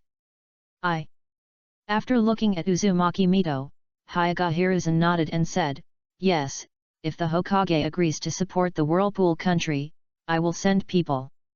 Uzumaki Mito suddenly asked, "What if Sarutobi Hiruzen doesn't agree?" Hinata Hiruzen lowered his head, not daring to look directly into Uzumaki Mito's eyes and said, "This. I can't do anything about this, Mito-sama." Uzumaki Mito looked at Uncle Long, who didn't know what he was thinking, and asked, "Ryushu, what about you?" Ryushu said thoughtfully, "Mito-sama, if the three ninja villages of Rock, Mist, and Cloud attack the Whirlpool country together, even Konoha can't save the Whirlpool country. We must think of other ways." Uzumaki Mito frowned slightly and said, "Do we have to give up the Whirlpool country?" Ryushu shook his head and said, "No, Mito-sama, maybe we can find some manpower from other places." Senju Muren asked puzzledly, "Other places? Is there anyone else who can help us besides Konoha?" Ryushu smiled and nodded and said, "I wonder if everyone here has heard of the Underground Gold Exchange." Underground Gold Exchange. After Nagarjuna explained to everyone what the underground money exchange was, Uzumaki Mito nodded and said, "I understand what you mean. You want to use money to exchange for manpower." Nagarjuna nodded and said, "That's right." Uzumaki Masato said impatiently, "Then let's go now." Uzumaki Mito suddenly said, "I'll go with you." Nagarjuna said hurriedly, "Mito-sama, you'd better not go to that kind of mixed place." Uzumaki Mito said firmly, "No, I'm also a member of the Uzumaki clan, I must go." This. Everyone looked at each other. No one could do anything with Uzumaki Mito, so they had to take Uzumaki Mito with them. Went. As Hyuga clan matters cannot leave Konoha, Hyuga Hiruzen took out 3 million ryo as compensation for recruiting ninjas. So Ryoshu took Senju Murin, Uzumaki Masato, and Uzumaki Mito with him. But it was not easy for Uzumaki Mito to leave Konoha as the Nine Tails Jinchuriki. As soon as Uzumaki Mito walked to the gate of Konoha, Sarutobi Hiruzen and Shimura Danzo came to Uzumaki Mito at the same time. Shimura Danzo said first, "Mito-sama, you shouldn't be here." Uzumaki Mito's eyes changed, and he asked, "Shimura Danzo, what does my presence have to do with you?" Shimura Danzo lowered his head and said, "Mito-sama, I am doing this for Konoha. You should know that your identity is not suitable for leaving Konoha." Sarutobi Hiruzen echoed, "Mito-sama, although Danzo's tone is a bit extreme, please go back." The nine-tailed fox in Uzumaki Mito's body sensed Mito's anger. Since the nine-tailed fox was bound in Uzumaki Mito's body, this is the first time that the nine-tailed fox has sensed such strong negative emotions from Uzumaki Mito. The nine-tailed fox asked, "Mito, do you need my help?" Uzumaki Mito took a deep breath and said, "No, I will solve it myself." "Mito-sama, what did you just say?" Uzumaki Masato asked beside Uzumaki Mito. Uzumaki Mito shook his head and said, "Nothing." Uzumaki Mito looked at Sarutobi Hiruzen and the other man with a stern look in his eyes and said, "I'll only say this once, get out of the way."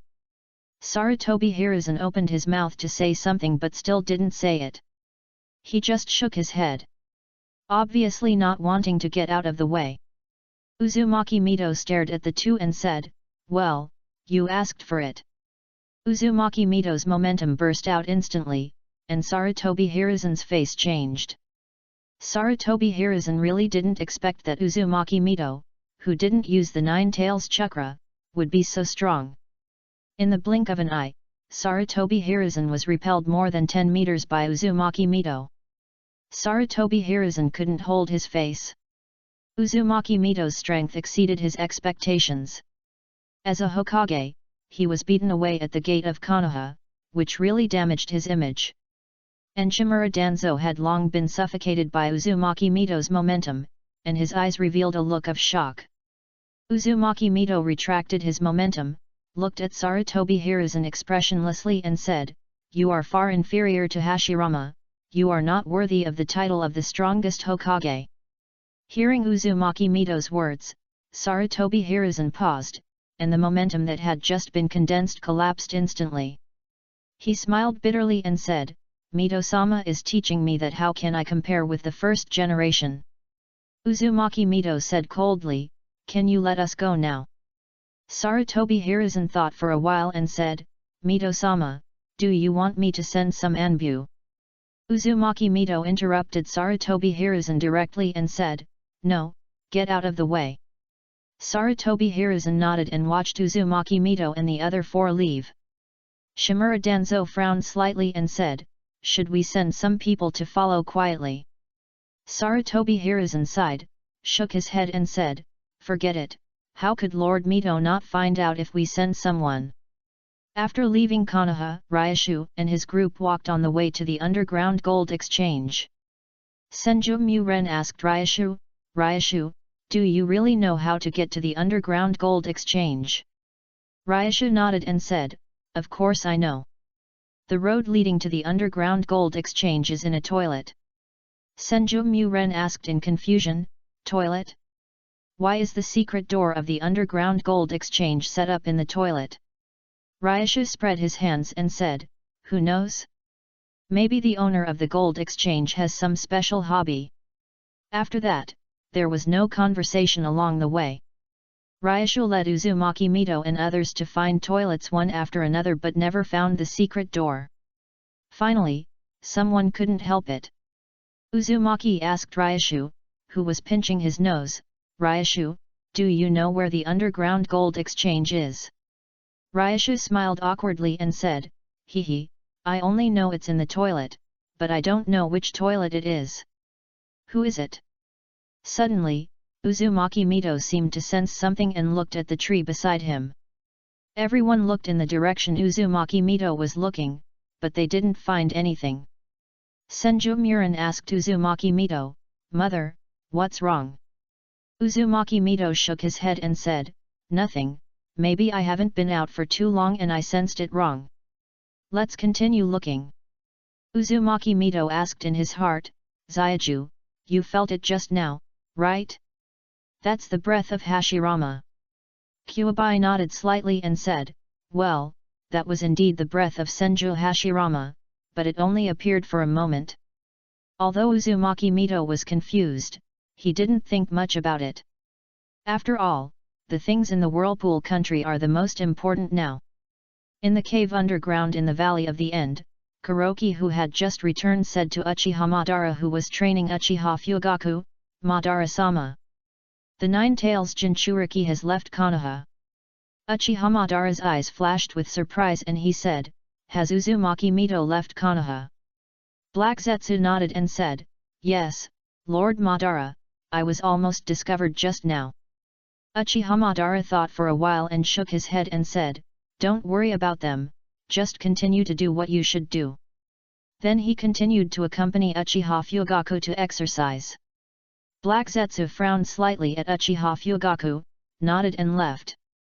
At the same time, Nagaragi and his group also found the underground gold exchange with the help of Uzumaki Mito's perception ability.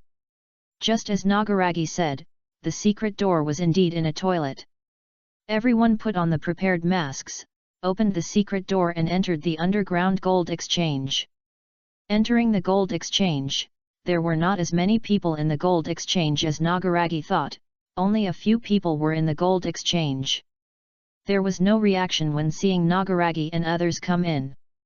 Soon, Longshu used his money power to let a ninja who often appeared in the gold exchange explain the specific rules of the gold exchange to everyone. The rules of the gold exchange are nothing special, just like issuing tasks in the ninja village, except that the gold exchange will charge an additional fee. At this time, Longshu and Uzumaki Mito and others discussed how many people were needed in total. Longshu thought for a while and said, "It is impossible for the 3 major ninja villages to send out all the ninjas. What's more, it has not been long since the end of the ninja war, and the ninjas of the major ninja villages have suffered heavy losses. I think a ninja village can only send out 20 ninjas at most. It is already the limit."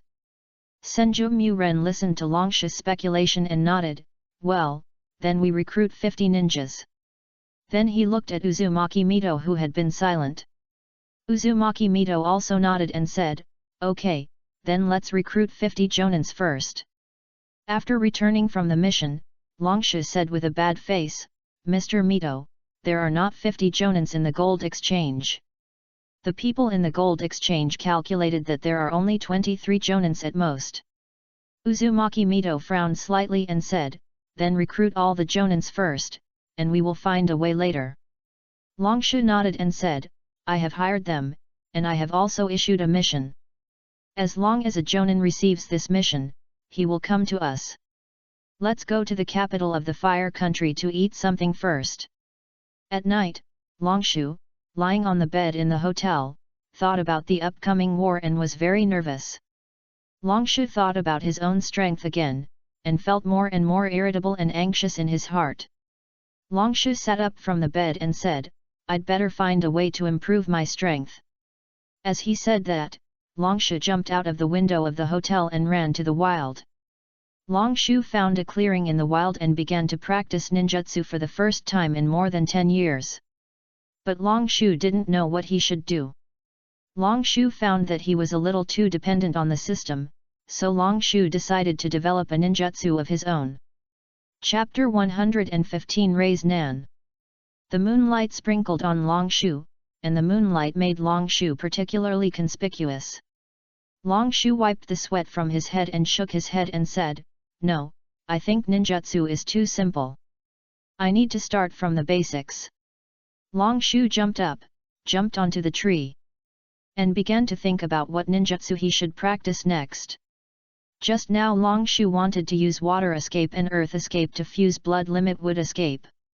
It is obvious that Longshu is daydreaming, but Longshu just wants to try it, and he doesn't take the failure to heart.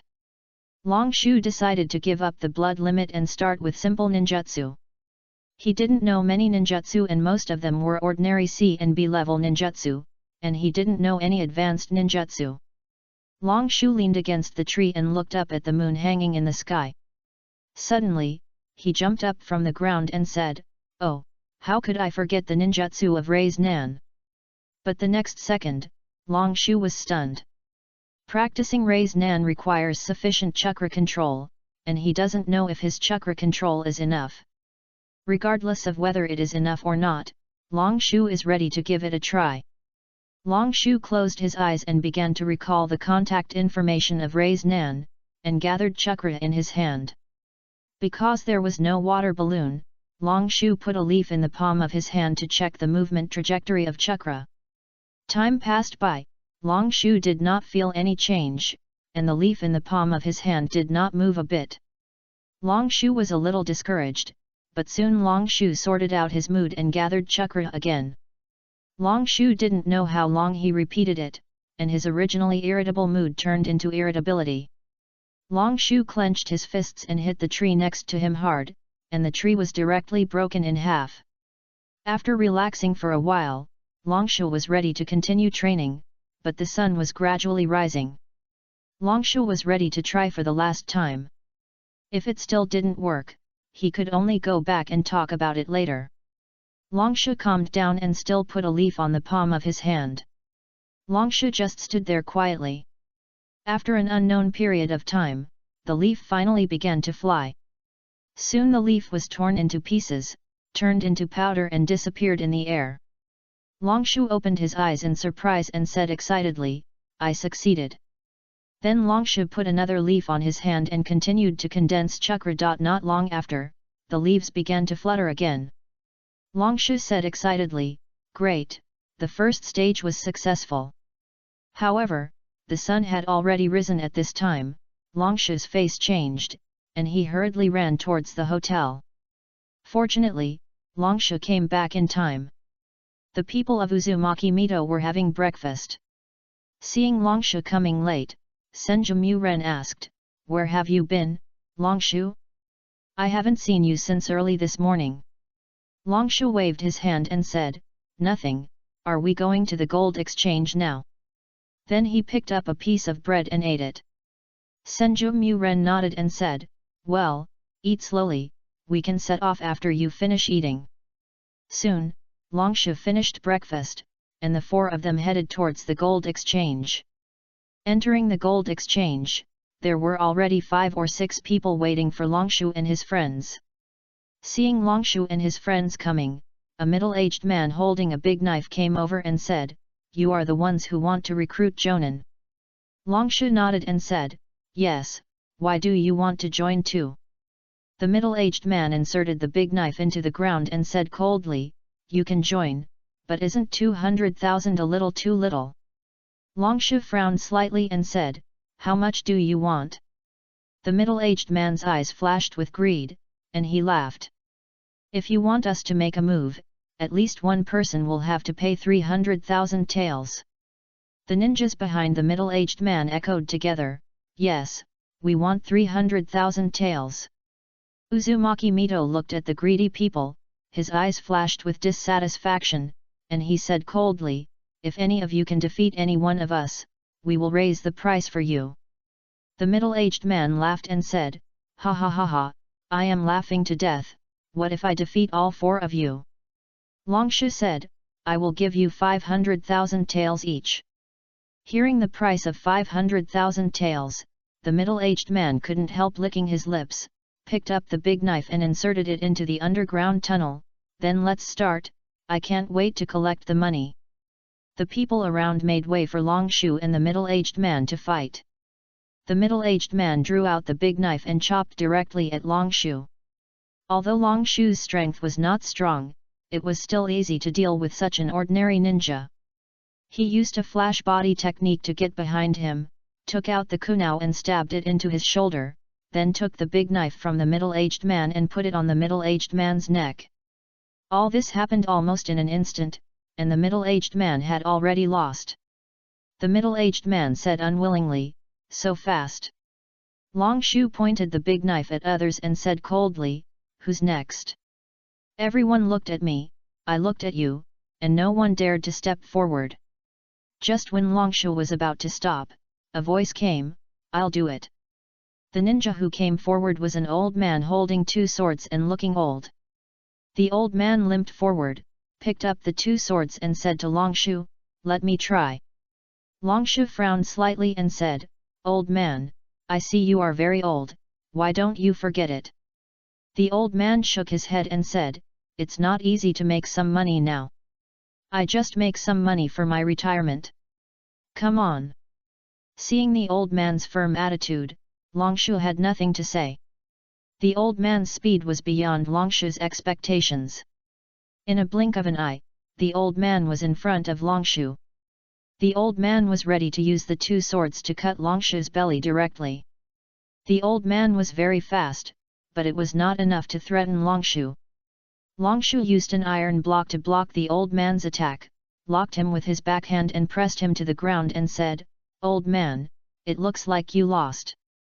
The old man said nothing, and suddenly the old man under Long Shu turned into a cloud of smoke and disappeared.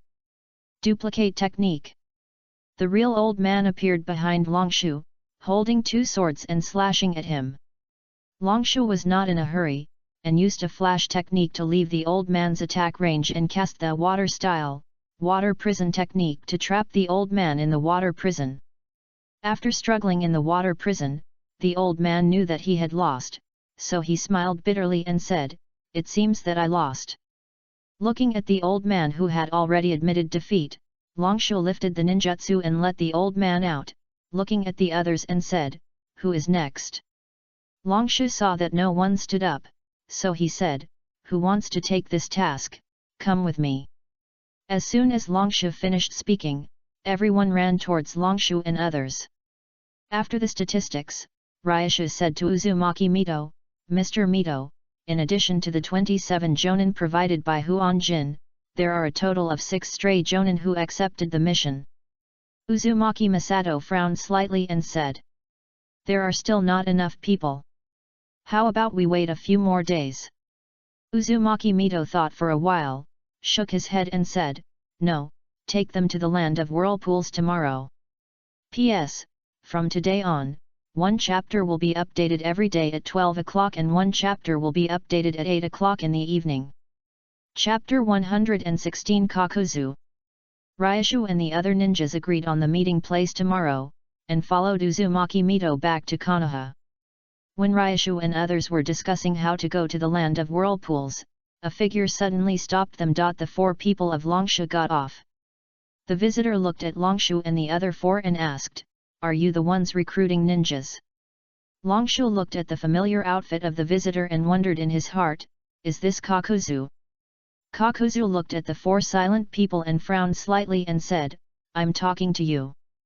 Long Shu nodded and said, it's us. Do you want to join us too?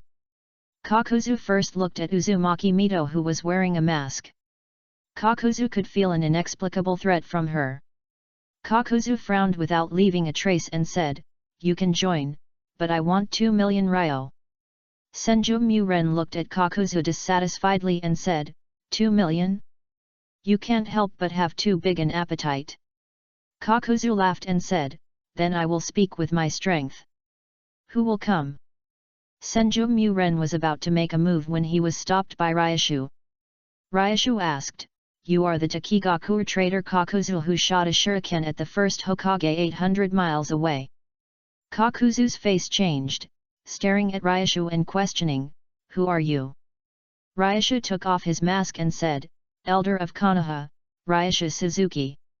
Senju Muren frowned slightly and said, hey, Ryashu, why did you take off your mask? Elder of Konoha.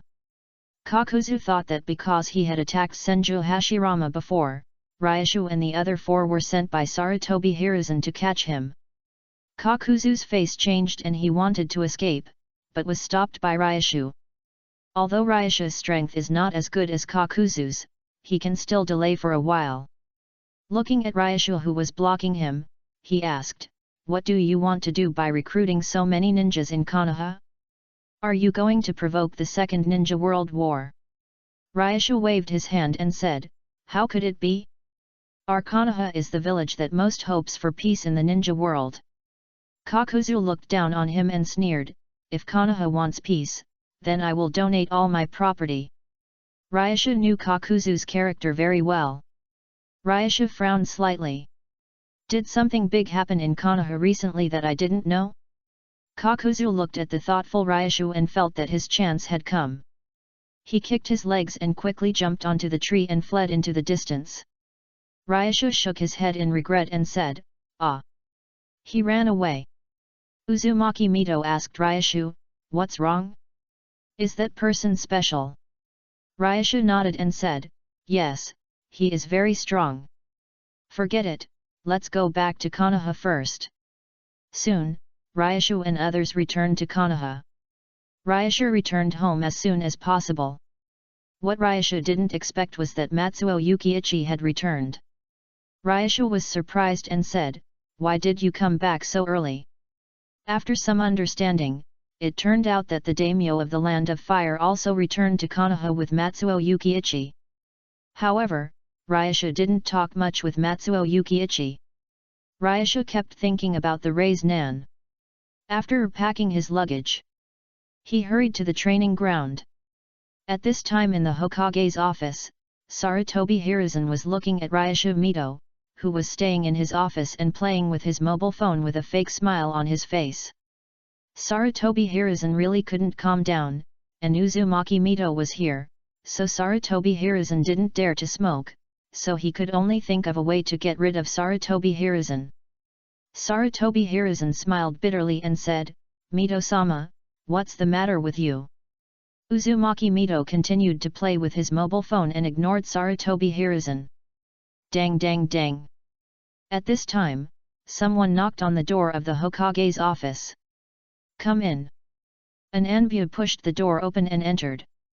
When the Anbu saw Uzumaki Mito, he was stunned for a moment, and then continued to walk to Sarutobi Hiruzen and reported, Hokage-sama, the Mist Ninja has launched an attack on the Whirlpool country. Sarutobi Hiruzen suddenly felt the air in the entire office stagnate, and Sarutobi Hiruzen nodded and said, I know, you go, Elder Ryuki, call the Senju clan leader over. The Anbu said respectfully, yes, Hokage-sama. After saying that, the Anbu left the Hokage's office. Looking at Uzumaki Mito who was still playing with his phone, Sarutobi Hiruzen shook his head helplessly. Not long after, Ryashu, Senju Murin and Uzumaki Masato came to the Hokage's office. Ryashu said dissatisfiedly, Hiruzen, I'm still practicing ninjutsu, why did you suddenly come to me? Sarutobi Hiruzen looked at Ryashu in disbelief and said, practicing ninjutsu? You? Even the unshakable Uzumaki Mito looked over in surprise.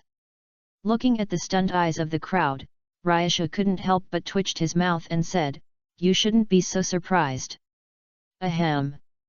Sarutobi Hiruzen looked at Ryashu and said, okay, let's not talk about other things. We just got the information that the Mist Ninja took the lead in launching an attack on the Whirlpool country. Ryashu frowned slightly and said, then Hiruzen, what do you mean by calling us here? Sarutobi Hiruzen looked at Uzumaki Mito on the side and said, I know everything you did to exchange gold underground. Kyunju Murintemujin asked in surprise, you know everything. Ryashu was not that surprised. The underground gold exchange was also a large organization. Ryashu and his team recruited almost all the senior ninjas in the underground gold exchange. It was impossible for Sarutobi Hiruzen to not know anything about it. Sarutobi Hiruzen nodded and said, of course I know, but I didn't expect you to go to that kind of place. Sarutobi Hiruzen said again, what do you think about the attack on the Whirlpool country? Senju Muren said anxiously, ideas? Of course, go to support quickly, otherwise what else can you think of? Sarutobi Hiruzen waved his hand and said, Muren, don't be so excited. According to the intelligence, the ninjas sent by the Mist Ninja this time include 50 Jonins and 70 Chunins. The Rock Ninjas and Cloud Ninjas are still unknown. With your number of people, it is definitely not enough. Ricky exclaimed in surprise, 50 Jonins? Impossible. Where did the Mist Ninja village get so many ninjas? Isn't the Mizukage afraid that other ninja villages will suddenly attack the Mist Ninja village? Sarutobi Hiruzen also shook his head with a puzzled look and said, I don't know, but from the intelligence, the number of Mist Ninjas will only increase and will never decrease. Uzumaki Masato was stunned when he heard what Sarutobi Hiruzen said, and said anxiously, what should we do? We definitely don't have enough manpower. Is the glimmer of hope just now going to be shattered? Uzumaki Mito had put down his phone at some point and said, if it really doesn't work, let me go. After all, I am also a member of the Uzumaki clan, and I should do something for the Uzumaki clan. Sarutobi Hiruzen hurriedly said, no. Mito-sama, this is absolutely not possible. Letting you leave Konoha is already the limit, you must not leave the land of fire. Sarutobi Hiruzen sighed and said, if there is really no other way, I will send some Anbu to go with you. Is everything you said true? Hokage-sama. Uzumaki Masato said excitedly. Sarutobi Hiruzen sighed helplessly and said, yes, I can give you 10 Jonin and 20 Chunins to support the Whirlpool country. Uzumaki Masato said in embarrassment, this. Lord Hokage, this is too little.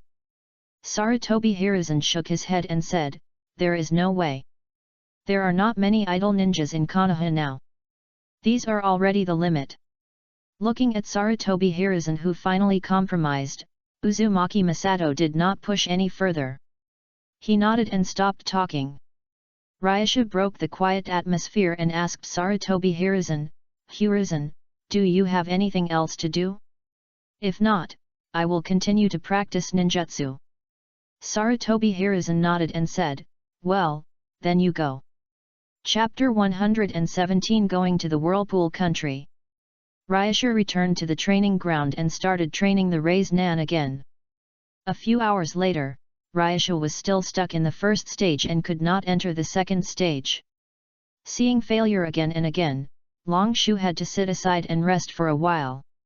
He looked up at the branch that had been emptied of leaves by himself and couldn't help shaking his head. The sky gradually darkened. Looking at the ninjas coming and going on the training ground, Longshu stood up and calmed down to try again. Slowly, the chakra gathered in Longshu's palm again. Longshu could clearly feel that the chakra this time was different from the previous one. This time, the chakra was much more than before, and it became more chaotic and more difficult to control. Finally, a trace of the framework of the Raise Nan appeared on Longshu's palm. Longshu didn't have time to be happy because he was distracted just now and didn't control the Raise Nan well. The Raise Nan exploded directly in Longshu's hand. Hiss! It hurts. Longshu shook his scarred palm and couldn't help saying. But it was just a few wounds scratched by the Raise Nan. It would take a while to recuperate, and Longshu didn't take it too seriously. Longshu looked at his temporarily unusable palm, shook his head helplessly and said, forget it, let's continue tomorrow. Then he walked towards home. When Longshu returned home, he saw that Matsuo Yukiichi had just brought Xiaojin home. Xiaojin was riding on Xiaobai. When he saw Longshu, he ran over and hugged Longshu and said, Dad! When did you come back? Longshu picked up Xiaojin and smiled, I came back this morning. Why did you miss Dad? Xiaojin laughed and said, Hee, I don't miss you. I had a great time in kindergarten. Xiaojin jumped down from Longshu's arms and pointed to Minato Namikaze beside him and said, oh, by the way, Dad, let me introduce you. This is my new friend in kindergarten, Minato Namikaze. Minato Namikaze bowed to Longshu and said, hello, Elder Longshu, I finally meet you. After everyone finished their meal, Minato Namikaze looked at Longshu who was staring at him and asked, Elder Longshu, is there something on my face? Why are you staring at me? Longshu waved his hand and said, nothing. Longshu asked again, how did you and Xiaojin know each other? Namikaze Minato smiled and said, Jin and I are in the same class. I took the first place in the test again, and Jin took the second place. That's how we got together. I know you. Xiaojin stared at Minato Namikaze and said unconvincedly, Dad, don't listen to his nonsense. I didn't take the test seriously at all, otherwise he wouldn't have won me.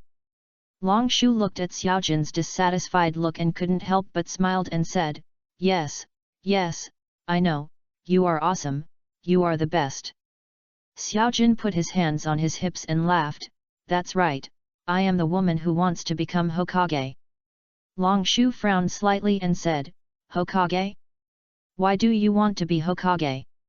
Xiaojin sat aside and said, that's because the kindergarten teachers said that the most powerful person in Konoha is Hokage, and I will become Hokage in the future to protect my dad, a lazy bug.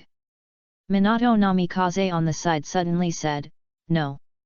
Jin classmate, I am the man who wants to become Hokage. Xiaojin pouted and said unsatisfiedly, hey? Why do you want to become Hokage again? Seeing the two people who didn't want to back down, Longshu said, okay, since you both want to become Hokage, let's work hard together. Namikaze Minato nodded and said, that's right, Jin-san, let's work hard towards the goal of Hokage together. Xiaojin turned his head away and said softly, who wants to work hard with you? I will definitely get the position of Hokage. Seeing the two people who were about to quarrel again, Longshu shook his head helplessly and simply ignored it. Anyway, Xiaojin would not suffer any loss. Longshu lay on the floor and continued to think about the raised nan, but Longshu, who hadn't slept for 2 days, was soon defeated by sleepiness and fell asleep on the floor unknowingly. When Longshu opened his eyes, he was awakened by Xiaojin. Xiaojin looked at Longshu who was sleepy and said, Dad, you finally woke up. Longshu sat up from the floor and said, what's wrong? Xiaojin. Longshu, since you are awake, let's set off quickly. It was the main gate of the vortex that had been waiting for a long time. Seeing that Longshu had woken up, he said to Longshu. Longshu looked out the window and found that he had slept until dawn. Longshu nodded and said, okay, I'll get up now. Longshu touched Xiaojin's head again and said, I'm going on a long trip, you have to take good care of the house. Xiaojin pouted dissatisfiedly and said, Dad, why are you going on a long trip again? You just came back not long ago. Longshu smiled helplessly and said, don't worry, Dad. Longshu suddenly stopped talking halfway, and Longshu thought to himself, I can't stand up, absolutely not. Longshu looked at Xiaojin and said, you and your uncle Xing stay at home and don't get into trouble. Xiaojin nodded and said, don't worry, Dad, I'm very good, I'm going to school. He rode on Xiaobai and rushed to the school. Soon, Longshu packed up and prepared to follow the main gate of Uzumaki to the gathering place at the gate of Konoha village. Sir Longshu, can you take me with you this time? Matsuo Yukaiji hesitated for a long time and asked Longshu. Longshu frowned slightly, thought for a while and said, it's very dangerous this time, are you sure you want to go? Matsuo Yukaiji nodded firmly and said, yes, Sir Longshu, my knife hasn't seen blood for a long time. Seeing the strong fighting spirit of Matsuo Yukaiji, it was difficult to refuse, so he took Matsuo Yukaiji with him. When Ryushu arrived at the gate of Konoha, there were not only the 10 jonins and 20 chunins sent by Sarutobi Hiruzen, but also 5 jonins from the Hyuga clan, 10 jonins from the Senju clan, and 10 chunins had already gathered, waiting for the arrival of Ryushu and others. Ryushu didn't say much nonsense, and after counting the number of people, he walked towards the capital of the Land of Fire. There was no conversation along the way. When Huan Jinchuo and the Konoha ninjas met, the faces of Huan Jinchuo ninjas all changed, and they subconsciously wanted to escape from here. However, they soon recognized that the leader was the tree who recruited them, the old man who had fought against Ryashu before. Yoshino Taro asked cautiously, "What do you mean? Why are you bringing so many Konoha ninjas?" Ryashu explained to Yoshino Taro, "We are originally Konoha's ninjas. I am Konoha's elder, Suzuki Ryashu." As he said that, Ryashu took off his mask. Beside Ryashu, Senju Muren and Uzumaki Masato also took off their masks and introduced themselves. Yoshino Taro's head was covered with cold sweat and he asked, "Then what do you want to do by recruiting us? Then do we catch them all in one fell swoop?" Ryashu shook his head. Yoshino Taro explained the ins and outs of the matter. Ryashu clearly saw that some of the people in the gold exchange wanted to leave. Ryashu said coldly, "You want to leave after receiving the money? What do you think we are from Konoha?" Chapter 118 Arrival at the Whirlpool Country. Yoshino Taro looked at Ryashu and said, "Elder Suzuki, if we return the money to you, can we give up this mission?" Senju Muren's eyes flashed with a fierce light and said, "What do you think?" Yoshino Taro smiled bitterly and said, "I just wanted to earn some money for retirement, but I didn't expect to lose myself." Long Shu frowned slightly and said, "What? Do you want to give up?" Yoshino Taro shook his head and said, "I know you are Noti will not be allowed to leave, and I can't run away, so I might as well surrender and go to the land of whirlpools with you." Yoshino Taro looked at the people behind him and said, "Although I can go, I don't know what other people think." All the other people in the gold exchange wanted to escape from here. Long Shu frowned slightly and said, "I will reward you with an extra 10,000 taels for every mist, cloud and rock ninja you kill on the battlefield. Now you can stay." Some people were tempted by Long Shu's temptation. The people in the gold exchange were all desperate people. As long as the money was in place, they would probably do anything. Looking at those who were still hesitant, Long Shu said again, 30,000 taels, if you still don't agree, then please leave, but I remind you that you will bear the consequences after leaving. Soon, 52 Jonin and 30 Chunins boarded the ship bound for the Whirlpool Country and began to sail towards the Whirlpool Country. There was no conversation along the way. After a long journey of several hours, everyone could finally see the Whirlpool Country. Ryashu asked people to stop the boat, because there were several small boats parked not far away, which were obviously sent by other ninja villages to explore the way. Ryashu frowned slightly and said, "Masamune, do you know where to sneak into the Whirlpool Country?" Uzumaki Masamune nodded and said, "I know, it's on the other side of the island, you just follow my command." As soon as Uzumaki Masamune stepped onto the land, he ran towards the palace of the Whirlpool Country. Uzumaki Masamune pushed open the door of the palace and said hurriedly, "Your Highness the Daimyo. I'm back with Konoha's reinforcements." The name of the daimyoji of the Whirlpool Country is Uzumaki Chi. At this time, Uzumaki Kai's temples are grey, his eyes are dull, his eyes are sluggish, and the whole person collapses on the seat. Uzumaki Chi heard the words of Uzumaki Masato, and a trace of expression was restored in his eyes.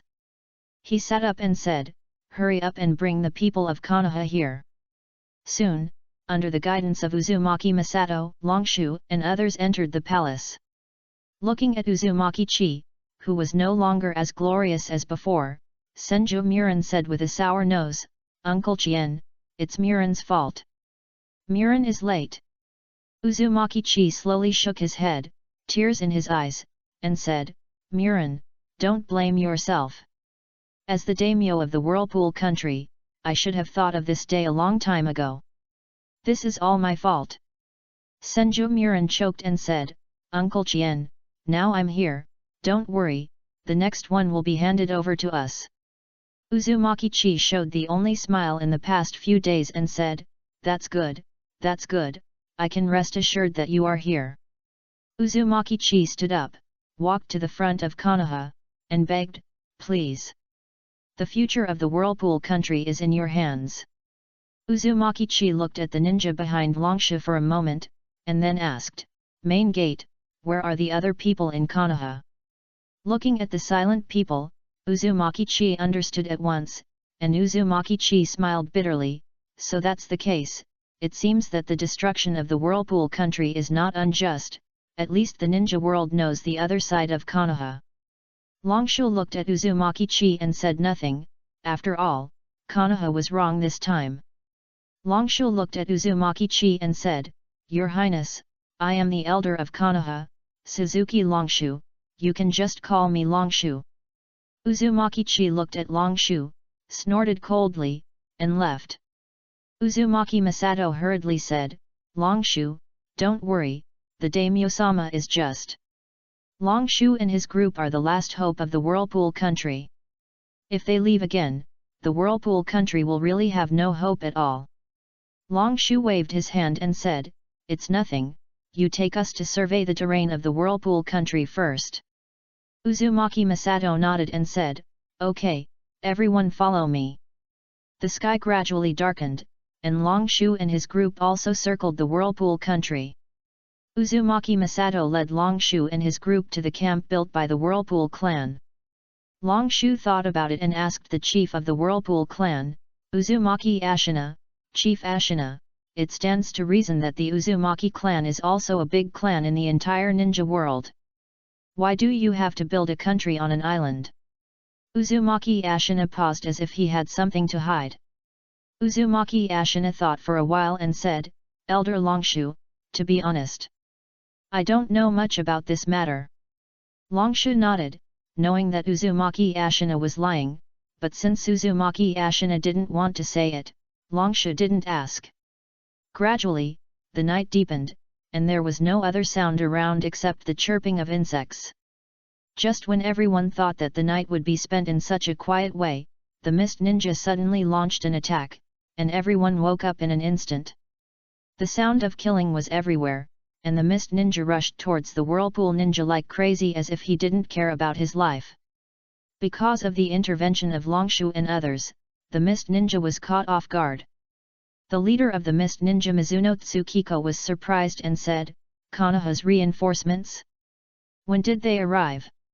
Mizuno Tsukiko said again, "Where are the Cloud Ninja and Rock Ninja guys? Let them come to support." Because of the participation of Konoha and others, the Mist Ninja was defeated step by step. Mizuno Tsuki said, "Igatoku, have you always wanted to go to the battlefield? You can go now." Kagaya Ibon said with a bloodthirsty smile on his face, "Is it finally my turn to play?" Mizuno Tsukihiro frowned slightly and said, "Ibon, you should restrain yourself and stop killing your own people." Kagaya Ibon sneered, "Hehe, it depends on whether the Uzumaki ninja can make me happy." After that, he jumped onto the battlefield. Looking at Kagaya Ibon who was unscrupulous on the battlefield, Mizuno Tsukihiro couldn't help shaking his head. The Kagaya clan is indeed very powerful, but it is easy to lose control of themselves. Once Kagaya Ibon goes crazy, it is easy to become a situation where you can't distinguish between friend and foe. Mizuno Tsukihiro said again, "Hoanyan, you should go over too, and keep an eye on that madman Ibon." Hojiki Hoanyan nodded and said, "Yes, Lord Guang." Kagaya Ibon, who had just entered the battlefield, quickly locked on the first target, which was Yoshino Taro. "Die!" Kagaya Ikatsu roared, and a bone blade sprang out from his palm and slashed at Yoshino Taro. Who? Fortunately, Yoshino Taro reacted quickly and dodged the attack in time, and was only cut by Kagaya Ikatsu with a small wound. Kagaya Ikatsu saw that the murderous intent in Yoshino Taro's eyes could no longer be hidden, and he launched a new round of attacks on Yoshino Taro while laughing wildly. Yoshino Taro relied on his superb speed to dodge Kagaya Ikatsu's attacks again and again. But Yoshino Taro's double knives could not leave any marks on Kagaya Ikatsu. Kagaya Ikatsu looked at Yoshino Taro who was like a loach and finally exploded, roaring, "Asshole! Stop right there!" Kagaya Ibon created another bone blade, and continued to swing the bone blades frantically with two prongs. Looking at Kagaya Ibon who looked like a fool, Hojumi Genin said disdainfully, A machine with no fighting skills and only knows how to kill is really a waste of such a good bloodline limit. While speaking, Hojumi Genin took out a kunao and cut off the head of a vortex ninja with a sharp knife. Suddenly a silver light flashed, and Hojumi Genin's arm was cut off. Hojumi Genin frowned slightly and said, "Hey? Who are you?" Konoha, Matsuo Shinji. Chapter 119 Buksabai. Ha ha ha, it seems that I came at the right time. A brown-skinned burly man led a group of ninjas to the battlefield at this time. Who is that person? Long Shu asked Senju Muren beside him. Senju Muren explained to Long Shu, he is the younger brother of Kumagama village, Buksabai. Long Shu frowned slightly and asked again, is he the younger brother of Bai? How strong is he? Senju Muren thought for a while and said, I don't know the specific strength, but I can be sure that Buksabai's strength is definitely not less than that of an elite jonin. Long Shu nodded and said secretly, another strong man, things are getting more and more troublesome. What surprised Long Shu was that the Cloud Ninja did not join the battlefield, but watched the show from the side. Mizuno Tsukiko looked at Buksabai who was indifferent and asked, damn, what are you doing? Buksabai laughed and said, little brother, don't be so angry, we just arrived at the Whirlpool country, why don't we take a rest for a while? Mizuno Tsukiko said coldly, hee, in that case, you stay, and we, the Mist Ninja, will take down the fat meat of the Whirlpool country. Buksabai smiled indifferently and said, then I congratulate you, I will take the others to rest first. Then he led his men away from here. You? Kei Wengzi beside Buksabai asked, Lord Buksabai, are we really not going to support the Mist Ninja? Buksabai waved his hand and said, why do you think the Mist Ninja came to us? It's because the Mist Ninja can't take the Whirlpool country, not to mention that the Mist Ninja can't hold on any longer. Just as Buksabai said, after the war lasted for a long time, the chakra of the Mist Ninjas gradually became insufficient. Although the ninjas of Konoha were the same as the Mist Ninjas, the Whirlpool Ninjas only used less than 1/3 of their chakra.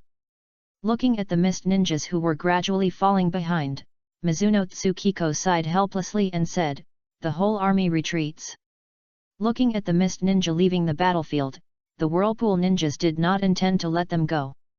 Mizuno Tsukiko frowned slightly and made a seal ice release ice shuriken. Mizuno Tsukiko gathered the moisture in the air and condensed a shuriken to shoot at the Whirlpool Ninjas. Uzumaki Ashina, who was far away at the other end of the battlefield, changed his expression and made a seal earth release earth flow wall. A huge earth wall rose up and blocked the Whirlpool Ninjas. Mizuno Tsukiko was shocked by the huge amount of chakra of Uzumaki Ashina. The chakra consumed by this ninjutsu alone exceeded the total chakra of many ninjas. When the war ended, it was already dawn, and the atmosphere of sadness filled the entire Whirlpool Ninja camp. Ryushu looked at Matsuo Koji, who was covered with scars and even the ninja sword he was wearing was broken, and said, Koji, go and rest for a while. Matsuo Koji nodded, and then dragged his exhausted body slowly towards his tent. Long Shu looked at Song. I couldn't help but feel a little worried about the back of Yokaiji Matsuo. Yokaiji Matsuo has been practicing swordsmanship for the past 2 years, and has also consulted Saihotaki. Now Yokaiji Matsuo can be regarded as an elite jonin. Elder Ryushu, you should also take a rest. The Mist Ninja may launch an attack at any time. It was Uzumaki Ashina who said to Ryushu. Ryushu nodded and asked Uzumaki Ashina, Chief Ashina, I want to ask where is the highest place around here? The highest? Uzumaki Ashina thought for a while and said, there is a mountain 500 meters away from here in the east. You can go there to have a look. Ryushu nodded and said, thank you, Chief Ashina. After that, he walked in the direction that Uzumaki Ashina said. Soon, Ryushu came to the high mountain that Uzumaki Ashina mentioned. Ryushu sat down cross-legged and continued to practice Raise Nan. After an unknown amount of time, Longshu slowly stood up and yelled, Raise Nan. A light blue ball of light condensed in Longshu's palm, and Longshu quickly hit the big tree next to him. The moment the raised nan touched the big tree, it disappeared. Longshu shook his head helplessly and said, "It seems that it still doesn't work. The raised nan has no power at all. Forget it, let's not practice for now, let's start."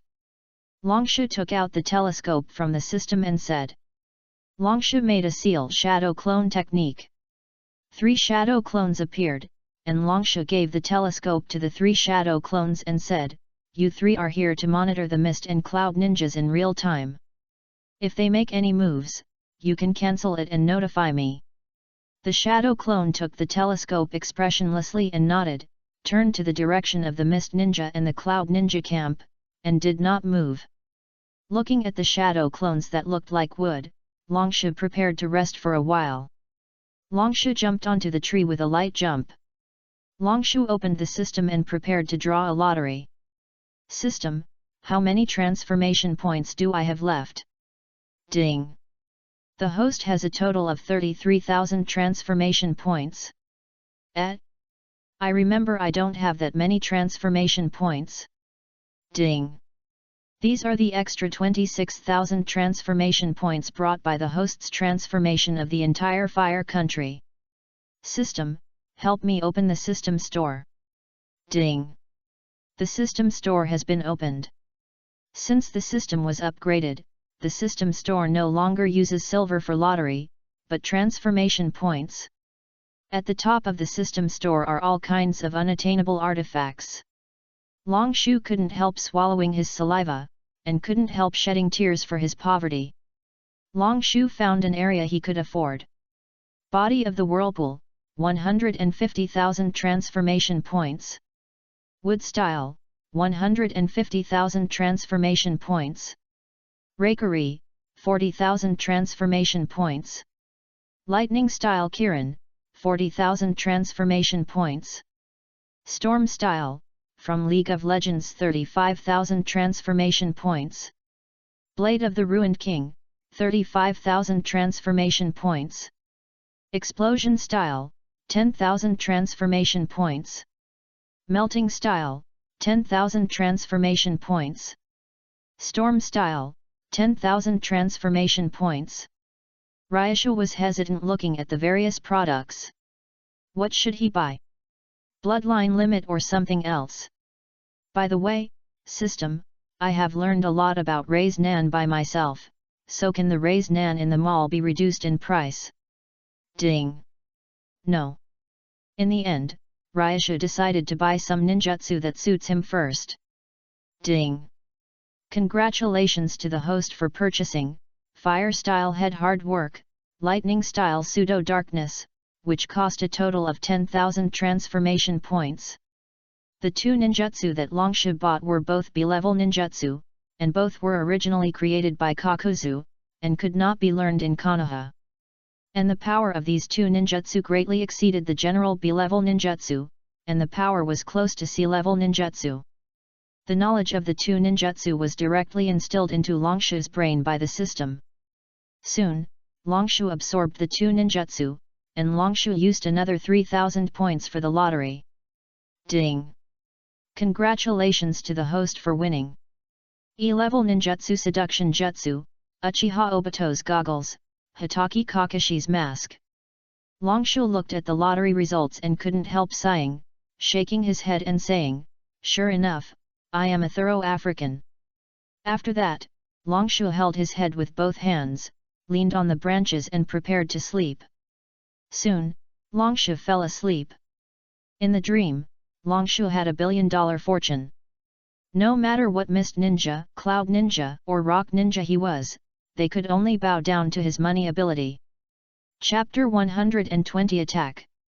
Longshu was awakened by his shadow clone, who said expressionlessly, "Main body, the mist ninja has made a move."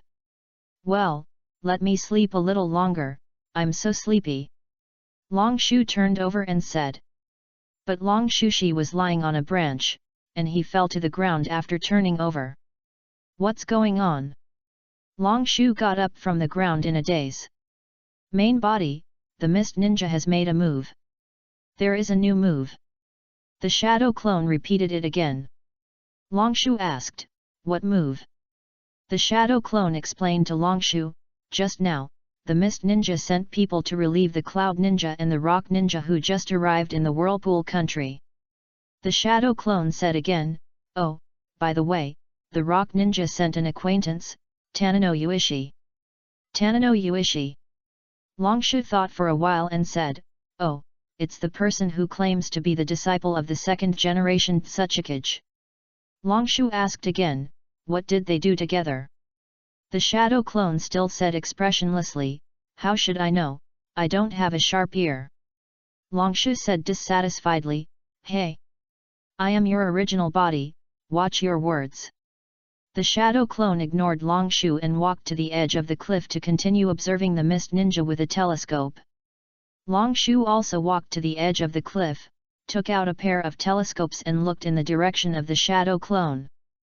Just as the shadow clone said, Tanino Uishi was chatting happily with Bushibai, and Mizuno Tsukiko was isolated by the two. At this time, in the Sunin meeting, Tanino Uishi pretended to be frivolous and asked, I heard that Konoha's reinforcements have arrived. Do you know who is the leader? Bushibai pretended to be thoughtful and thought for a while and said, I heard that it is Konoha's elder, Suzuki Tsukiko. When listening to Tanino Uishi and Bushibai talking back and forth, Mizuno Tsukiko on the side finally couldn't help it, and stood up suddenly and said, enough, just say what conditions you have, don't beat around the bush. Tanino Uishi laughed and said, Mizuno Tsukiko, don't be so irritable. The world is so beautiful, but you are so irritable. This is not good, not good. Bushibai patted Mizuno Tsukiko on the back and laughed, Brother Uishi is right, Brother Guang, don't be angry. Mizuno Tsukiko was trembling all over with anger from the two men. He had been standing here for almost an hour, and Tanino Uishi and the other man had ignored him. Mizuno Tsukiko shouted, okay, I agree with your previous proposal. I can give you 60% of the profits from the attack on the Whirlpool country this time. Bushibai looked surprised and said, hey? Brother Guang, why are you standing? Sit down and let's have a good chat. Tanino Uishi also said enthusiastically, I heard that the Mist Ninja has developed very well recently. Brother Guang can take us to the Mist Ninja when he has time. At this time, Longshu had returned to the Uzumaki ninja camp at the foot of the mountain, and Longshu asked his shadow clone to continue to monitor the three major ninja villages. The first thing Longshu did when he returned to the Uzumaki ninja camp was to find Uzumaki Ashina. Now the leaders and main forces of the three major ninja villages are in discussion, and now is a good opportunity to launch an attack. Longshu pushed open Uzumaki Ashina's tent and shouted, Chief Ashina, quickly gather the ninjas, we are going to launch an attack. The closest to the Uzumaki ninja camp is the Mist Ninja camp, but considering that the Mist Ninja camp has the most ninjas, Longshu and others discussed and prepared to attack the Rock Ninja, which has the least ninjas. Uzumaki Ashina worriedly said, Elder Longshu, is everything you said true? This is the third time that Uzumaki Ashina asked when he went to the Rock Ninja camp. Longshu nodded again and said, Chief Ashina, don't worry, we are all in the same group, and I will definitely not lie to you. Then I feel relieved. Although Uzumaki Ashina said that he was relieved, it can be seen from his frown that he was still worried. Longshu and his men bypassed the surveillance of the Rock Ninja and sneaked behind the Rock Ninja camp without anyone noticing. Longshu took out several detonating tags and said, Chief Ashina, you take your men to wait here. I will bury the detonating tags around.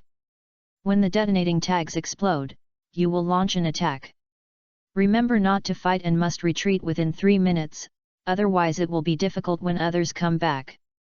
Longshu said again, also, the most important thing this time is not to kill people, but to destroy the Rock Ninja's supplies as much as possible. All that can be destroyed must be destroyed. Uzumaki Ashina nodded solemnly and said, Don't worry, Elder Longshu, I know. Soon, Ryasha buried detonating talismans around the Rock Ninja camp. Ryashu took a deep breath and formed a seal fire style, head turning.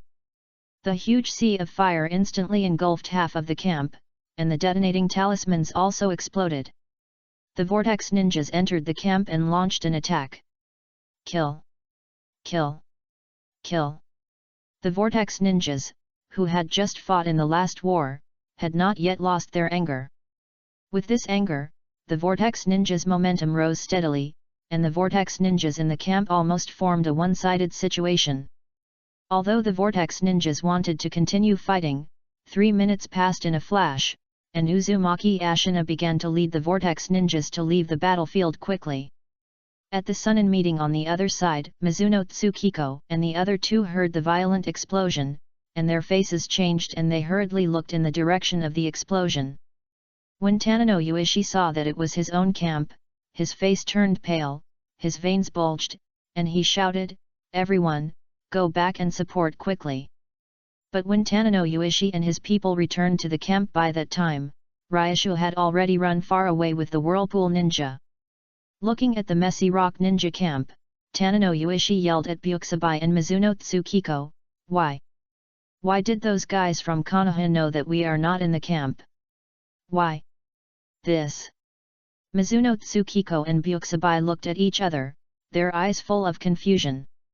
At this time, an rock ninja ran to Tanino Yuishi's ear and whispered, "Master Yuishi. At least half of the supplies in our warehouse have been destroyed." "What?" Hearing the bad news, Tanino Yuishi couldn't help but screamed out. "Half of the supplies were destroyed? Are you kidding?" Hearing this, Byakusabai's eyes flashed, and he naturally hugged Tanino Yuishi's shoulders and said, "Haha, brother Yuishi, I have a batch of supplies here. I wonder what you think." Tanino Yuishi was in no mood to play house with Byakusabai at this time, and pushed Byakusabai away and said, "Just tell me, how much do you want?" Byakusabai didn't care, and laughed, "Haha, what's the relationship between us, as long as 10% of the supplies are yours?" 10%? Are you crazy? Tanino Yuishi exclaimed in disbelief, "I might as well go back to the rock village and give up this operation if I give you 10%.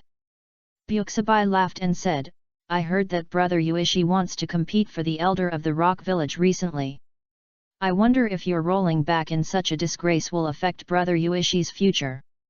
Tanino Yuishi's face changed drastically, and he gritted his teeth and said, "10% is 10%, deal." Chapter 121 Ambush. Not long after Longshu and his men returned to the Whirlpool Ninja Camp, the news of their great victory spread throughout the Whirlpool Ninja Camp. The result of the great victory added some joy to the originally sad camp. At night, the Whirlpool Ninjas who were supposed to rest started a banquet. Uzumaki Ashina bowed deeply to Longshu and said, "Elder Longshu, thank you. Thank you so much."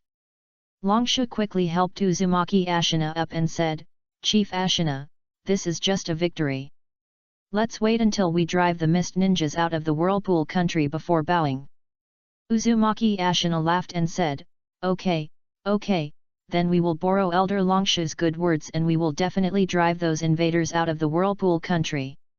After all, it is still a war period, and the party did not last long. Soon everyone dispersed and returned to their respective posts. Tonight must be a quiet night. The next day, Naraku, Senju Muren, Uzumaki Ashina and Uzumaki Sanyang, the chief elder of the Uzumaki clan, were discussing the next countermeasures in the conference room.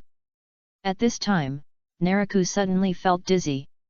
It turned out that the shadow clone in the mountains was released, and the fatigue of the day was passed to Naraku. But the release of the shadow clone also brought information to Naraku. Naraku rubbed his dizzy head and said, "The mist and cloud ninjas are gathering ninjas, and they are likely to launch an attack." Uzumaki Ashina's face changed and said, "Then let's gather quickly." Naraku suddenly stopped Uzumaki Ashina who was about to leave the conference room and said, "No, wait, I have a plan. Why is it so quiet here?" Mizuno Tsukiko looked at the silent Uzumaki ninja camp and felt uneasy. Byakusabai on the side also frowned slightly and said, did the Whirlpool Ninja know that we were going to attack in advance and retreated? Suddenly, Longshu and Senju Mu Ren appeared in the sight of the Mist Ninja and the Cloud Ninja. Longshu and Senju Mu Ren looked happy and didn't know what they were chatting about. Byuxibai felt even more strange when he saw the two of them, and whispered, "Brother Guang, what do you think?" Mizuno Yue Guang frowned slightly and said, "Send 2 Cloud Ninjas to find out what's going on." Byuxibai looked at the Mist Ninjas on Mizuno Yue Guang and said, "Brother, you also know that we are short of manpower in the Cloud Ninjas recently, so why don't we use you Mist Ninjas?" Mizuno Yue Guang didn't bother with Byuxibai, and casually sent 2 ninjas to attack Longshu and Senju Mu Ren. The moment the kunao pierced Longshu and the others' bodies, Longshu and the others turned into a cloud of smoke and disappeared. Mizuno Tsukiko's face changed and he shouted, "Not good. Return to the camp." Byuxibai frowned slightly and said, "What's wrong?" Mizuno Tsukiko calmed down at this time and said, "No, don't go back yet, everyone gather. Attack the Uzushio village." Byuxibai also understood at this time and said, "Are you saying that those guys from Konoha went to our camp?" Mizuno Tsukiko nodded and sneered, "That's right, I don't believe that they won't come back after the Uzushio village is destroyed." Half an hour ago, in the meeting room of the Uzushio camp. After listening to Longshu's explanation, Uzumaki Ashina couldn't help but sigh, "It's worthy of Konoha, there are so many talents, I'm really envious." Senju Murin laughed and said, "Uncle Clan Leader, you don't know this, Elder Longshu is outstanding in Konoha, a wise general who is famous for his ability to fight against evil." Longshu thought to himself, "Why don't I know that I am a wise general?" Longshu smiled shamelessly and said, "I just worked a little harder than normal people, it's nothing." Uzumaki Ashina laughed, "Haha, I know a little bit, I know everything. How come you don't know that I am a wise general?" Longshu smiled shamelessly and said, "I just worked a little harder than normal people, it's nothing."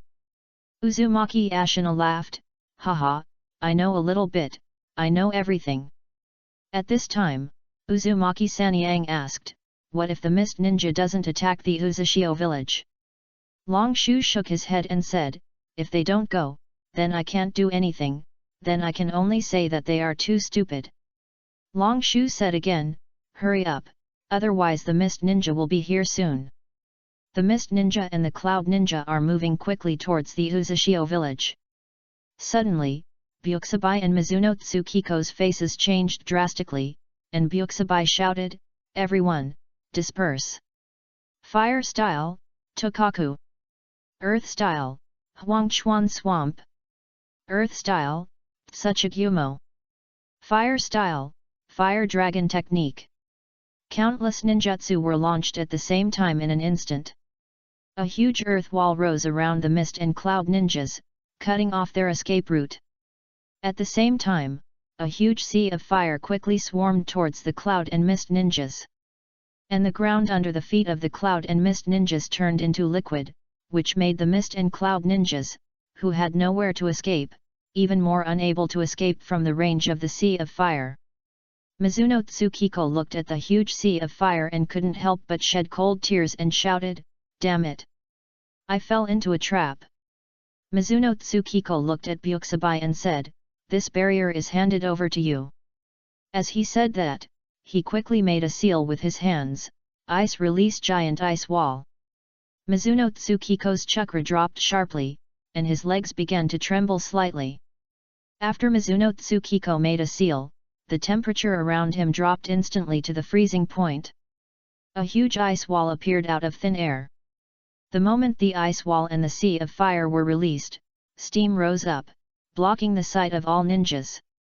But the Mist and Cloud Ninjas were not idle either, and they all used ninjutsu to help Mizuno Tsukiko resist the sea of fire. At the same time, Byuxibai's face was solemn, his hands were clenched, his veins on his body bulged, he took a deep breath, and shouted, "Ninjutsu lightning release lightning abuse level." Byuxibai's hands became swords, and blue lightning burst out from Byuxibai's hands at the same time. Byuxibai yelled, "Ah!" Break it! The sound of the wall breaking was deafening, and soon the ninjas escaped from the barrier one by one. But before the ninjas could be happy, a huge explosion sounded from the ground under their feet. The barrier was surrounded by detonating talismans buried by Longshu and his men. Once someone ran out of the barrier, the detonating talismans would be detonated. There were cries of grief on the battlefield, and the Uzumaki ninjas took advantage of this opportunity to join the battlefield. But it was difficult to cause fatal injuries to the Mist and Cloud ninjas with the detonating talismans alone, not to mention under the cover of Byakusabai. As expected, just as Longshu thought, the smoke dissipated, revealing the ninjas wrapped in thick wall soil. Although each ninja had some scars on his body, it would not affect the next battle. But at this time, the Uzumaki ninjas and Konoha ninjas had already had their arrows on the string and had to attack the Cloud and Mist ninjas. Longshu, Senju Muren and others also joined the battlefield, looking for opponents who suited them. Chapter 122 Fierce Battle. Damn it! How did you know about our actions? Mizuno Tsukiko asked Longshu with a puzzled look. Longshu laughed and said, "Do you think I will tell you?"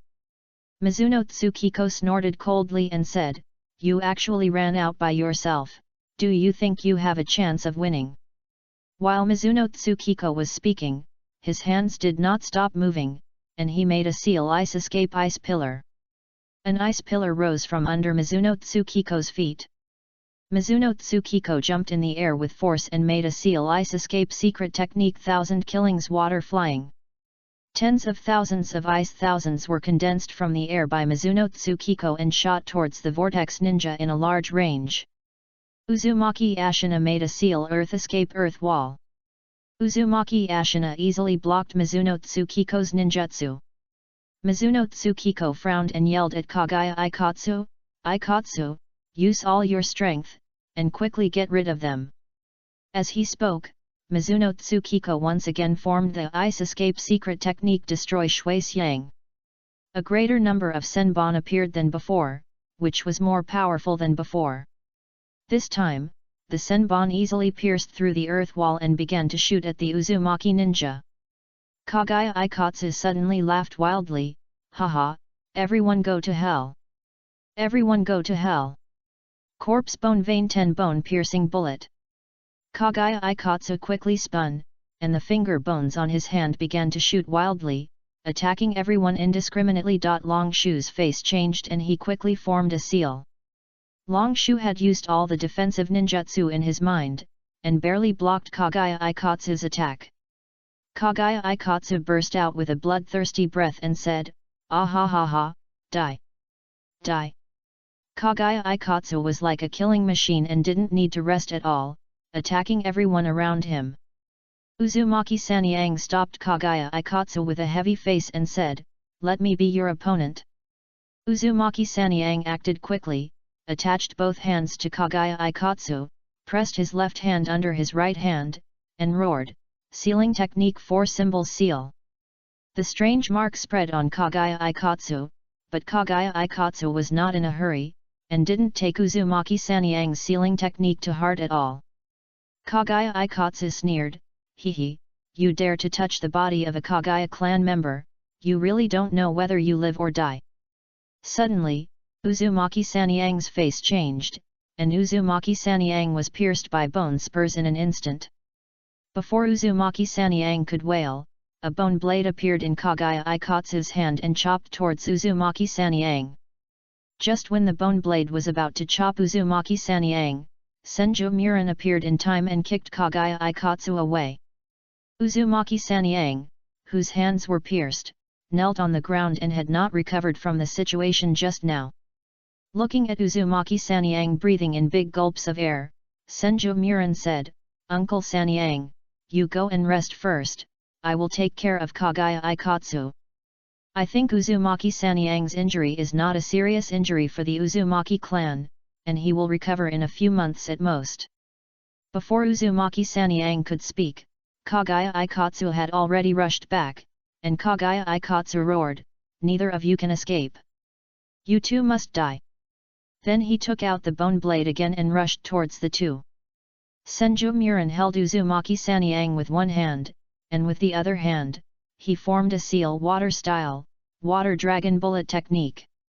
Kagaya Ikatsu held the bone blade tightly with both hands, and easily cut the water dragon into pieces. But this moment has delayed Senju Murin enough time, and Uzumaki Sanyang has been placed in a safe place aside by Senju Murin. Senju Murin formed a seal earth style, earth rising spear with both hands. Kagaya Ikatsu said disdainfully, "Do you think this kind of rubbish ninjutsu can stop me?"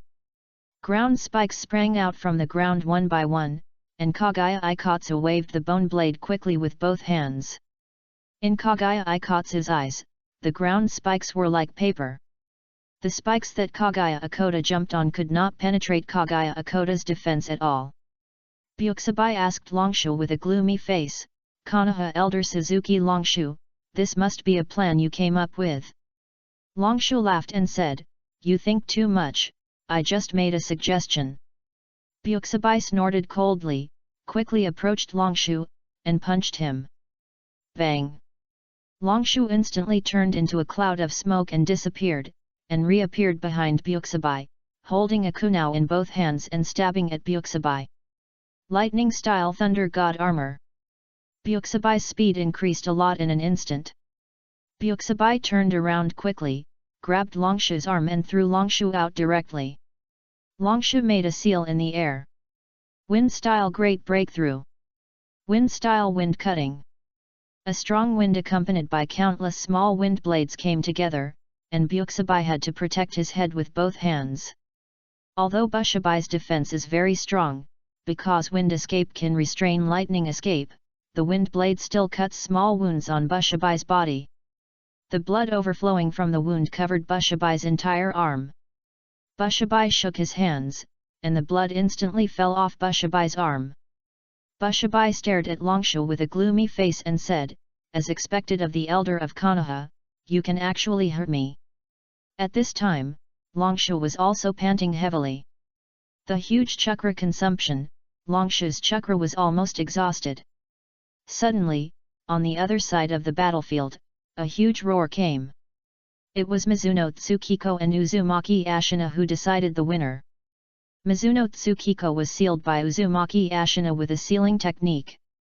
Bushabai looked at Mizuno Tsukiko and frowned, then looked at Longshu and said, "Elder Longshu, it seems that the two of us must fight quickly." As he spoke, Bushabai had already arrived in front of Longshu, clasped his fists and smashed down hard. Longshu's face darkened and he said, "I can't dodge it." Iron block. The moment Bujobi's fist hit Longshu's head, Longshu sank into the ground. Apart from a slight concussion, Longshu felt that he was fine. Longshu quickly formed a seal lightning release, pseudo-darkness. Bujobi snorted disdainfully, "Lightning release? Showing off your skills in front of an expert." The blue-white lightning spear attacked Bujobi. Feeling the powerful power of the lightning spear, Bujobi's face changed. Looking at Bujobi's appearance, Longshu couldn't help but sneer in his heart, "This is a ninjutsu that Kakashi used Reikari to defend against. Do you think you can? Will you take it on with all your strength?"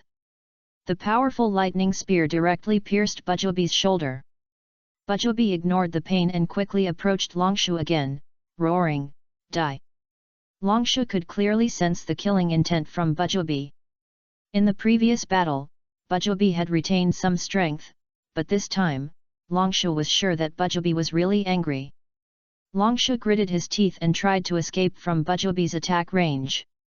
Longshu suddenly jumped up and formed a seal thunder escape fake darkness in mid-air. But Bujobi's fast movement made Longshu unable to see him clearly. The lightning spear also exploded on the ground, but did not hit Bujobi at all. At the same time, Bujobi was behind Longshu in the blink of an eye and smashed down hard on Longshu's back. Longshu turned around quickly, protecting his chest with both hands. Iron Steel.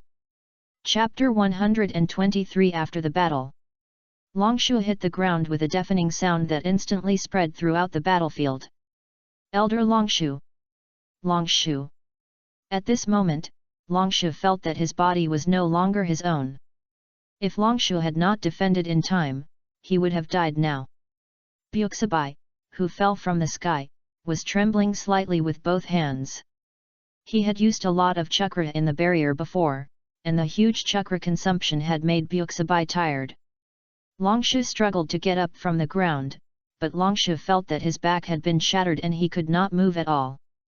Longshu had no choice but to watch Byuxibai walk towards him step by step. Water escape water prison technique.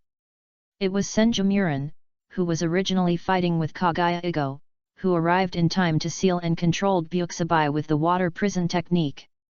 Break it for me. Byuxibai exerted all his strength and instantly broke Senju Murin's water prison. Senju Murin continued to form the seal earth escape earth barrier. The earth wall rose up and blocked Senju Murin and Kagaya Ikatsu. Senju Murin quickly helped Longshu up and said, "Longshu, are you okay?" Longshu nodded with difficulty and said, "Fortunately, I should be able to rest for a few days." At this time, Byuxibai used both fists to break the earth wall and accelerated towards Senju Murin and the others. Senju Murin frowned slightly and formed a seal earth escape earth flowing river. Suddenly, the ground under Byuxibai's feet turned into liquid and began to flow away. Byuxibai's half-body had fallen into the liquid, and he was getting farther and farther away from Senju Murin and the others. Byuxibai jumped hard, trying to get out of the liquid. Senju Murin took this good opportunity and quickly formed a seal earth escape earth dragon bullet again. The earth dragon rushed towards Byuxibai and hit Byuxibai in mid-air. Ah! Byuxibai was knocked out by the earth dragon, breaking several uncles, and finally stopped. Byuxibai wiped the blood from the corner of his mouth, barely stood up, and said to himself, "Damn, I don't have much physical strength and chakra left." Byuxibai looked at the Uzumaki ninja who had gradually gained the upper hand, and shouted unwillingly, "Cloud Ninja, retreat!" As the Cloud Ninja left, Hojiki Genin looked at Mizuno Tsukiko who was sealed and could not move, and frowned slightly and said, "Mist Ninja, retreat!" After hearing Hojiki Genin's order, the Mist Ninja began to flee everywhere as if they had been pardoned. Looking at Kagaya Ikatsu who was still fighting with Uzumaki Ashina, Hojiki Genin shouted at him, "Ikatsu, don't fight, retreat quickly."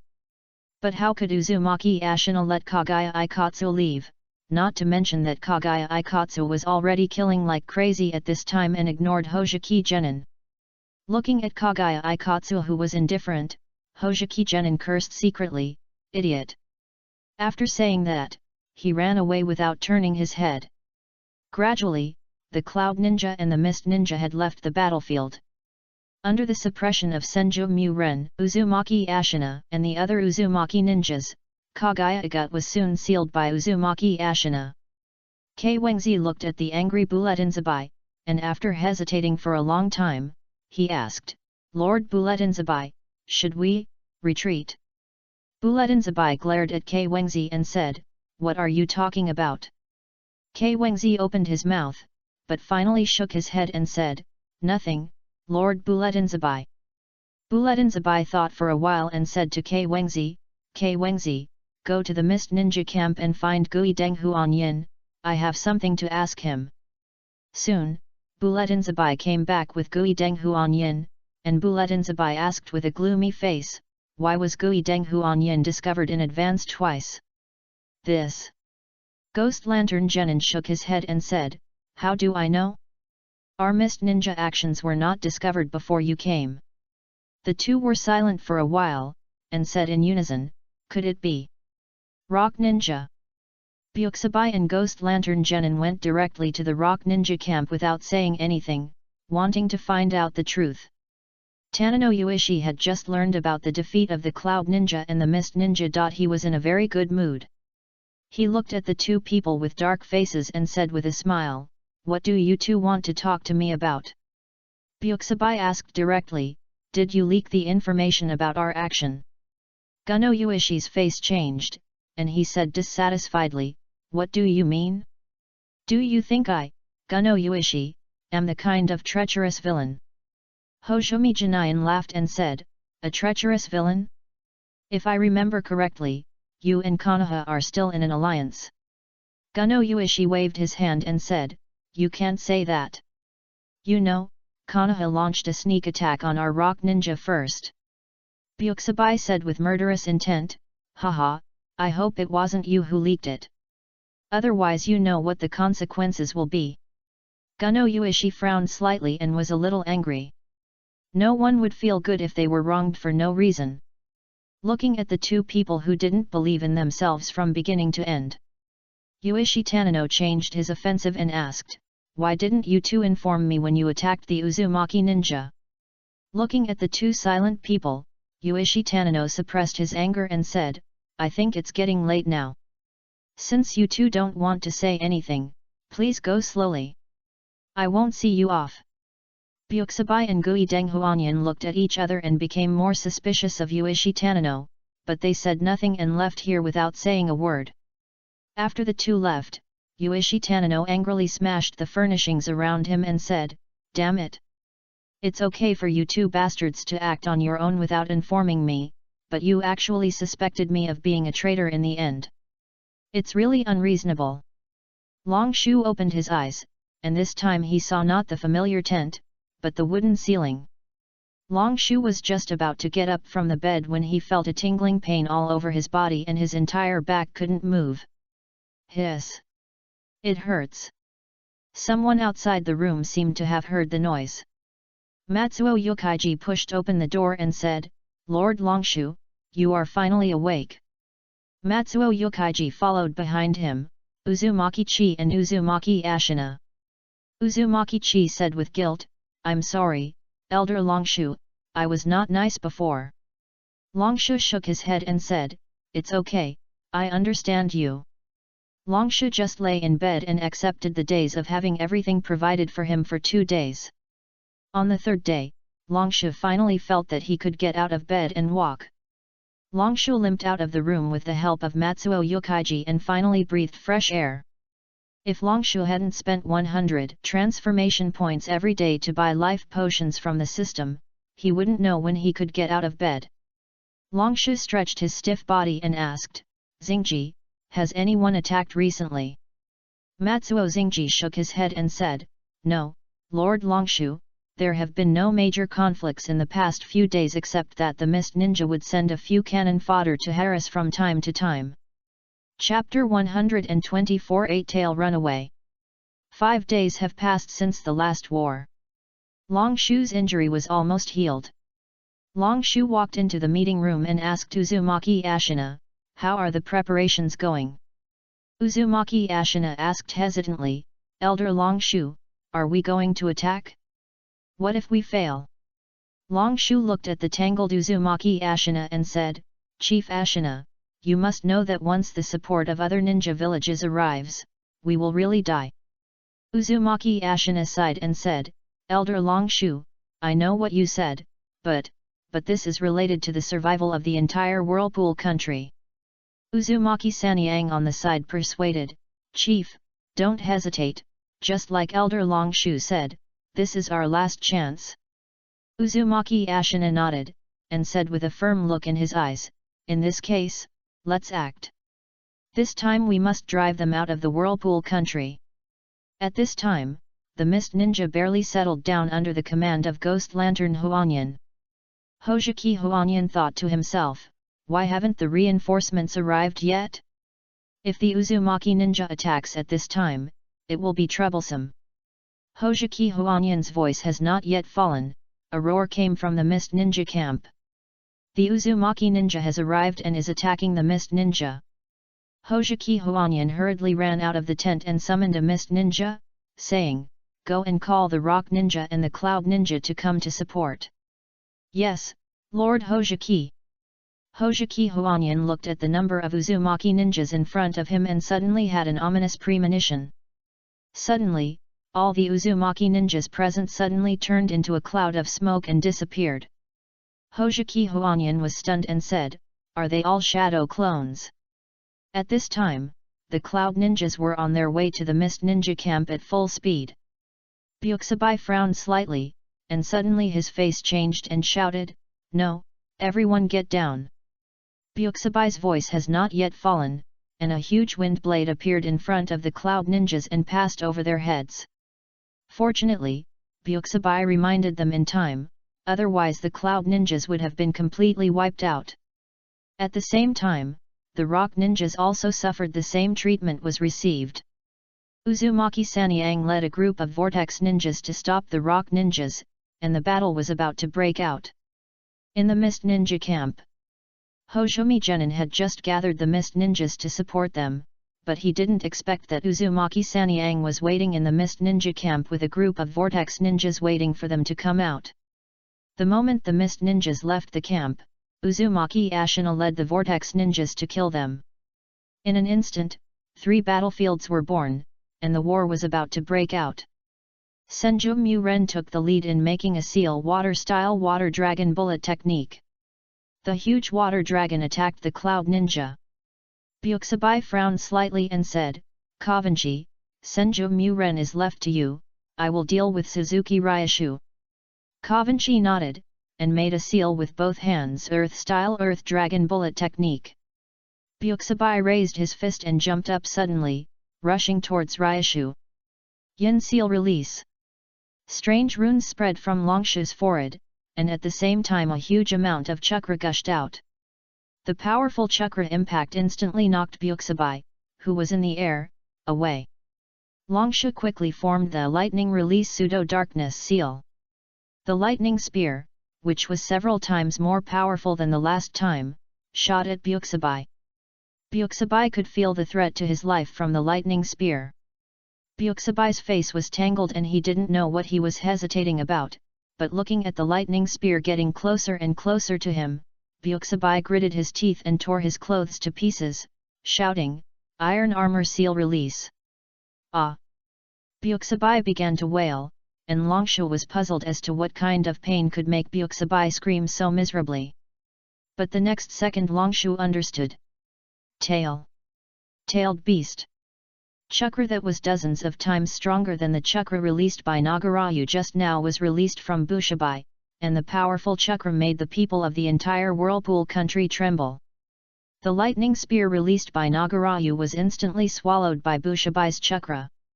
"Submit to me." 8-tailed. Bushibai knelt on the ground and roared. "No.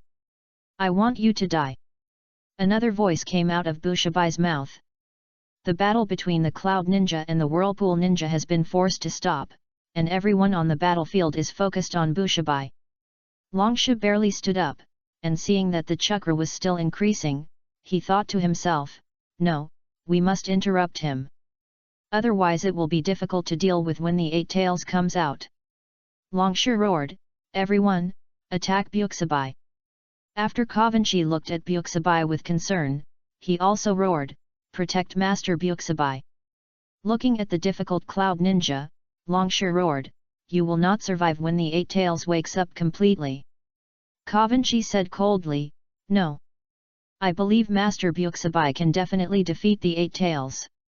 The chakra on Byuksabai's body gradually calmed down. Just when everyone thought that Byuksabai had defeated the 8 tails, Byuksabai's body suddenly began to grow larger. Finally, it turned into a huge 8 tails. The 8 tails looked at Longshu and the others under his feet and roared, "I'm finally out. I'm going to kill all you ants." The 8 tails smashed down with a punch, and the whole land was torn into pieces. Countless ninjas died under the 8 tails punch. Longshu's face changed drastically, and he roared, "Everyone, gather at the camp after leaving here." The ninjas began to flee everywhere, no longer distinguishing between friend and foe.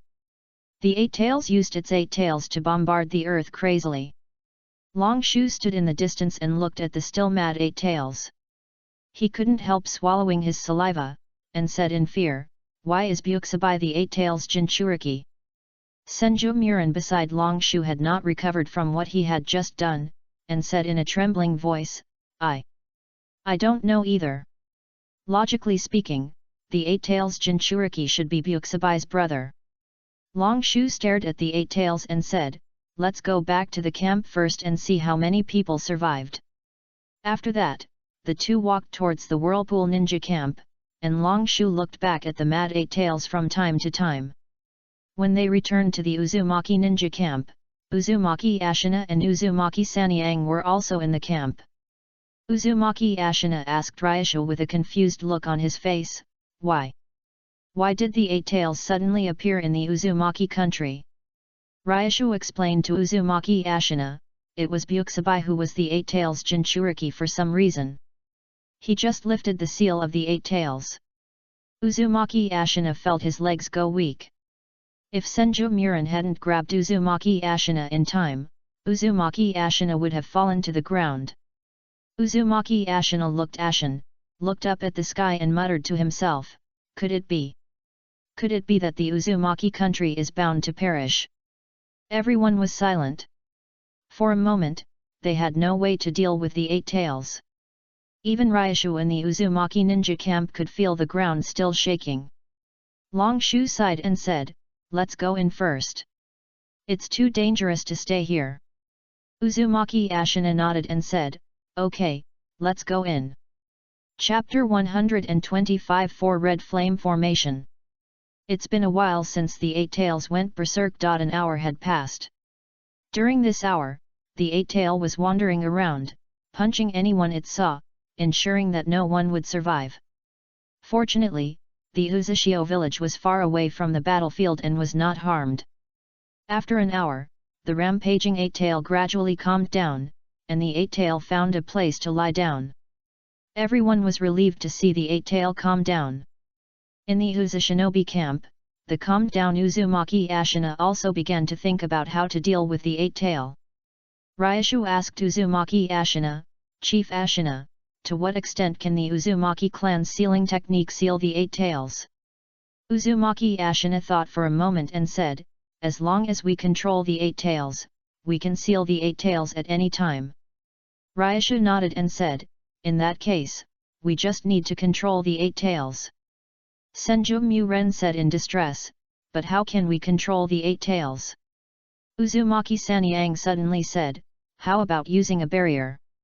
Hearing Uzumaki Sanyang's words, Ryushu immediately thought of the barrier used in the battle between Orochimaru and Sarutobi Hiruzen in the original work, the Four Purple Flame Formation. Ryushu opened the system mall in his mind and began to search for barriers. 6 Red Flame Formation, 500,000 transformation points. 4 Red Flame Formation, 350,000 transformation points. Long Shu saw the price of the barrier and was surprised. "Hey? Is the barrier so expensive? It's even more expensive than Wood Release and Sage Body." Senju Muren suddenly said, "The barrier is indeed possible. Do you know any advanced barriers?" Long Shu saw this and said casually, "Do you know the 6 Red Flame Formation?" Uzumaki Ashina was suddenly stunned and said, "I haven't heard of the 6 Red Flame Formation, but I have seen the 4 Red Flame Formation in an ancient book." Senju Muren asked, "Then Uncle Clan Leader, do you still know how to use this barrier?" Uzumaki Ashina pondered for a while and said, "I only remember that this barrier requires at least 4 cage level strong men to use it. I don't remember the specific content anymore." Everyone exclaimed, "4 cage level strong men." Long Shu nodded secretly and said, "Sure enough, the price is so high, it makes sense. The barrier that requires 4 cage level strong men to release should be specially used to deal with tailed beasts." Senju Muren asked again, "Then Uncle, Clan Leader, do you remember where you read that ancient book?" Uzumaki Ashina thought for a while and said, "I should have seen it in the warehouse of Uzushio village." Senju Muren couldn't wait to say, "Then let's set off quickly." At this time, Matsuo Yuji rushed into the meeting room and said, "It's not good, Lord Longshu. The Eight Tail is coming towards us." "What?"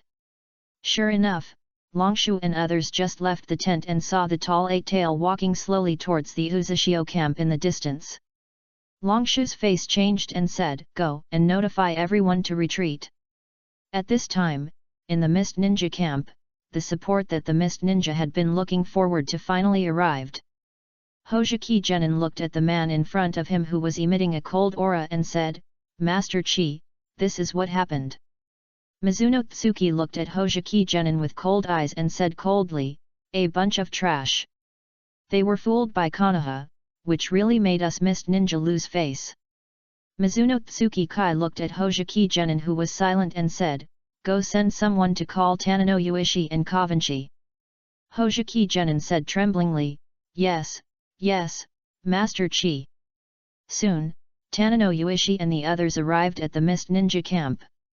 When Tanino Uishi and the others saw Mizuno Tsuki Kai, they both frowned slightly and thought to themselves, it seems that the Mist Ninjas have arrived first.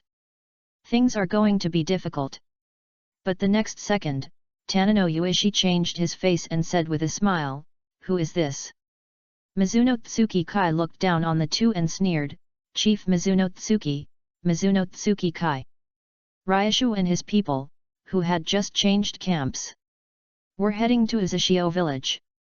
In the Uzukage office in Uzushio village, Uzumaki Ashina found the ancient book in no time. Uzumaki Ashina opened the ancient book and found the record of the 4 red flame formation. 4 red flame formation, a barrier that can only be released by 4 powerful people with cage-level chakras. After reading the record of the 4 red flame formation, Ryushu couldn't help but take a breath of cold air. If the 4 red flame formation is so powerful, then wouldn't the 6 red flame formation be invincible? The 4 red flame formation is not difficult to learn. The only difficulty is that the 4 red flame formation requires a cage-level amount of chakra. As the Senju clan's Senju Mu-ren, the Uzumaki clan's Uzumaki Ashina and Uzumaki Sanyang, the 3 of them naturally have enough chakra. Ryushu feels that he should be able to reach the cage level if he removes all the yin seals. Now another problem arises. If Ryushu and the other 4 use the 4 red flame formation together to imprison the 8 tails, who will seal the 8 tails?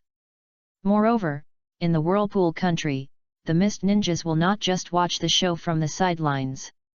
They will definitely take advantage of this opportunity to attack the Uzushino village.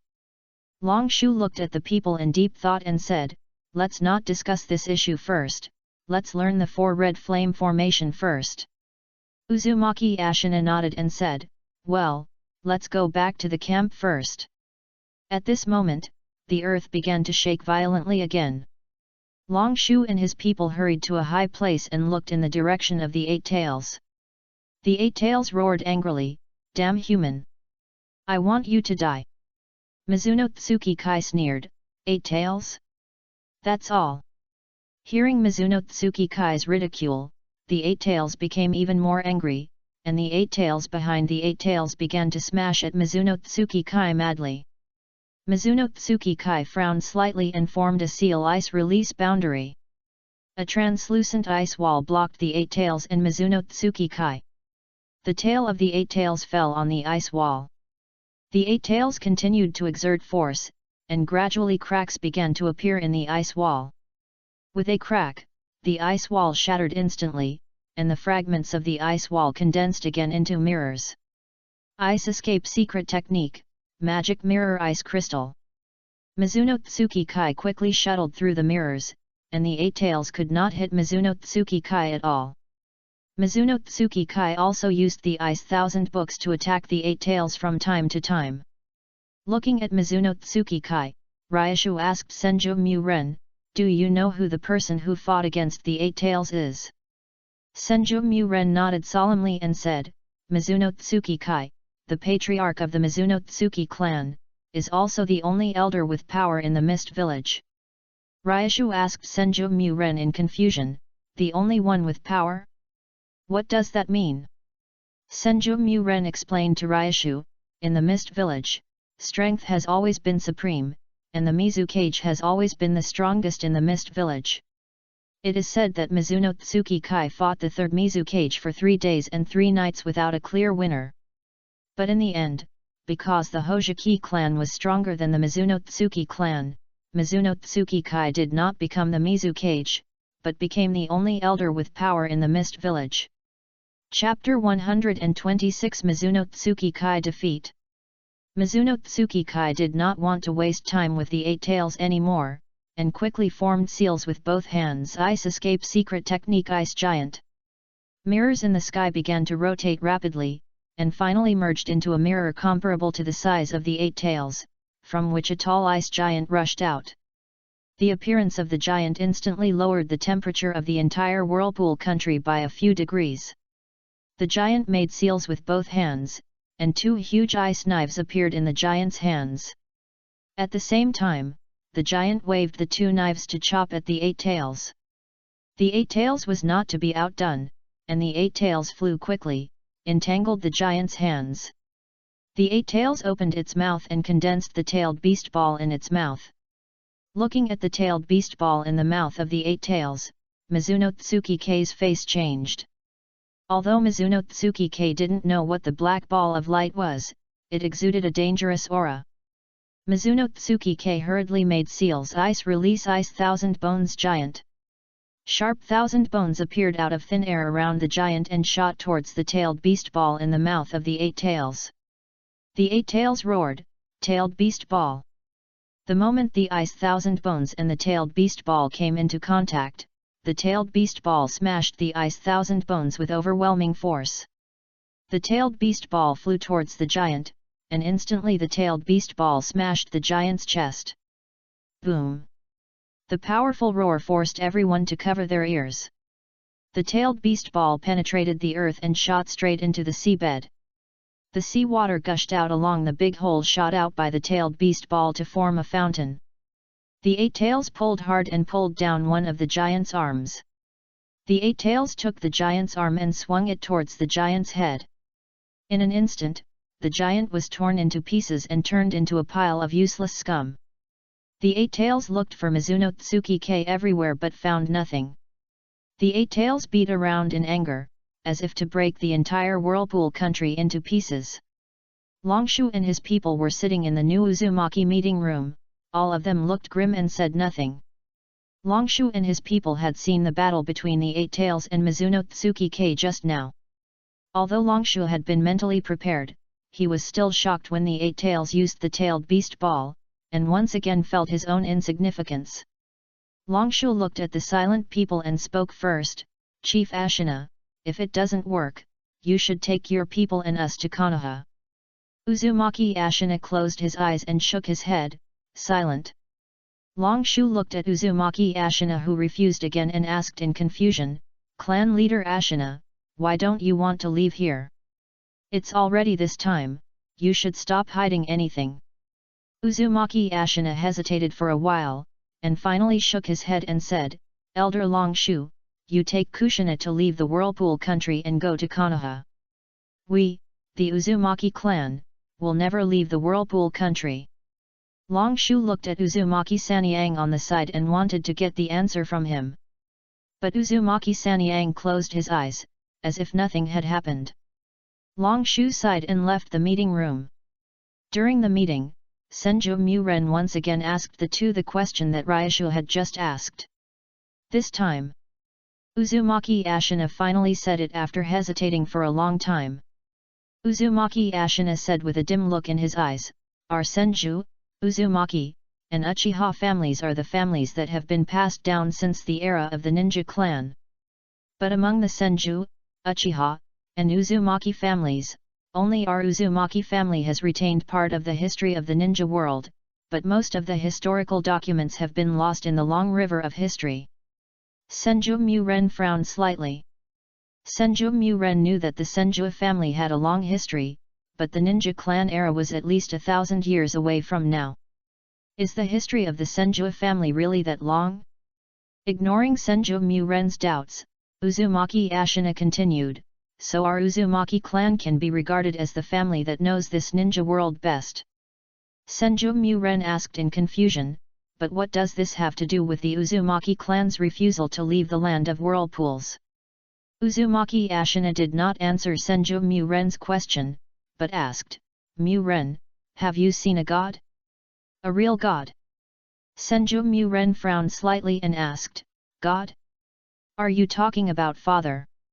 Uzumaki Ashina shook his head slowly and said, "No, although I don't know the true strength of God, I know that Senju Hashirama's strength is not as good as a real god, and there is a god suppressed in the shrine of our Uzumaki clan. The god of death. Senju Muren was surprised and said, the god of death. But Senju Muren still didn't believe Uzumaki Ashina's words in his heart. After all, these words simply overturned Senju Muren's cognition. Senju Muren shook his head and said, impossible, the god of death only exists in stories, it can't exist in reality. Looking at Senju Muren who didn't believe it, Uzumaki Ashina smiled and said, since you don't believe it, just pretend I didn't say anything. After that, Uzumaki Ashina stood up and slowly left. At this time, Longshu was walking towards the daimyo mansion of the Whirlpool country. The streets that should have been crowded with people were already empty. Uzumaki Chi, who looked exhausted, forced a smile and asked, Elder Longshu, what can I do for you? Looking at Uzumaki Chi, who was exhausted physically and mentally, Longshu said, Your Highness, I would like to ask you to persuade the chief of the Ashina clan. He is too stubborn.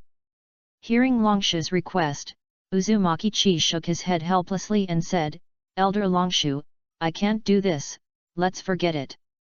Longshu asked again, then Your Highness, do you know why Uzumaki Ashina is unwilling to leave the land of whirlpools? Uzumaki Chi frowned slightly and said, I'm not very clear either. I just know that our Uzumaki clan seems to be guarding something. Dad! Dad! At this time, the young Kushina ran out from the side, hugged Uzumaki Kai's thighs with tears in her eyes, and choked and said, Dad! I don't want to leave you, I don't want to go to Konoha.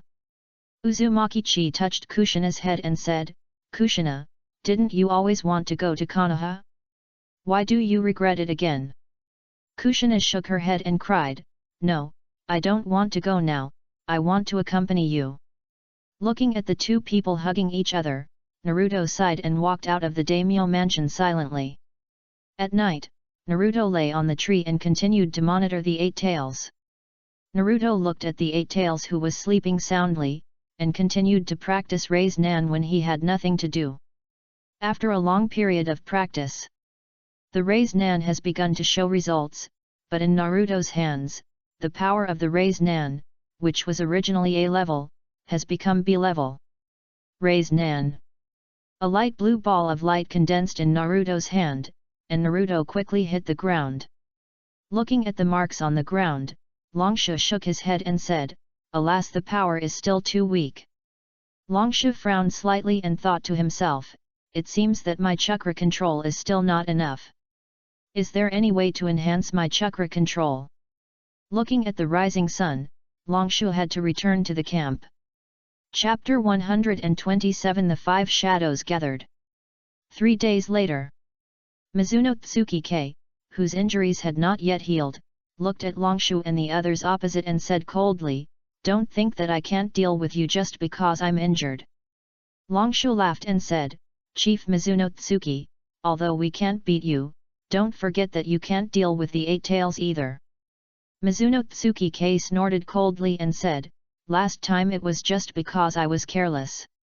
The Eight Tails is not worth mentioning to me. But obviously no one believed what Mizuno Tsuki-kei said.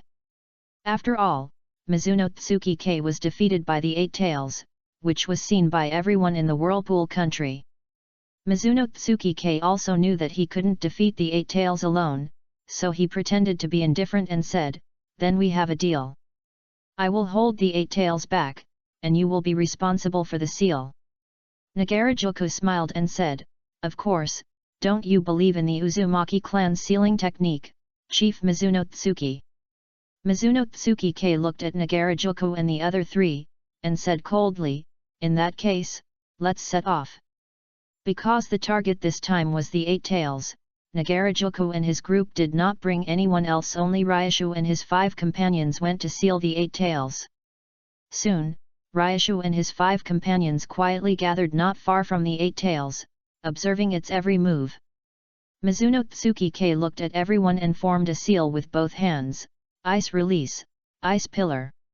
An ice pillar rose from the ground, and Mizuno Tsuki-kei suddenly jumped, forming a seal again on the ice pillar, ice release, ice shuriken. The Eight Tails looked at Mizuno Tsukike and roared, "Human, you dare to show up again." Mizuno Tsukike sneered, "Ha, today I will kill you, a monster." Looking at the two people fighting, Ryushu and his four companions looked at each other, and then quickly ran towards the Eight Tails. Ryushu and Senju Muren joined the battlefield and began to attack the Eight Tails. Uzumaki Ashina and Uzumaki Sanyang overlapped their hands, each covering one of the Eight Tails' tails, and shouted, "Sealing technique 4 symbol seal." Strange runes spread on the tails, and the Eight Tails seemed to sense something, gave up attacking Minajiki, and turned to attack Uzumaki Ashina and the others. But the moment the Eight Tails was about to hit Uzumaki Ashina, the runes had already covered the entire body of the Eight Tails along its tail. Gradually, the Eight Tails stopped moving, and Uzumaki Ashina and Uzumaki Sanyang also stood still like the Eight Tails. Naruto put down the kunao in his hand, looked at the still Uzumaki Ashina and asked, "Is the seal successful?" Senju Muren shook his head and said, "Not yet, it is now in the final stage of the seal. As long as it succeeds, the Eight Tails will be sealed back into Byakusabai's body. At some point."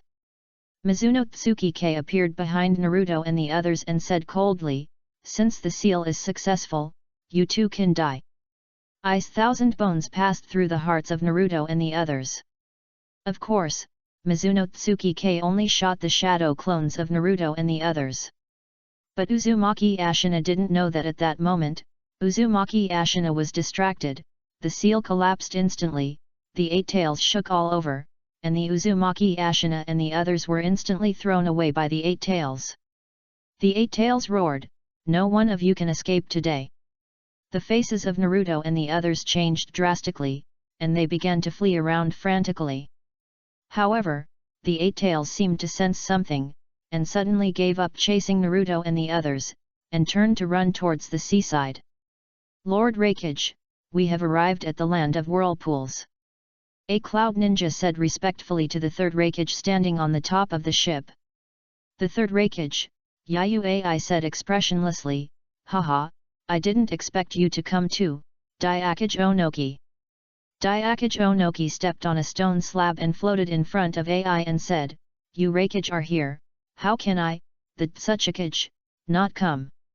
Ai looked into the distance again, and another ship was heading towards the whirlpool country. Onoki laughed and said, "It seems that everyone is here. This is the first time that the 5 of us have gathered together." Ai crossed his arms and snorted coldly, "Don't think I don't know why you came here. The 8-tailed beast will only belong to our cloud village." At this time, the sand ninja fleet in the distance had arrived, and Luojin sneered, "Haha, the tailed beasts have always been occupied by the capable." Ai glared at Luojin and asked, "Are you saying that our cloud village is weak?" Luojin smiled disdainfully, turned his head and looked at Onoki in the sky and said, "I didn't expect that after so many years, you are still so short." Onoki said angrily, "Luojin, do you want to anger the public?" Luojin chuckled twice, the meaning of which was self-evident. Soon, Sarutobi Hiruzen and Hidden Ghost also arrived at the whirlpool country. The 5 Sandame all stood in front of the whirlpool country, and no one was willing to enter the whirlpool country first. Sarutobi Hiruzen spoke first, "I wonder what you all came to the land of whirlpools for." Ai said coldly, "Sarutobi Hiruzen, everyone knows it well, why do you have to do this?" After that, Ai glanced at everyone present and said, "I still say that the 8 tails can only belong to us cloud ninjas." Sarutobi Hiruzen said with a smile, "Of course, the reason I came here is just because our Konoha is an ally of the Uzumaki clan, not for the 8 tails." Sarutobi Hiruzen looked at Ai, Onoki and Hojiki with sharp eyes and said, "Shouldn't you 3 give me an explanation?" Hojiki said coldly, "Explanation? What's there to explain? Just like what the sand shadow said just now, the sealing technique is naturally for those who are capable." Everyone looked at Hojiki, and Sarutobi Hiruzen always felt that Hojiki was a little strange. Looking at the other 4 shadows staring at him, Hojiki Inari said with a guilty conscience, "Why are you looking at me? Am I wrong?" Sarutobi Hiruzen suddenly thought of something and asked, "Oh, by the way, Mizukage, don't you usually close your eyes? Why did you open them today?" Hojiki Inari was stunned for a moment, then snorted and said, "What does my eyes have to do with you?" Sarutobi Hiruzen smiled and said, "Haha, in that case, let's go in and take a look at the situation in the land of whirlpools." Before Sarutobi Hiruzen finished speaking, the 8 tails shot a tailed beast ball at the 5 shadows. Along with the tailed beast ball came the roar of the 8 tails, "Rakage! I want you dead!" Although the 5 cage could open more, they looked at the ninjas behind them and formed seals together. Earth style, earth flow wall. Water style, water barrier. Fire style, fire dragon flame bullet.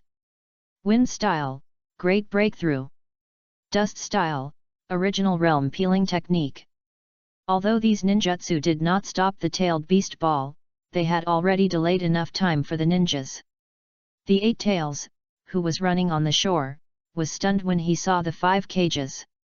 The rakage alone could only tie, not to mention the addition of 4 cages. The 8 tails hurriedly said, "Rakage! Let's fight one-on-one." But how could the 5 cages listen to the 8 tails? The 5 cages jumped up and punched and kicked the 8 tails, leaving it powerless to fight back. The 8 tails instantly returned to Byakusubai's body. Chapter 128 Chakra Nature Change. The 5 cage surrounded Byakusubai, who was lying on the ground, and looked at the others cautiously. AI looked at the 4 people and said coldly, "What do you 4 mean?" Onoki floated in the air and said, "Hehe, I just think what Luojin said is right, the 8 tails can be controlled by the capable one." AI's eyes revealed a dangerous aura and said, "Hehe, Byakusubai is from our Kumagama village." Luojin approached Byakusubai calmly and said, "So what, just pull the 8 tails out of his body." AI's hands were bulging with veins, and he pointed at Luojin's nose and said, "Luojin, don't challenge my bottom line." The 5 cage looked at each other cautiously, and no one was willing to back down. The 4 cage looked at each other, and looked at Sarutobi Hiruzen tacitly. AI said coldly, "Sarutobi Hiruzen, Konoha already has the 9 tails, so there is no need for the 8 tails." Sarutobi Hiruzen laughed and said, "It doesn't matter, I don't recommend adding another 8 tails." Although the other 4 cage did not think that their strength was weaker than Sarutobi Hiruzen, they should be cautious. After all, so many years have passed, and Sarutobi Hiruzen is in his prime and his strength should have improved a lot. Sarutobi Hiruzen frowned without leaving a trace, then smiled and said, "It seems that you will not let me get the 8 tails." Sarutobi Hiruzen shook his head helplessly and had to withdraw from the fight. With Sarutobi Hiruzen's departure, everyone's mind became active. The 4 looked at each other, and I don't know how long it took, AI took the lead and said, "It seems that we have to fight." Before AI finished speaking, a huge stone fell from the sky. It was Onoki who released the ninjutsu. Earth style, earth-bounded dumpling. Luojin snorted coldly, "Humph, Onoki, what else can you do besides throwing some garbage in the sky?" Magnetic style, sand iron attack. Several sand iron blocks, sand iron cones, and sand iron spears gathered around Luojin and flew towards the stone. The stone instantly broke into pieces. Onoki laughed and said, "If you have the ability, come up too." Luojin sneered. "That's what you said." Luojin made a seal with both hands, magnetic style, sand iron sky wing. The sand iron around Luojin gradually condensed into a pair of wings behind him. As the wings fluttered, Luojin gradually flew up. AI couldn't help shaking his head as he looked at the 2 people fighting in the sky, and looked at Gui Dengyan Ri and said, "Let's start too." After that, he quickly rushed towards Gui Dengyan Ri. With a bang, Gui Dengyan Ri was hit dozens of meters away by AI. AI frowned slightly and said, "You are much weaker than before, Hojiki Inari." Hojiki Inari got up from the ground and said inwardly, "Damn it, I can't see his movements clearly without the Sharingan." Hojiki Inari looked at AI who rushed towards him again and shouted, "Stop! I quit!" Not only AI but Onoki and Luojin in the sky also stopped fighting, and looked at Hojiki Inari with surprise on their faces. Sarutobi Hiruzen had already brought everyone from Konoha to Uzushio village at this time. Sarutobi Hiruzen looked at the gloomy Uzumaki-chi with some guilt and said, "Your Highness, daimyo, long time no see." Uzumaki-chi obviously would not give Sarutobi Hiruzen a good face, and snorted coldly, "Sarutobi Hiruzen, you actually have the face to see me." Sarutobi Hiruzen smiled embarrassedly, "Your Highness, daimyo, you also know that the ninja world is in chaos now, and I have no choice." Sarutobi Hiruzen used his eloquence to calm down the furious Uzumaki-chi. Uzumaki-chi said worriedly, "Your Highness, Hokage, according to what you said, the other 4 shadows are now in the Whirlpool country." Sarutobi Hiruzen nodded, patted his chest and assured, "Yes, Your Highness, daimyo, but Your Highness, don't worry, they won't attack the Whirlpool country again when I'm here." Uzumaki-chi still said worriedly, "If the other 4 shadows attack the Whirlpool country together, can you still defend it?" This, looking at the stunned Sarutobi Hiruzen, Uzumaki-chi sighed and said, "Forget it, I hope things won't develop in that direction." On the way back to the Uzumaki ninja camp, Sarutobi Hiruzen asked Ryashu, "How many people do you have left?" Ryashu thought for a while and said, "When we came here, there were a total of 52 jonin and 30 chnin. Now there are 21 jonin and 17 chnin left." Ryashu asked again, "Did you solve the 8 tails?" Sarutobi Hiruzen nodded and said, "Yes, now others are fighting for the 8 tails." While speaking, Sarutobi Hiruzen looked in the direction of the 8 tails. Sarutobi Hiruzen was surprised and said, "Hey? Why is it so quiet? Has the winner been decided?" Just as Sarutobi Hiruzen said, the Uzumaki country is very quiet now, and no fighting sounds can be heard at all. Sarutobi Hiruzen frowned slightly and said, "It seems to be over, but I don't know who will get the 8 tails." Ryaki said on the side, "I think the chance of Raikage may be a little better." Sarutobi Hiruzen shook his head and said, "Not necessarily. From the perspective of strength, Onoki is not weaker than AI, not to mention that Onoki can also perform bloodline elimination and dust escape." While the two were talking, they had already walked to the Uzushinobi camp. "Hokage-sama! Hokage-sama, you are finally here." Sarutobi Hiruzen looked at the thin crowd and couldn't help but sigh and said to himself, "This is war. I really hope that the ninja world can be peaceful." At night, Ryashu asked Sarutobi Hiruzen, "Hiruzen, do you know any way to improve chakra control?" Sarutobi Hiruzen was stunned for a moment and said, "Did you encounter any difficulties in practicing ninjutsu?" Ryashu touched his head shyly and said, "Yes, because of insufficient chakra control, the power has not reached the power I imagined." Sarutobi Hiruzen asked curiously, "Speaking of which, you haven't told me what ninjutsu you are practicing." Ryashu condensed a raise nan in his palm and said, "Yes, this is this ninjutsu, raise nan." Sarutobi Hiruzen looked at the raise nan in Ryashu's hand in surprise and said, "Ninjutsu that does not require hand seals." Sarutobi Hiruzen looked at it carefully again and said, "Well, it's the same as you said. Because of the lack of chakra control, the power has been greatly weakened."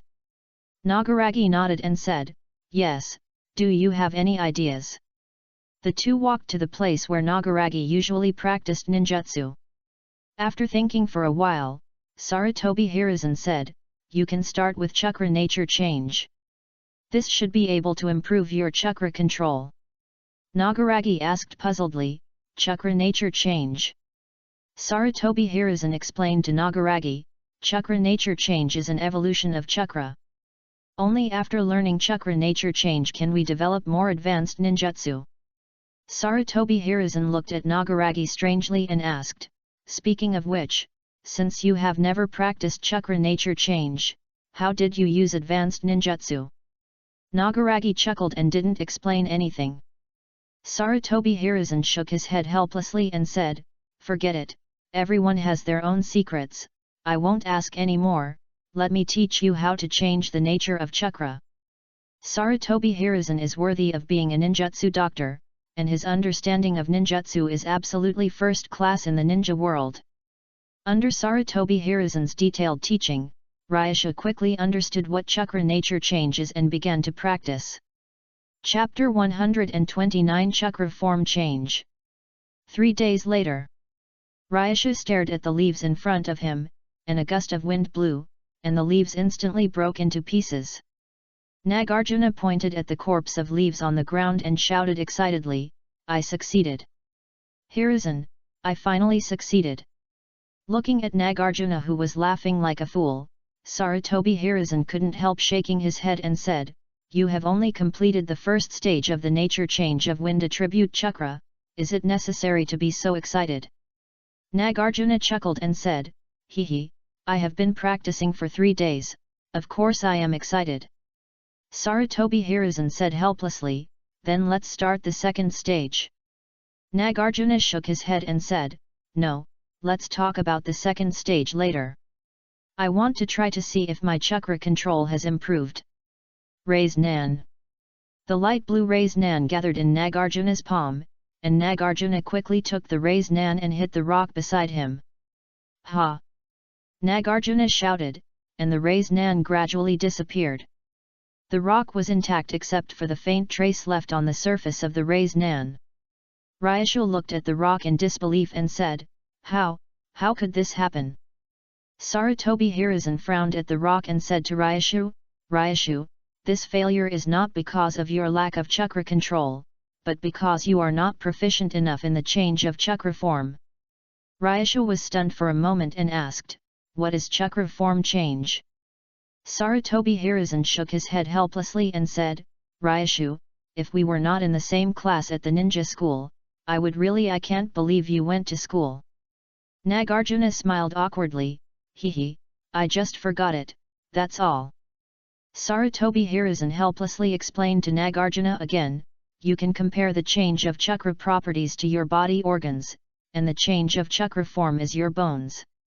Sarutobi Hiruzen stretched out his hand and condensed a Raise Nan in his palm and said, "Look at the difference between the Raise Nan I condensed and the Raise Nan you condensed." Nagarjuna also condensed a Raise Nan in his palm and began to compare. The Raise Nan in Sarutobi Hiruzen's hand is much larger than Nagarjuna's Raise Nan, the color is much darker, and the rotation speed is much faster than Nagarjuna's Raise Nan. Nagarjuna frowned slightly and asked, "Are these all due to the change of chakra form?" Sarutobi Hiruzen shook his head and said, "The size and color are because I use more chakra in the Raise Nan than you, and the fast rotation speed is because the chakra form has changed." As Sarutobi Hiruzen spoke, he threw the Raise Nan at the rock that Ryashu had just hit. The moment the rock touched the Raise Nan, it broke into pieces. Ryashu looked at the gap between himself and Sarutobi Hiruzen and felt a little discouraged. He had practiced the Raise Nan for much longer than Sarutobi Hiruzen, but he didn't expect that he would be surpassed by Sarutobi Hiruzen in the end. But what surprised Ryashu even more was that Sarutobi Hiruzen could actually throw the Raise Nan, which really surprised Ryashu. Ryashu frowned slightly and asked, "Then how should I practice the change of chakra form?"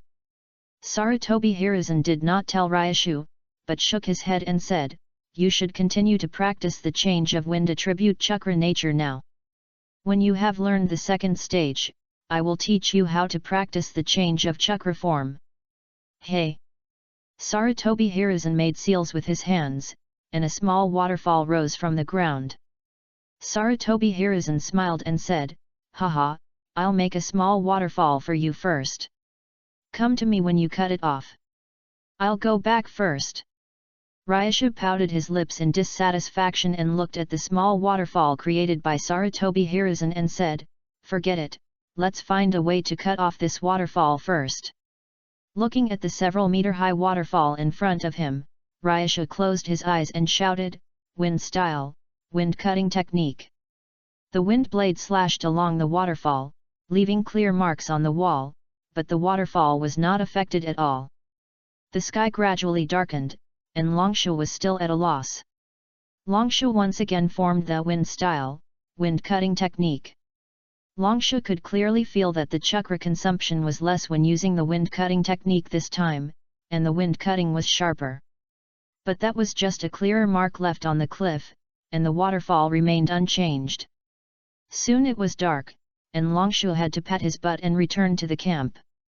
Back in the camp, Longshu found Sarutobi Hiruzen depressed and asked, "Hiruzen, do you have any secrets? Teach me." Sarutobi Hiruzen shook his head and said, "You'd better practice well, I have taught you everything I know." Longshu said helplessly, "Well, it seems that I can only continue to practice."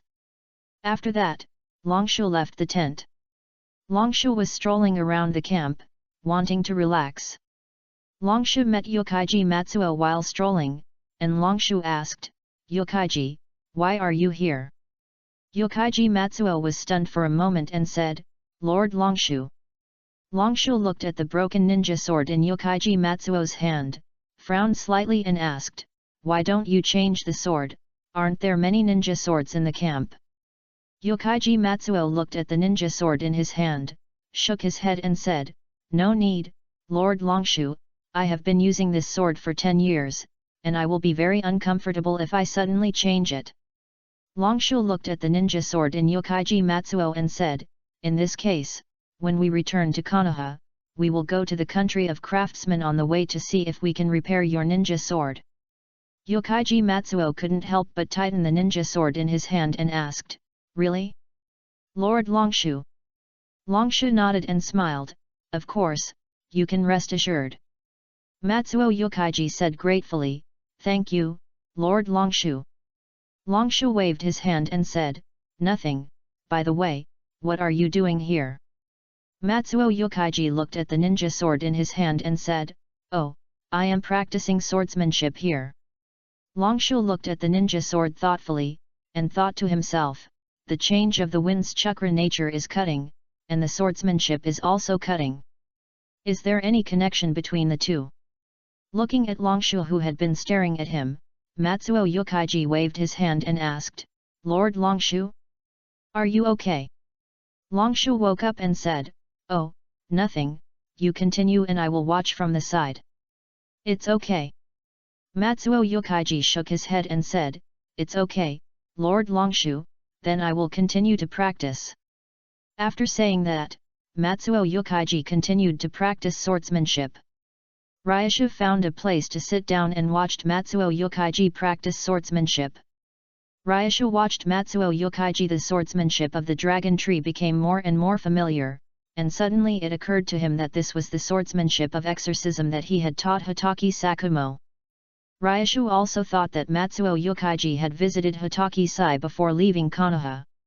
Could it be that Hitaki Sai taught Matsuo Yokaiji the swordsmanship of exorcism? While thinking about it, Ryasha's sight was involuntarily attracted by Matsuo Yokaiji's lower body. Ryasha shook his head to get rid of all the messy thoughts, and carefully observed Matsuo Yokaiji's every move. Chapter 130 Practice. After watching for a long time, Ryasha did not gain anything, so he had to return to the camp and rest early. The next day, Ryasha arrived at the waterfall early in the morning, and Ryasha confidently formed the wind-style wind-cutting technique. The huge and sharp wind blade passed by, instantly splitting the cliff in two, but the waterfall was still safe and sound. Failed again. Ryasha shook his head helplessly. Not long after, Ryasha used ninjutsu to repair the waterfall. Ryasha sat on the ground and thought about how to cut off the waterfall. "Ryashu, it seems you failed again." It was Sarutobi Hiruzen who came to the waterfall at some point and watched Ryasha practice. Ryasha scratched his head in annoyance and said, "Yeah, no matter what, we can't cut off this waterfall." Sarutobi Hiruzen said again, "Ryashu, you can try another method. Using ninjutsu is not a good idea." Ryasha was stunned and asked in confusion, "Hey? No ninjutsu? What to use? Taijutsu?" Sarutobi Hiruzen smiled and said, "Of course not taijutsu. Since you are practicing chakra nature changes, of course you have to use chakra." Hearing Sarutobi Hiruzen's words, Ryasha was even more puzzled and asked, "Chakra? I have been using chakra."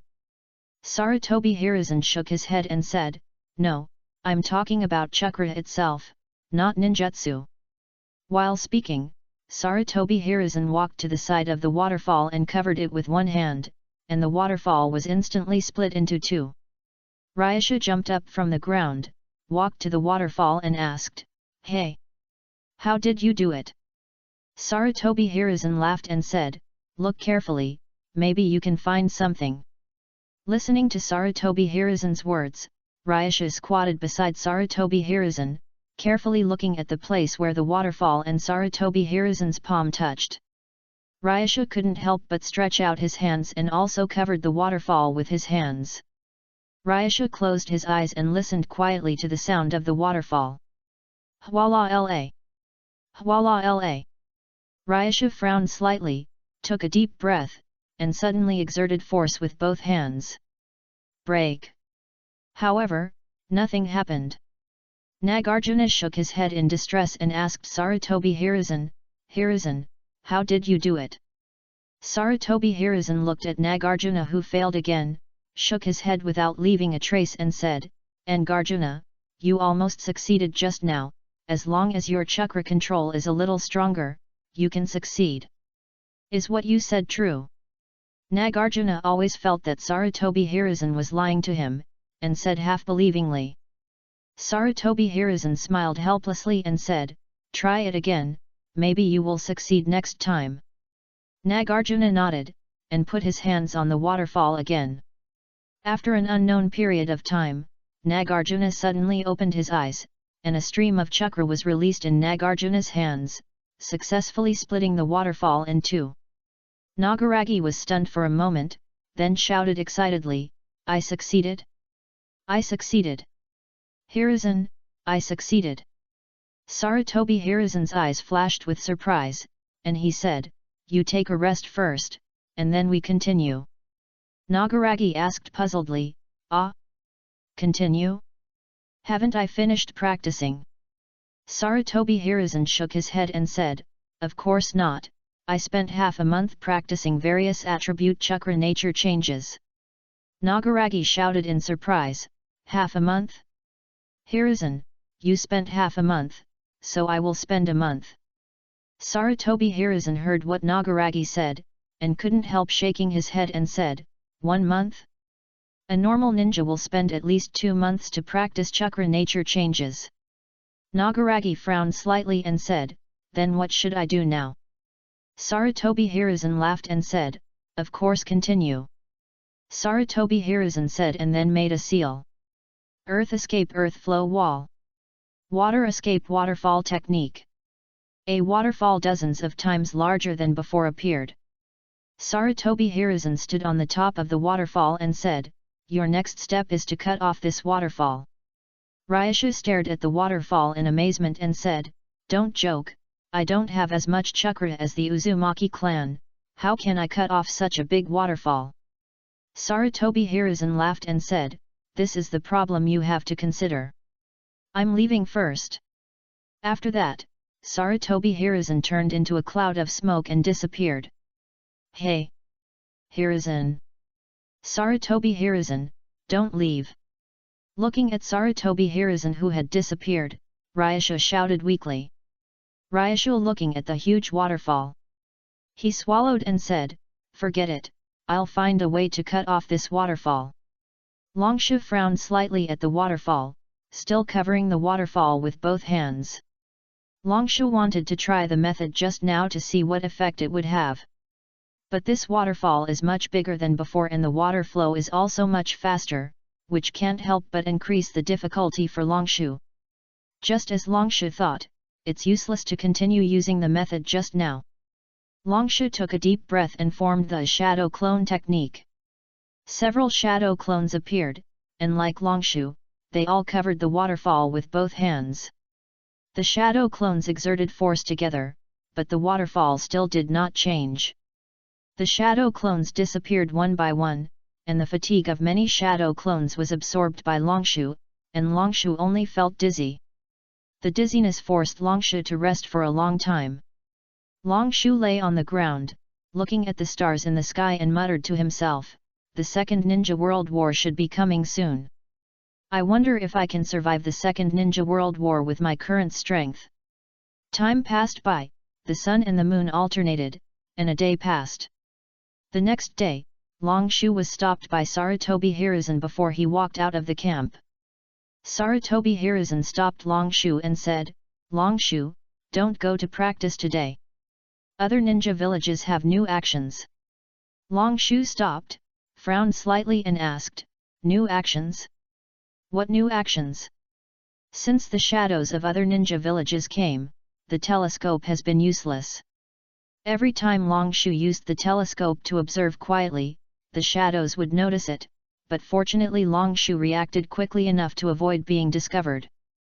Sarutobi Hiruzen shook his head and said, "I don't know yet, but I have received information that the Sand Village should leave the Whirlpool country today." Ryushu held his head with both hands and said, "Okay, then I'll take a day off." Sarutobi Hiruzen nodded and said, "Actually, you can practice taijutsu in the camp.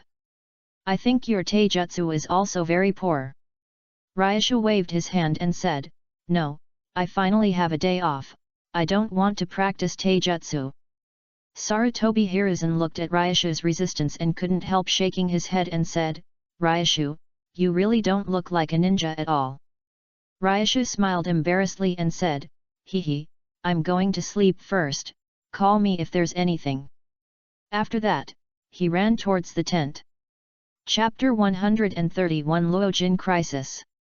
Gui Dengyan Ri looked at Luojin with a sinister look and said, "Luojin, if you don't agree, you may not be able to leave the Whirlpool country." Luojin frowned without leaving a trace and sneered, "Hehe, how shameless. Do you think you can stop me?" Gui Dengyan Ri didn't care about Luojin's ridicule and continued, "Haha, Luojin, I have to say that you are very smart. You actually let the Sand Ninja Army leave the Whirlpool country in advance, but now there will be no one to collect your body." Before Gui Dengyan Ri finished speaking, a series of ground spikes rose from Luojin's feet and attacked Luojin. Luojin's face changed and he jumped up in a hurry. He jumped on the tree and looked at Gui Dengyan Ri with an unbelievable face and said, "You actually dared to attack me." Before Gui Dengyan Ri could speak, Luojin said coldly, "Since you attacked first, I won't be polite." Luojin quickly formed a seal with both hands, magnetic-style iron sand needle. One by one, sharp iron needles condensed in the air, and under Luojin's control, the iron needles shot towards Gui Dengyan Ri. Water-style water barrier.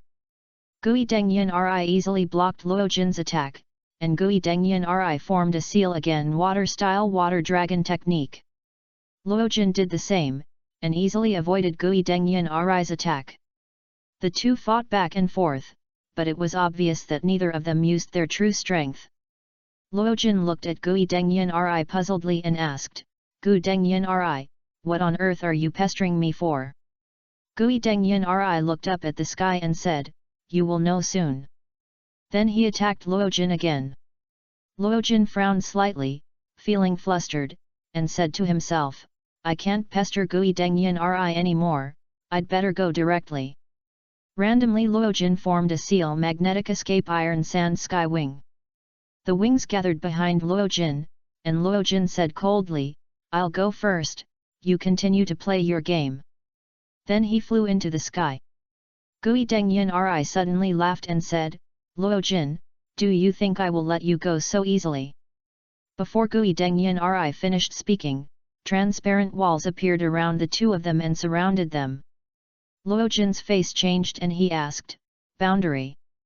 Luojin looked at Gui Dengyan Ri again and asked gloomily, "What are you going to do?"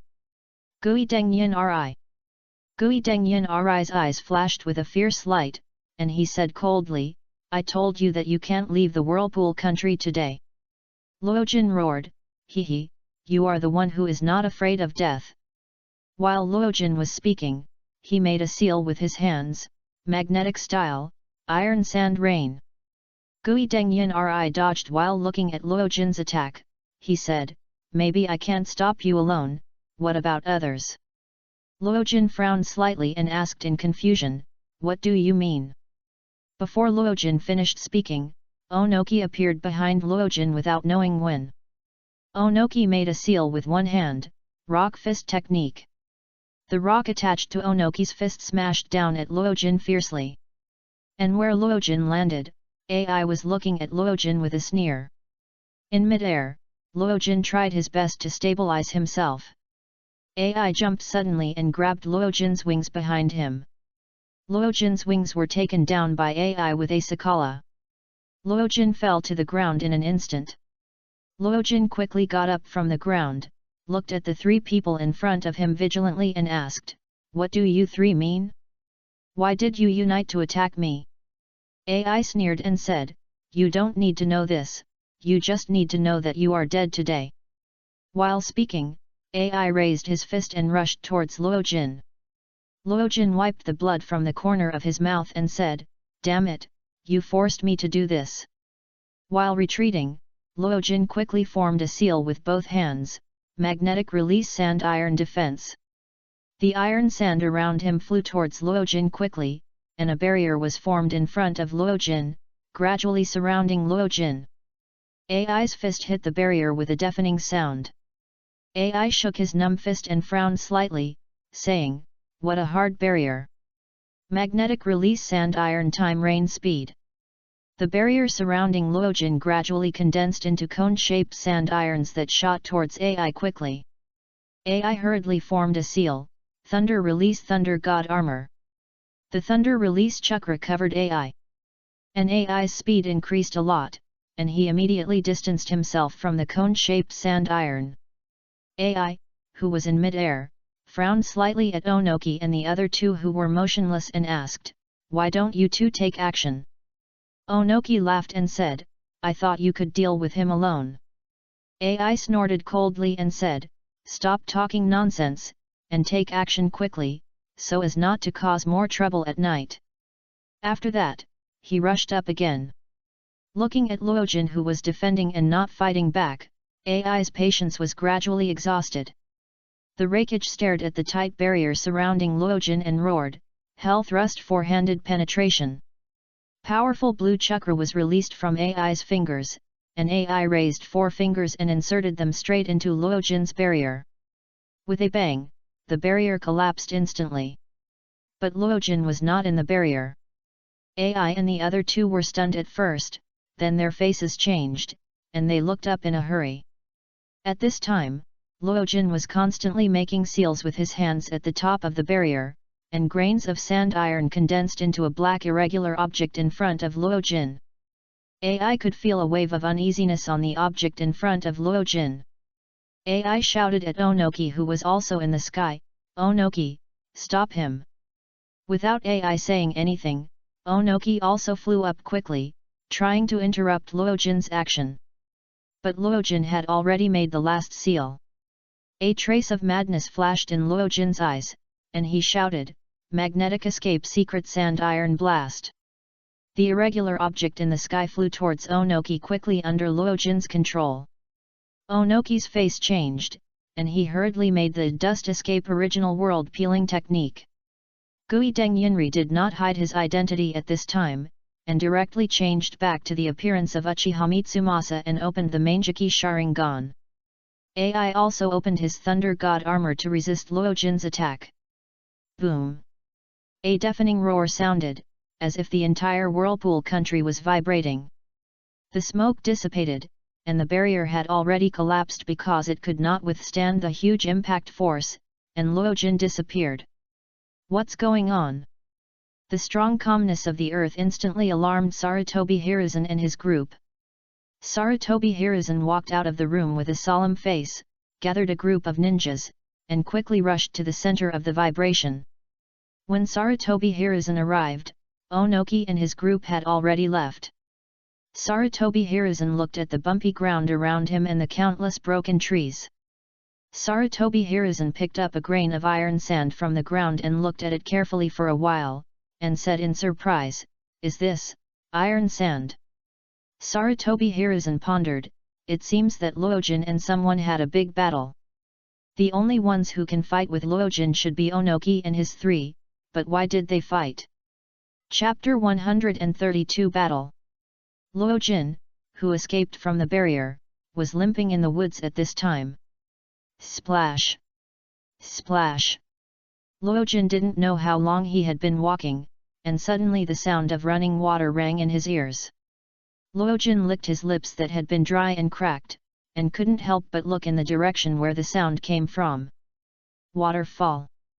Luojin was stunned by the huge waterfall in front of him. Why is it here? A huge waterfall will appear in the water. However, Luojin had no time to think about anything else at this time, and hurried to the waterfall to drink water. Luojin? Why are you here? Longshu stood at the top of the waterfall, looking at the wounded Luojin in surprise. Suzuki Longshu. Luojin looked at Longshu vigilantly, but the chakra in his body could no longer support Luojin. Luojin thought to himself, "Damn, why did I meet him at this time?" Luojin's brain spun rapidly, and he said in a hurry, "Finally found you, Elder Longshu." Longshu frowned slightly, jumped down from the waterfall step by step and asked, "Finally found me? What do you want to see me for?" Luojin said with a look of something bad, "No, something big has happened. Gui Deng Yunri is preparing to join forces with Onoki and AI to besiege Sarutobi Hiruzen." "What?" Longshu heard Luojin's words and shouted out at once. Sarutobi Hiruzen looked at the figure on the tree, frowned and asked, "Uchiha Mitsumasa? Why are you here?" But the next second Uchiha Mitsumasa disappeared from Sarutobi Hiruzen's sight. Sarutobi Hiruzen turned around quickly, and Uchiha Mitsumasa appeared behind Sarutobi Hiruzen again without knowing when, and was stabbing at Sarutobi Hiruzen with a kunao. Sarutobi Hiruzen frowned slightly, jumped back, and easily avoided Uchiha Mitsumasa's attack. Sarutobi Hiruzen looked at the silent Uchiha Mitsumasa, and made a seal with both hands, water-style water prison technique. Uchiha Mitsumasa was easily trapped in the water prison by Sarutobi Hiruzen. Sarutobi Hiruzen looked at the strange Uchiha Mitsumasa and frowned slightly and said, "Illusion." Sarutobi Hiruzen quickly made a seal with both hands to disrupt his own chakra and escaped from the illusion. After leaving the illusion, Hiruzen Sarutobi found himself trapped in the water prison. Hiruzen Sarutobi hurriedly formed a seal summoning Jutsu Sarumobo. With a bang, the Sarumobabo appeared and directly pulled Hiruzen Sarutobi out of the water prison. Hiruzen Sarutobi spit out a few mouthfuls of water and said, "Ahem, Sarumobabo, golden hoop stick." The Sarumobabo nodded and turned into the appearance of the golden hoop stick without saying a word. Hiruzen Sarutobi was holding the golden hoop stick and was not afraid of Uchiha Mitsumasa. Hiruzen Sarutobi looked around and said, "Let them come out too." Before Hiruzen Sarutobi finished speaking, Onoki and AI rushed out from underground. AI snorted coldly and said, "Onoki, it seems that your rock hidden technique is not very good." Onoki also snorted coldly and said, "It's obviously you who hides it poorly, and you actually blame me." Looking at Onoki and the other two, Hiruzen Sarutobi couldn't help but tighten the golden hoop stick in his hand. Sarutobi Hiruzen looked at the three people in front of him cautiously, and walked away without making a sound. Obviously, Onoki and the other two were not blind. AI was the first to say, "Sarutobi Hiruzen, do you think you still have a chance to leave?" Since he was discovered, Sarutobi Hiruzen simply stopped thinking about retreating, and picked up the golden hoop and smashed it at Onoki and the other two. Onoki flew into the air, and his hands formed a seal dust release original realm peeling technique. Obviously Onoki wanted to deal with Sarutobi Hiruzen directly, but Sarutobi Hiruzen was not easy to deal with. Sarutobi Hiruzen threw out the golden hoop directly. And his hands formed a seal golden hoop Vajra prison wall. The golden hoop in the air instantly transformed into dozens of them, neatly arranged in front of Sarutobi Hiruzen. The moment the dust escape touched the golden hoop disappeared one by one, and Sarutobi Hiruzen behind the golden hoop was holding a shuriken several times larger than Sarutobi Hiruzen in his hand. Shuriken Giant Body Technique. Sarutobi Hiruzen directly threw the shuriken and at the same time formed a seal again, Shuriken Shadow Clone Technique. Hundreds of huge shurikens shot towards Onoki and the other two. At this time, Sarutobi Hiruzen jumped up to catch the golden hoop stick in the sky, and quickly rotated the golden hoop stick and said, "Golden hoop stick Wild Wind." Sarutobi Hiruzen combined the golden hoop stick with wind escape, and the whirlwind brought by the rotation of the golden hoop stick was magnified dozens of times and blew towards Onoki and the other two together with the shuriken. Onoki in the sky quickly formed a seal earth escape rock hand.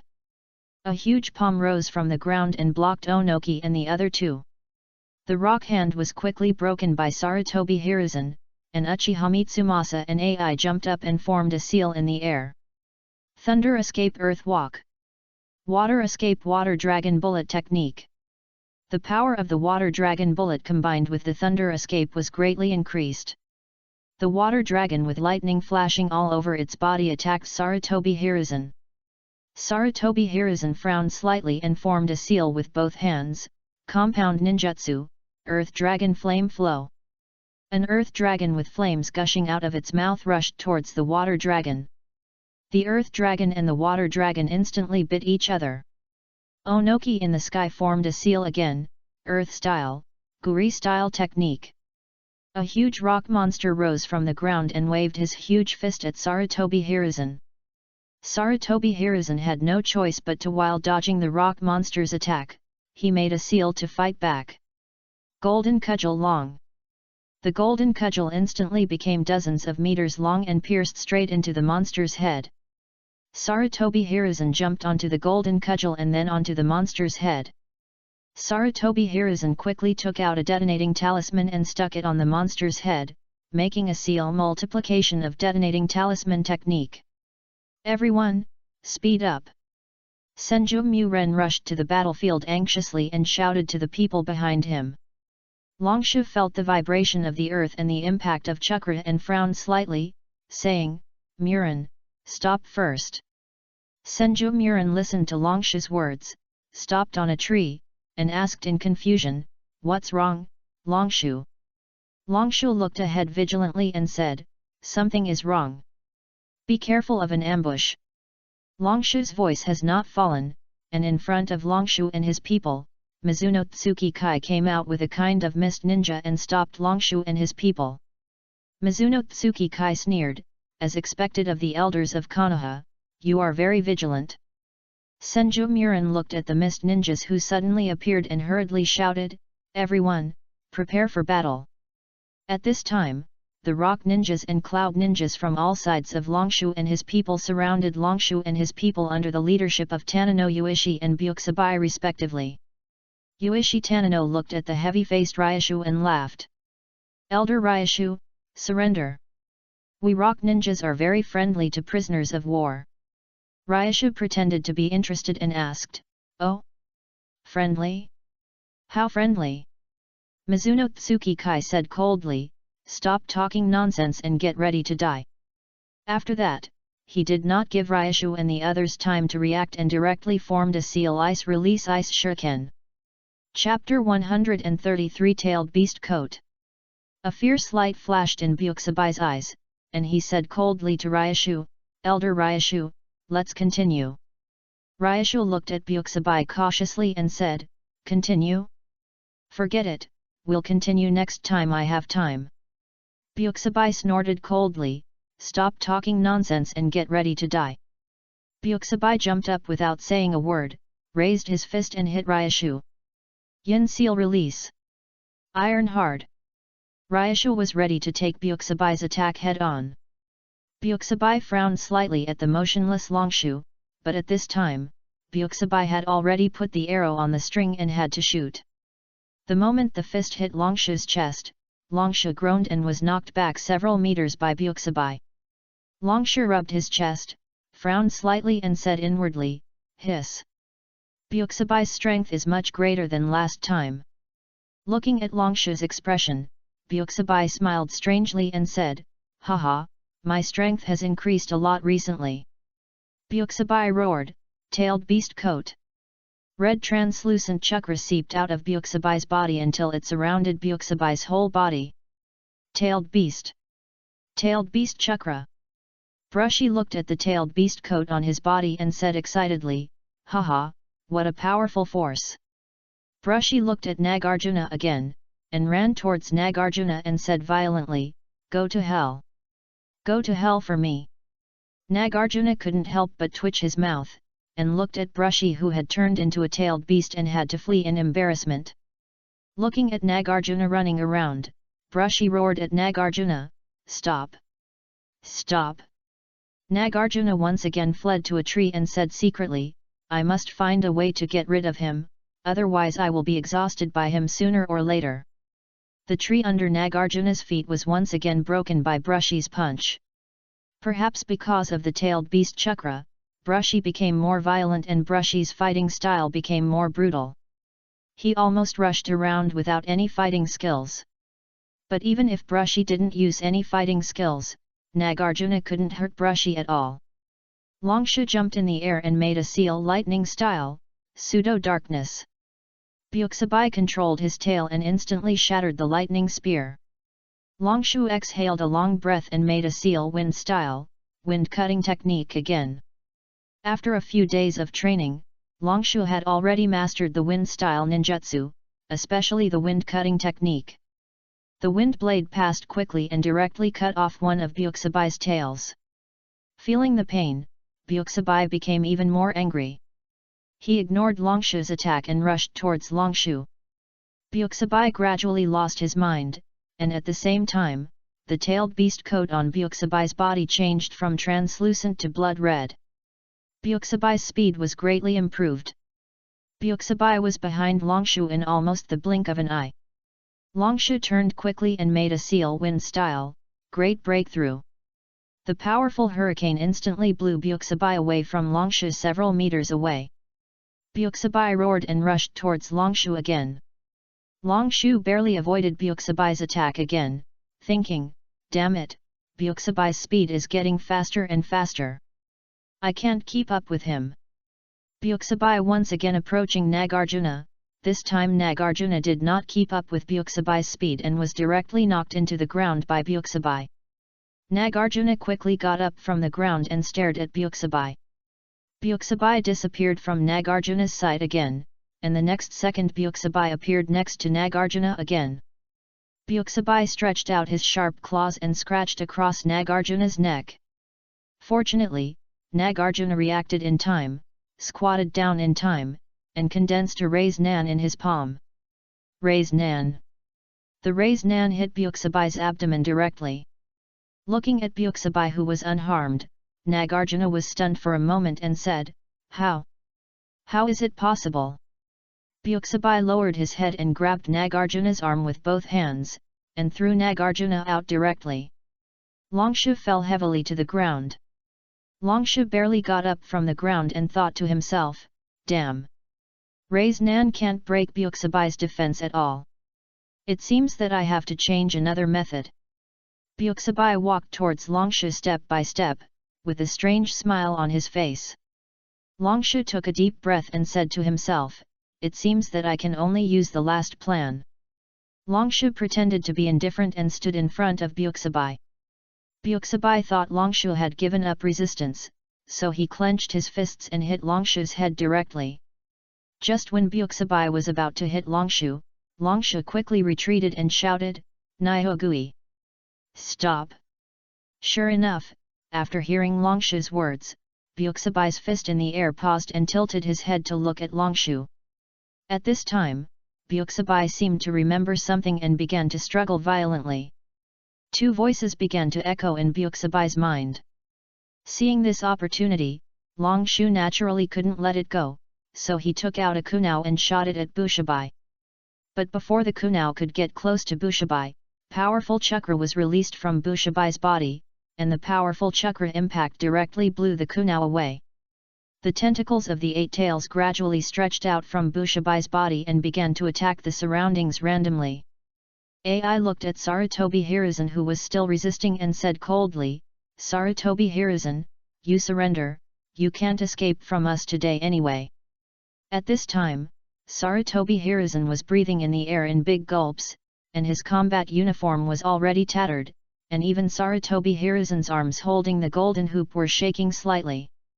Uchiha Mitsumasa also looked at the exhausted Sarutobi Hiruzen and sneered, "Ha, Sarutobi Hiruzen, it seems that you are just like this." Sarutobi Hiruzen stuck the golden hoop stick into the ground and formed a seal with both hands to form the multiple shadow clone technique. Hundreds of Sarutobi Hiruzen holding golden hoop sticks appeared. Onoki and the other 2 did not understand Sarutobi Hiruzen's behavior. Sarutobi Hiruzen's behavior was undoubtedly a waste of his chakra. AI snorted coldly and said, "Since you are looking for death, I will fulfill your wish." After that, AI rushed into the crowd and started killing everyone. As the shadow clones disappeared one by one, Sarutobi Hiruzen's true body gradually appeared. At this time, Sarutobi Hiruzen was making a seal with several shadow clones, fire style, great flame technique. Flames spewed out of Sarutobi Hiruzen's mouth. Looking at the raging fire, Uchiha Mitsumasa's face changed and shouted, "Scatter quickly, this is the secret technique of the Sarutobi clan. It is very powerful." Even without Uchiha Mitsumasa's reminder, AI could feel a fatal threat from the flames. Onoki in the sky frowned slightly and made a seal with both hands, earth style, light and heavy rock technique, super. The weight of AI and Uchiha Mitsumasa was instantly reduced by Onoki. AI and Uchiha Mitsumasa jumped lightly and jumped dozens of meters. Looking at Onoki and the other 2 floating in the air, Sarutobi Hiruzen sighed helplessly and fled again. Chapter 134 Earth Style, Mountain Technique. "Boy, why do you know my name?" Byakusabai had become the 8 tails at this time, and the 8 tails lowered his head and asked Ryushu. Looking at the fierce-looking 8 tails, Longshu couldn't help but take a few steps back and said, Do you believe me if I say I just guessed it?" 8 tails raised one of its tails and asked Longshu, "Do you think I will believe what you say?" Longshu looked at the huge tail in the sky, raised his hand, and forced a smile and said, "Then do you believe me if I say I am the reincarnation of the 6 Paths Sage?"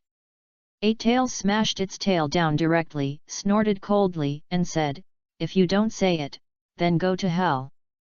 Looking at the tail getting closer and closer to him, Longshu hurriedly shouted, "I'll tell you!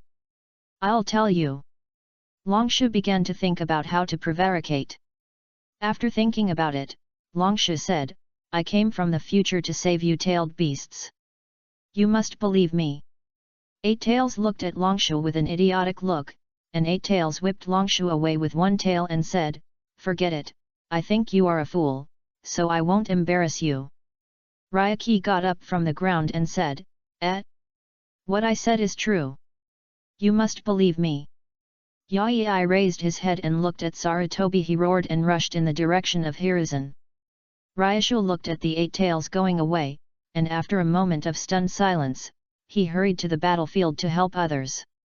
At this time, the Uzumaki ninjas were beaten back on the battlefield.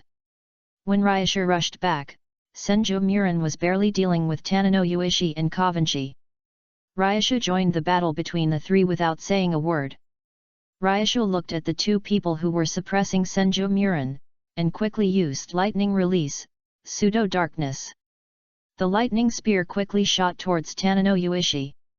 Fortunately, Tanino Yuishi reacted in time, otherwise he would have been killed by the lightning spear.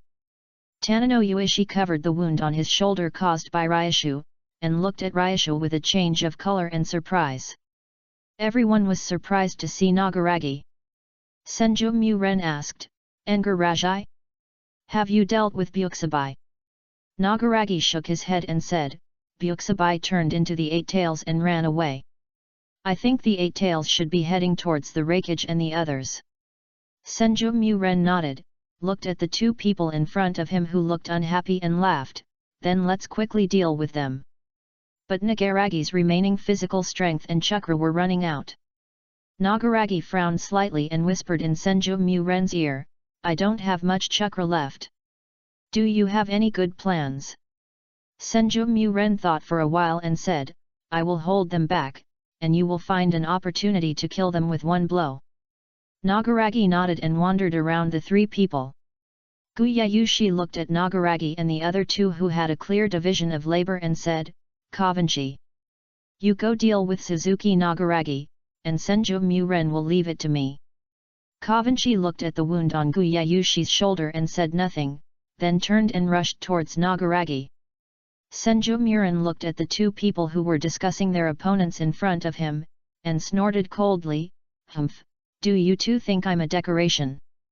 Senju Muren quickly formed the Seal Earth-style Yellow Spring Swamp. The land under the feet of Guyayushi and Kei Wengzi turned into a quagmire and trapped the 2. Long Shu took the opportunity to form the Seal Wind-style Thousand Faces Wind. Hundreds of small wind blades spewed out of Long Shu's mouth and flew quickly towards Guyayushi and the others. Guyayushi, who was half trapped in the quagmire, struggled to form the Seal Earth-style Earth Flow Wall. But the Earth Flow Wall was quickly broken into pieces by Long Shu's small wind blades, and the wind blades continued to shoot towards Guyayushi and the others. At this time, Tanino Yuishi had jumped out of the mud and said in mid-air, I am the disciple of the 2nd generation. How could I be defeated so easily by you 2? When Longshu heard Tanino Yuishi's words, he was shocked and thought to himself, could it be that Tanino Yuishi also knows dust release? Longshu gave up attacking Kavanchi directly and controlled the wind blade to shoot at Tanino Yuishi who was making a seal in mid-air. Looking at the wind blade attacking him, Tanino Yuishi's face remained unchanged. After making the last seal with both hands, he shouted, Earth Release Mountain Technique. 2 semicircular rocks comparable to the size of the tailed beasts rose from the ground and surrounded the 4 people. Long Shu secretly breathed a sigh of relief and thought to himself, fortunately it's not dust release. Long Shu looked at the smooth rocks on both sides again, frowned slightly, and said, what kind of ninjutsu is this? At this time, Tanino Yuishi was standing on the top of the rock, continuing to make a seal. As soon as Tanino Yuishi finished speaking, the rocks on both sides of Long Shu instantly moved closer, and Long Shu and his men changed their expressions and hurriedly ran behind them. But Long Shu and his men couldn't run away from a huge rock comparable to the size of a tailed beast for a while. Kavanchi looked at Yoshi Tanino on top of the boulder and yelled, Yoshi Tanino, what should I do? Let me out. Yoshi Tanino laughed, Kavanchi, don't worry, I will report to the Raikage that you died gloriously in this battle. Kavanchi's face changed drastically, and he yelled, no. Yoshi Tanino. You can't do anything. Longshu looked at the boulder approaching, thinking rapidly, and Longshu looked up at Yoshi Tanino and found that Yoshi Tanino's hands had never been loosened. Longshu's eyes flashed, and his hands quickly formed a seal thunder release pseudo-darkness. Looking at the lightning gun shooting at him, Yoshi Tanino frowned slightly, and a stone pillar rose from both sides of the rock to help Yoshi Tanino block Longshu's attack. Seeing Longshu's attack, Senju Muren and Kavanchi naturally couldn't just sit there and surrender, and formed seals one by one to attack Yoshi Tanino. But the Ryasha group could not break through Tanino Yuishi's defense and could not hurt Tanino Yuishi at all. Soon, there was not enough space in the rock for Ryasha group to cast seals, so they had to turn sideways and stick to the wall. In the rock, Ryasha had to use the immature Raise Nan to add some space for himself. Raise Nan. The Raise Nan could not cause much damage to the rock, but it was better than nothing. Watching Ryasha's actions, Senju Muren and the others followed suit and began to attack the rock with their own ninjutsu. Ryasha used the Raise Nan again and again, and gradually Ryasha could feeling the consequences of chakra overdraft, the limbs were weak and felt a strong sense of dizziness. The 3 of them created a space that could barely allow the 3 of them to move. Long Shu collapsed on the ground, and Senju Muren used fire escape to light up the place. Senju Muren helped Long Shu up and leaned against the wall beside him and asked, "Long Shu, how are you?" At this time, Long Shu was breathing the air in big mouthfuls, his forehead was full of sweat, and his arms were trembling slightly. Long Shu barely opened his eyes, rubbed his swollen head and said, "It's just chakra overdraft, I will be fine after a rest." Senju Muren nodded and began to think about how to leave here. NK Wengzi sat aside with a gloomy face, saying nothing. Chapter 135 5 Escapes? Great Continuous Bullet Technique. Rakage. Didn't expect it. I'm back again. Eight-Tailed opened his big mouth and roared at AI who was fighting with Sarutobi Hiruzen. AI, who was fighting with Sarutobi Hiruzen in physical skills, paused. Sarutobi Hiruzen took this good opportunity and raised his golden hoop and hit AI's chest hard. AI flew backwards dozens of meters and fell to the ground. Seeing AI's embarrassing look, the Eight-Tails laughed at AI and swung his tail at AI. AI got up from the ground and quickly dodged the attack of the Eight-Tails, roaring, "Ninjutsu Lightning Release Lightning Abuse Level Chomai." Lightning burst out from AI's hands. AI made his hands into swords, jumped up suddenly, and cut off one of the tails of the Eight-Tails in mid-air. The Eight-Tails looked at his tail cut off by AI, and roared in anger, "Rakage, you must die today no matter what." The Eight-Tails slapped AI away with a slap, opened his mouth and roared, "Tailed Beast Ball." Looking at the tailed beast ball in the mouth of the Eight-Tails, everyone's face changed. Uchiha Mitsumasa quickly opened his Manjiki Sharingan, jumped into the air and said to AI, "Leave the Eight-Tails to me, you go and deal with Sarutobi Hiruzen." "You, humph."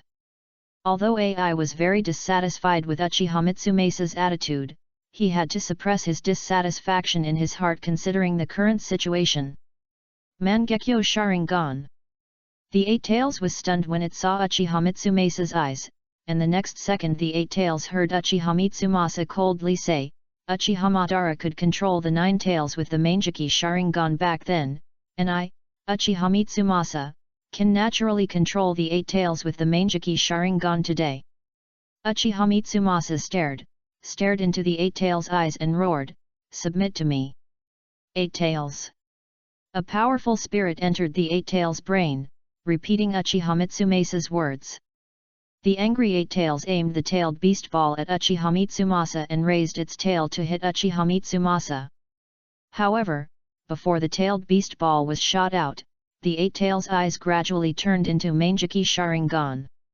Uchiha Mitsumasa looked at the Eight-Tails' eyes and said happily, "Haha, as expected. The Sharingan is the nemesis of the tailed beasts. Eight-Tails, I now order you to kill Sarutobi Hiruzen." Although the Eight-Tails still had some consciousness and was still resisting Uchiha Mitsumasa, that was only the last bit of the Eight-Tails' will and it could not resist Uchiha Mitsumasa at all. The Eight-Tails turned its head stiffly towards Sarutobi Hiruzen and the tailed beast ball was shot directly at Sarutobi Hiruzen. Sarutobi Hiruzen looked at the tailed beast ball that was attacking him quickly, and he didn't care about Onoki beside him. He picked up the golden hoop and hit Onoki away and ran away. Feeling the aftermath of the tailed beast ball explosion, although Sarutobi Hiruzen had known the power of the tailed beast ball for a long time, he still couldn't help but sweat. Looking at Onoki, AI, Uchiha Mitsumasa, and the Eight-Tails who had just joined the battlefield, Sarutobi Hiruzen couldn't help but tighten the golden hoop in his hand. Sarutobi Hiruzen wiped the cold sweat on his head without leaving a trace, took a deep breath, put the golden hoop aside, and separated 4 shadow clones. The 4 shadow clones formed seals at the same time. The golden hoop standing aside suddenly turned back into the demon. The demon looked at Sarutobi Hiruzen in surprise and asked, "Hiruzen, you don't want to use that technique?" Sarutobi Hiruzen nodded solemnly, and at the same time, the movement of his hands stopped. Sarutobi Hiruzen roared, 5 escapes, large continuous bullet technique. 5 kinds of chakra were spit out from the mouths of the 5 shadow clones, and the 5 kinds of chakra merged together in midair and shot towards Onoki and others. AI felt the power of the ninjutsu, his face changed drastically, and he shouted, "What kind of ninjutsu is this? It's a bit too powerful." Onoki also looked ugly, and his hands quickly formed seals dust release, original realm peeling technique. Uchiha Hikaru, who was standing on the head of the 8 tails, yelled, "8 tails, use the tailed beast ball." Then he covered his eyes and said, "Susanoo." AI gritted his teeth and infused all his chakra into his legs, trying to get out of Sarutobi Hiruzen's attack range. Boom! The 4 top ninjutsu of the ninja world, the Great Link, Dust Release, Tailed Beast Ball, and Susanoo, touched each other, and the powerful roar could be heard by almost the entire ninja world. Ninjutsu the aftermath dissipated, and Sarutobi Hiruzen's hands drooped weakly on both sides of his body, and he fell into the arms of the demon. Susanoo's arms were broken, and his whole body was beaten to pieces. He fell to the ground. Uchiha Hikaru's eyes were closed, and blood was still flowing from his eyes. He stood on the head of the 8 tails. Onoki and AI were blown away by the aftermath. The demon quickly took Sarutobi Hiruzen away from the battlefield. My head hurts so much. Ryushu opened his eyes in a daze, and with the help of the weak firelight, he stood up by holding the wall. Ryushu looked around in confusion and said, "Where am I?" After a moment of stunned silence, Ryushu remembered his memory before he fell into a coma. Long Shu. At this time, Senju Muren, who heard the voice, came out of the tunnel beside him and said, "Long Shu, you finally woke up." Long Shu frowned slightly and asked, "What's wrong? What happened during the time I was unconscious?" Senju Muren handed Long Shu a Bing Liang pill and said, "Take the Bing Liang pill first to restore your chakra." Long Shu looked at the Bing Liang pill in his hand, closed his eyes and swallowed it directly. Long Shu patted his chest and said, "Ugh! Bing Liang pills are still so unpalatable." Long Shu wiped the saliva from the corner of his mouth, looked at the tunnel beside him and asked, "Did you dig this tunnel?" Senju Muren turned and walked into the tunnel, saying, "Well, this is what I dug with K Wengzi, come with me." Long Shu followed Senju Muren into the tunnel, and soon saw K Wengzi and several shadow clones of Senju Muren hitting the rocks with ninjutsu. After sorting out his thoughts, Long Shu took a break and dug a tunnel with Senju Muren. As long as the chakra was exhausted, he would take a soldier pill and continue. They dug for an unknown period of time. Long Shu finally saw a ray of light. Long Shu said excitedly, finally dug through. We can finally get out." Long Shu ran out of the tunnel directly, feeling the warmth of the sun shining on his body. Senju Muren walked out of the tunnel, raised his head and looked at the sun, frowned slightly and said, "It seems that we have been trapped for at least 1 day. I don't know what the battlefield is like." Long Shu looked at the battlefield, his eyes revealed a worried look and said, "Let's go over and take a look." After that, Long Shu and Senju Muren rushed to the battlefield. When Long Shu and the others arrived at the battlefield, the war was over, but the numerous corpses of the Uzumaki ninja on the battlefield showed that the Uzumaki ninja suffered heavy losses in this war at any time and anywhere. After Long Shu and the others searched around the battlefield for any survivors, they rushed to the Whirlpool Ninja Camp. Chapter 136 Leaving Whirlpool Country. 3 days later. 3 days had passed since the last war. During these 3 days, except for the Mist Ninja who continued to send ninjas to attack Whirlpool Country, Onoki and AI had already led the ninjas to leave Whirlpool Country yesterday. At this time in the Whirlpool Ninja Camp, Sarutobi Hiruzen, whose entire upper body was covered with bandages, was lying on the bed, flipping through the information in his hands. Sarutobi Hiruzen looked at the information in his hand and really didn't understand what the Mist Ninja was going to do. Has the Mist Ninja been completely controlled by Uchiha Mitsumasa? The more Sarutobi Hiruzen thought about it, the uglier his face became. If Uchiha Mitsumasa really controlled the Mist Ninja village, then after returning, Uchiha Mitsumasa would most likely declare war on Konoha. As he thought about it, Sarutobi Hiruzen couldn't help but sigh and thought to himself, it seems that the Second Ninja World War will begin soon. Just as Sarutobi Hiruzen was thinking, Ryuki came in with Uzumaki Chi and Uzumaki Ashina. Looking at Sarutobi Hiruzen lying on the bed, Ryuki asked, "Hiruzen, how is your injury recovering?" Sarutobi Hiruzen sat up and smiled, "The injury has almost recovered." Sarutobi Hiruzen looked at Uzumaki Ashina and asked, "Did the daimyo and Ashina clan leader come to me for something?" Uzumaki Ashina and Uzumaki Chi said respectfully to Sarutobi Hiruzen, "Thank you, His Highness the Hokage, for coming to rescue the Whirlpool country in person. We are very grateful on behalf of the Whirlpool country." Looking at the two people who were so respectful, Sarutobi Hiruzen hurriedly stood up from the bed, helped them up and said, "No, no, no, our Konoha and Whirlpool country are allies, this is nothing. I think even if our Konoha is in crisis, the Whirlpool country will definitely lend a hand." Uzumaki Chi and Uzumaki Ashina looked at each other and sighed silently. Uzumaki Chi shook his head and said, "No matter what, I still want to thank you, His Highness the Hokage."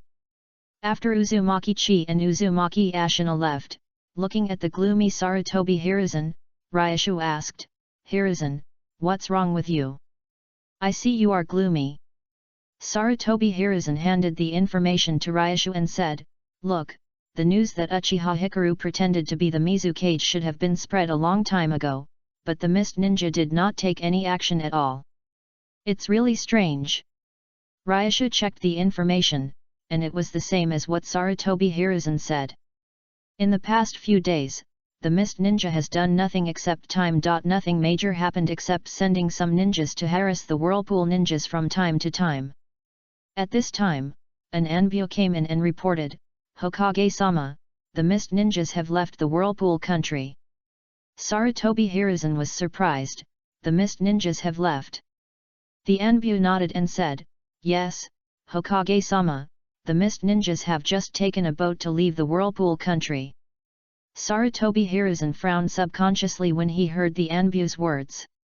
After thinking for a while, Sarutobi Hiruzen said to the Anbu, "I know, you go to gather the ninjas, and we are also preparing to leave the Whirlpool country." "Yes, Hokage-sama." After watching the Anbu leave, Ryuki said excitedly, "Finally, we can go back to Konoha." A day later, everyone in Konoha finally boarded the ship to return to Konoha. Ryuki, Sarutobi Hiruzen and others were waving goodbye to Uzumaki Ashina and others under the ship.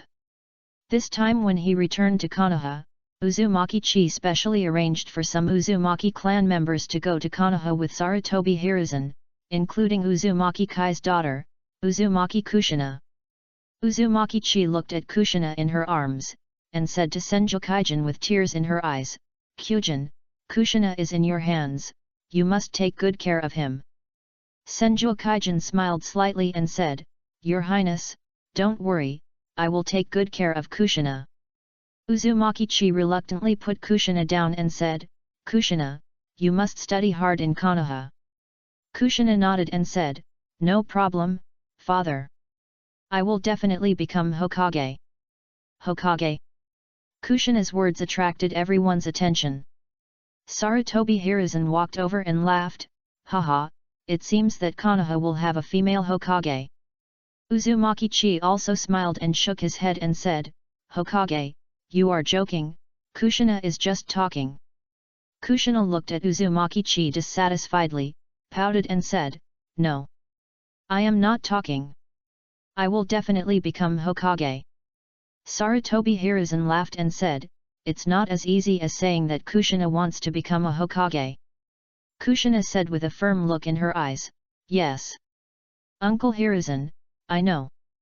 I will work hard in the future. I must become the first female Hokage." After saying goodbye to Uzumaki Chi and others, Ryushu and his group finally boarded the ship back to Konoha. Ryushu leaned against the side of the ship, enjoying the breeze and feeling much better. Matsuo Yokaiji walked up to Ryushu and said, "Sir Ryushu, when are we going to the land of craftsmen? Ryashu was stunned for a moment, remembering what he had promised Matsuo Yokaiji, and Ryashu asked, Yokaiji, do you know where the land of craftsmen is? Matsuo Yokaiji shook his head in confusion and said, I don't know, Sir Ryashu. Neither of them knew where the land of craftsmen was, so Ryashu had to go find Sarutobi Hiruzen. Sarutobi Hiruzen looked at Ryashu in confusion and asked, the land of craftsmen? The land of craftsmen is southeast of the land of whirlpools. What's wrong?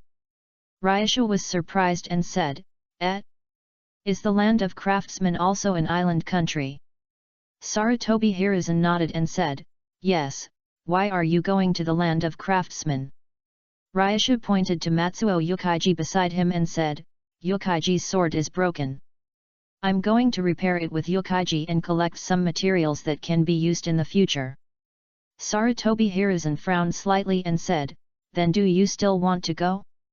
If you go now, it shouldn't be dark when you get to the land of craftsmen.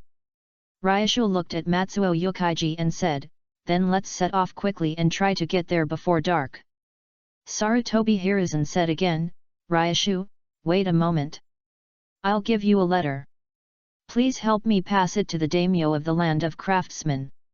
As he spoke, Sarutobi Hiruzen finished writing the letter and handed it to Ryashu. Soon, Ryashu and Matsuo Yokaiji asked Sarutobi Hiruzen for a map, took a boat and headed for the land of craftsmen. The sky gradually darkened, and Ryashu and Matsuo Yokaiji finally saw the land of craftsmen. Looking at the dark sky, Ryashu and Matsuo Yokaiji found a hotel to stay in when they arrived at the land of craftsmen, and planned to do other things tomorrow. Ryashu and Matsuo Yokaiji, who couldn't sleep, walked on the streets of the land of craftsmen. Ryashu looked at the environment around the streets and was very confused. Logically speaking, the land of craftsmen is the best country in the entire ninja world for making blades. Although its economic level is not as good as the 5 major countries. But it must be much better than the land of waves and the land of rain.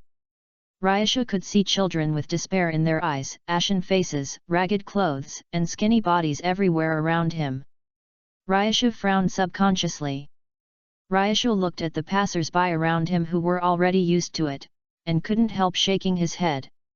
Chapter 137, The Country of Craftsmen. Long Shu stopped a passerby and learned about these children and the country of craftsmen from him. Although the country of craftsmen is rich, the money is controlled by the daimyo and the nobles, and ordinary people are just slaves of the nobles.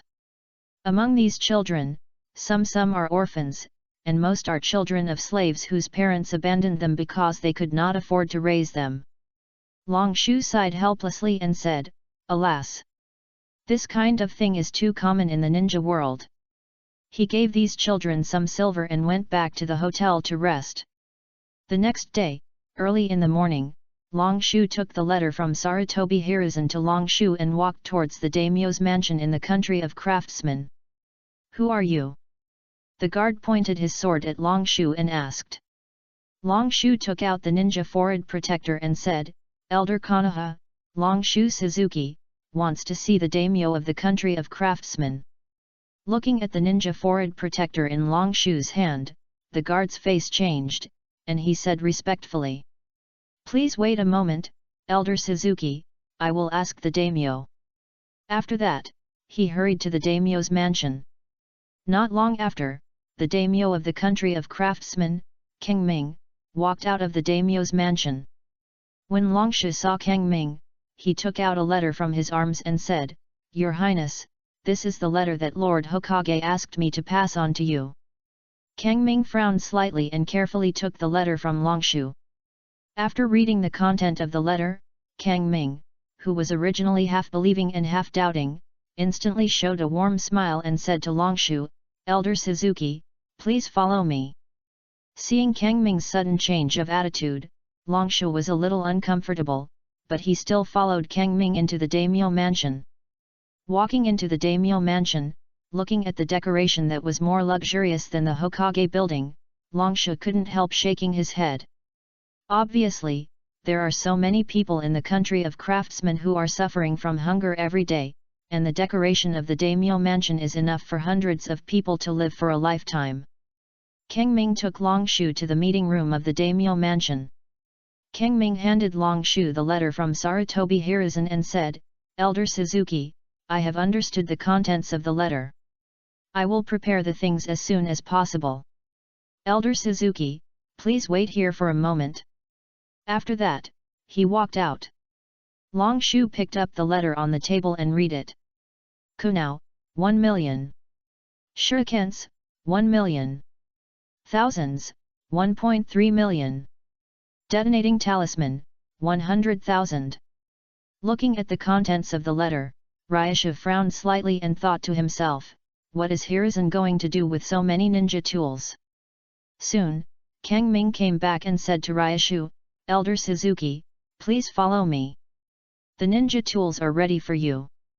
Ryashu was surprised and said, "Hey? It's ready so soon?" Kang Ming nodded and said, "Yes, Elder Suzuki, you can rest assured about the efficiency of our craftsman country." Ryashu followed Kang Ming to an open space. Ryashu looked at the open space filled with all kinds of ninja tools, and he was inevitably shocked. The ninja tools piled together were already half the size of a tailed beast. Kang Ming said to Long Shu, "Elder Suzuki, I will send someone to put the ninja tools into the sealing scroll and send it to Konoha for you." Long Shu shook his head and said, "No need." As he spoke, Long Shu put all the ninja tools into the system space. Looking at the stunned Kang Ming, Long Shu asked, "Your Highness, I will leave first if there is nothing else." Kang Ming hurriedly stopped Long Shu, rubbed his hands and said to Long Shu, "Elder Suzuki, please wait a moment. Did you forget something?" Long Shu was stunned when he saw Kang Ming's actions. Seeing the stunned Long Shu, Kang Ming's attitude suddenly changed, and he asked in a bad tone, "Elder Suzuki, you don't want to pay, do you?" Long Shu covered his heart with a confused look and said, "Tell me how much money it will cost in total."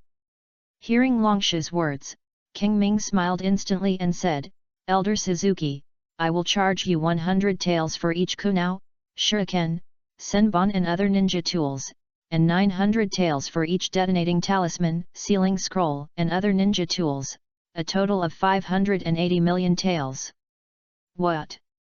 How many taels can you say again?" Long Shu almost vomited blood when he heard the number reported by Kang Ming. Long Shu threw out all the ninja tools in an instant and said, "I don't want the ninja tools, and I won't give you the money. We'll meet again if we are lucky."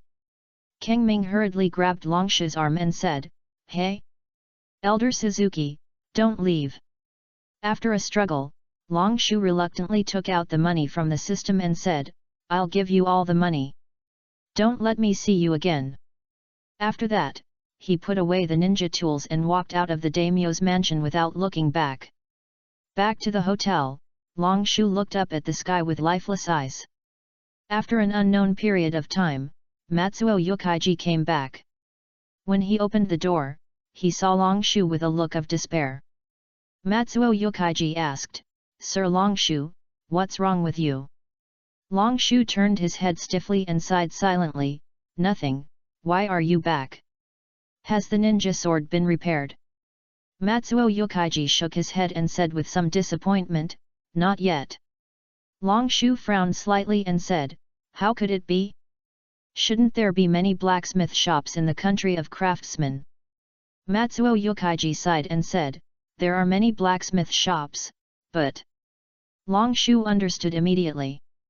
It seems that Matsuo Yokaiji did not meet a satisfactory blacksmith. Long Shu said again, "Then let's go look for it together. I also want to go out for a walk." Matsuo Yokaiji nodded, and the two left the hotel. Looking at the deserted shop in front of him, Long Shu frowned slightly and said, "Why is there no one in this shop?" An old man with a pipe in his mouth walked out of the shop and said to Long Shu, "Hee. I can see that you are an outsider and don't know the country of craftsmen at all." Long Shu raised his eyebrows and asked, "Oh? Old man, what do you mean by this? Don't all the blacksmith shops in the country of craftsmen have business? The old man shook his head and said, of course not, our blacksmith shops usually just forge ninja tool embryos for others. Longshu asked again, then shouldn't your business be very good? Why is it so deserted? The old man thought of his recent income and couldn't help sighing, it's not a wartime now, so there is no need for so many ninja tools. The old man said again, don't stand outside, come in and see what you need. The shop is full of various ninja tools, kunao, shuriken, etc. Longshu picked up a kunao and asked the old man, did you make all these kunao? The old man nodded and said, yes, do you want to buy some? Longshu put down the kunao and shook his head, saying, no, I just bought 1,000,000 kunao from daimyo. 100, 1,000,000. The old man listened to Longshu's words and didn't even notice that the pipe in his mouth fell to the ground. Yes, not only 1,000,000 kunao, I also bought 1,000,000 shurikens, 1,200,000 senbon. Longshu continued. When the old man heard Longshu's words, he felt his legs soften and his head dizzy, and he fell directly to the ground. The old man was helped up by Matsuo Yokaiji, and sat tremblingly on the side. Looking at the tall figure of Longshu, he asked in a slightly trembling voice, Sir, what do you want to buy? Chapter 138 Beheading Sword Fragments. Longshu continued to stroll in the shop, and Longshu found a small box with exquisite packaging in a corner. Longshu pointed at the box and asked, Boss, what's in this box? The old man laughed and said, it's a treasure in it.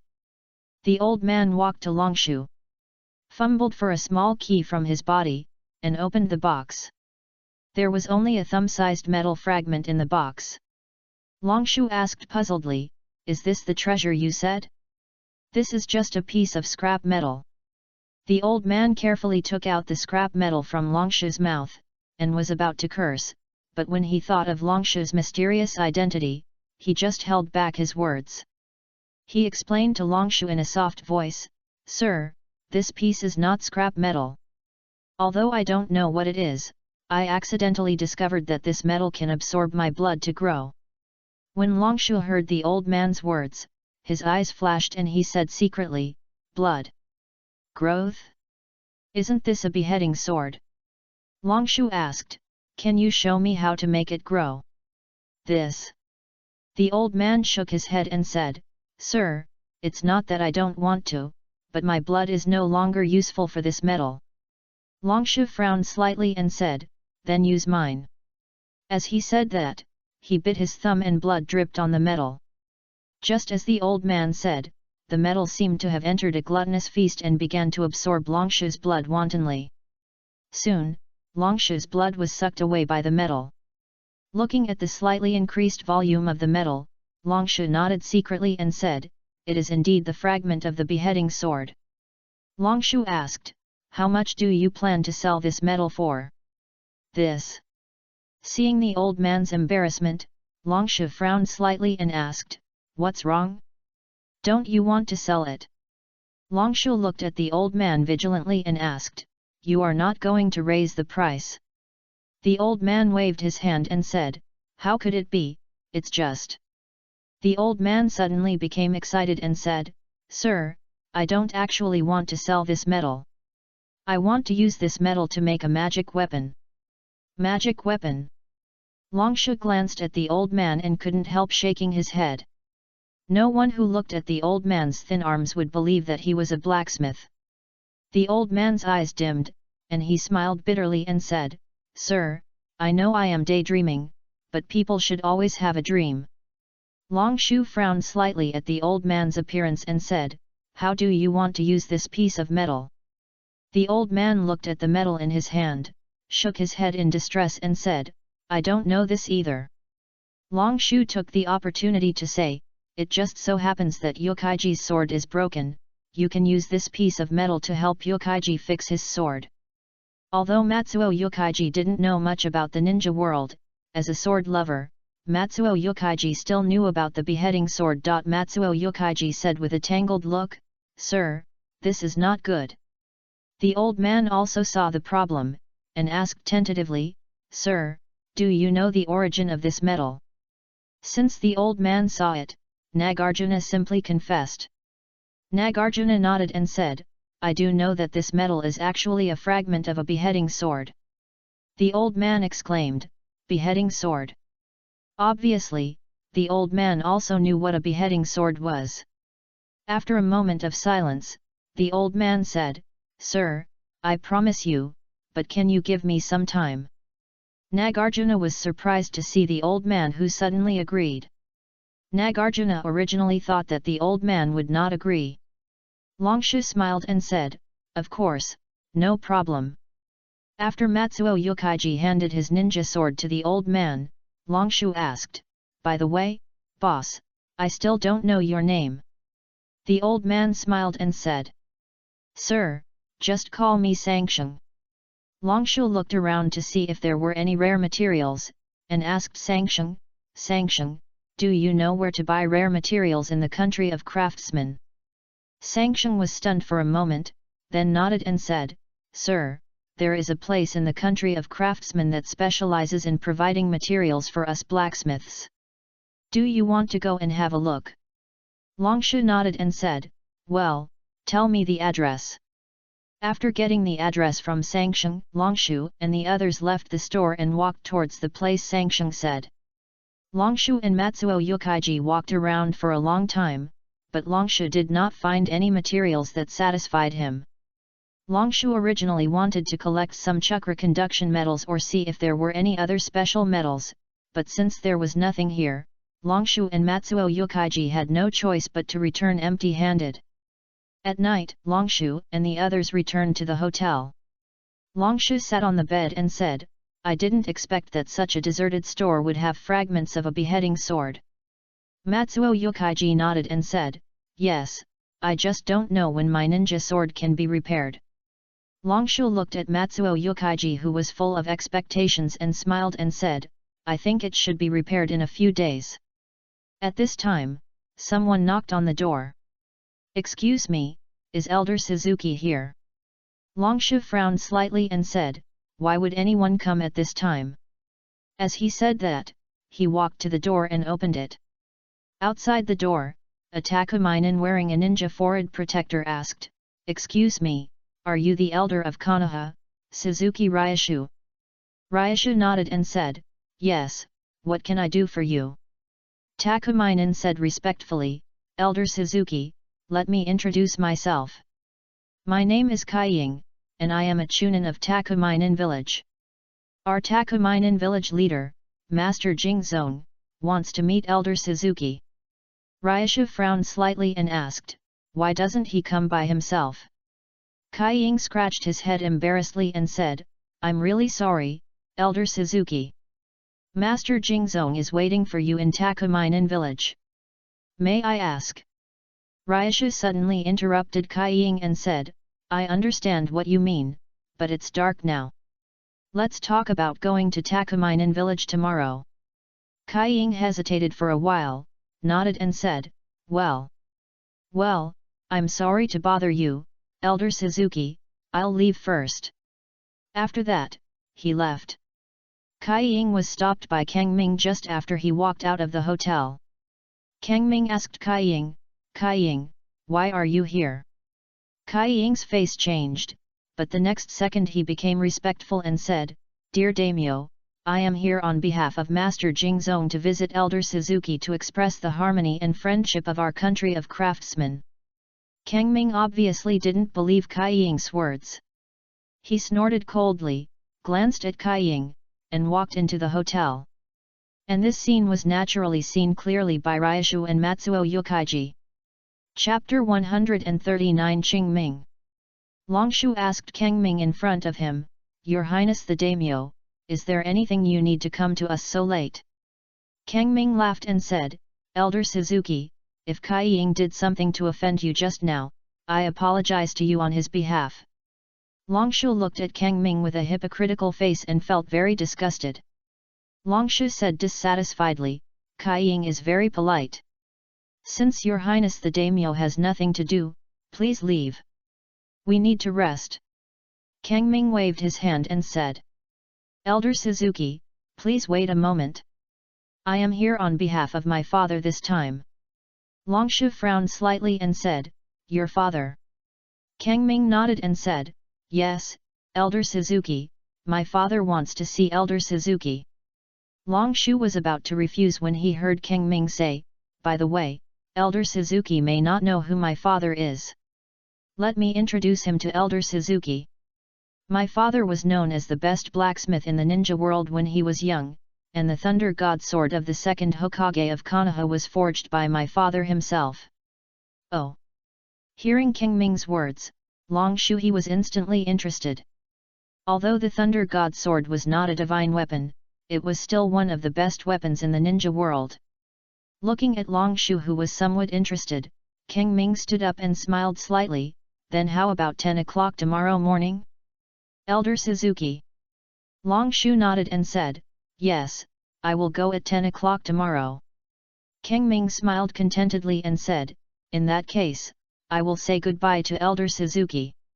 I wish you a good dream. After that, he left the room.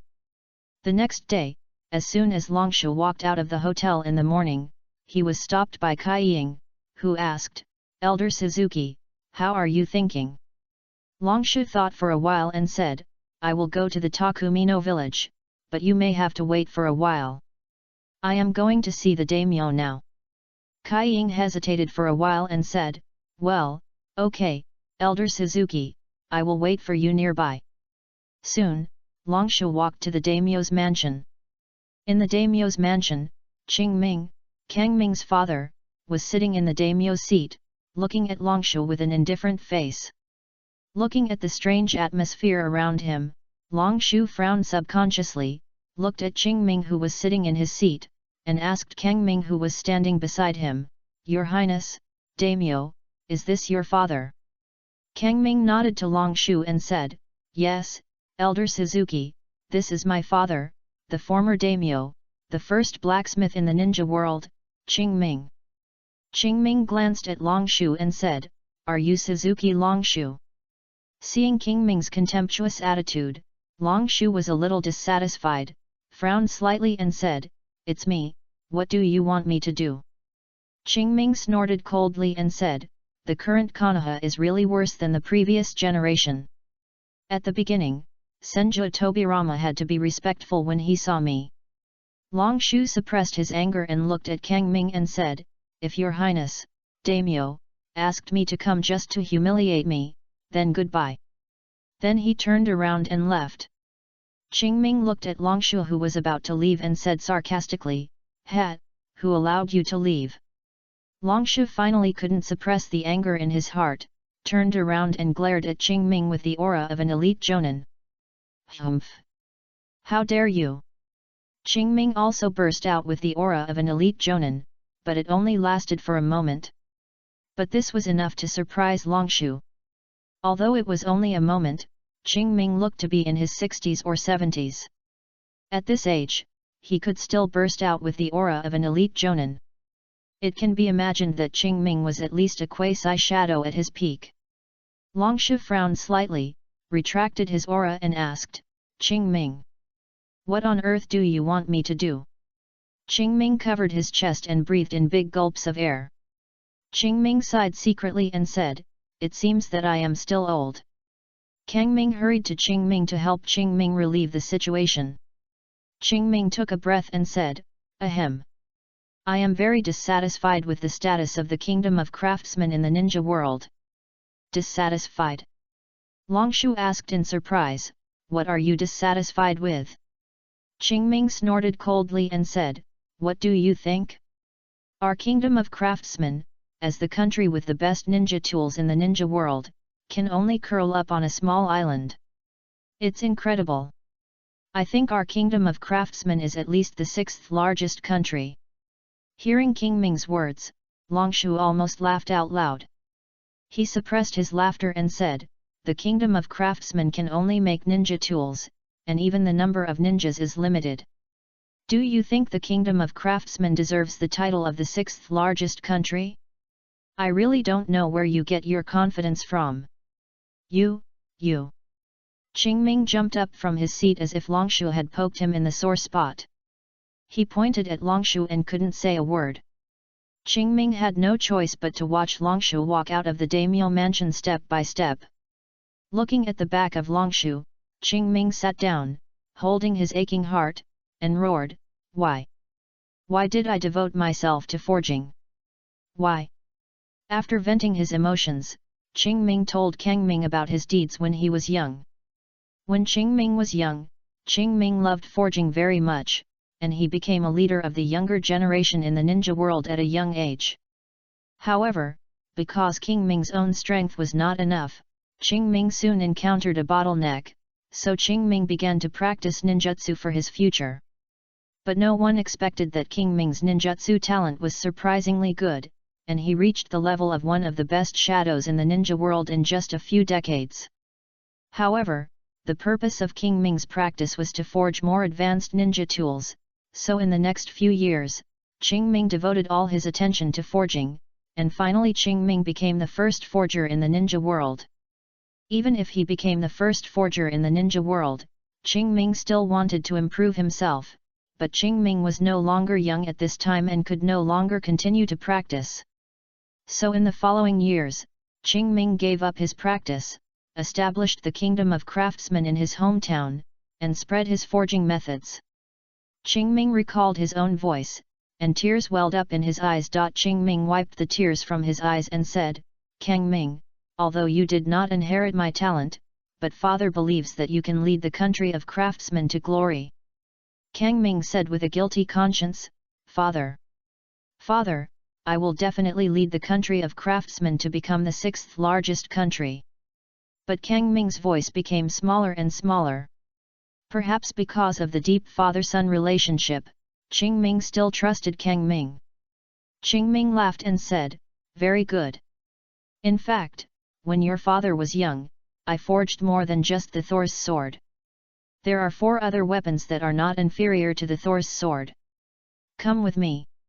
Kangming heard Qingming's words, and a gleam of light flashed in his eyes and he said secretly, "Not inferior to the Thor's sword? That must be worth a lot of money." Chapter 140, The Artisan Ninja Village.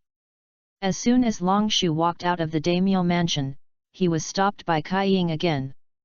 Kaiying asked anxiously, "Elder Suzuki, can we go to the Artisan Ninja Village now?" After thinking about it, Longshu asked, "Okay, is the Artisan Ninja Village far from here?" Kaiying shook his head and said, "Elder Suzuki, it's not far away. With my walking speed, I can reach the Artisan Ninja Village in about 20 minutes. Longshu nodded and said, "Then let's set off now." After that, Longshu headed towards the Artisan Ninja Village under the leadership of Kaiying. 20 minutes passed in a flash, and soon Longshu and his companions arrived at the Takumai village. Kaiying introduced Longshu, "Elder Suzuki, our Takumai country originally has a small population, and our Takumai village was just established, so there are not many people in the village."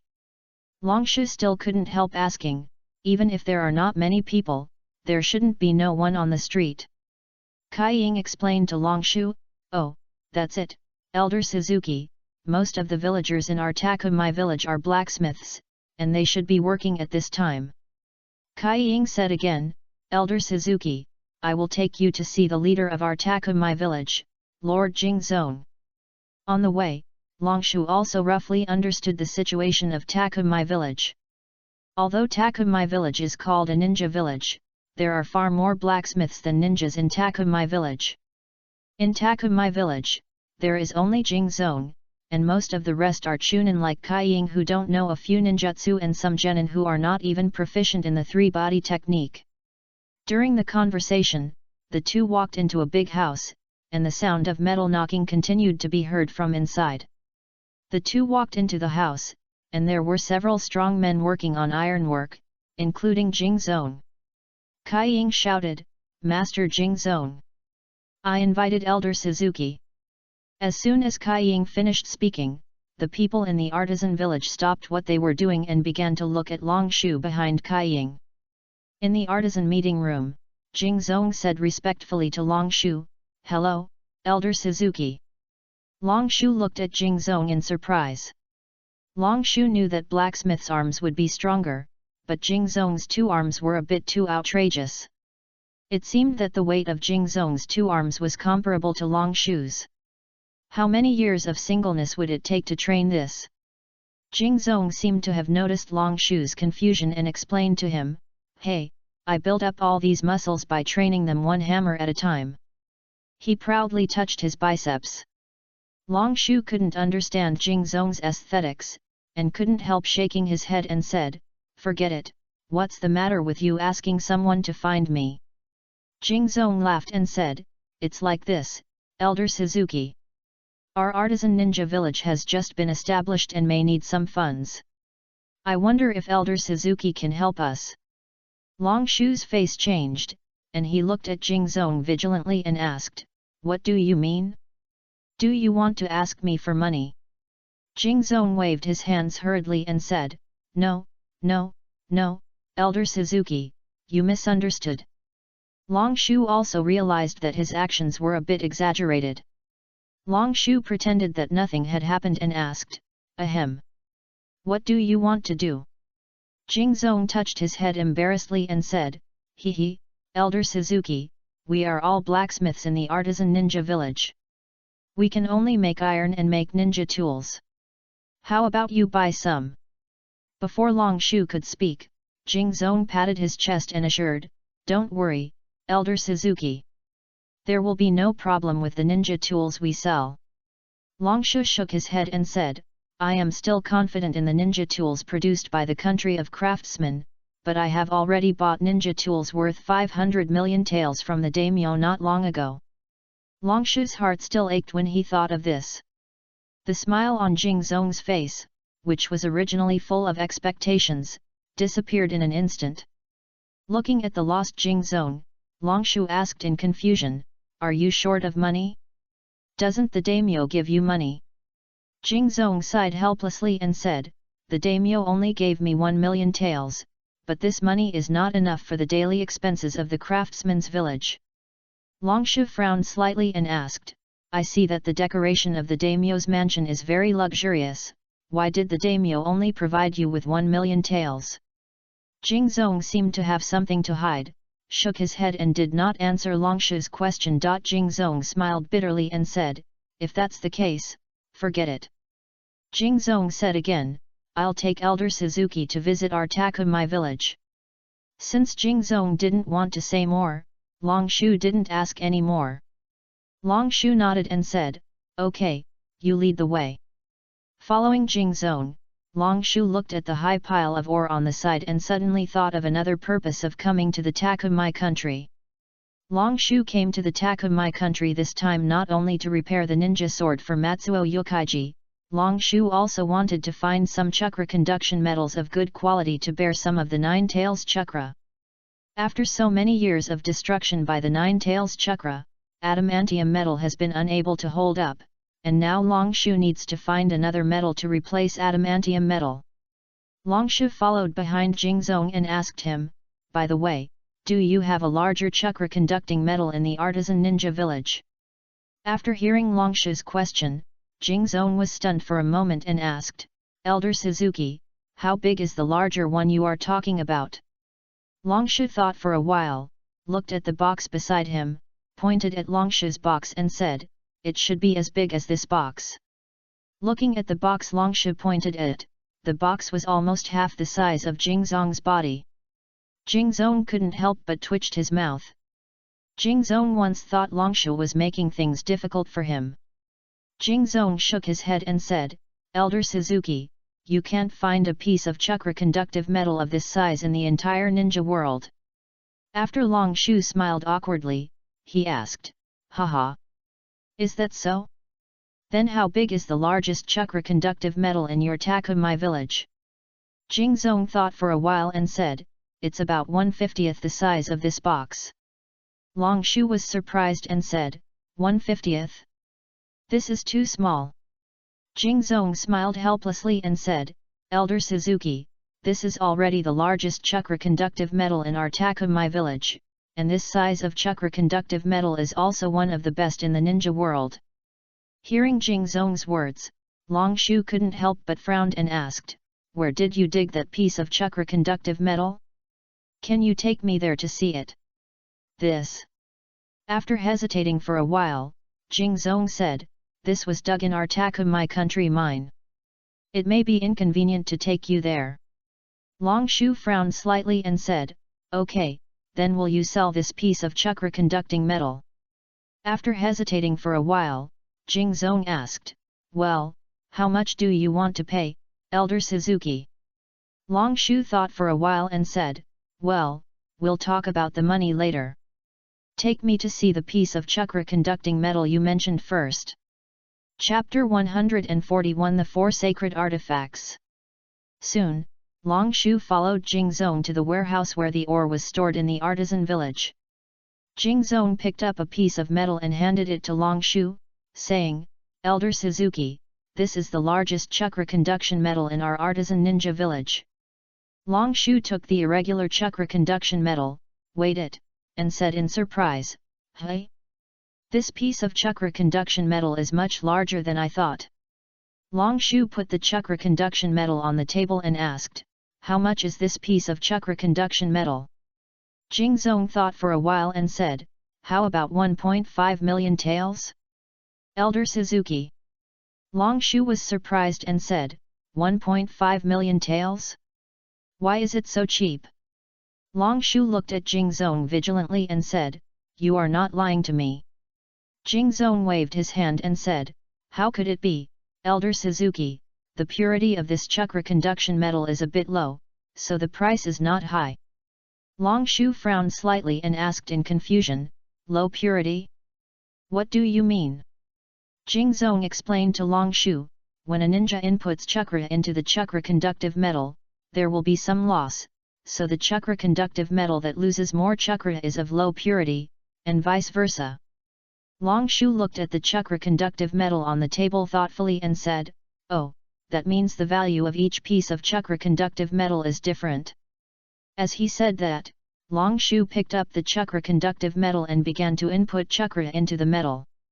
Sure enough, just as Jing Zong said, the chakra that Long Shu had input was almost lost by half. Long Shu frowned slightly and asked Jing Zong, "What can be done with this kind of chakra conductive metal?" This kind of low purity is generally used to make kunao or chakra lines, and provided to some small ninja villages, and the price is also very cheap. Long Shu put down the chakra conductive metal and asked Jing Zong, "Can you show me the chakra conductive metal with the highest purity here?" Jing Zong took out a piece of chakra conductive metal that was not even as big as Long Shu's finger and said, "Elder Suzuki, this is the chakra conductive metal with the highest purity in our Takumai ninja village." Long Shu picked up the chakra conductive metal that was not even as big as his thumb and said, "This is too small." Then he input chakra into the chakra conductive metal. Long Shu's eyes flashed, and at least 90% of the chakra that Long Shu input was retained. But Long Shu couldn't help shaking his head. This piece of chakra conducting metal was too small. Long Shu asked Jing Zong, "How much is this piece of chakra conducting metal?" 5,500,000 taels. Long Shu was surprised and said, 5,500,000 taels?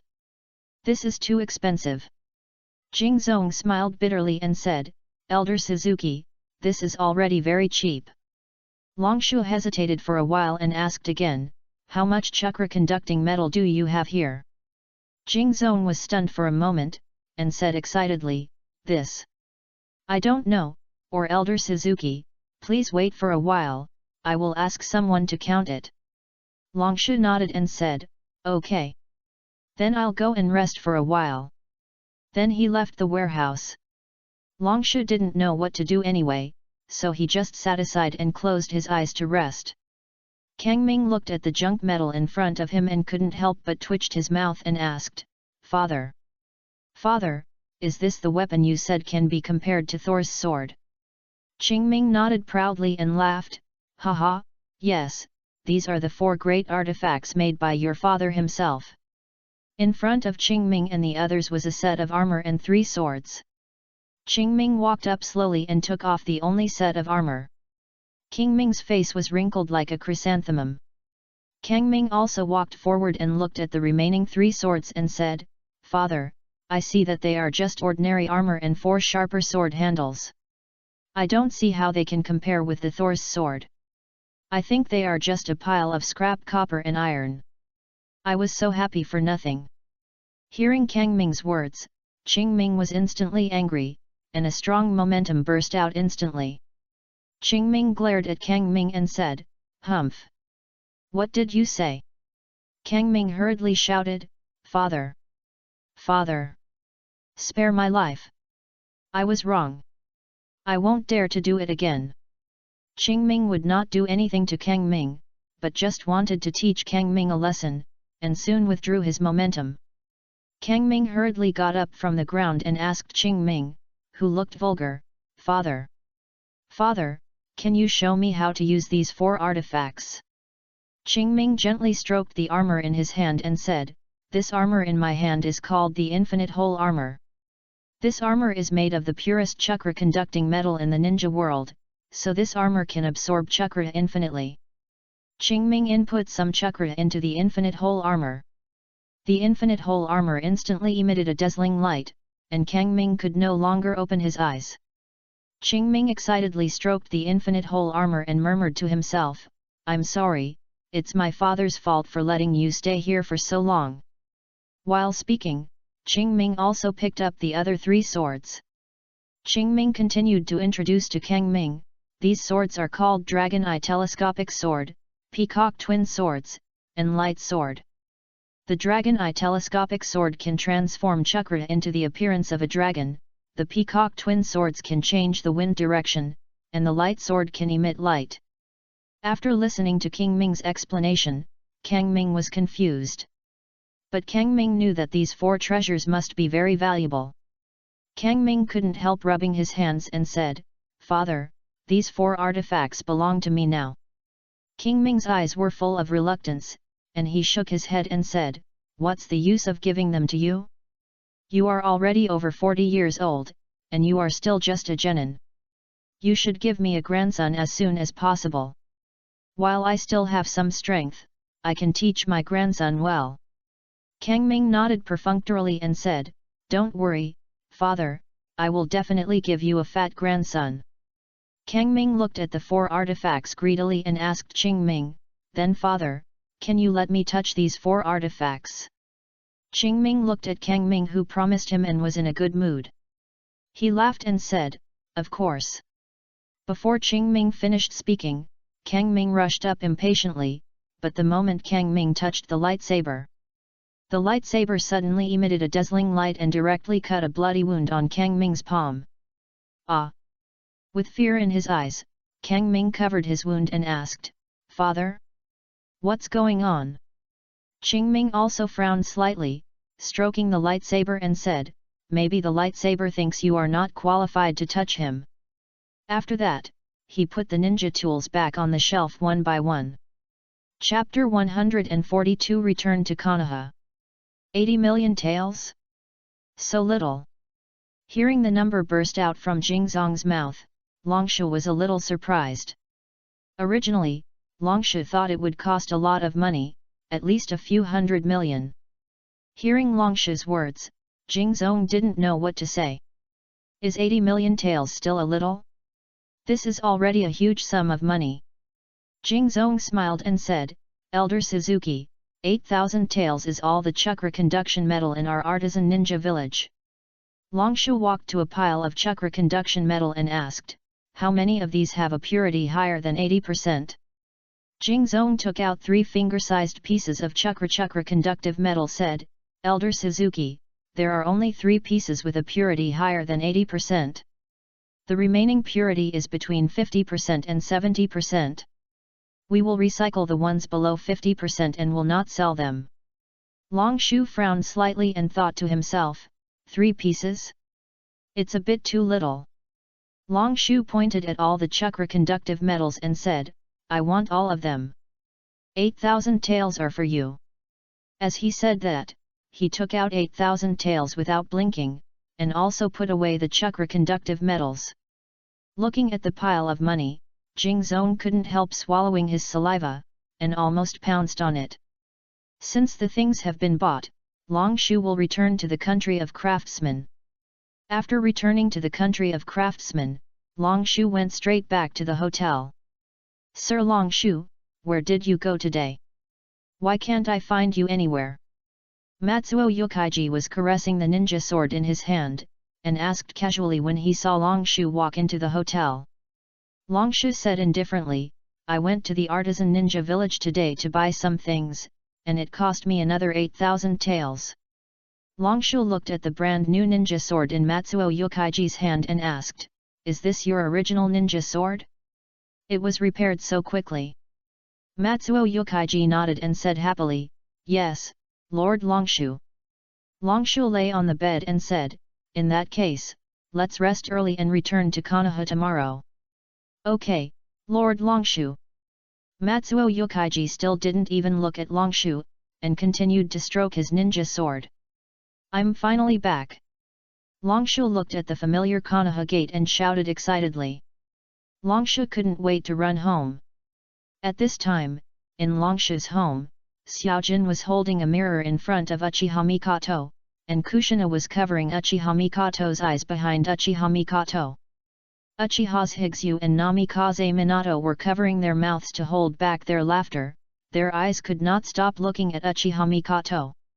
Xiaojin looked at the pattern on Uchiha Mikoto's face and laughed, Mikoto, do you look much better now? Uchiha Mikoto looked at herself in the mirror with expectation. Xiaojin had written a big word on the forehead of Uchiha Mikoto in the mirror, and several circles and cat whiskers were drawn on her face. Uchiha Mikoto was stunned at first, and then shouted, ah! After wiping off the handwriting on her face. Uchiha Mikoto said dissatisfiedly, Xiaojin, what did you draw? It's not good looking at all. Xiaojin laughed and said, it's pretty good looking. I drew it according to Xiao Bai. Then he pointed to Xiao Bai who was sleeping soundly on the side. Hearing everyone discussing him, Xiao Bai opened his eyes and showed a kind smile. Looking at Xiao Bai's smile, Uchiha's Higsu hid behind Minato Namikaze and asked with a trembling voice, Minato. Minato, will this tiger really not eat us? Looking at Uchiha's Higsu's frightened look, Minato Namikaze comforted him, Higsu, Xiao Bai is very well behaved and won't hurt anyone. Kushina echoed, that's right, Xiao Bai is very well behaved. She also touched Xiao Bai's furry ears. Minato Namikaze also walked to Xiao Bai unconsciously, stroked Xiao Bai's head and said, Higsu, you should touch it too, it's really comfortable. Uchiha's Higsu shook his head violently and said, no. No need, I'll just take a look, forget about touching it. Hee, Higsu, don't be afraid, go. Xiaojin didn't know when he walked behind Uchiha's Higsu, and Xiaojin pushed Uchiha's Higsu to the front of Xiao Bai with a light push. Looking at Xiao Bai's huge head, Uchiha's Higsu said tremblingly, hello, Xiao Bai. But Xiao Bai didn't seem to want to pay attention to Uchiha's Higsu. Xiao Bai glanced at Uchiha's Higsu and closed his eyes to continue sleeping. At this time, Long Shu also walked to the door of the house and pushed the door open. As soon as Long Shu entered the door, he saw several kunao and shuriken on the door, and a pile of ninja tools were placed on the sofa. Long Shu looked down and saw a lot of cards and toys on the ground, but most of the cards had been torn in half, and the various toys were also broken. The dining table next to it was full of instant noodles and soup that splashed out when eating. Long Shu suppressed his anger and forced a smile to make himself look amiable. Long Shu looked at everyone and asked, who can give me a reasonable explanation? Xiaojin looked at Long Shu with tears in his eyes and said, I'm sorry, Dad. I will pay attention next time. Long Shu looked at the spoiled Xiaojin, hardened his heart and snorted coldly, humph, clean it up for me, or I won't forgive you. Then he pretended to be cruel and walked out. Seeing Long Shu leave, Xiaojin immediately put away his tears, looked at Matsuo Yokaiji with a pleading face and said, Uncle Yokaiji, how about we go together? Matsuo Yokaiji looked at Xiaojin and left the room expressionlessly. In the room, Xiaojin the 5 Jin looked at each other, sighed together, and began to clean up the room.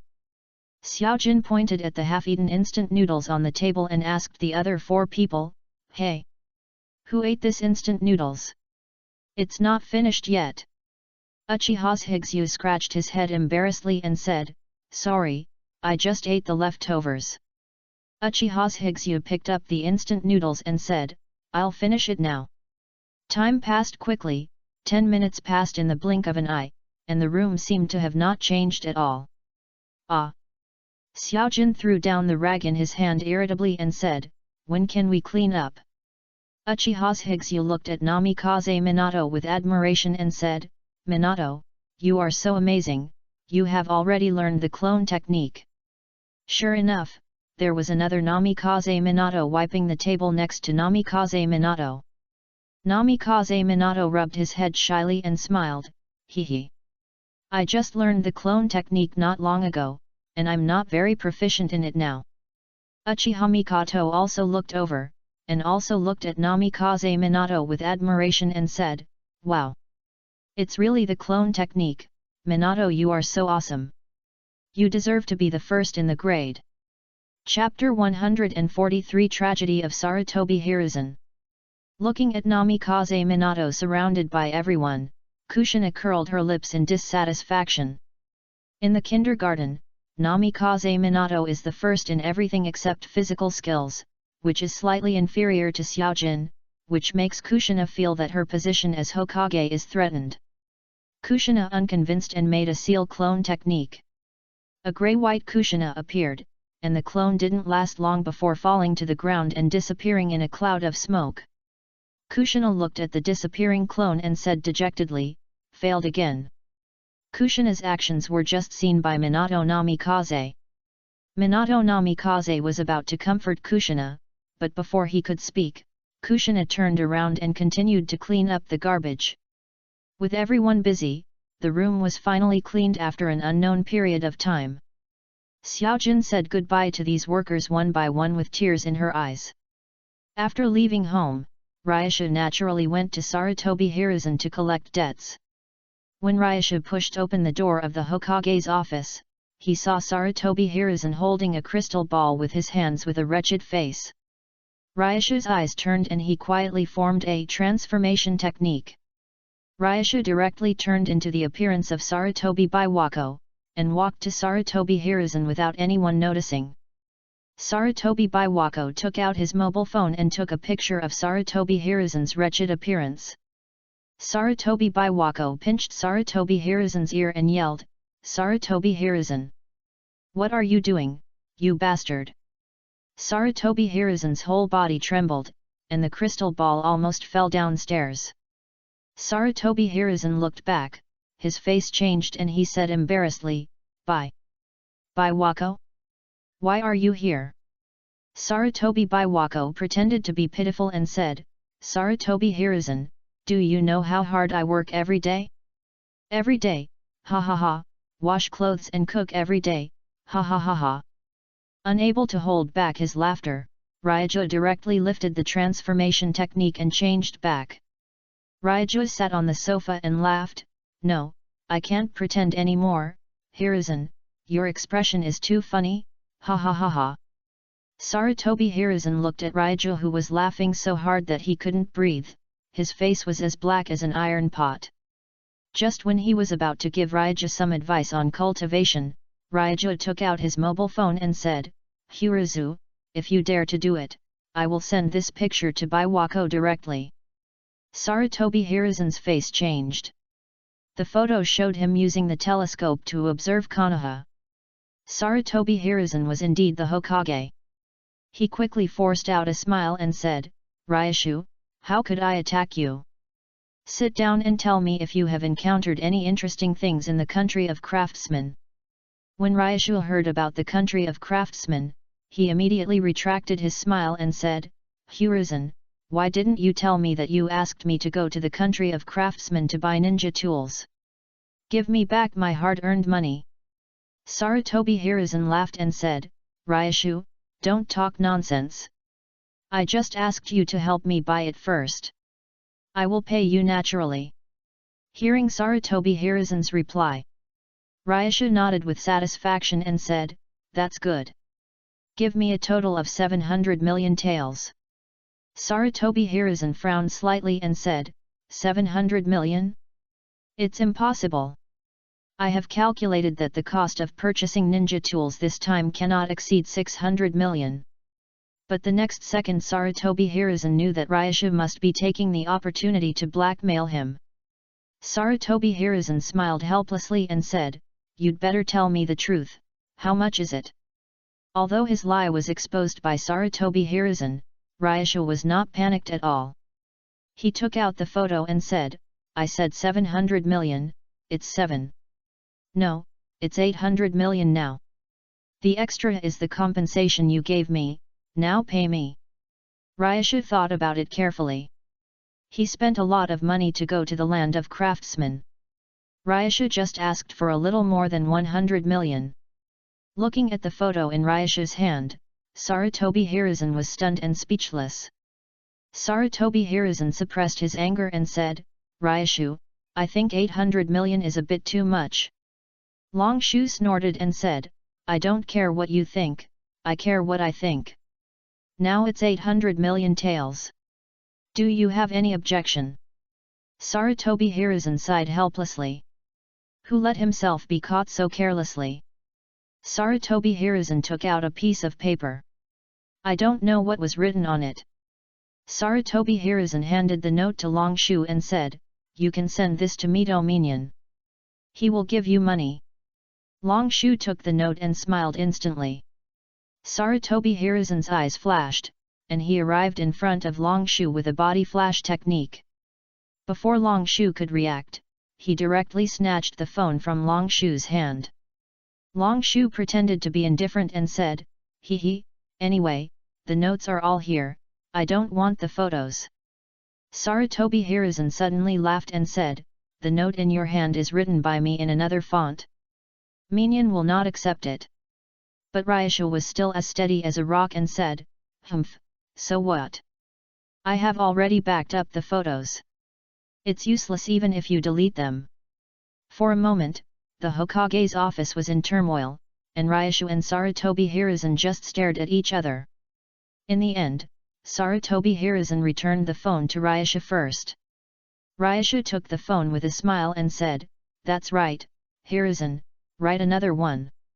Then he put the note on the desk. Ryashu's words just now were naturally a lie to Sarutobi Hiruzen. How could Ryashu have time to back up in such a short time? But a technology idiot like Sarutobi Hiruzen naturally didn't know. Ryashu hid his hands behind his back and prepared to transfer the photos to his computer. Not good. Sarutobi Hiruzen, who was writing a note, looked at Ryashu in confusion and asked, what's wrong, Ryashu? Longshu held the phone in front of him, smiled embarrassedly and said, Hiruzen, just give me 600 million taels. Sarutobi Hiruzen frowned subconsciously and asked, why? Suddenly Sarutobi Hiruzen's face changed and said, you didn't send the photo to Lake Biwa. Longshu waved his hands and said, how could it be? I just posted it on WeChat Moments. What? WeChat Moments? Sarutobi Hiruzen jumped up from his seat and shouted anxiously, and his shouts spread throughout the Hokage building. Sarutobi Hiruzen covered his heart and took deep breaths continuously. Sarutobi Hiruzen still had some luck in his heart and asked Longshu, Longshu, Lake Biwa won't see it, right? Ryashu silently put his mobile phone in front of Sarutobi Hiruzen. Sarutobi Biwako, Ryashu, I want to ask if Hiruzen is still in the Hokage's office? Smiley face. Sarutobi Hiruzen hurriedly jumped up from his seat and said in a panic, no. I want to leave. I want to leave Konoha. Sarutobi Hiruzen? Where do you want to go? At this time, Sarutobi Biwako looked at Sarutobi Hiruzen with a smile and walked into the Hokage's office step by step. Chapter 144, the art of the lion hair. Hiruzen, you owe the money first, and I will give the ninja tools to Minion. I'm leaving first. Ryasha walked to the door of the Hokage's office without anyone noticing, waved to Sarutobi Hiruzen and the others, and quickly left the Hokage's office. Sarutobi Hiruzen's face changed, and he hurriedly shouted to Ryasha's disappeared back, Ryashu! Hey! Don't leave! He was about to chase him out. Hiruzen? Where do you want to go? Sarutobi Biwako grabbed the back of Sarutobi Hiruzen's collar and asked with a kind face. Sarutobi Hiruzen said with a serious face, I'm going to buy money for Ryasha's ninja tools. As a Hokage, how can I owe others money, not to mention Ryasha's? Biwako, let me go quickly, or Ryasha will run away. Sarutobi Biwako gritted his teeth and said, hee hee. Don't make excuses anymore, you're dead today. Sarutobi Hiruzen. Looking at the fist getting closer and closer to him, Sarutobi Hiruzen shouted, no. I really don't dare to do it next time. Help! Ryashu, who had just walked out of the Hokage building, could still clearly hear Sarutobi Hiruzen's screams. Ryashu put his hands together in front of his chest and mourned for Sarutobi Hiruzen for 3 seconds. Hey? Brother Ryashu? When did you come back? It was Jiraiya who was attracted by the screams of Sarutobi Hiruzen, and he saw Ryashu standing at the door of the Hokage building and asked. Ryashu turned his head and looked at Jiraiya and said, oh, it's Jiraiya, I just came back not long ago. Jiraiya looked up in the direction of the Hokage's office and asked, Brother Ryashu, was that the cry of Sarutobi teacher just now? Before Ryashu could speak, Jiraiya's face changed again and he said excitedly, did an assassin attack Sarutobi teacher? I'll go to help. He was about to rush into the Hokage building. Ryashu stretched out his hand and grabbed Jiraiya and said, stop right there. How could someone attack the Hokage? Are you stupid? Besides, even if someone attacked the Hokage, you would not be sending him away. Jiraiya retorted unconvincedly, who said that? I am very powerful now, and Orochimaru was defeated by me. Ryashu said perfunctorily, oh, then you are great. Ryashu didn't believe Jiraiya's words at all. If Jiraiya said that he could defeat Tsunade, Ryashu might believe it, but it is absolutely impossible for Orochimaru. Looking at Ryashu who obviously didn't believe him, Jiraiya said dissatisfiedly, what I said is true. You have to believe me, brother Ryashu. Ryashu looked at Jiraiya and didn't seem to be lying. Ryashu frowned slightly and thought to himself, did Jiraiya really win?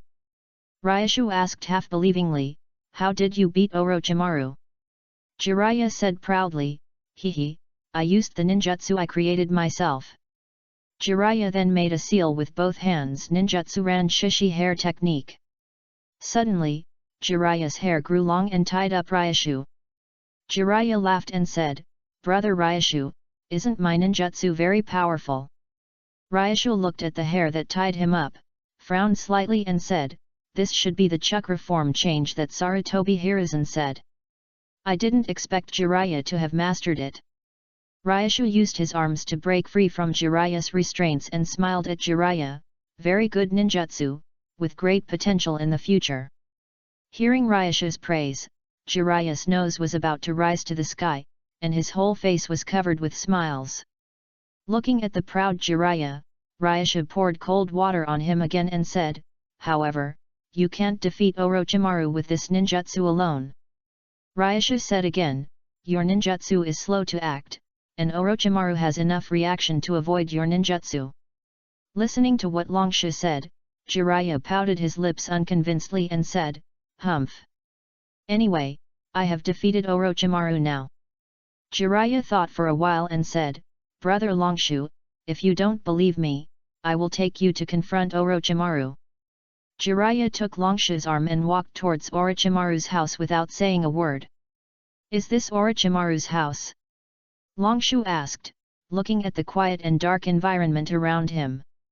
Jiraiya nodded and said, yes, brother Longshu, Haven't you been here before? Then he pushed open the door in front of him. Looking at the door that opened with a push, Jiraiya said helplessly, Orochimaru didn't lock the door. Ryashu walked into the room and was a little surprised to see the spotless room. He didn't expect Orochimaru to pay attention to hygiene. Although the furniture around hadn't been used for a long time, there was no dust on it.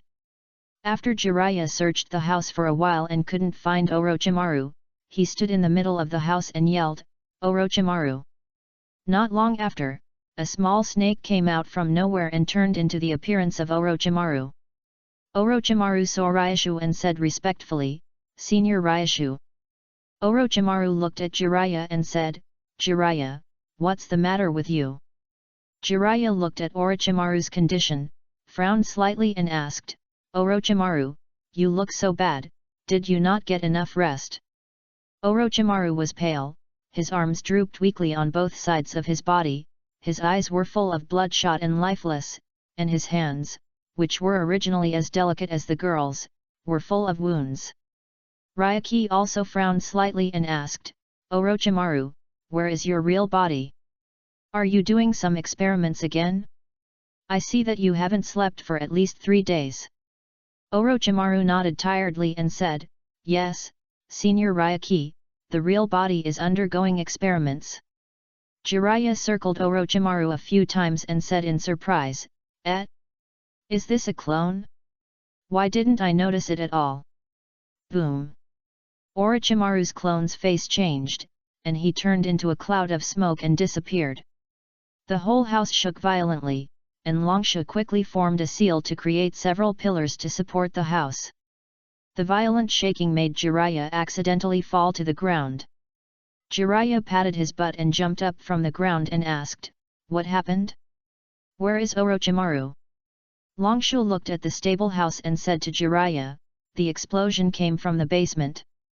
Let's go and have a look. Jiraiya nodded, and the two walked towards the basement. In the basement, there were broken stones, glass, and some debris everywhere. Jiraiya saw Orochimaru lying on the ground in black at first sight, and Jiraiya hurriedly shouted, Orochimaru! Ryashu quickly checked Orochimaru's condition. Fortunately, Orochimaru only suffered some skin injuries, which was not a big problem.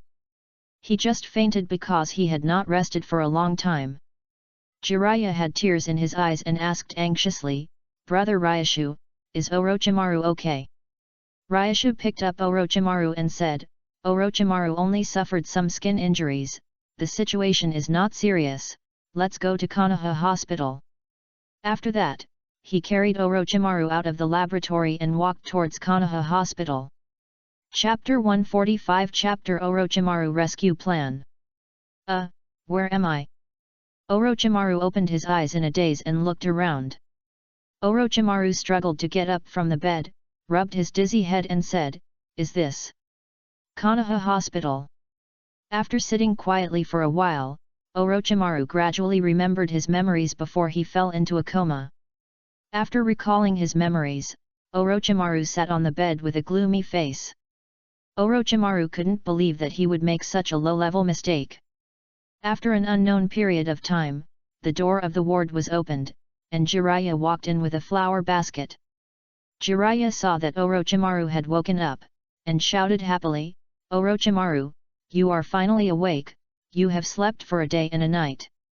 Orochimaru's head was still a little dizzy, frowned slightly, and said in disbelief, I actually slept for a day and a night. Then Orochimaru jumped off the bed regardless of his weak body and was about to walk out of the ward. Jiraiya stopped Orochimaru and asked, Orochimaru, what are you going to do if you don't take a good rest? Orochimaru frowned slightly, and it seemed that he didn't want to explain anything to Jiraiya. He slapped Jiraiya's hand and walked out of the ward. Orochimaru! Stop right there! Jiraiya made a seal with both hands, ninjutsu, random lion hair technique. Looking at Orochimaru who was tied up by him easily, Jiraiya laughed and said, Orochimaru, you should take a good rest in the hospital, and don't do those messy experiments. Orochimaru turned around and glanced at Jiraiya, snorted, and said, Idiot!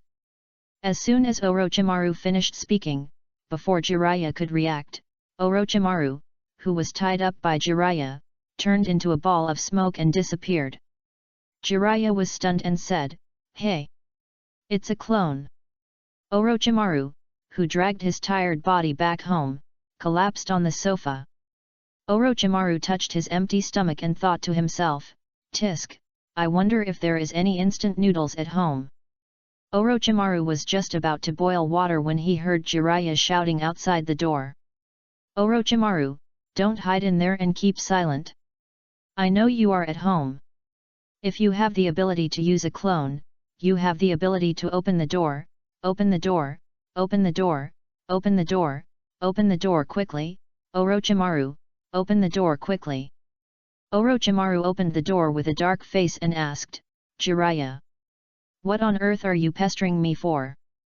Jiraiya laughed in his heart, "Hee, the method that brother Nagarjuna told me is really useful." Jiraiya pulled Orochimaru's arm and said, "Orochimaru, don't do experiments anymore, let's go on a mission."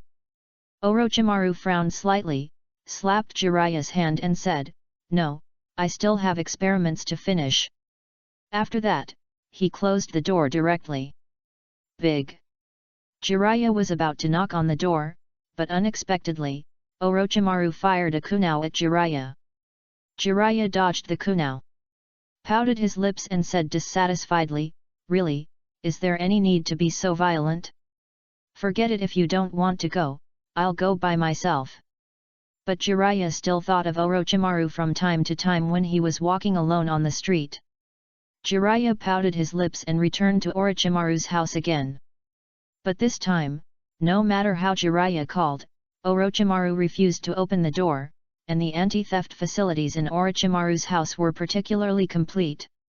Unless Jiraiya broke the door, he couldn't get in. "Tsunade! Listen to me carefully and stop playing with your phone." Jiraiya looked at Tsunade, who was absent-minded and only focused on playing with her phone, and said dissatisfiedly, "Tisk! I lost again." Tsunade was in a bad mood and put away her phone and asked, "Jiraiya, why did you call me out?" Jiraiya said righteously, "Tsunade, Orochimaru has been conducting experiments recently. We need to help Orochimaru." Tsunade took a sip of the drink in front of her and said nonchalantly, "Isn't it normal for Orochimaru to do experiments?" Kato-dan on the side also echoed, "Yes, doesn't Orochimaru usually do experiments at home? Is there something wrong with Orochimaru?" Jiraiya nodded and said, "Yes, Orochimaru had an accident during the experiment yesterday and was hospitalized." Kato-dan was surprised and said, "Hospitalized? Orochimaru is fine, right?" Jiraiya shook his head and said, "Nothing, just a little skin injury." Tsunade leaned back in the chair bored and said, "Then why do you need to make such a fuss? I think we should go home." Jiraiya looked at Tsunade, who didn't take it seriously, and said, "How can that be? This time it's just a superficial wound, but what about next time? Maybe next time he'll become famous." Kato-dan nodded thoughtfully and said, "Yes, I agree with Jiraiya this time. Tsunade, we should really help Orochimaru." Tsunade looked at Kato-dan and said, "Okay, then I'll agree to you with reluctance." Jiraiya stood up and laughed, "That's great. I announce that from now on, the Orochimaru rescue plan will begin officially start." Jiraiya and the other two hid at the door of Orochimaru's house stealthily. Jiraiya said, "We need to attract Orochimaru's attention so that we can sneak into Orochimaru's laboratory. Do you have any good plans?" Kato-dan smiled and said, "Leave this to me." After that, Kato-dan made a seal with both hands and spiritualization technique. Jiraiya looked at Kato-dan, who suddenly lost consciousness and fell to the ground, and said in surprise, "What happened to Dan? Why did he faint?" Tsunade helped Kato-dan up and said, "This is the spiritualization technique." Jiraiya asked again, "Spiritualization technique? What is that?" Tsunade explained to Jiraiya, "The reincarnation technique was originally developed by my second grandfather, but in Konoha, only the Kato clan can exert the full power of the reincarnation technique, so my second grandfather gave the reincarnation technique to the Kato clan, and the Kato clan also used the reincarnation technique as a family secret technique. Jiraiya still asked puzzledly, but you said so much, what is the use of the reincarnation technique? Tsunade continued to explain to Jiraiya, the reincarnation technique is to separate your soul and body. The specific effect. I don't know much, but I know that this is an S-level forbidden technique. Jiraiya was surprised, S-level forbidden technique. I didn't expect that Dan has mastered the S-level forbidden technique. It's incredible. Jiraiya, you are exaggerating. I don't master the reincarnation technique very well. Suddenly a voice came into Jiraiya's ears. Dan? Are you talking? Where are you? Why can't I see you? Jiraiya looked for Kato Dan everywhere, but he couldn't see him. Kato Dan, in the soul state, made a seal with his hands, and the light blue Kato Dan floating in the air appeared in the sight of Jiraiya and the others. Chapter 146 Orochimaru's Laboratory. Kato Dan floating in the air asked, Jiraiya, can you see me now? The light blue, translucent Kato Dan floating in the air suddenly appeared in front of Jiraiya. Jiraiya subconsciously shouted, Ghost. Tsunade hurriedly covered Jiraiya's mouth and said, Keep your voice down. It's not good for Orochimaru to hear it. Jiraiya nodded, looking at Kato Dan with a trace of fear in his eyes. Jiraiya swallowed his saliva, pretended to be calm and asked, Dan, what are you going to do next? Kato Dan looked at Orochimaru's house and said, I will temporarily control Orochimaru, and you will break into Orochimaru's laboratory at that time, is that okay? Jiraiya promised, no problem. Leave it to us. Jiraiya quickly knocked on Orochimaru's door, but Orochimaru was reluctant to open the door. Jiraiya once again shouted, Orochimaru, don't hide in there and keep silent. I know you are at home. Jiraiya. Along with Orochimaru's roar, dozens of kunai shot at Jiraiya. Jiraiya tilted his body and easily dodged the kunai. Jiraiya laughed at Orochimaru and said, Orochimaru, we meet again. Orochimaru glared at Jiraiya and asked, Jiraiya, what on earth do you want to do? Jiraiya pointed at Tsunade who was yawning on the side and said, Orochimaru, let's go on the mission. I have called Tsunade.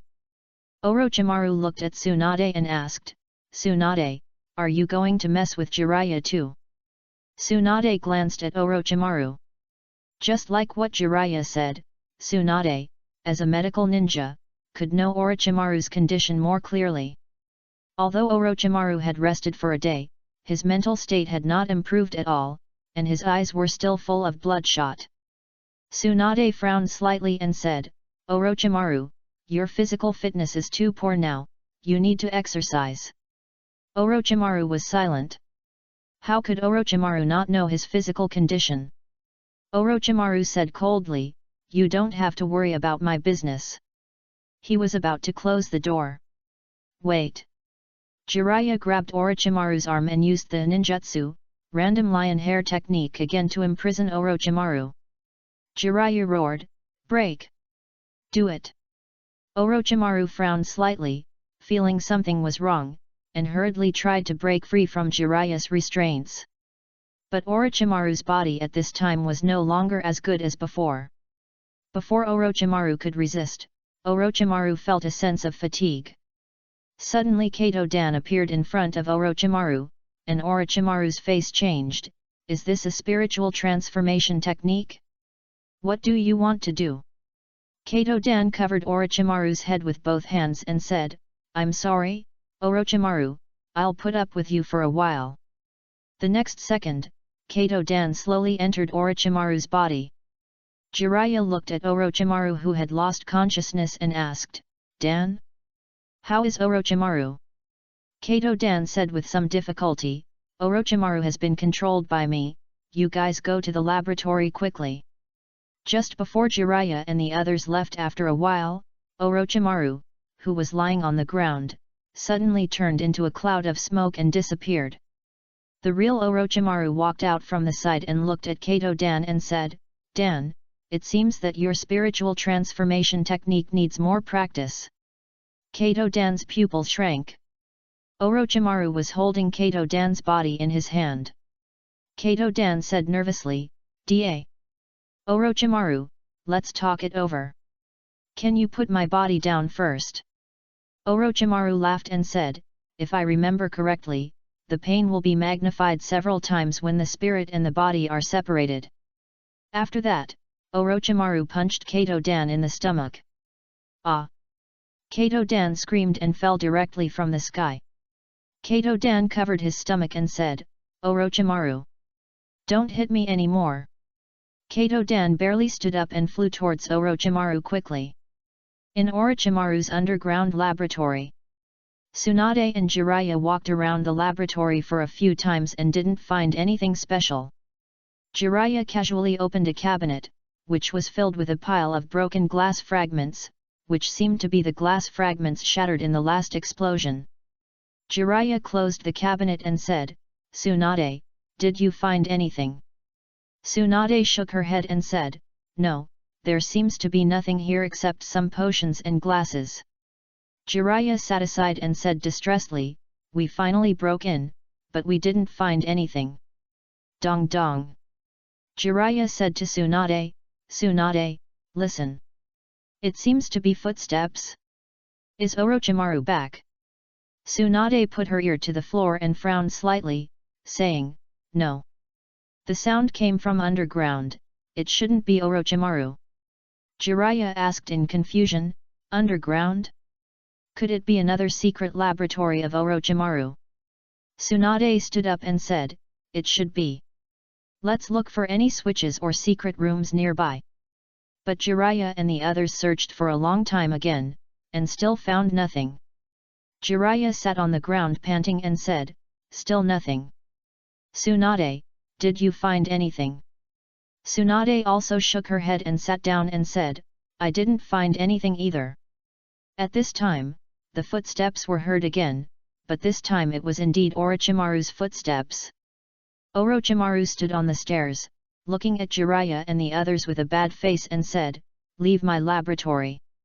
Jiraiya laughed and said, "Orochimaru."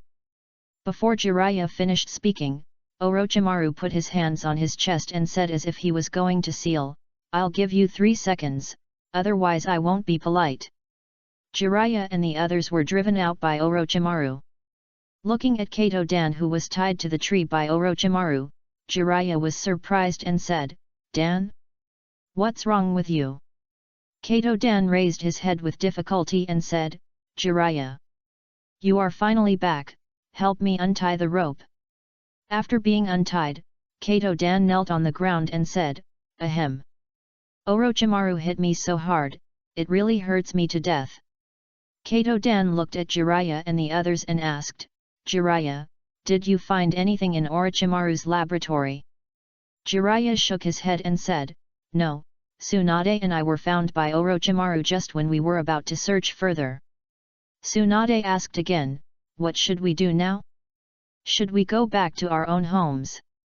Jiraiya and the other two looked at each other, and no one could think of a solution.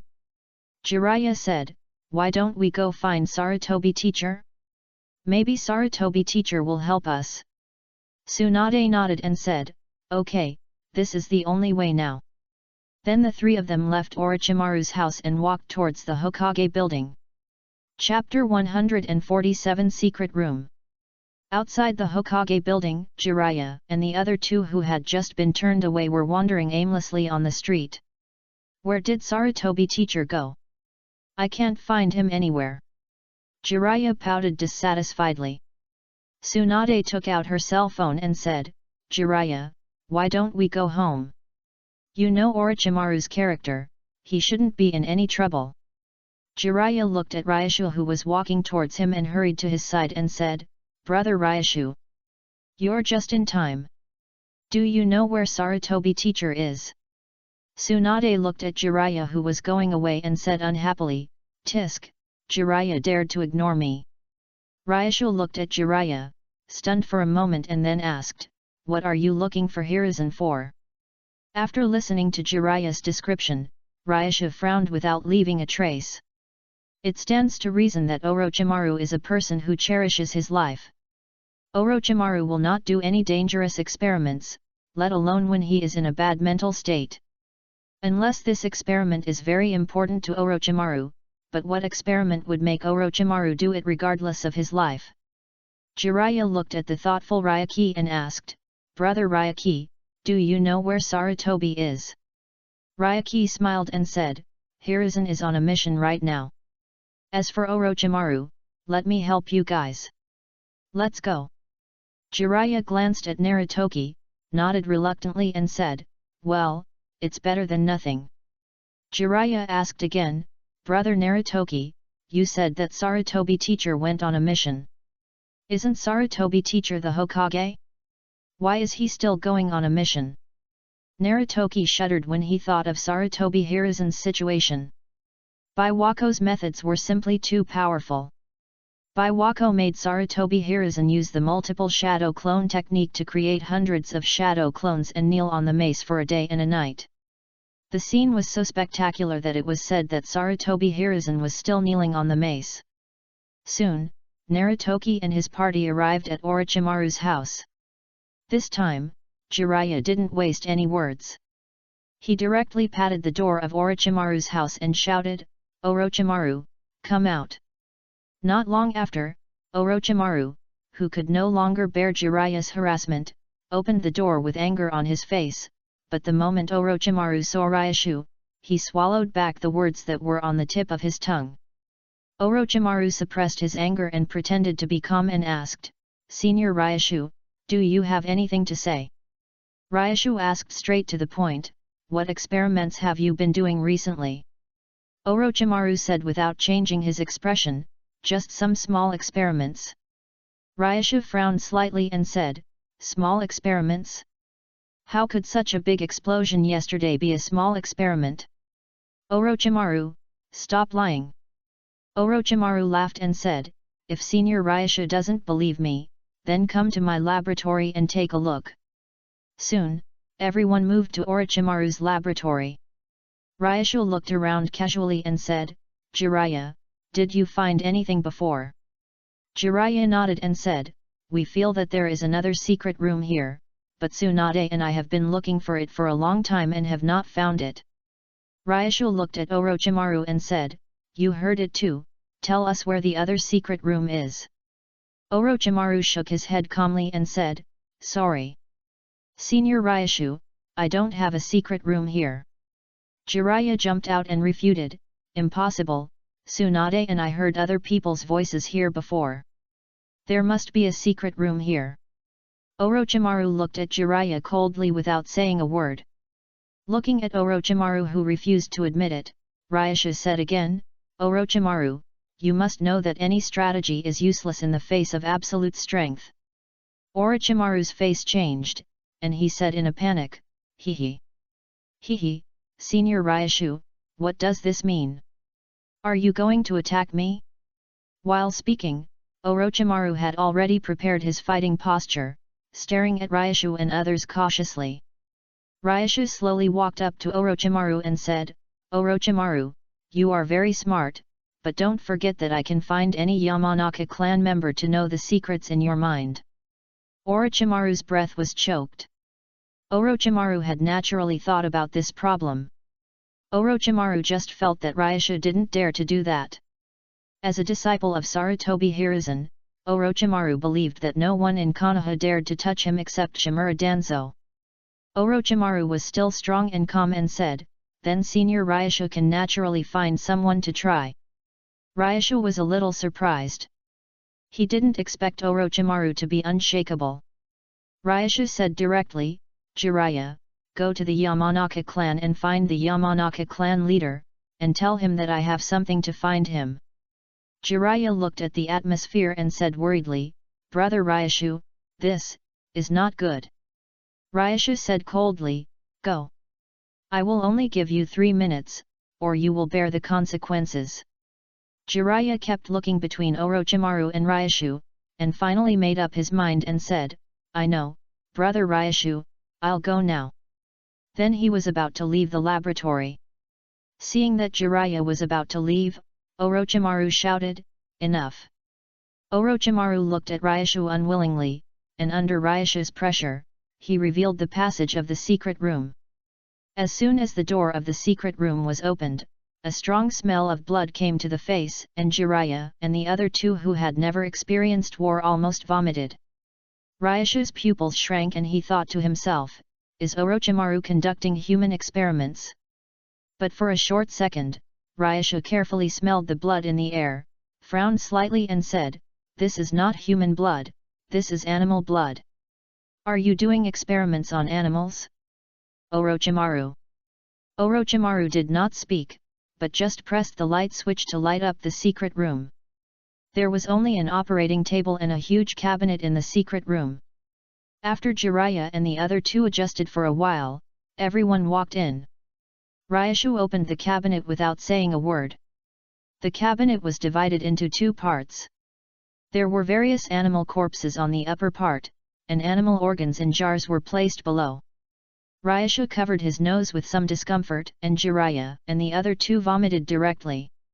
Ryashu frowned and asked, "Orochimaru, what are you doing?"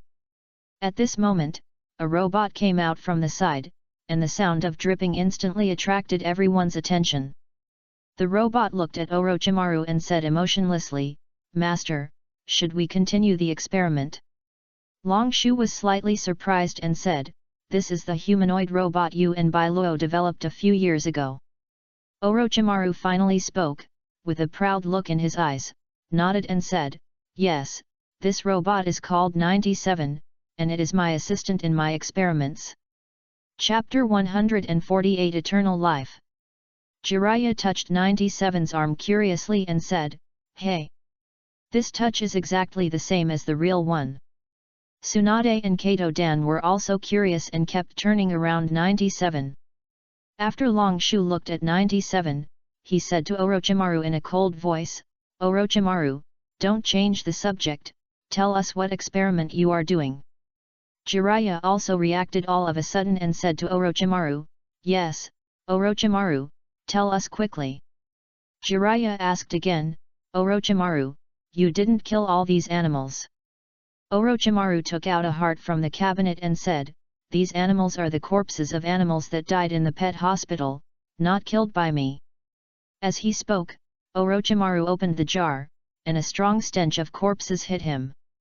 Even Nagaragi couldn't help holding his breath, and Jiraiya and the other two vomited again. And Orochimaru was used to it, and he took out the heart from the jar skillfully and said, "Put it on the experimental table, take out the scalpel and cut it in two directly." Watching Orochimaru's actions, Nagaragi asked in confusion, "Orochimaru, what are you doing?" Orochimaru's eyes burst with strong desire and asked, "Senior Nagaragi, do you desire eternal life?" Although Nagaragi had guessed it in his heart, when Orochimaru said it, his heart still jumped. Nagaragi frowned slightly and said, "Eternal life? Even the six-path sage does not have eternal life, do you still want eternal life?" Orochimaru laughed and said, "Senior Narakuju, a human lifespan is only 100 years, but the lifespan of a summoned beast is hundreds of times that of a human." "Senior Narakuju, don't you want to know why?" Narakuju naturally didn't know the answer to Orochimaru's question, but Tsunade suddenly said, "According to what you said, the lifespan of humans is still dozens of times that of ordinary animals." Orochimaru shook his head slowly and said, "That's different. Humans are just the result of evolution among thousands of creatures. Why can't humans evolve again?" Looking at the silent crowd, Orochimaru said again, "Why can't humans grow wings and fly into the sky? Why can't humans breathe in water? Why can't humans?" As a medical ninja, Tsunade naturally knew what Orochimaru meant. Kato Dan also learned some knowledge about this because of pursuing Tsunade, and Ryashu, as a time traveler, knew more or less. But Jiraiya, as the last one in the ninja school, naturally didn't understand at all. He just scratched his head and watched the four people talking. Listening to Orochimaru's questions one by one, Ryoshu already knew what Orochimaru meant. Today's Orochimaru is different from the Orochimaru in the original work, although the ultimate goal of the two Orochimaru has not changed, they all desire eternal life.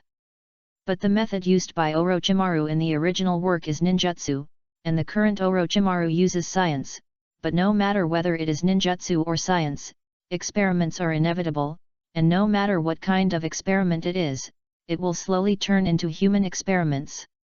The desire in Orochimaru's eyes gradually turned into madness, as if Orochimaru was born for eternal life. The heart in Orochimaru's hand was also chopped into minced meat by Orochimaru. Ryoshu looked at the increasingly crazy Orochimaru and suddenly asked, "What's the use if you really have eternal life?" Ryoshu did not give Orochimaru time to answer, and continued to ask, "You will always have infinite life. And you will eventually hate this kind of life. When you know everything in this world clearly, what is the meaning of your life? Maybe you can spend hundreds of years learning all the ninjutsu of the ninja world, maybe you can spend tens of thousands of years to achieve the peace that the six-path sage hopes for, maybe you can spend hundreds of millions of years to control the entire ninja world, but what's the point? Orochimaru, I know very well that you are not a person who lives purely for yourself. When Jiraiya and Tsunade die, won't you feel sad?"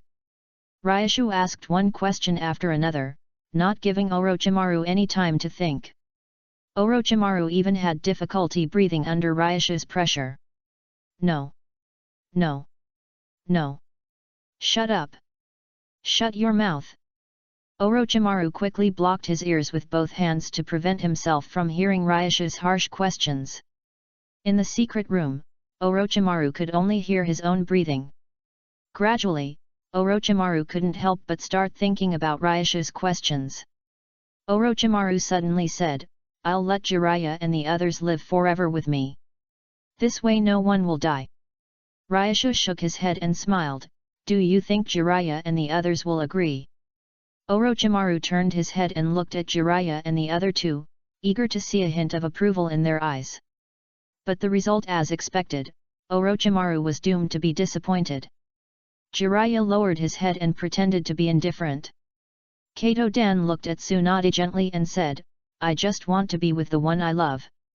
I don't care about immortality." Tsunade turned her head away shyly, and the corners of her mouth could not help but rise slightly.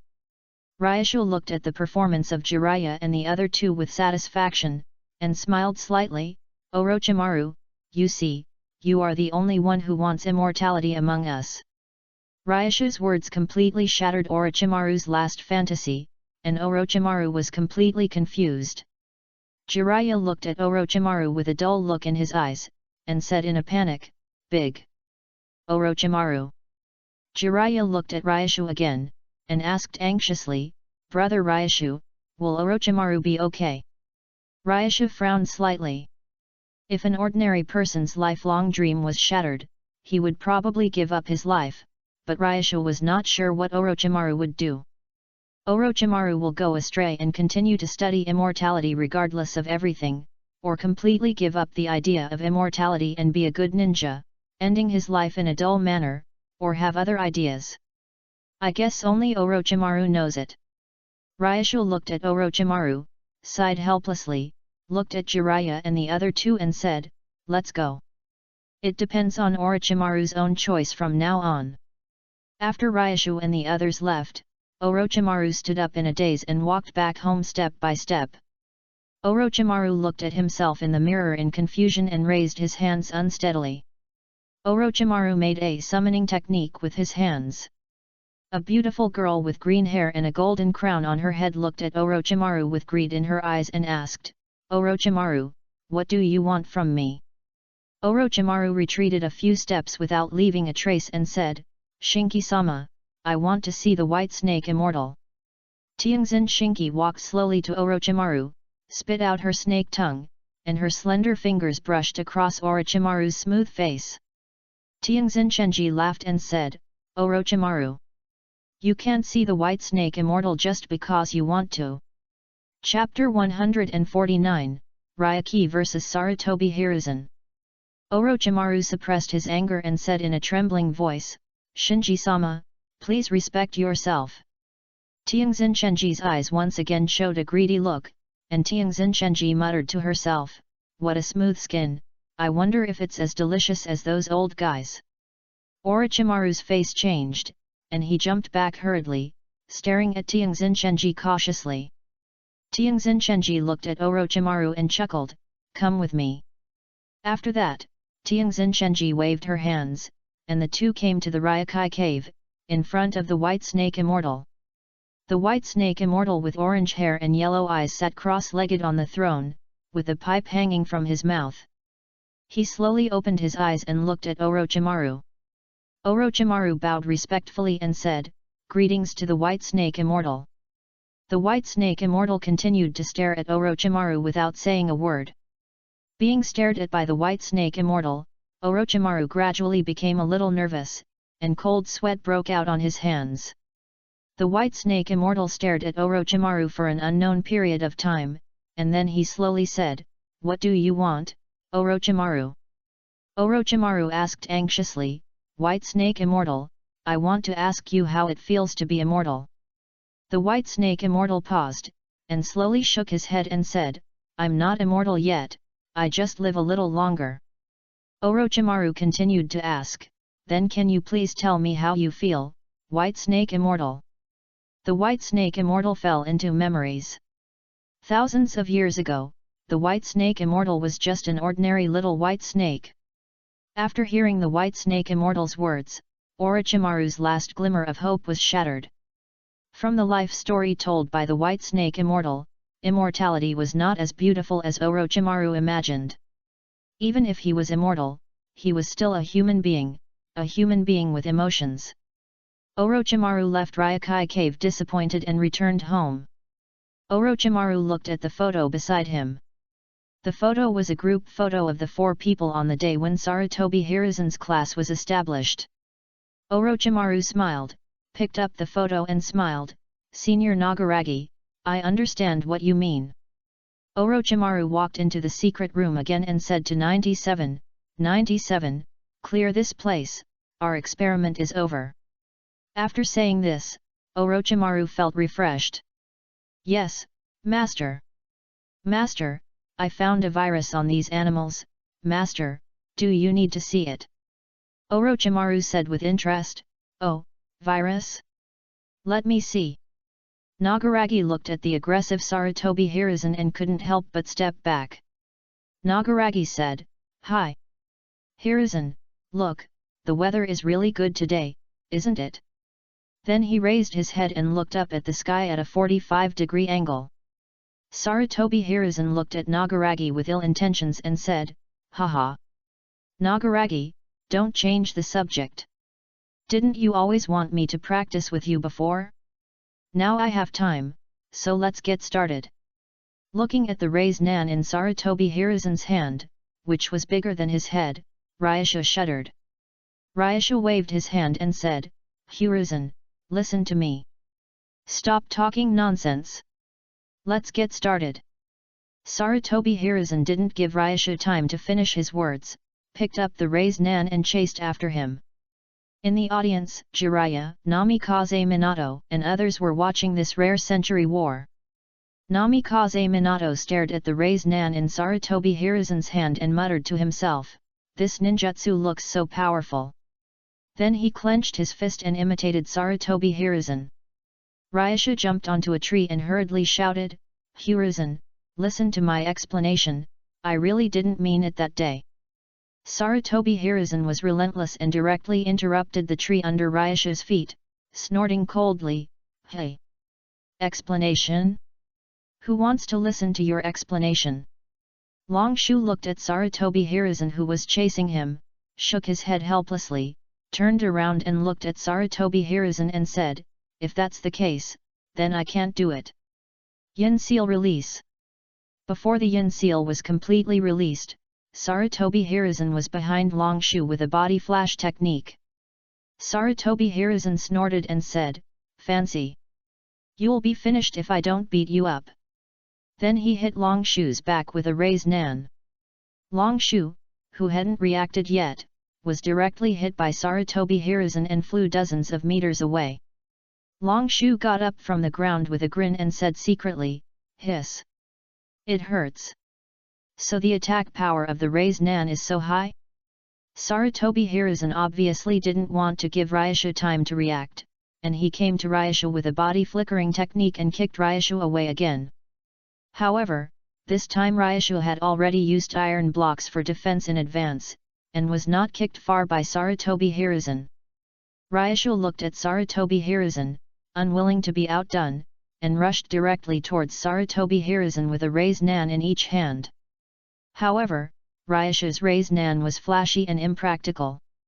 Even if it hit Sarutobi Hiruzen, Sarutobi Hiruzen would not receive any damage at all, not to mention that Ryushu's speed was not as fast as Sarutobi Hiruzen. Sarutobi Hiruzen! Don't hit my face! So this competition soon ended with Ryushu's defeat. Ryushu, with a bruised face, looked at Sarutobi Hiruzen with a face full of resentment and said, "Sarutobi Hiruzen, I've already told you not to hit me in the face." Sarutobi Hiruzen laughed indifferently, "It feels good, you can heal slowly, I'll continue to work." After saying that, he disappeared without a trace with a body flashing technique. Ryuki had to continue using his chakra to reduce the swelling.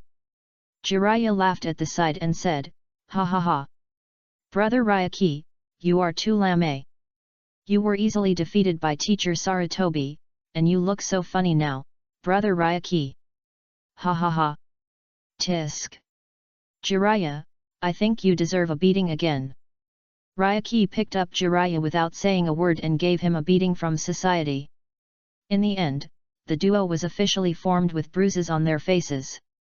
Minato Namikaze looked at Ryuki with a pleading look on his face and said, "Uncle Ryuki, can you try the ninjutsu that you and the Hokage just used again?" Hearing what Minato Namikaze said, Naruto was stunned and placed the Raise Nan directly in front of Minato Namikaze. Orochimaru and Tsunade also gathered around and observed with Minato Namikaze.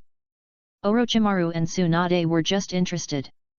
This was the first time they had seen a ninjutsu without hand seals.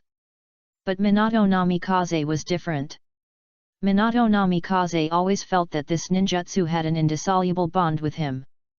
But Minato Namikaze was still young, and even his chakra had not been mastered, so it was naturally impossible for him to use the Raise Nan. Minato Namikaze raised his head and asked Naruto, "Uncle Naruto, can you teach me this ninjutsu?" Naturally, Naruto would not refuse and nodded and said, "Of course, no problem, but you are not suitable for learning Raise Nan now, I will teach you when you grow up." "Hehe, brother Naruto, do you think you can teach me this ninjutsu?" Jiraiya, with a bruised face, approached Ryushu and said shamelessly. Ryushu raised his eyebrows and asked, "You want to learn too?" Jiraiya nodded and laughed, Yes, brother Ryushu, can you teach me?" Jiraiya looked at the meaningful smile on the corner of Ryushu's mouth and swallowed his saliva uncontrollably. Jiraiya stepped back and waved his hands, saying, "Brother Ryushu, I won't learn the Raise Nan. I remember I have something to do, so I'll leave first." Then he ran away. Ryushu shook his head helplessly and said, "Really, I haven't done anything yet, are you so scared?" Chapter 150, Rose Prince and Uchiha Beautiful Girl. Under the Valley of the End. Hehe. Hehe. Uchiha Madara frowned subconsciously at Uchiha Fugaku's lewd smile. Uchiha Madara walked behind Uchiha Fugaku and asked, "Fugaku, what are you laughing at?" "Nothing. Nothing, Grandpa Madara." Uchiha Fugaku ran away like a frightened rabbit without looking back. Uchiha Madara said dissatisfiedly, "Uchiha Fugaku, come back to me." Uchiha Fugaku, who had not run far, stopped instantly. Looking at the gloomy Uchiha Madara, Uchiha Fugaku walked back to Uchiha Madara shyly. Uchiha Fugaku looked at Uchiha Madara with pitiful eyes. Uchiha Madara was not moved at all and directly snatched the phone from Uchiha Fugaku. Uchiha Madara frowned slightly and asked, who is this Uchiha beautiful girl? Uchiha Fugaku said shyly, hee, a new friend of mine. At this time, the phone in Uchiha Madara's hand made a ding-dong sound. Uchiha Fugaku couldn't wait to snatch the phone back from Uchiha Madara. But Uchiha Fugaku is just dreaming. Uchiha Fugaku can't even touch the phone, let alone snatch it back. Uchiha beautiful girl, Brother Rose, good morning. Today is also a beautiful day. Uchiha Madara frowned slightly when looking at the content in the phone and said, is this the friend you said? Uchiha Fugaku touched his head embarrassedly and said, this is a sister I met online. I heard that she is also from the Uchiha clan. At this time, Black Zetsu came out from nowhere and said, Madara-sama, Uchiha Mitsumasa is back. Father is back? Where is father? I want to see father. Hearing what Black Zetsu said, Uchiha Fugaku threw the phone away and ran towards Uchiha Mitsumasa with excitement. Mikoto, why are you still not sleeping so late? Are you sick? Let mom see. Uchiha Mikoto's mother, Uchiha Mikoto, looked at Uchiha Mikoto with a worried look. Uchiha Mikoto stared at the phone and said, Mom, you go to bed first, I will be asleep soon. Uchiha Miko sighed helplessly and said, alas. Then I will leave first, remember to go to bed early. Then she left the room. Uchiha Mikoto looked at the phone with an unhappy face, muttering to herself, why doesn't Brother Rose pay attention to me?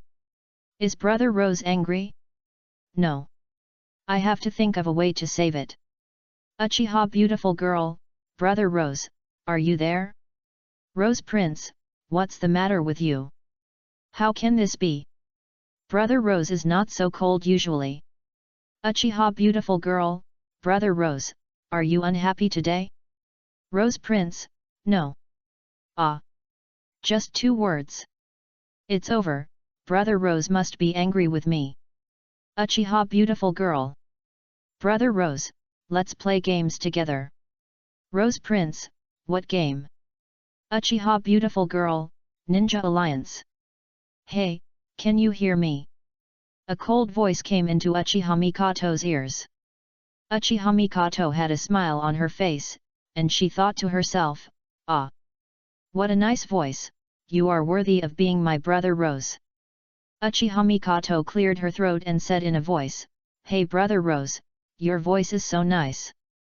Uchiha Madara, who was far away in the valley of the end, chuckled and frowned slightly and asked, you sound very young, right? Uchiha Mikoto pretended to be calm and said, no. No, I just have a cold, it's just a cold for me. Uchiha Madara said nonchalantly, then you should drink more hot water, let's get started. Yet. Uchiha Madara looked at the unfamiliar screen, frowned slightly and asked, how to play this game? I haven't played it before. Uchiha Mikoto was surprised, ah? Brother Rose, haven't you played Ninja League? Yet. I haven't played it before. Then let me teach you. After the two played a game against AI, Uchiha Madara had already understood how to play this game with his high IQ. Although Uchiha Madara's record of 5-11-8 was not very good, Uchiha Madara thought that AI was no longer worthy of him. Don't play AI anymore, let's go play a match.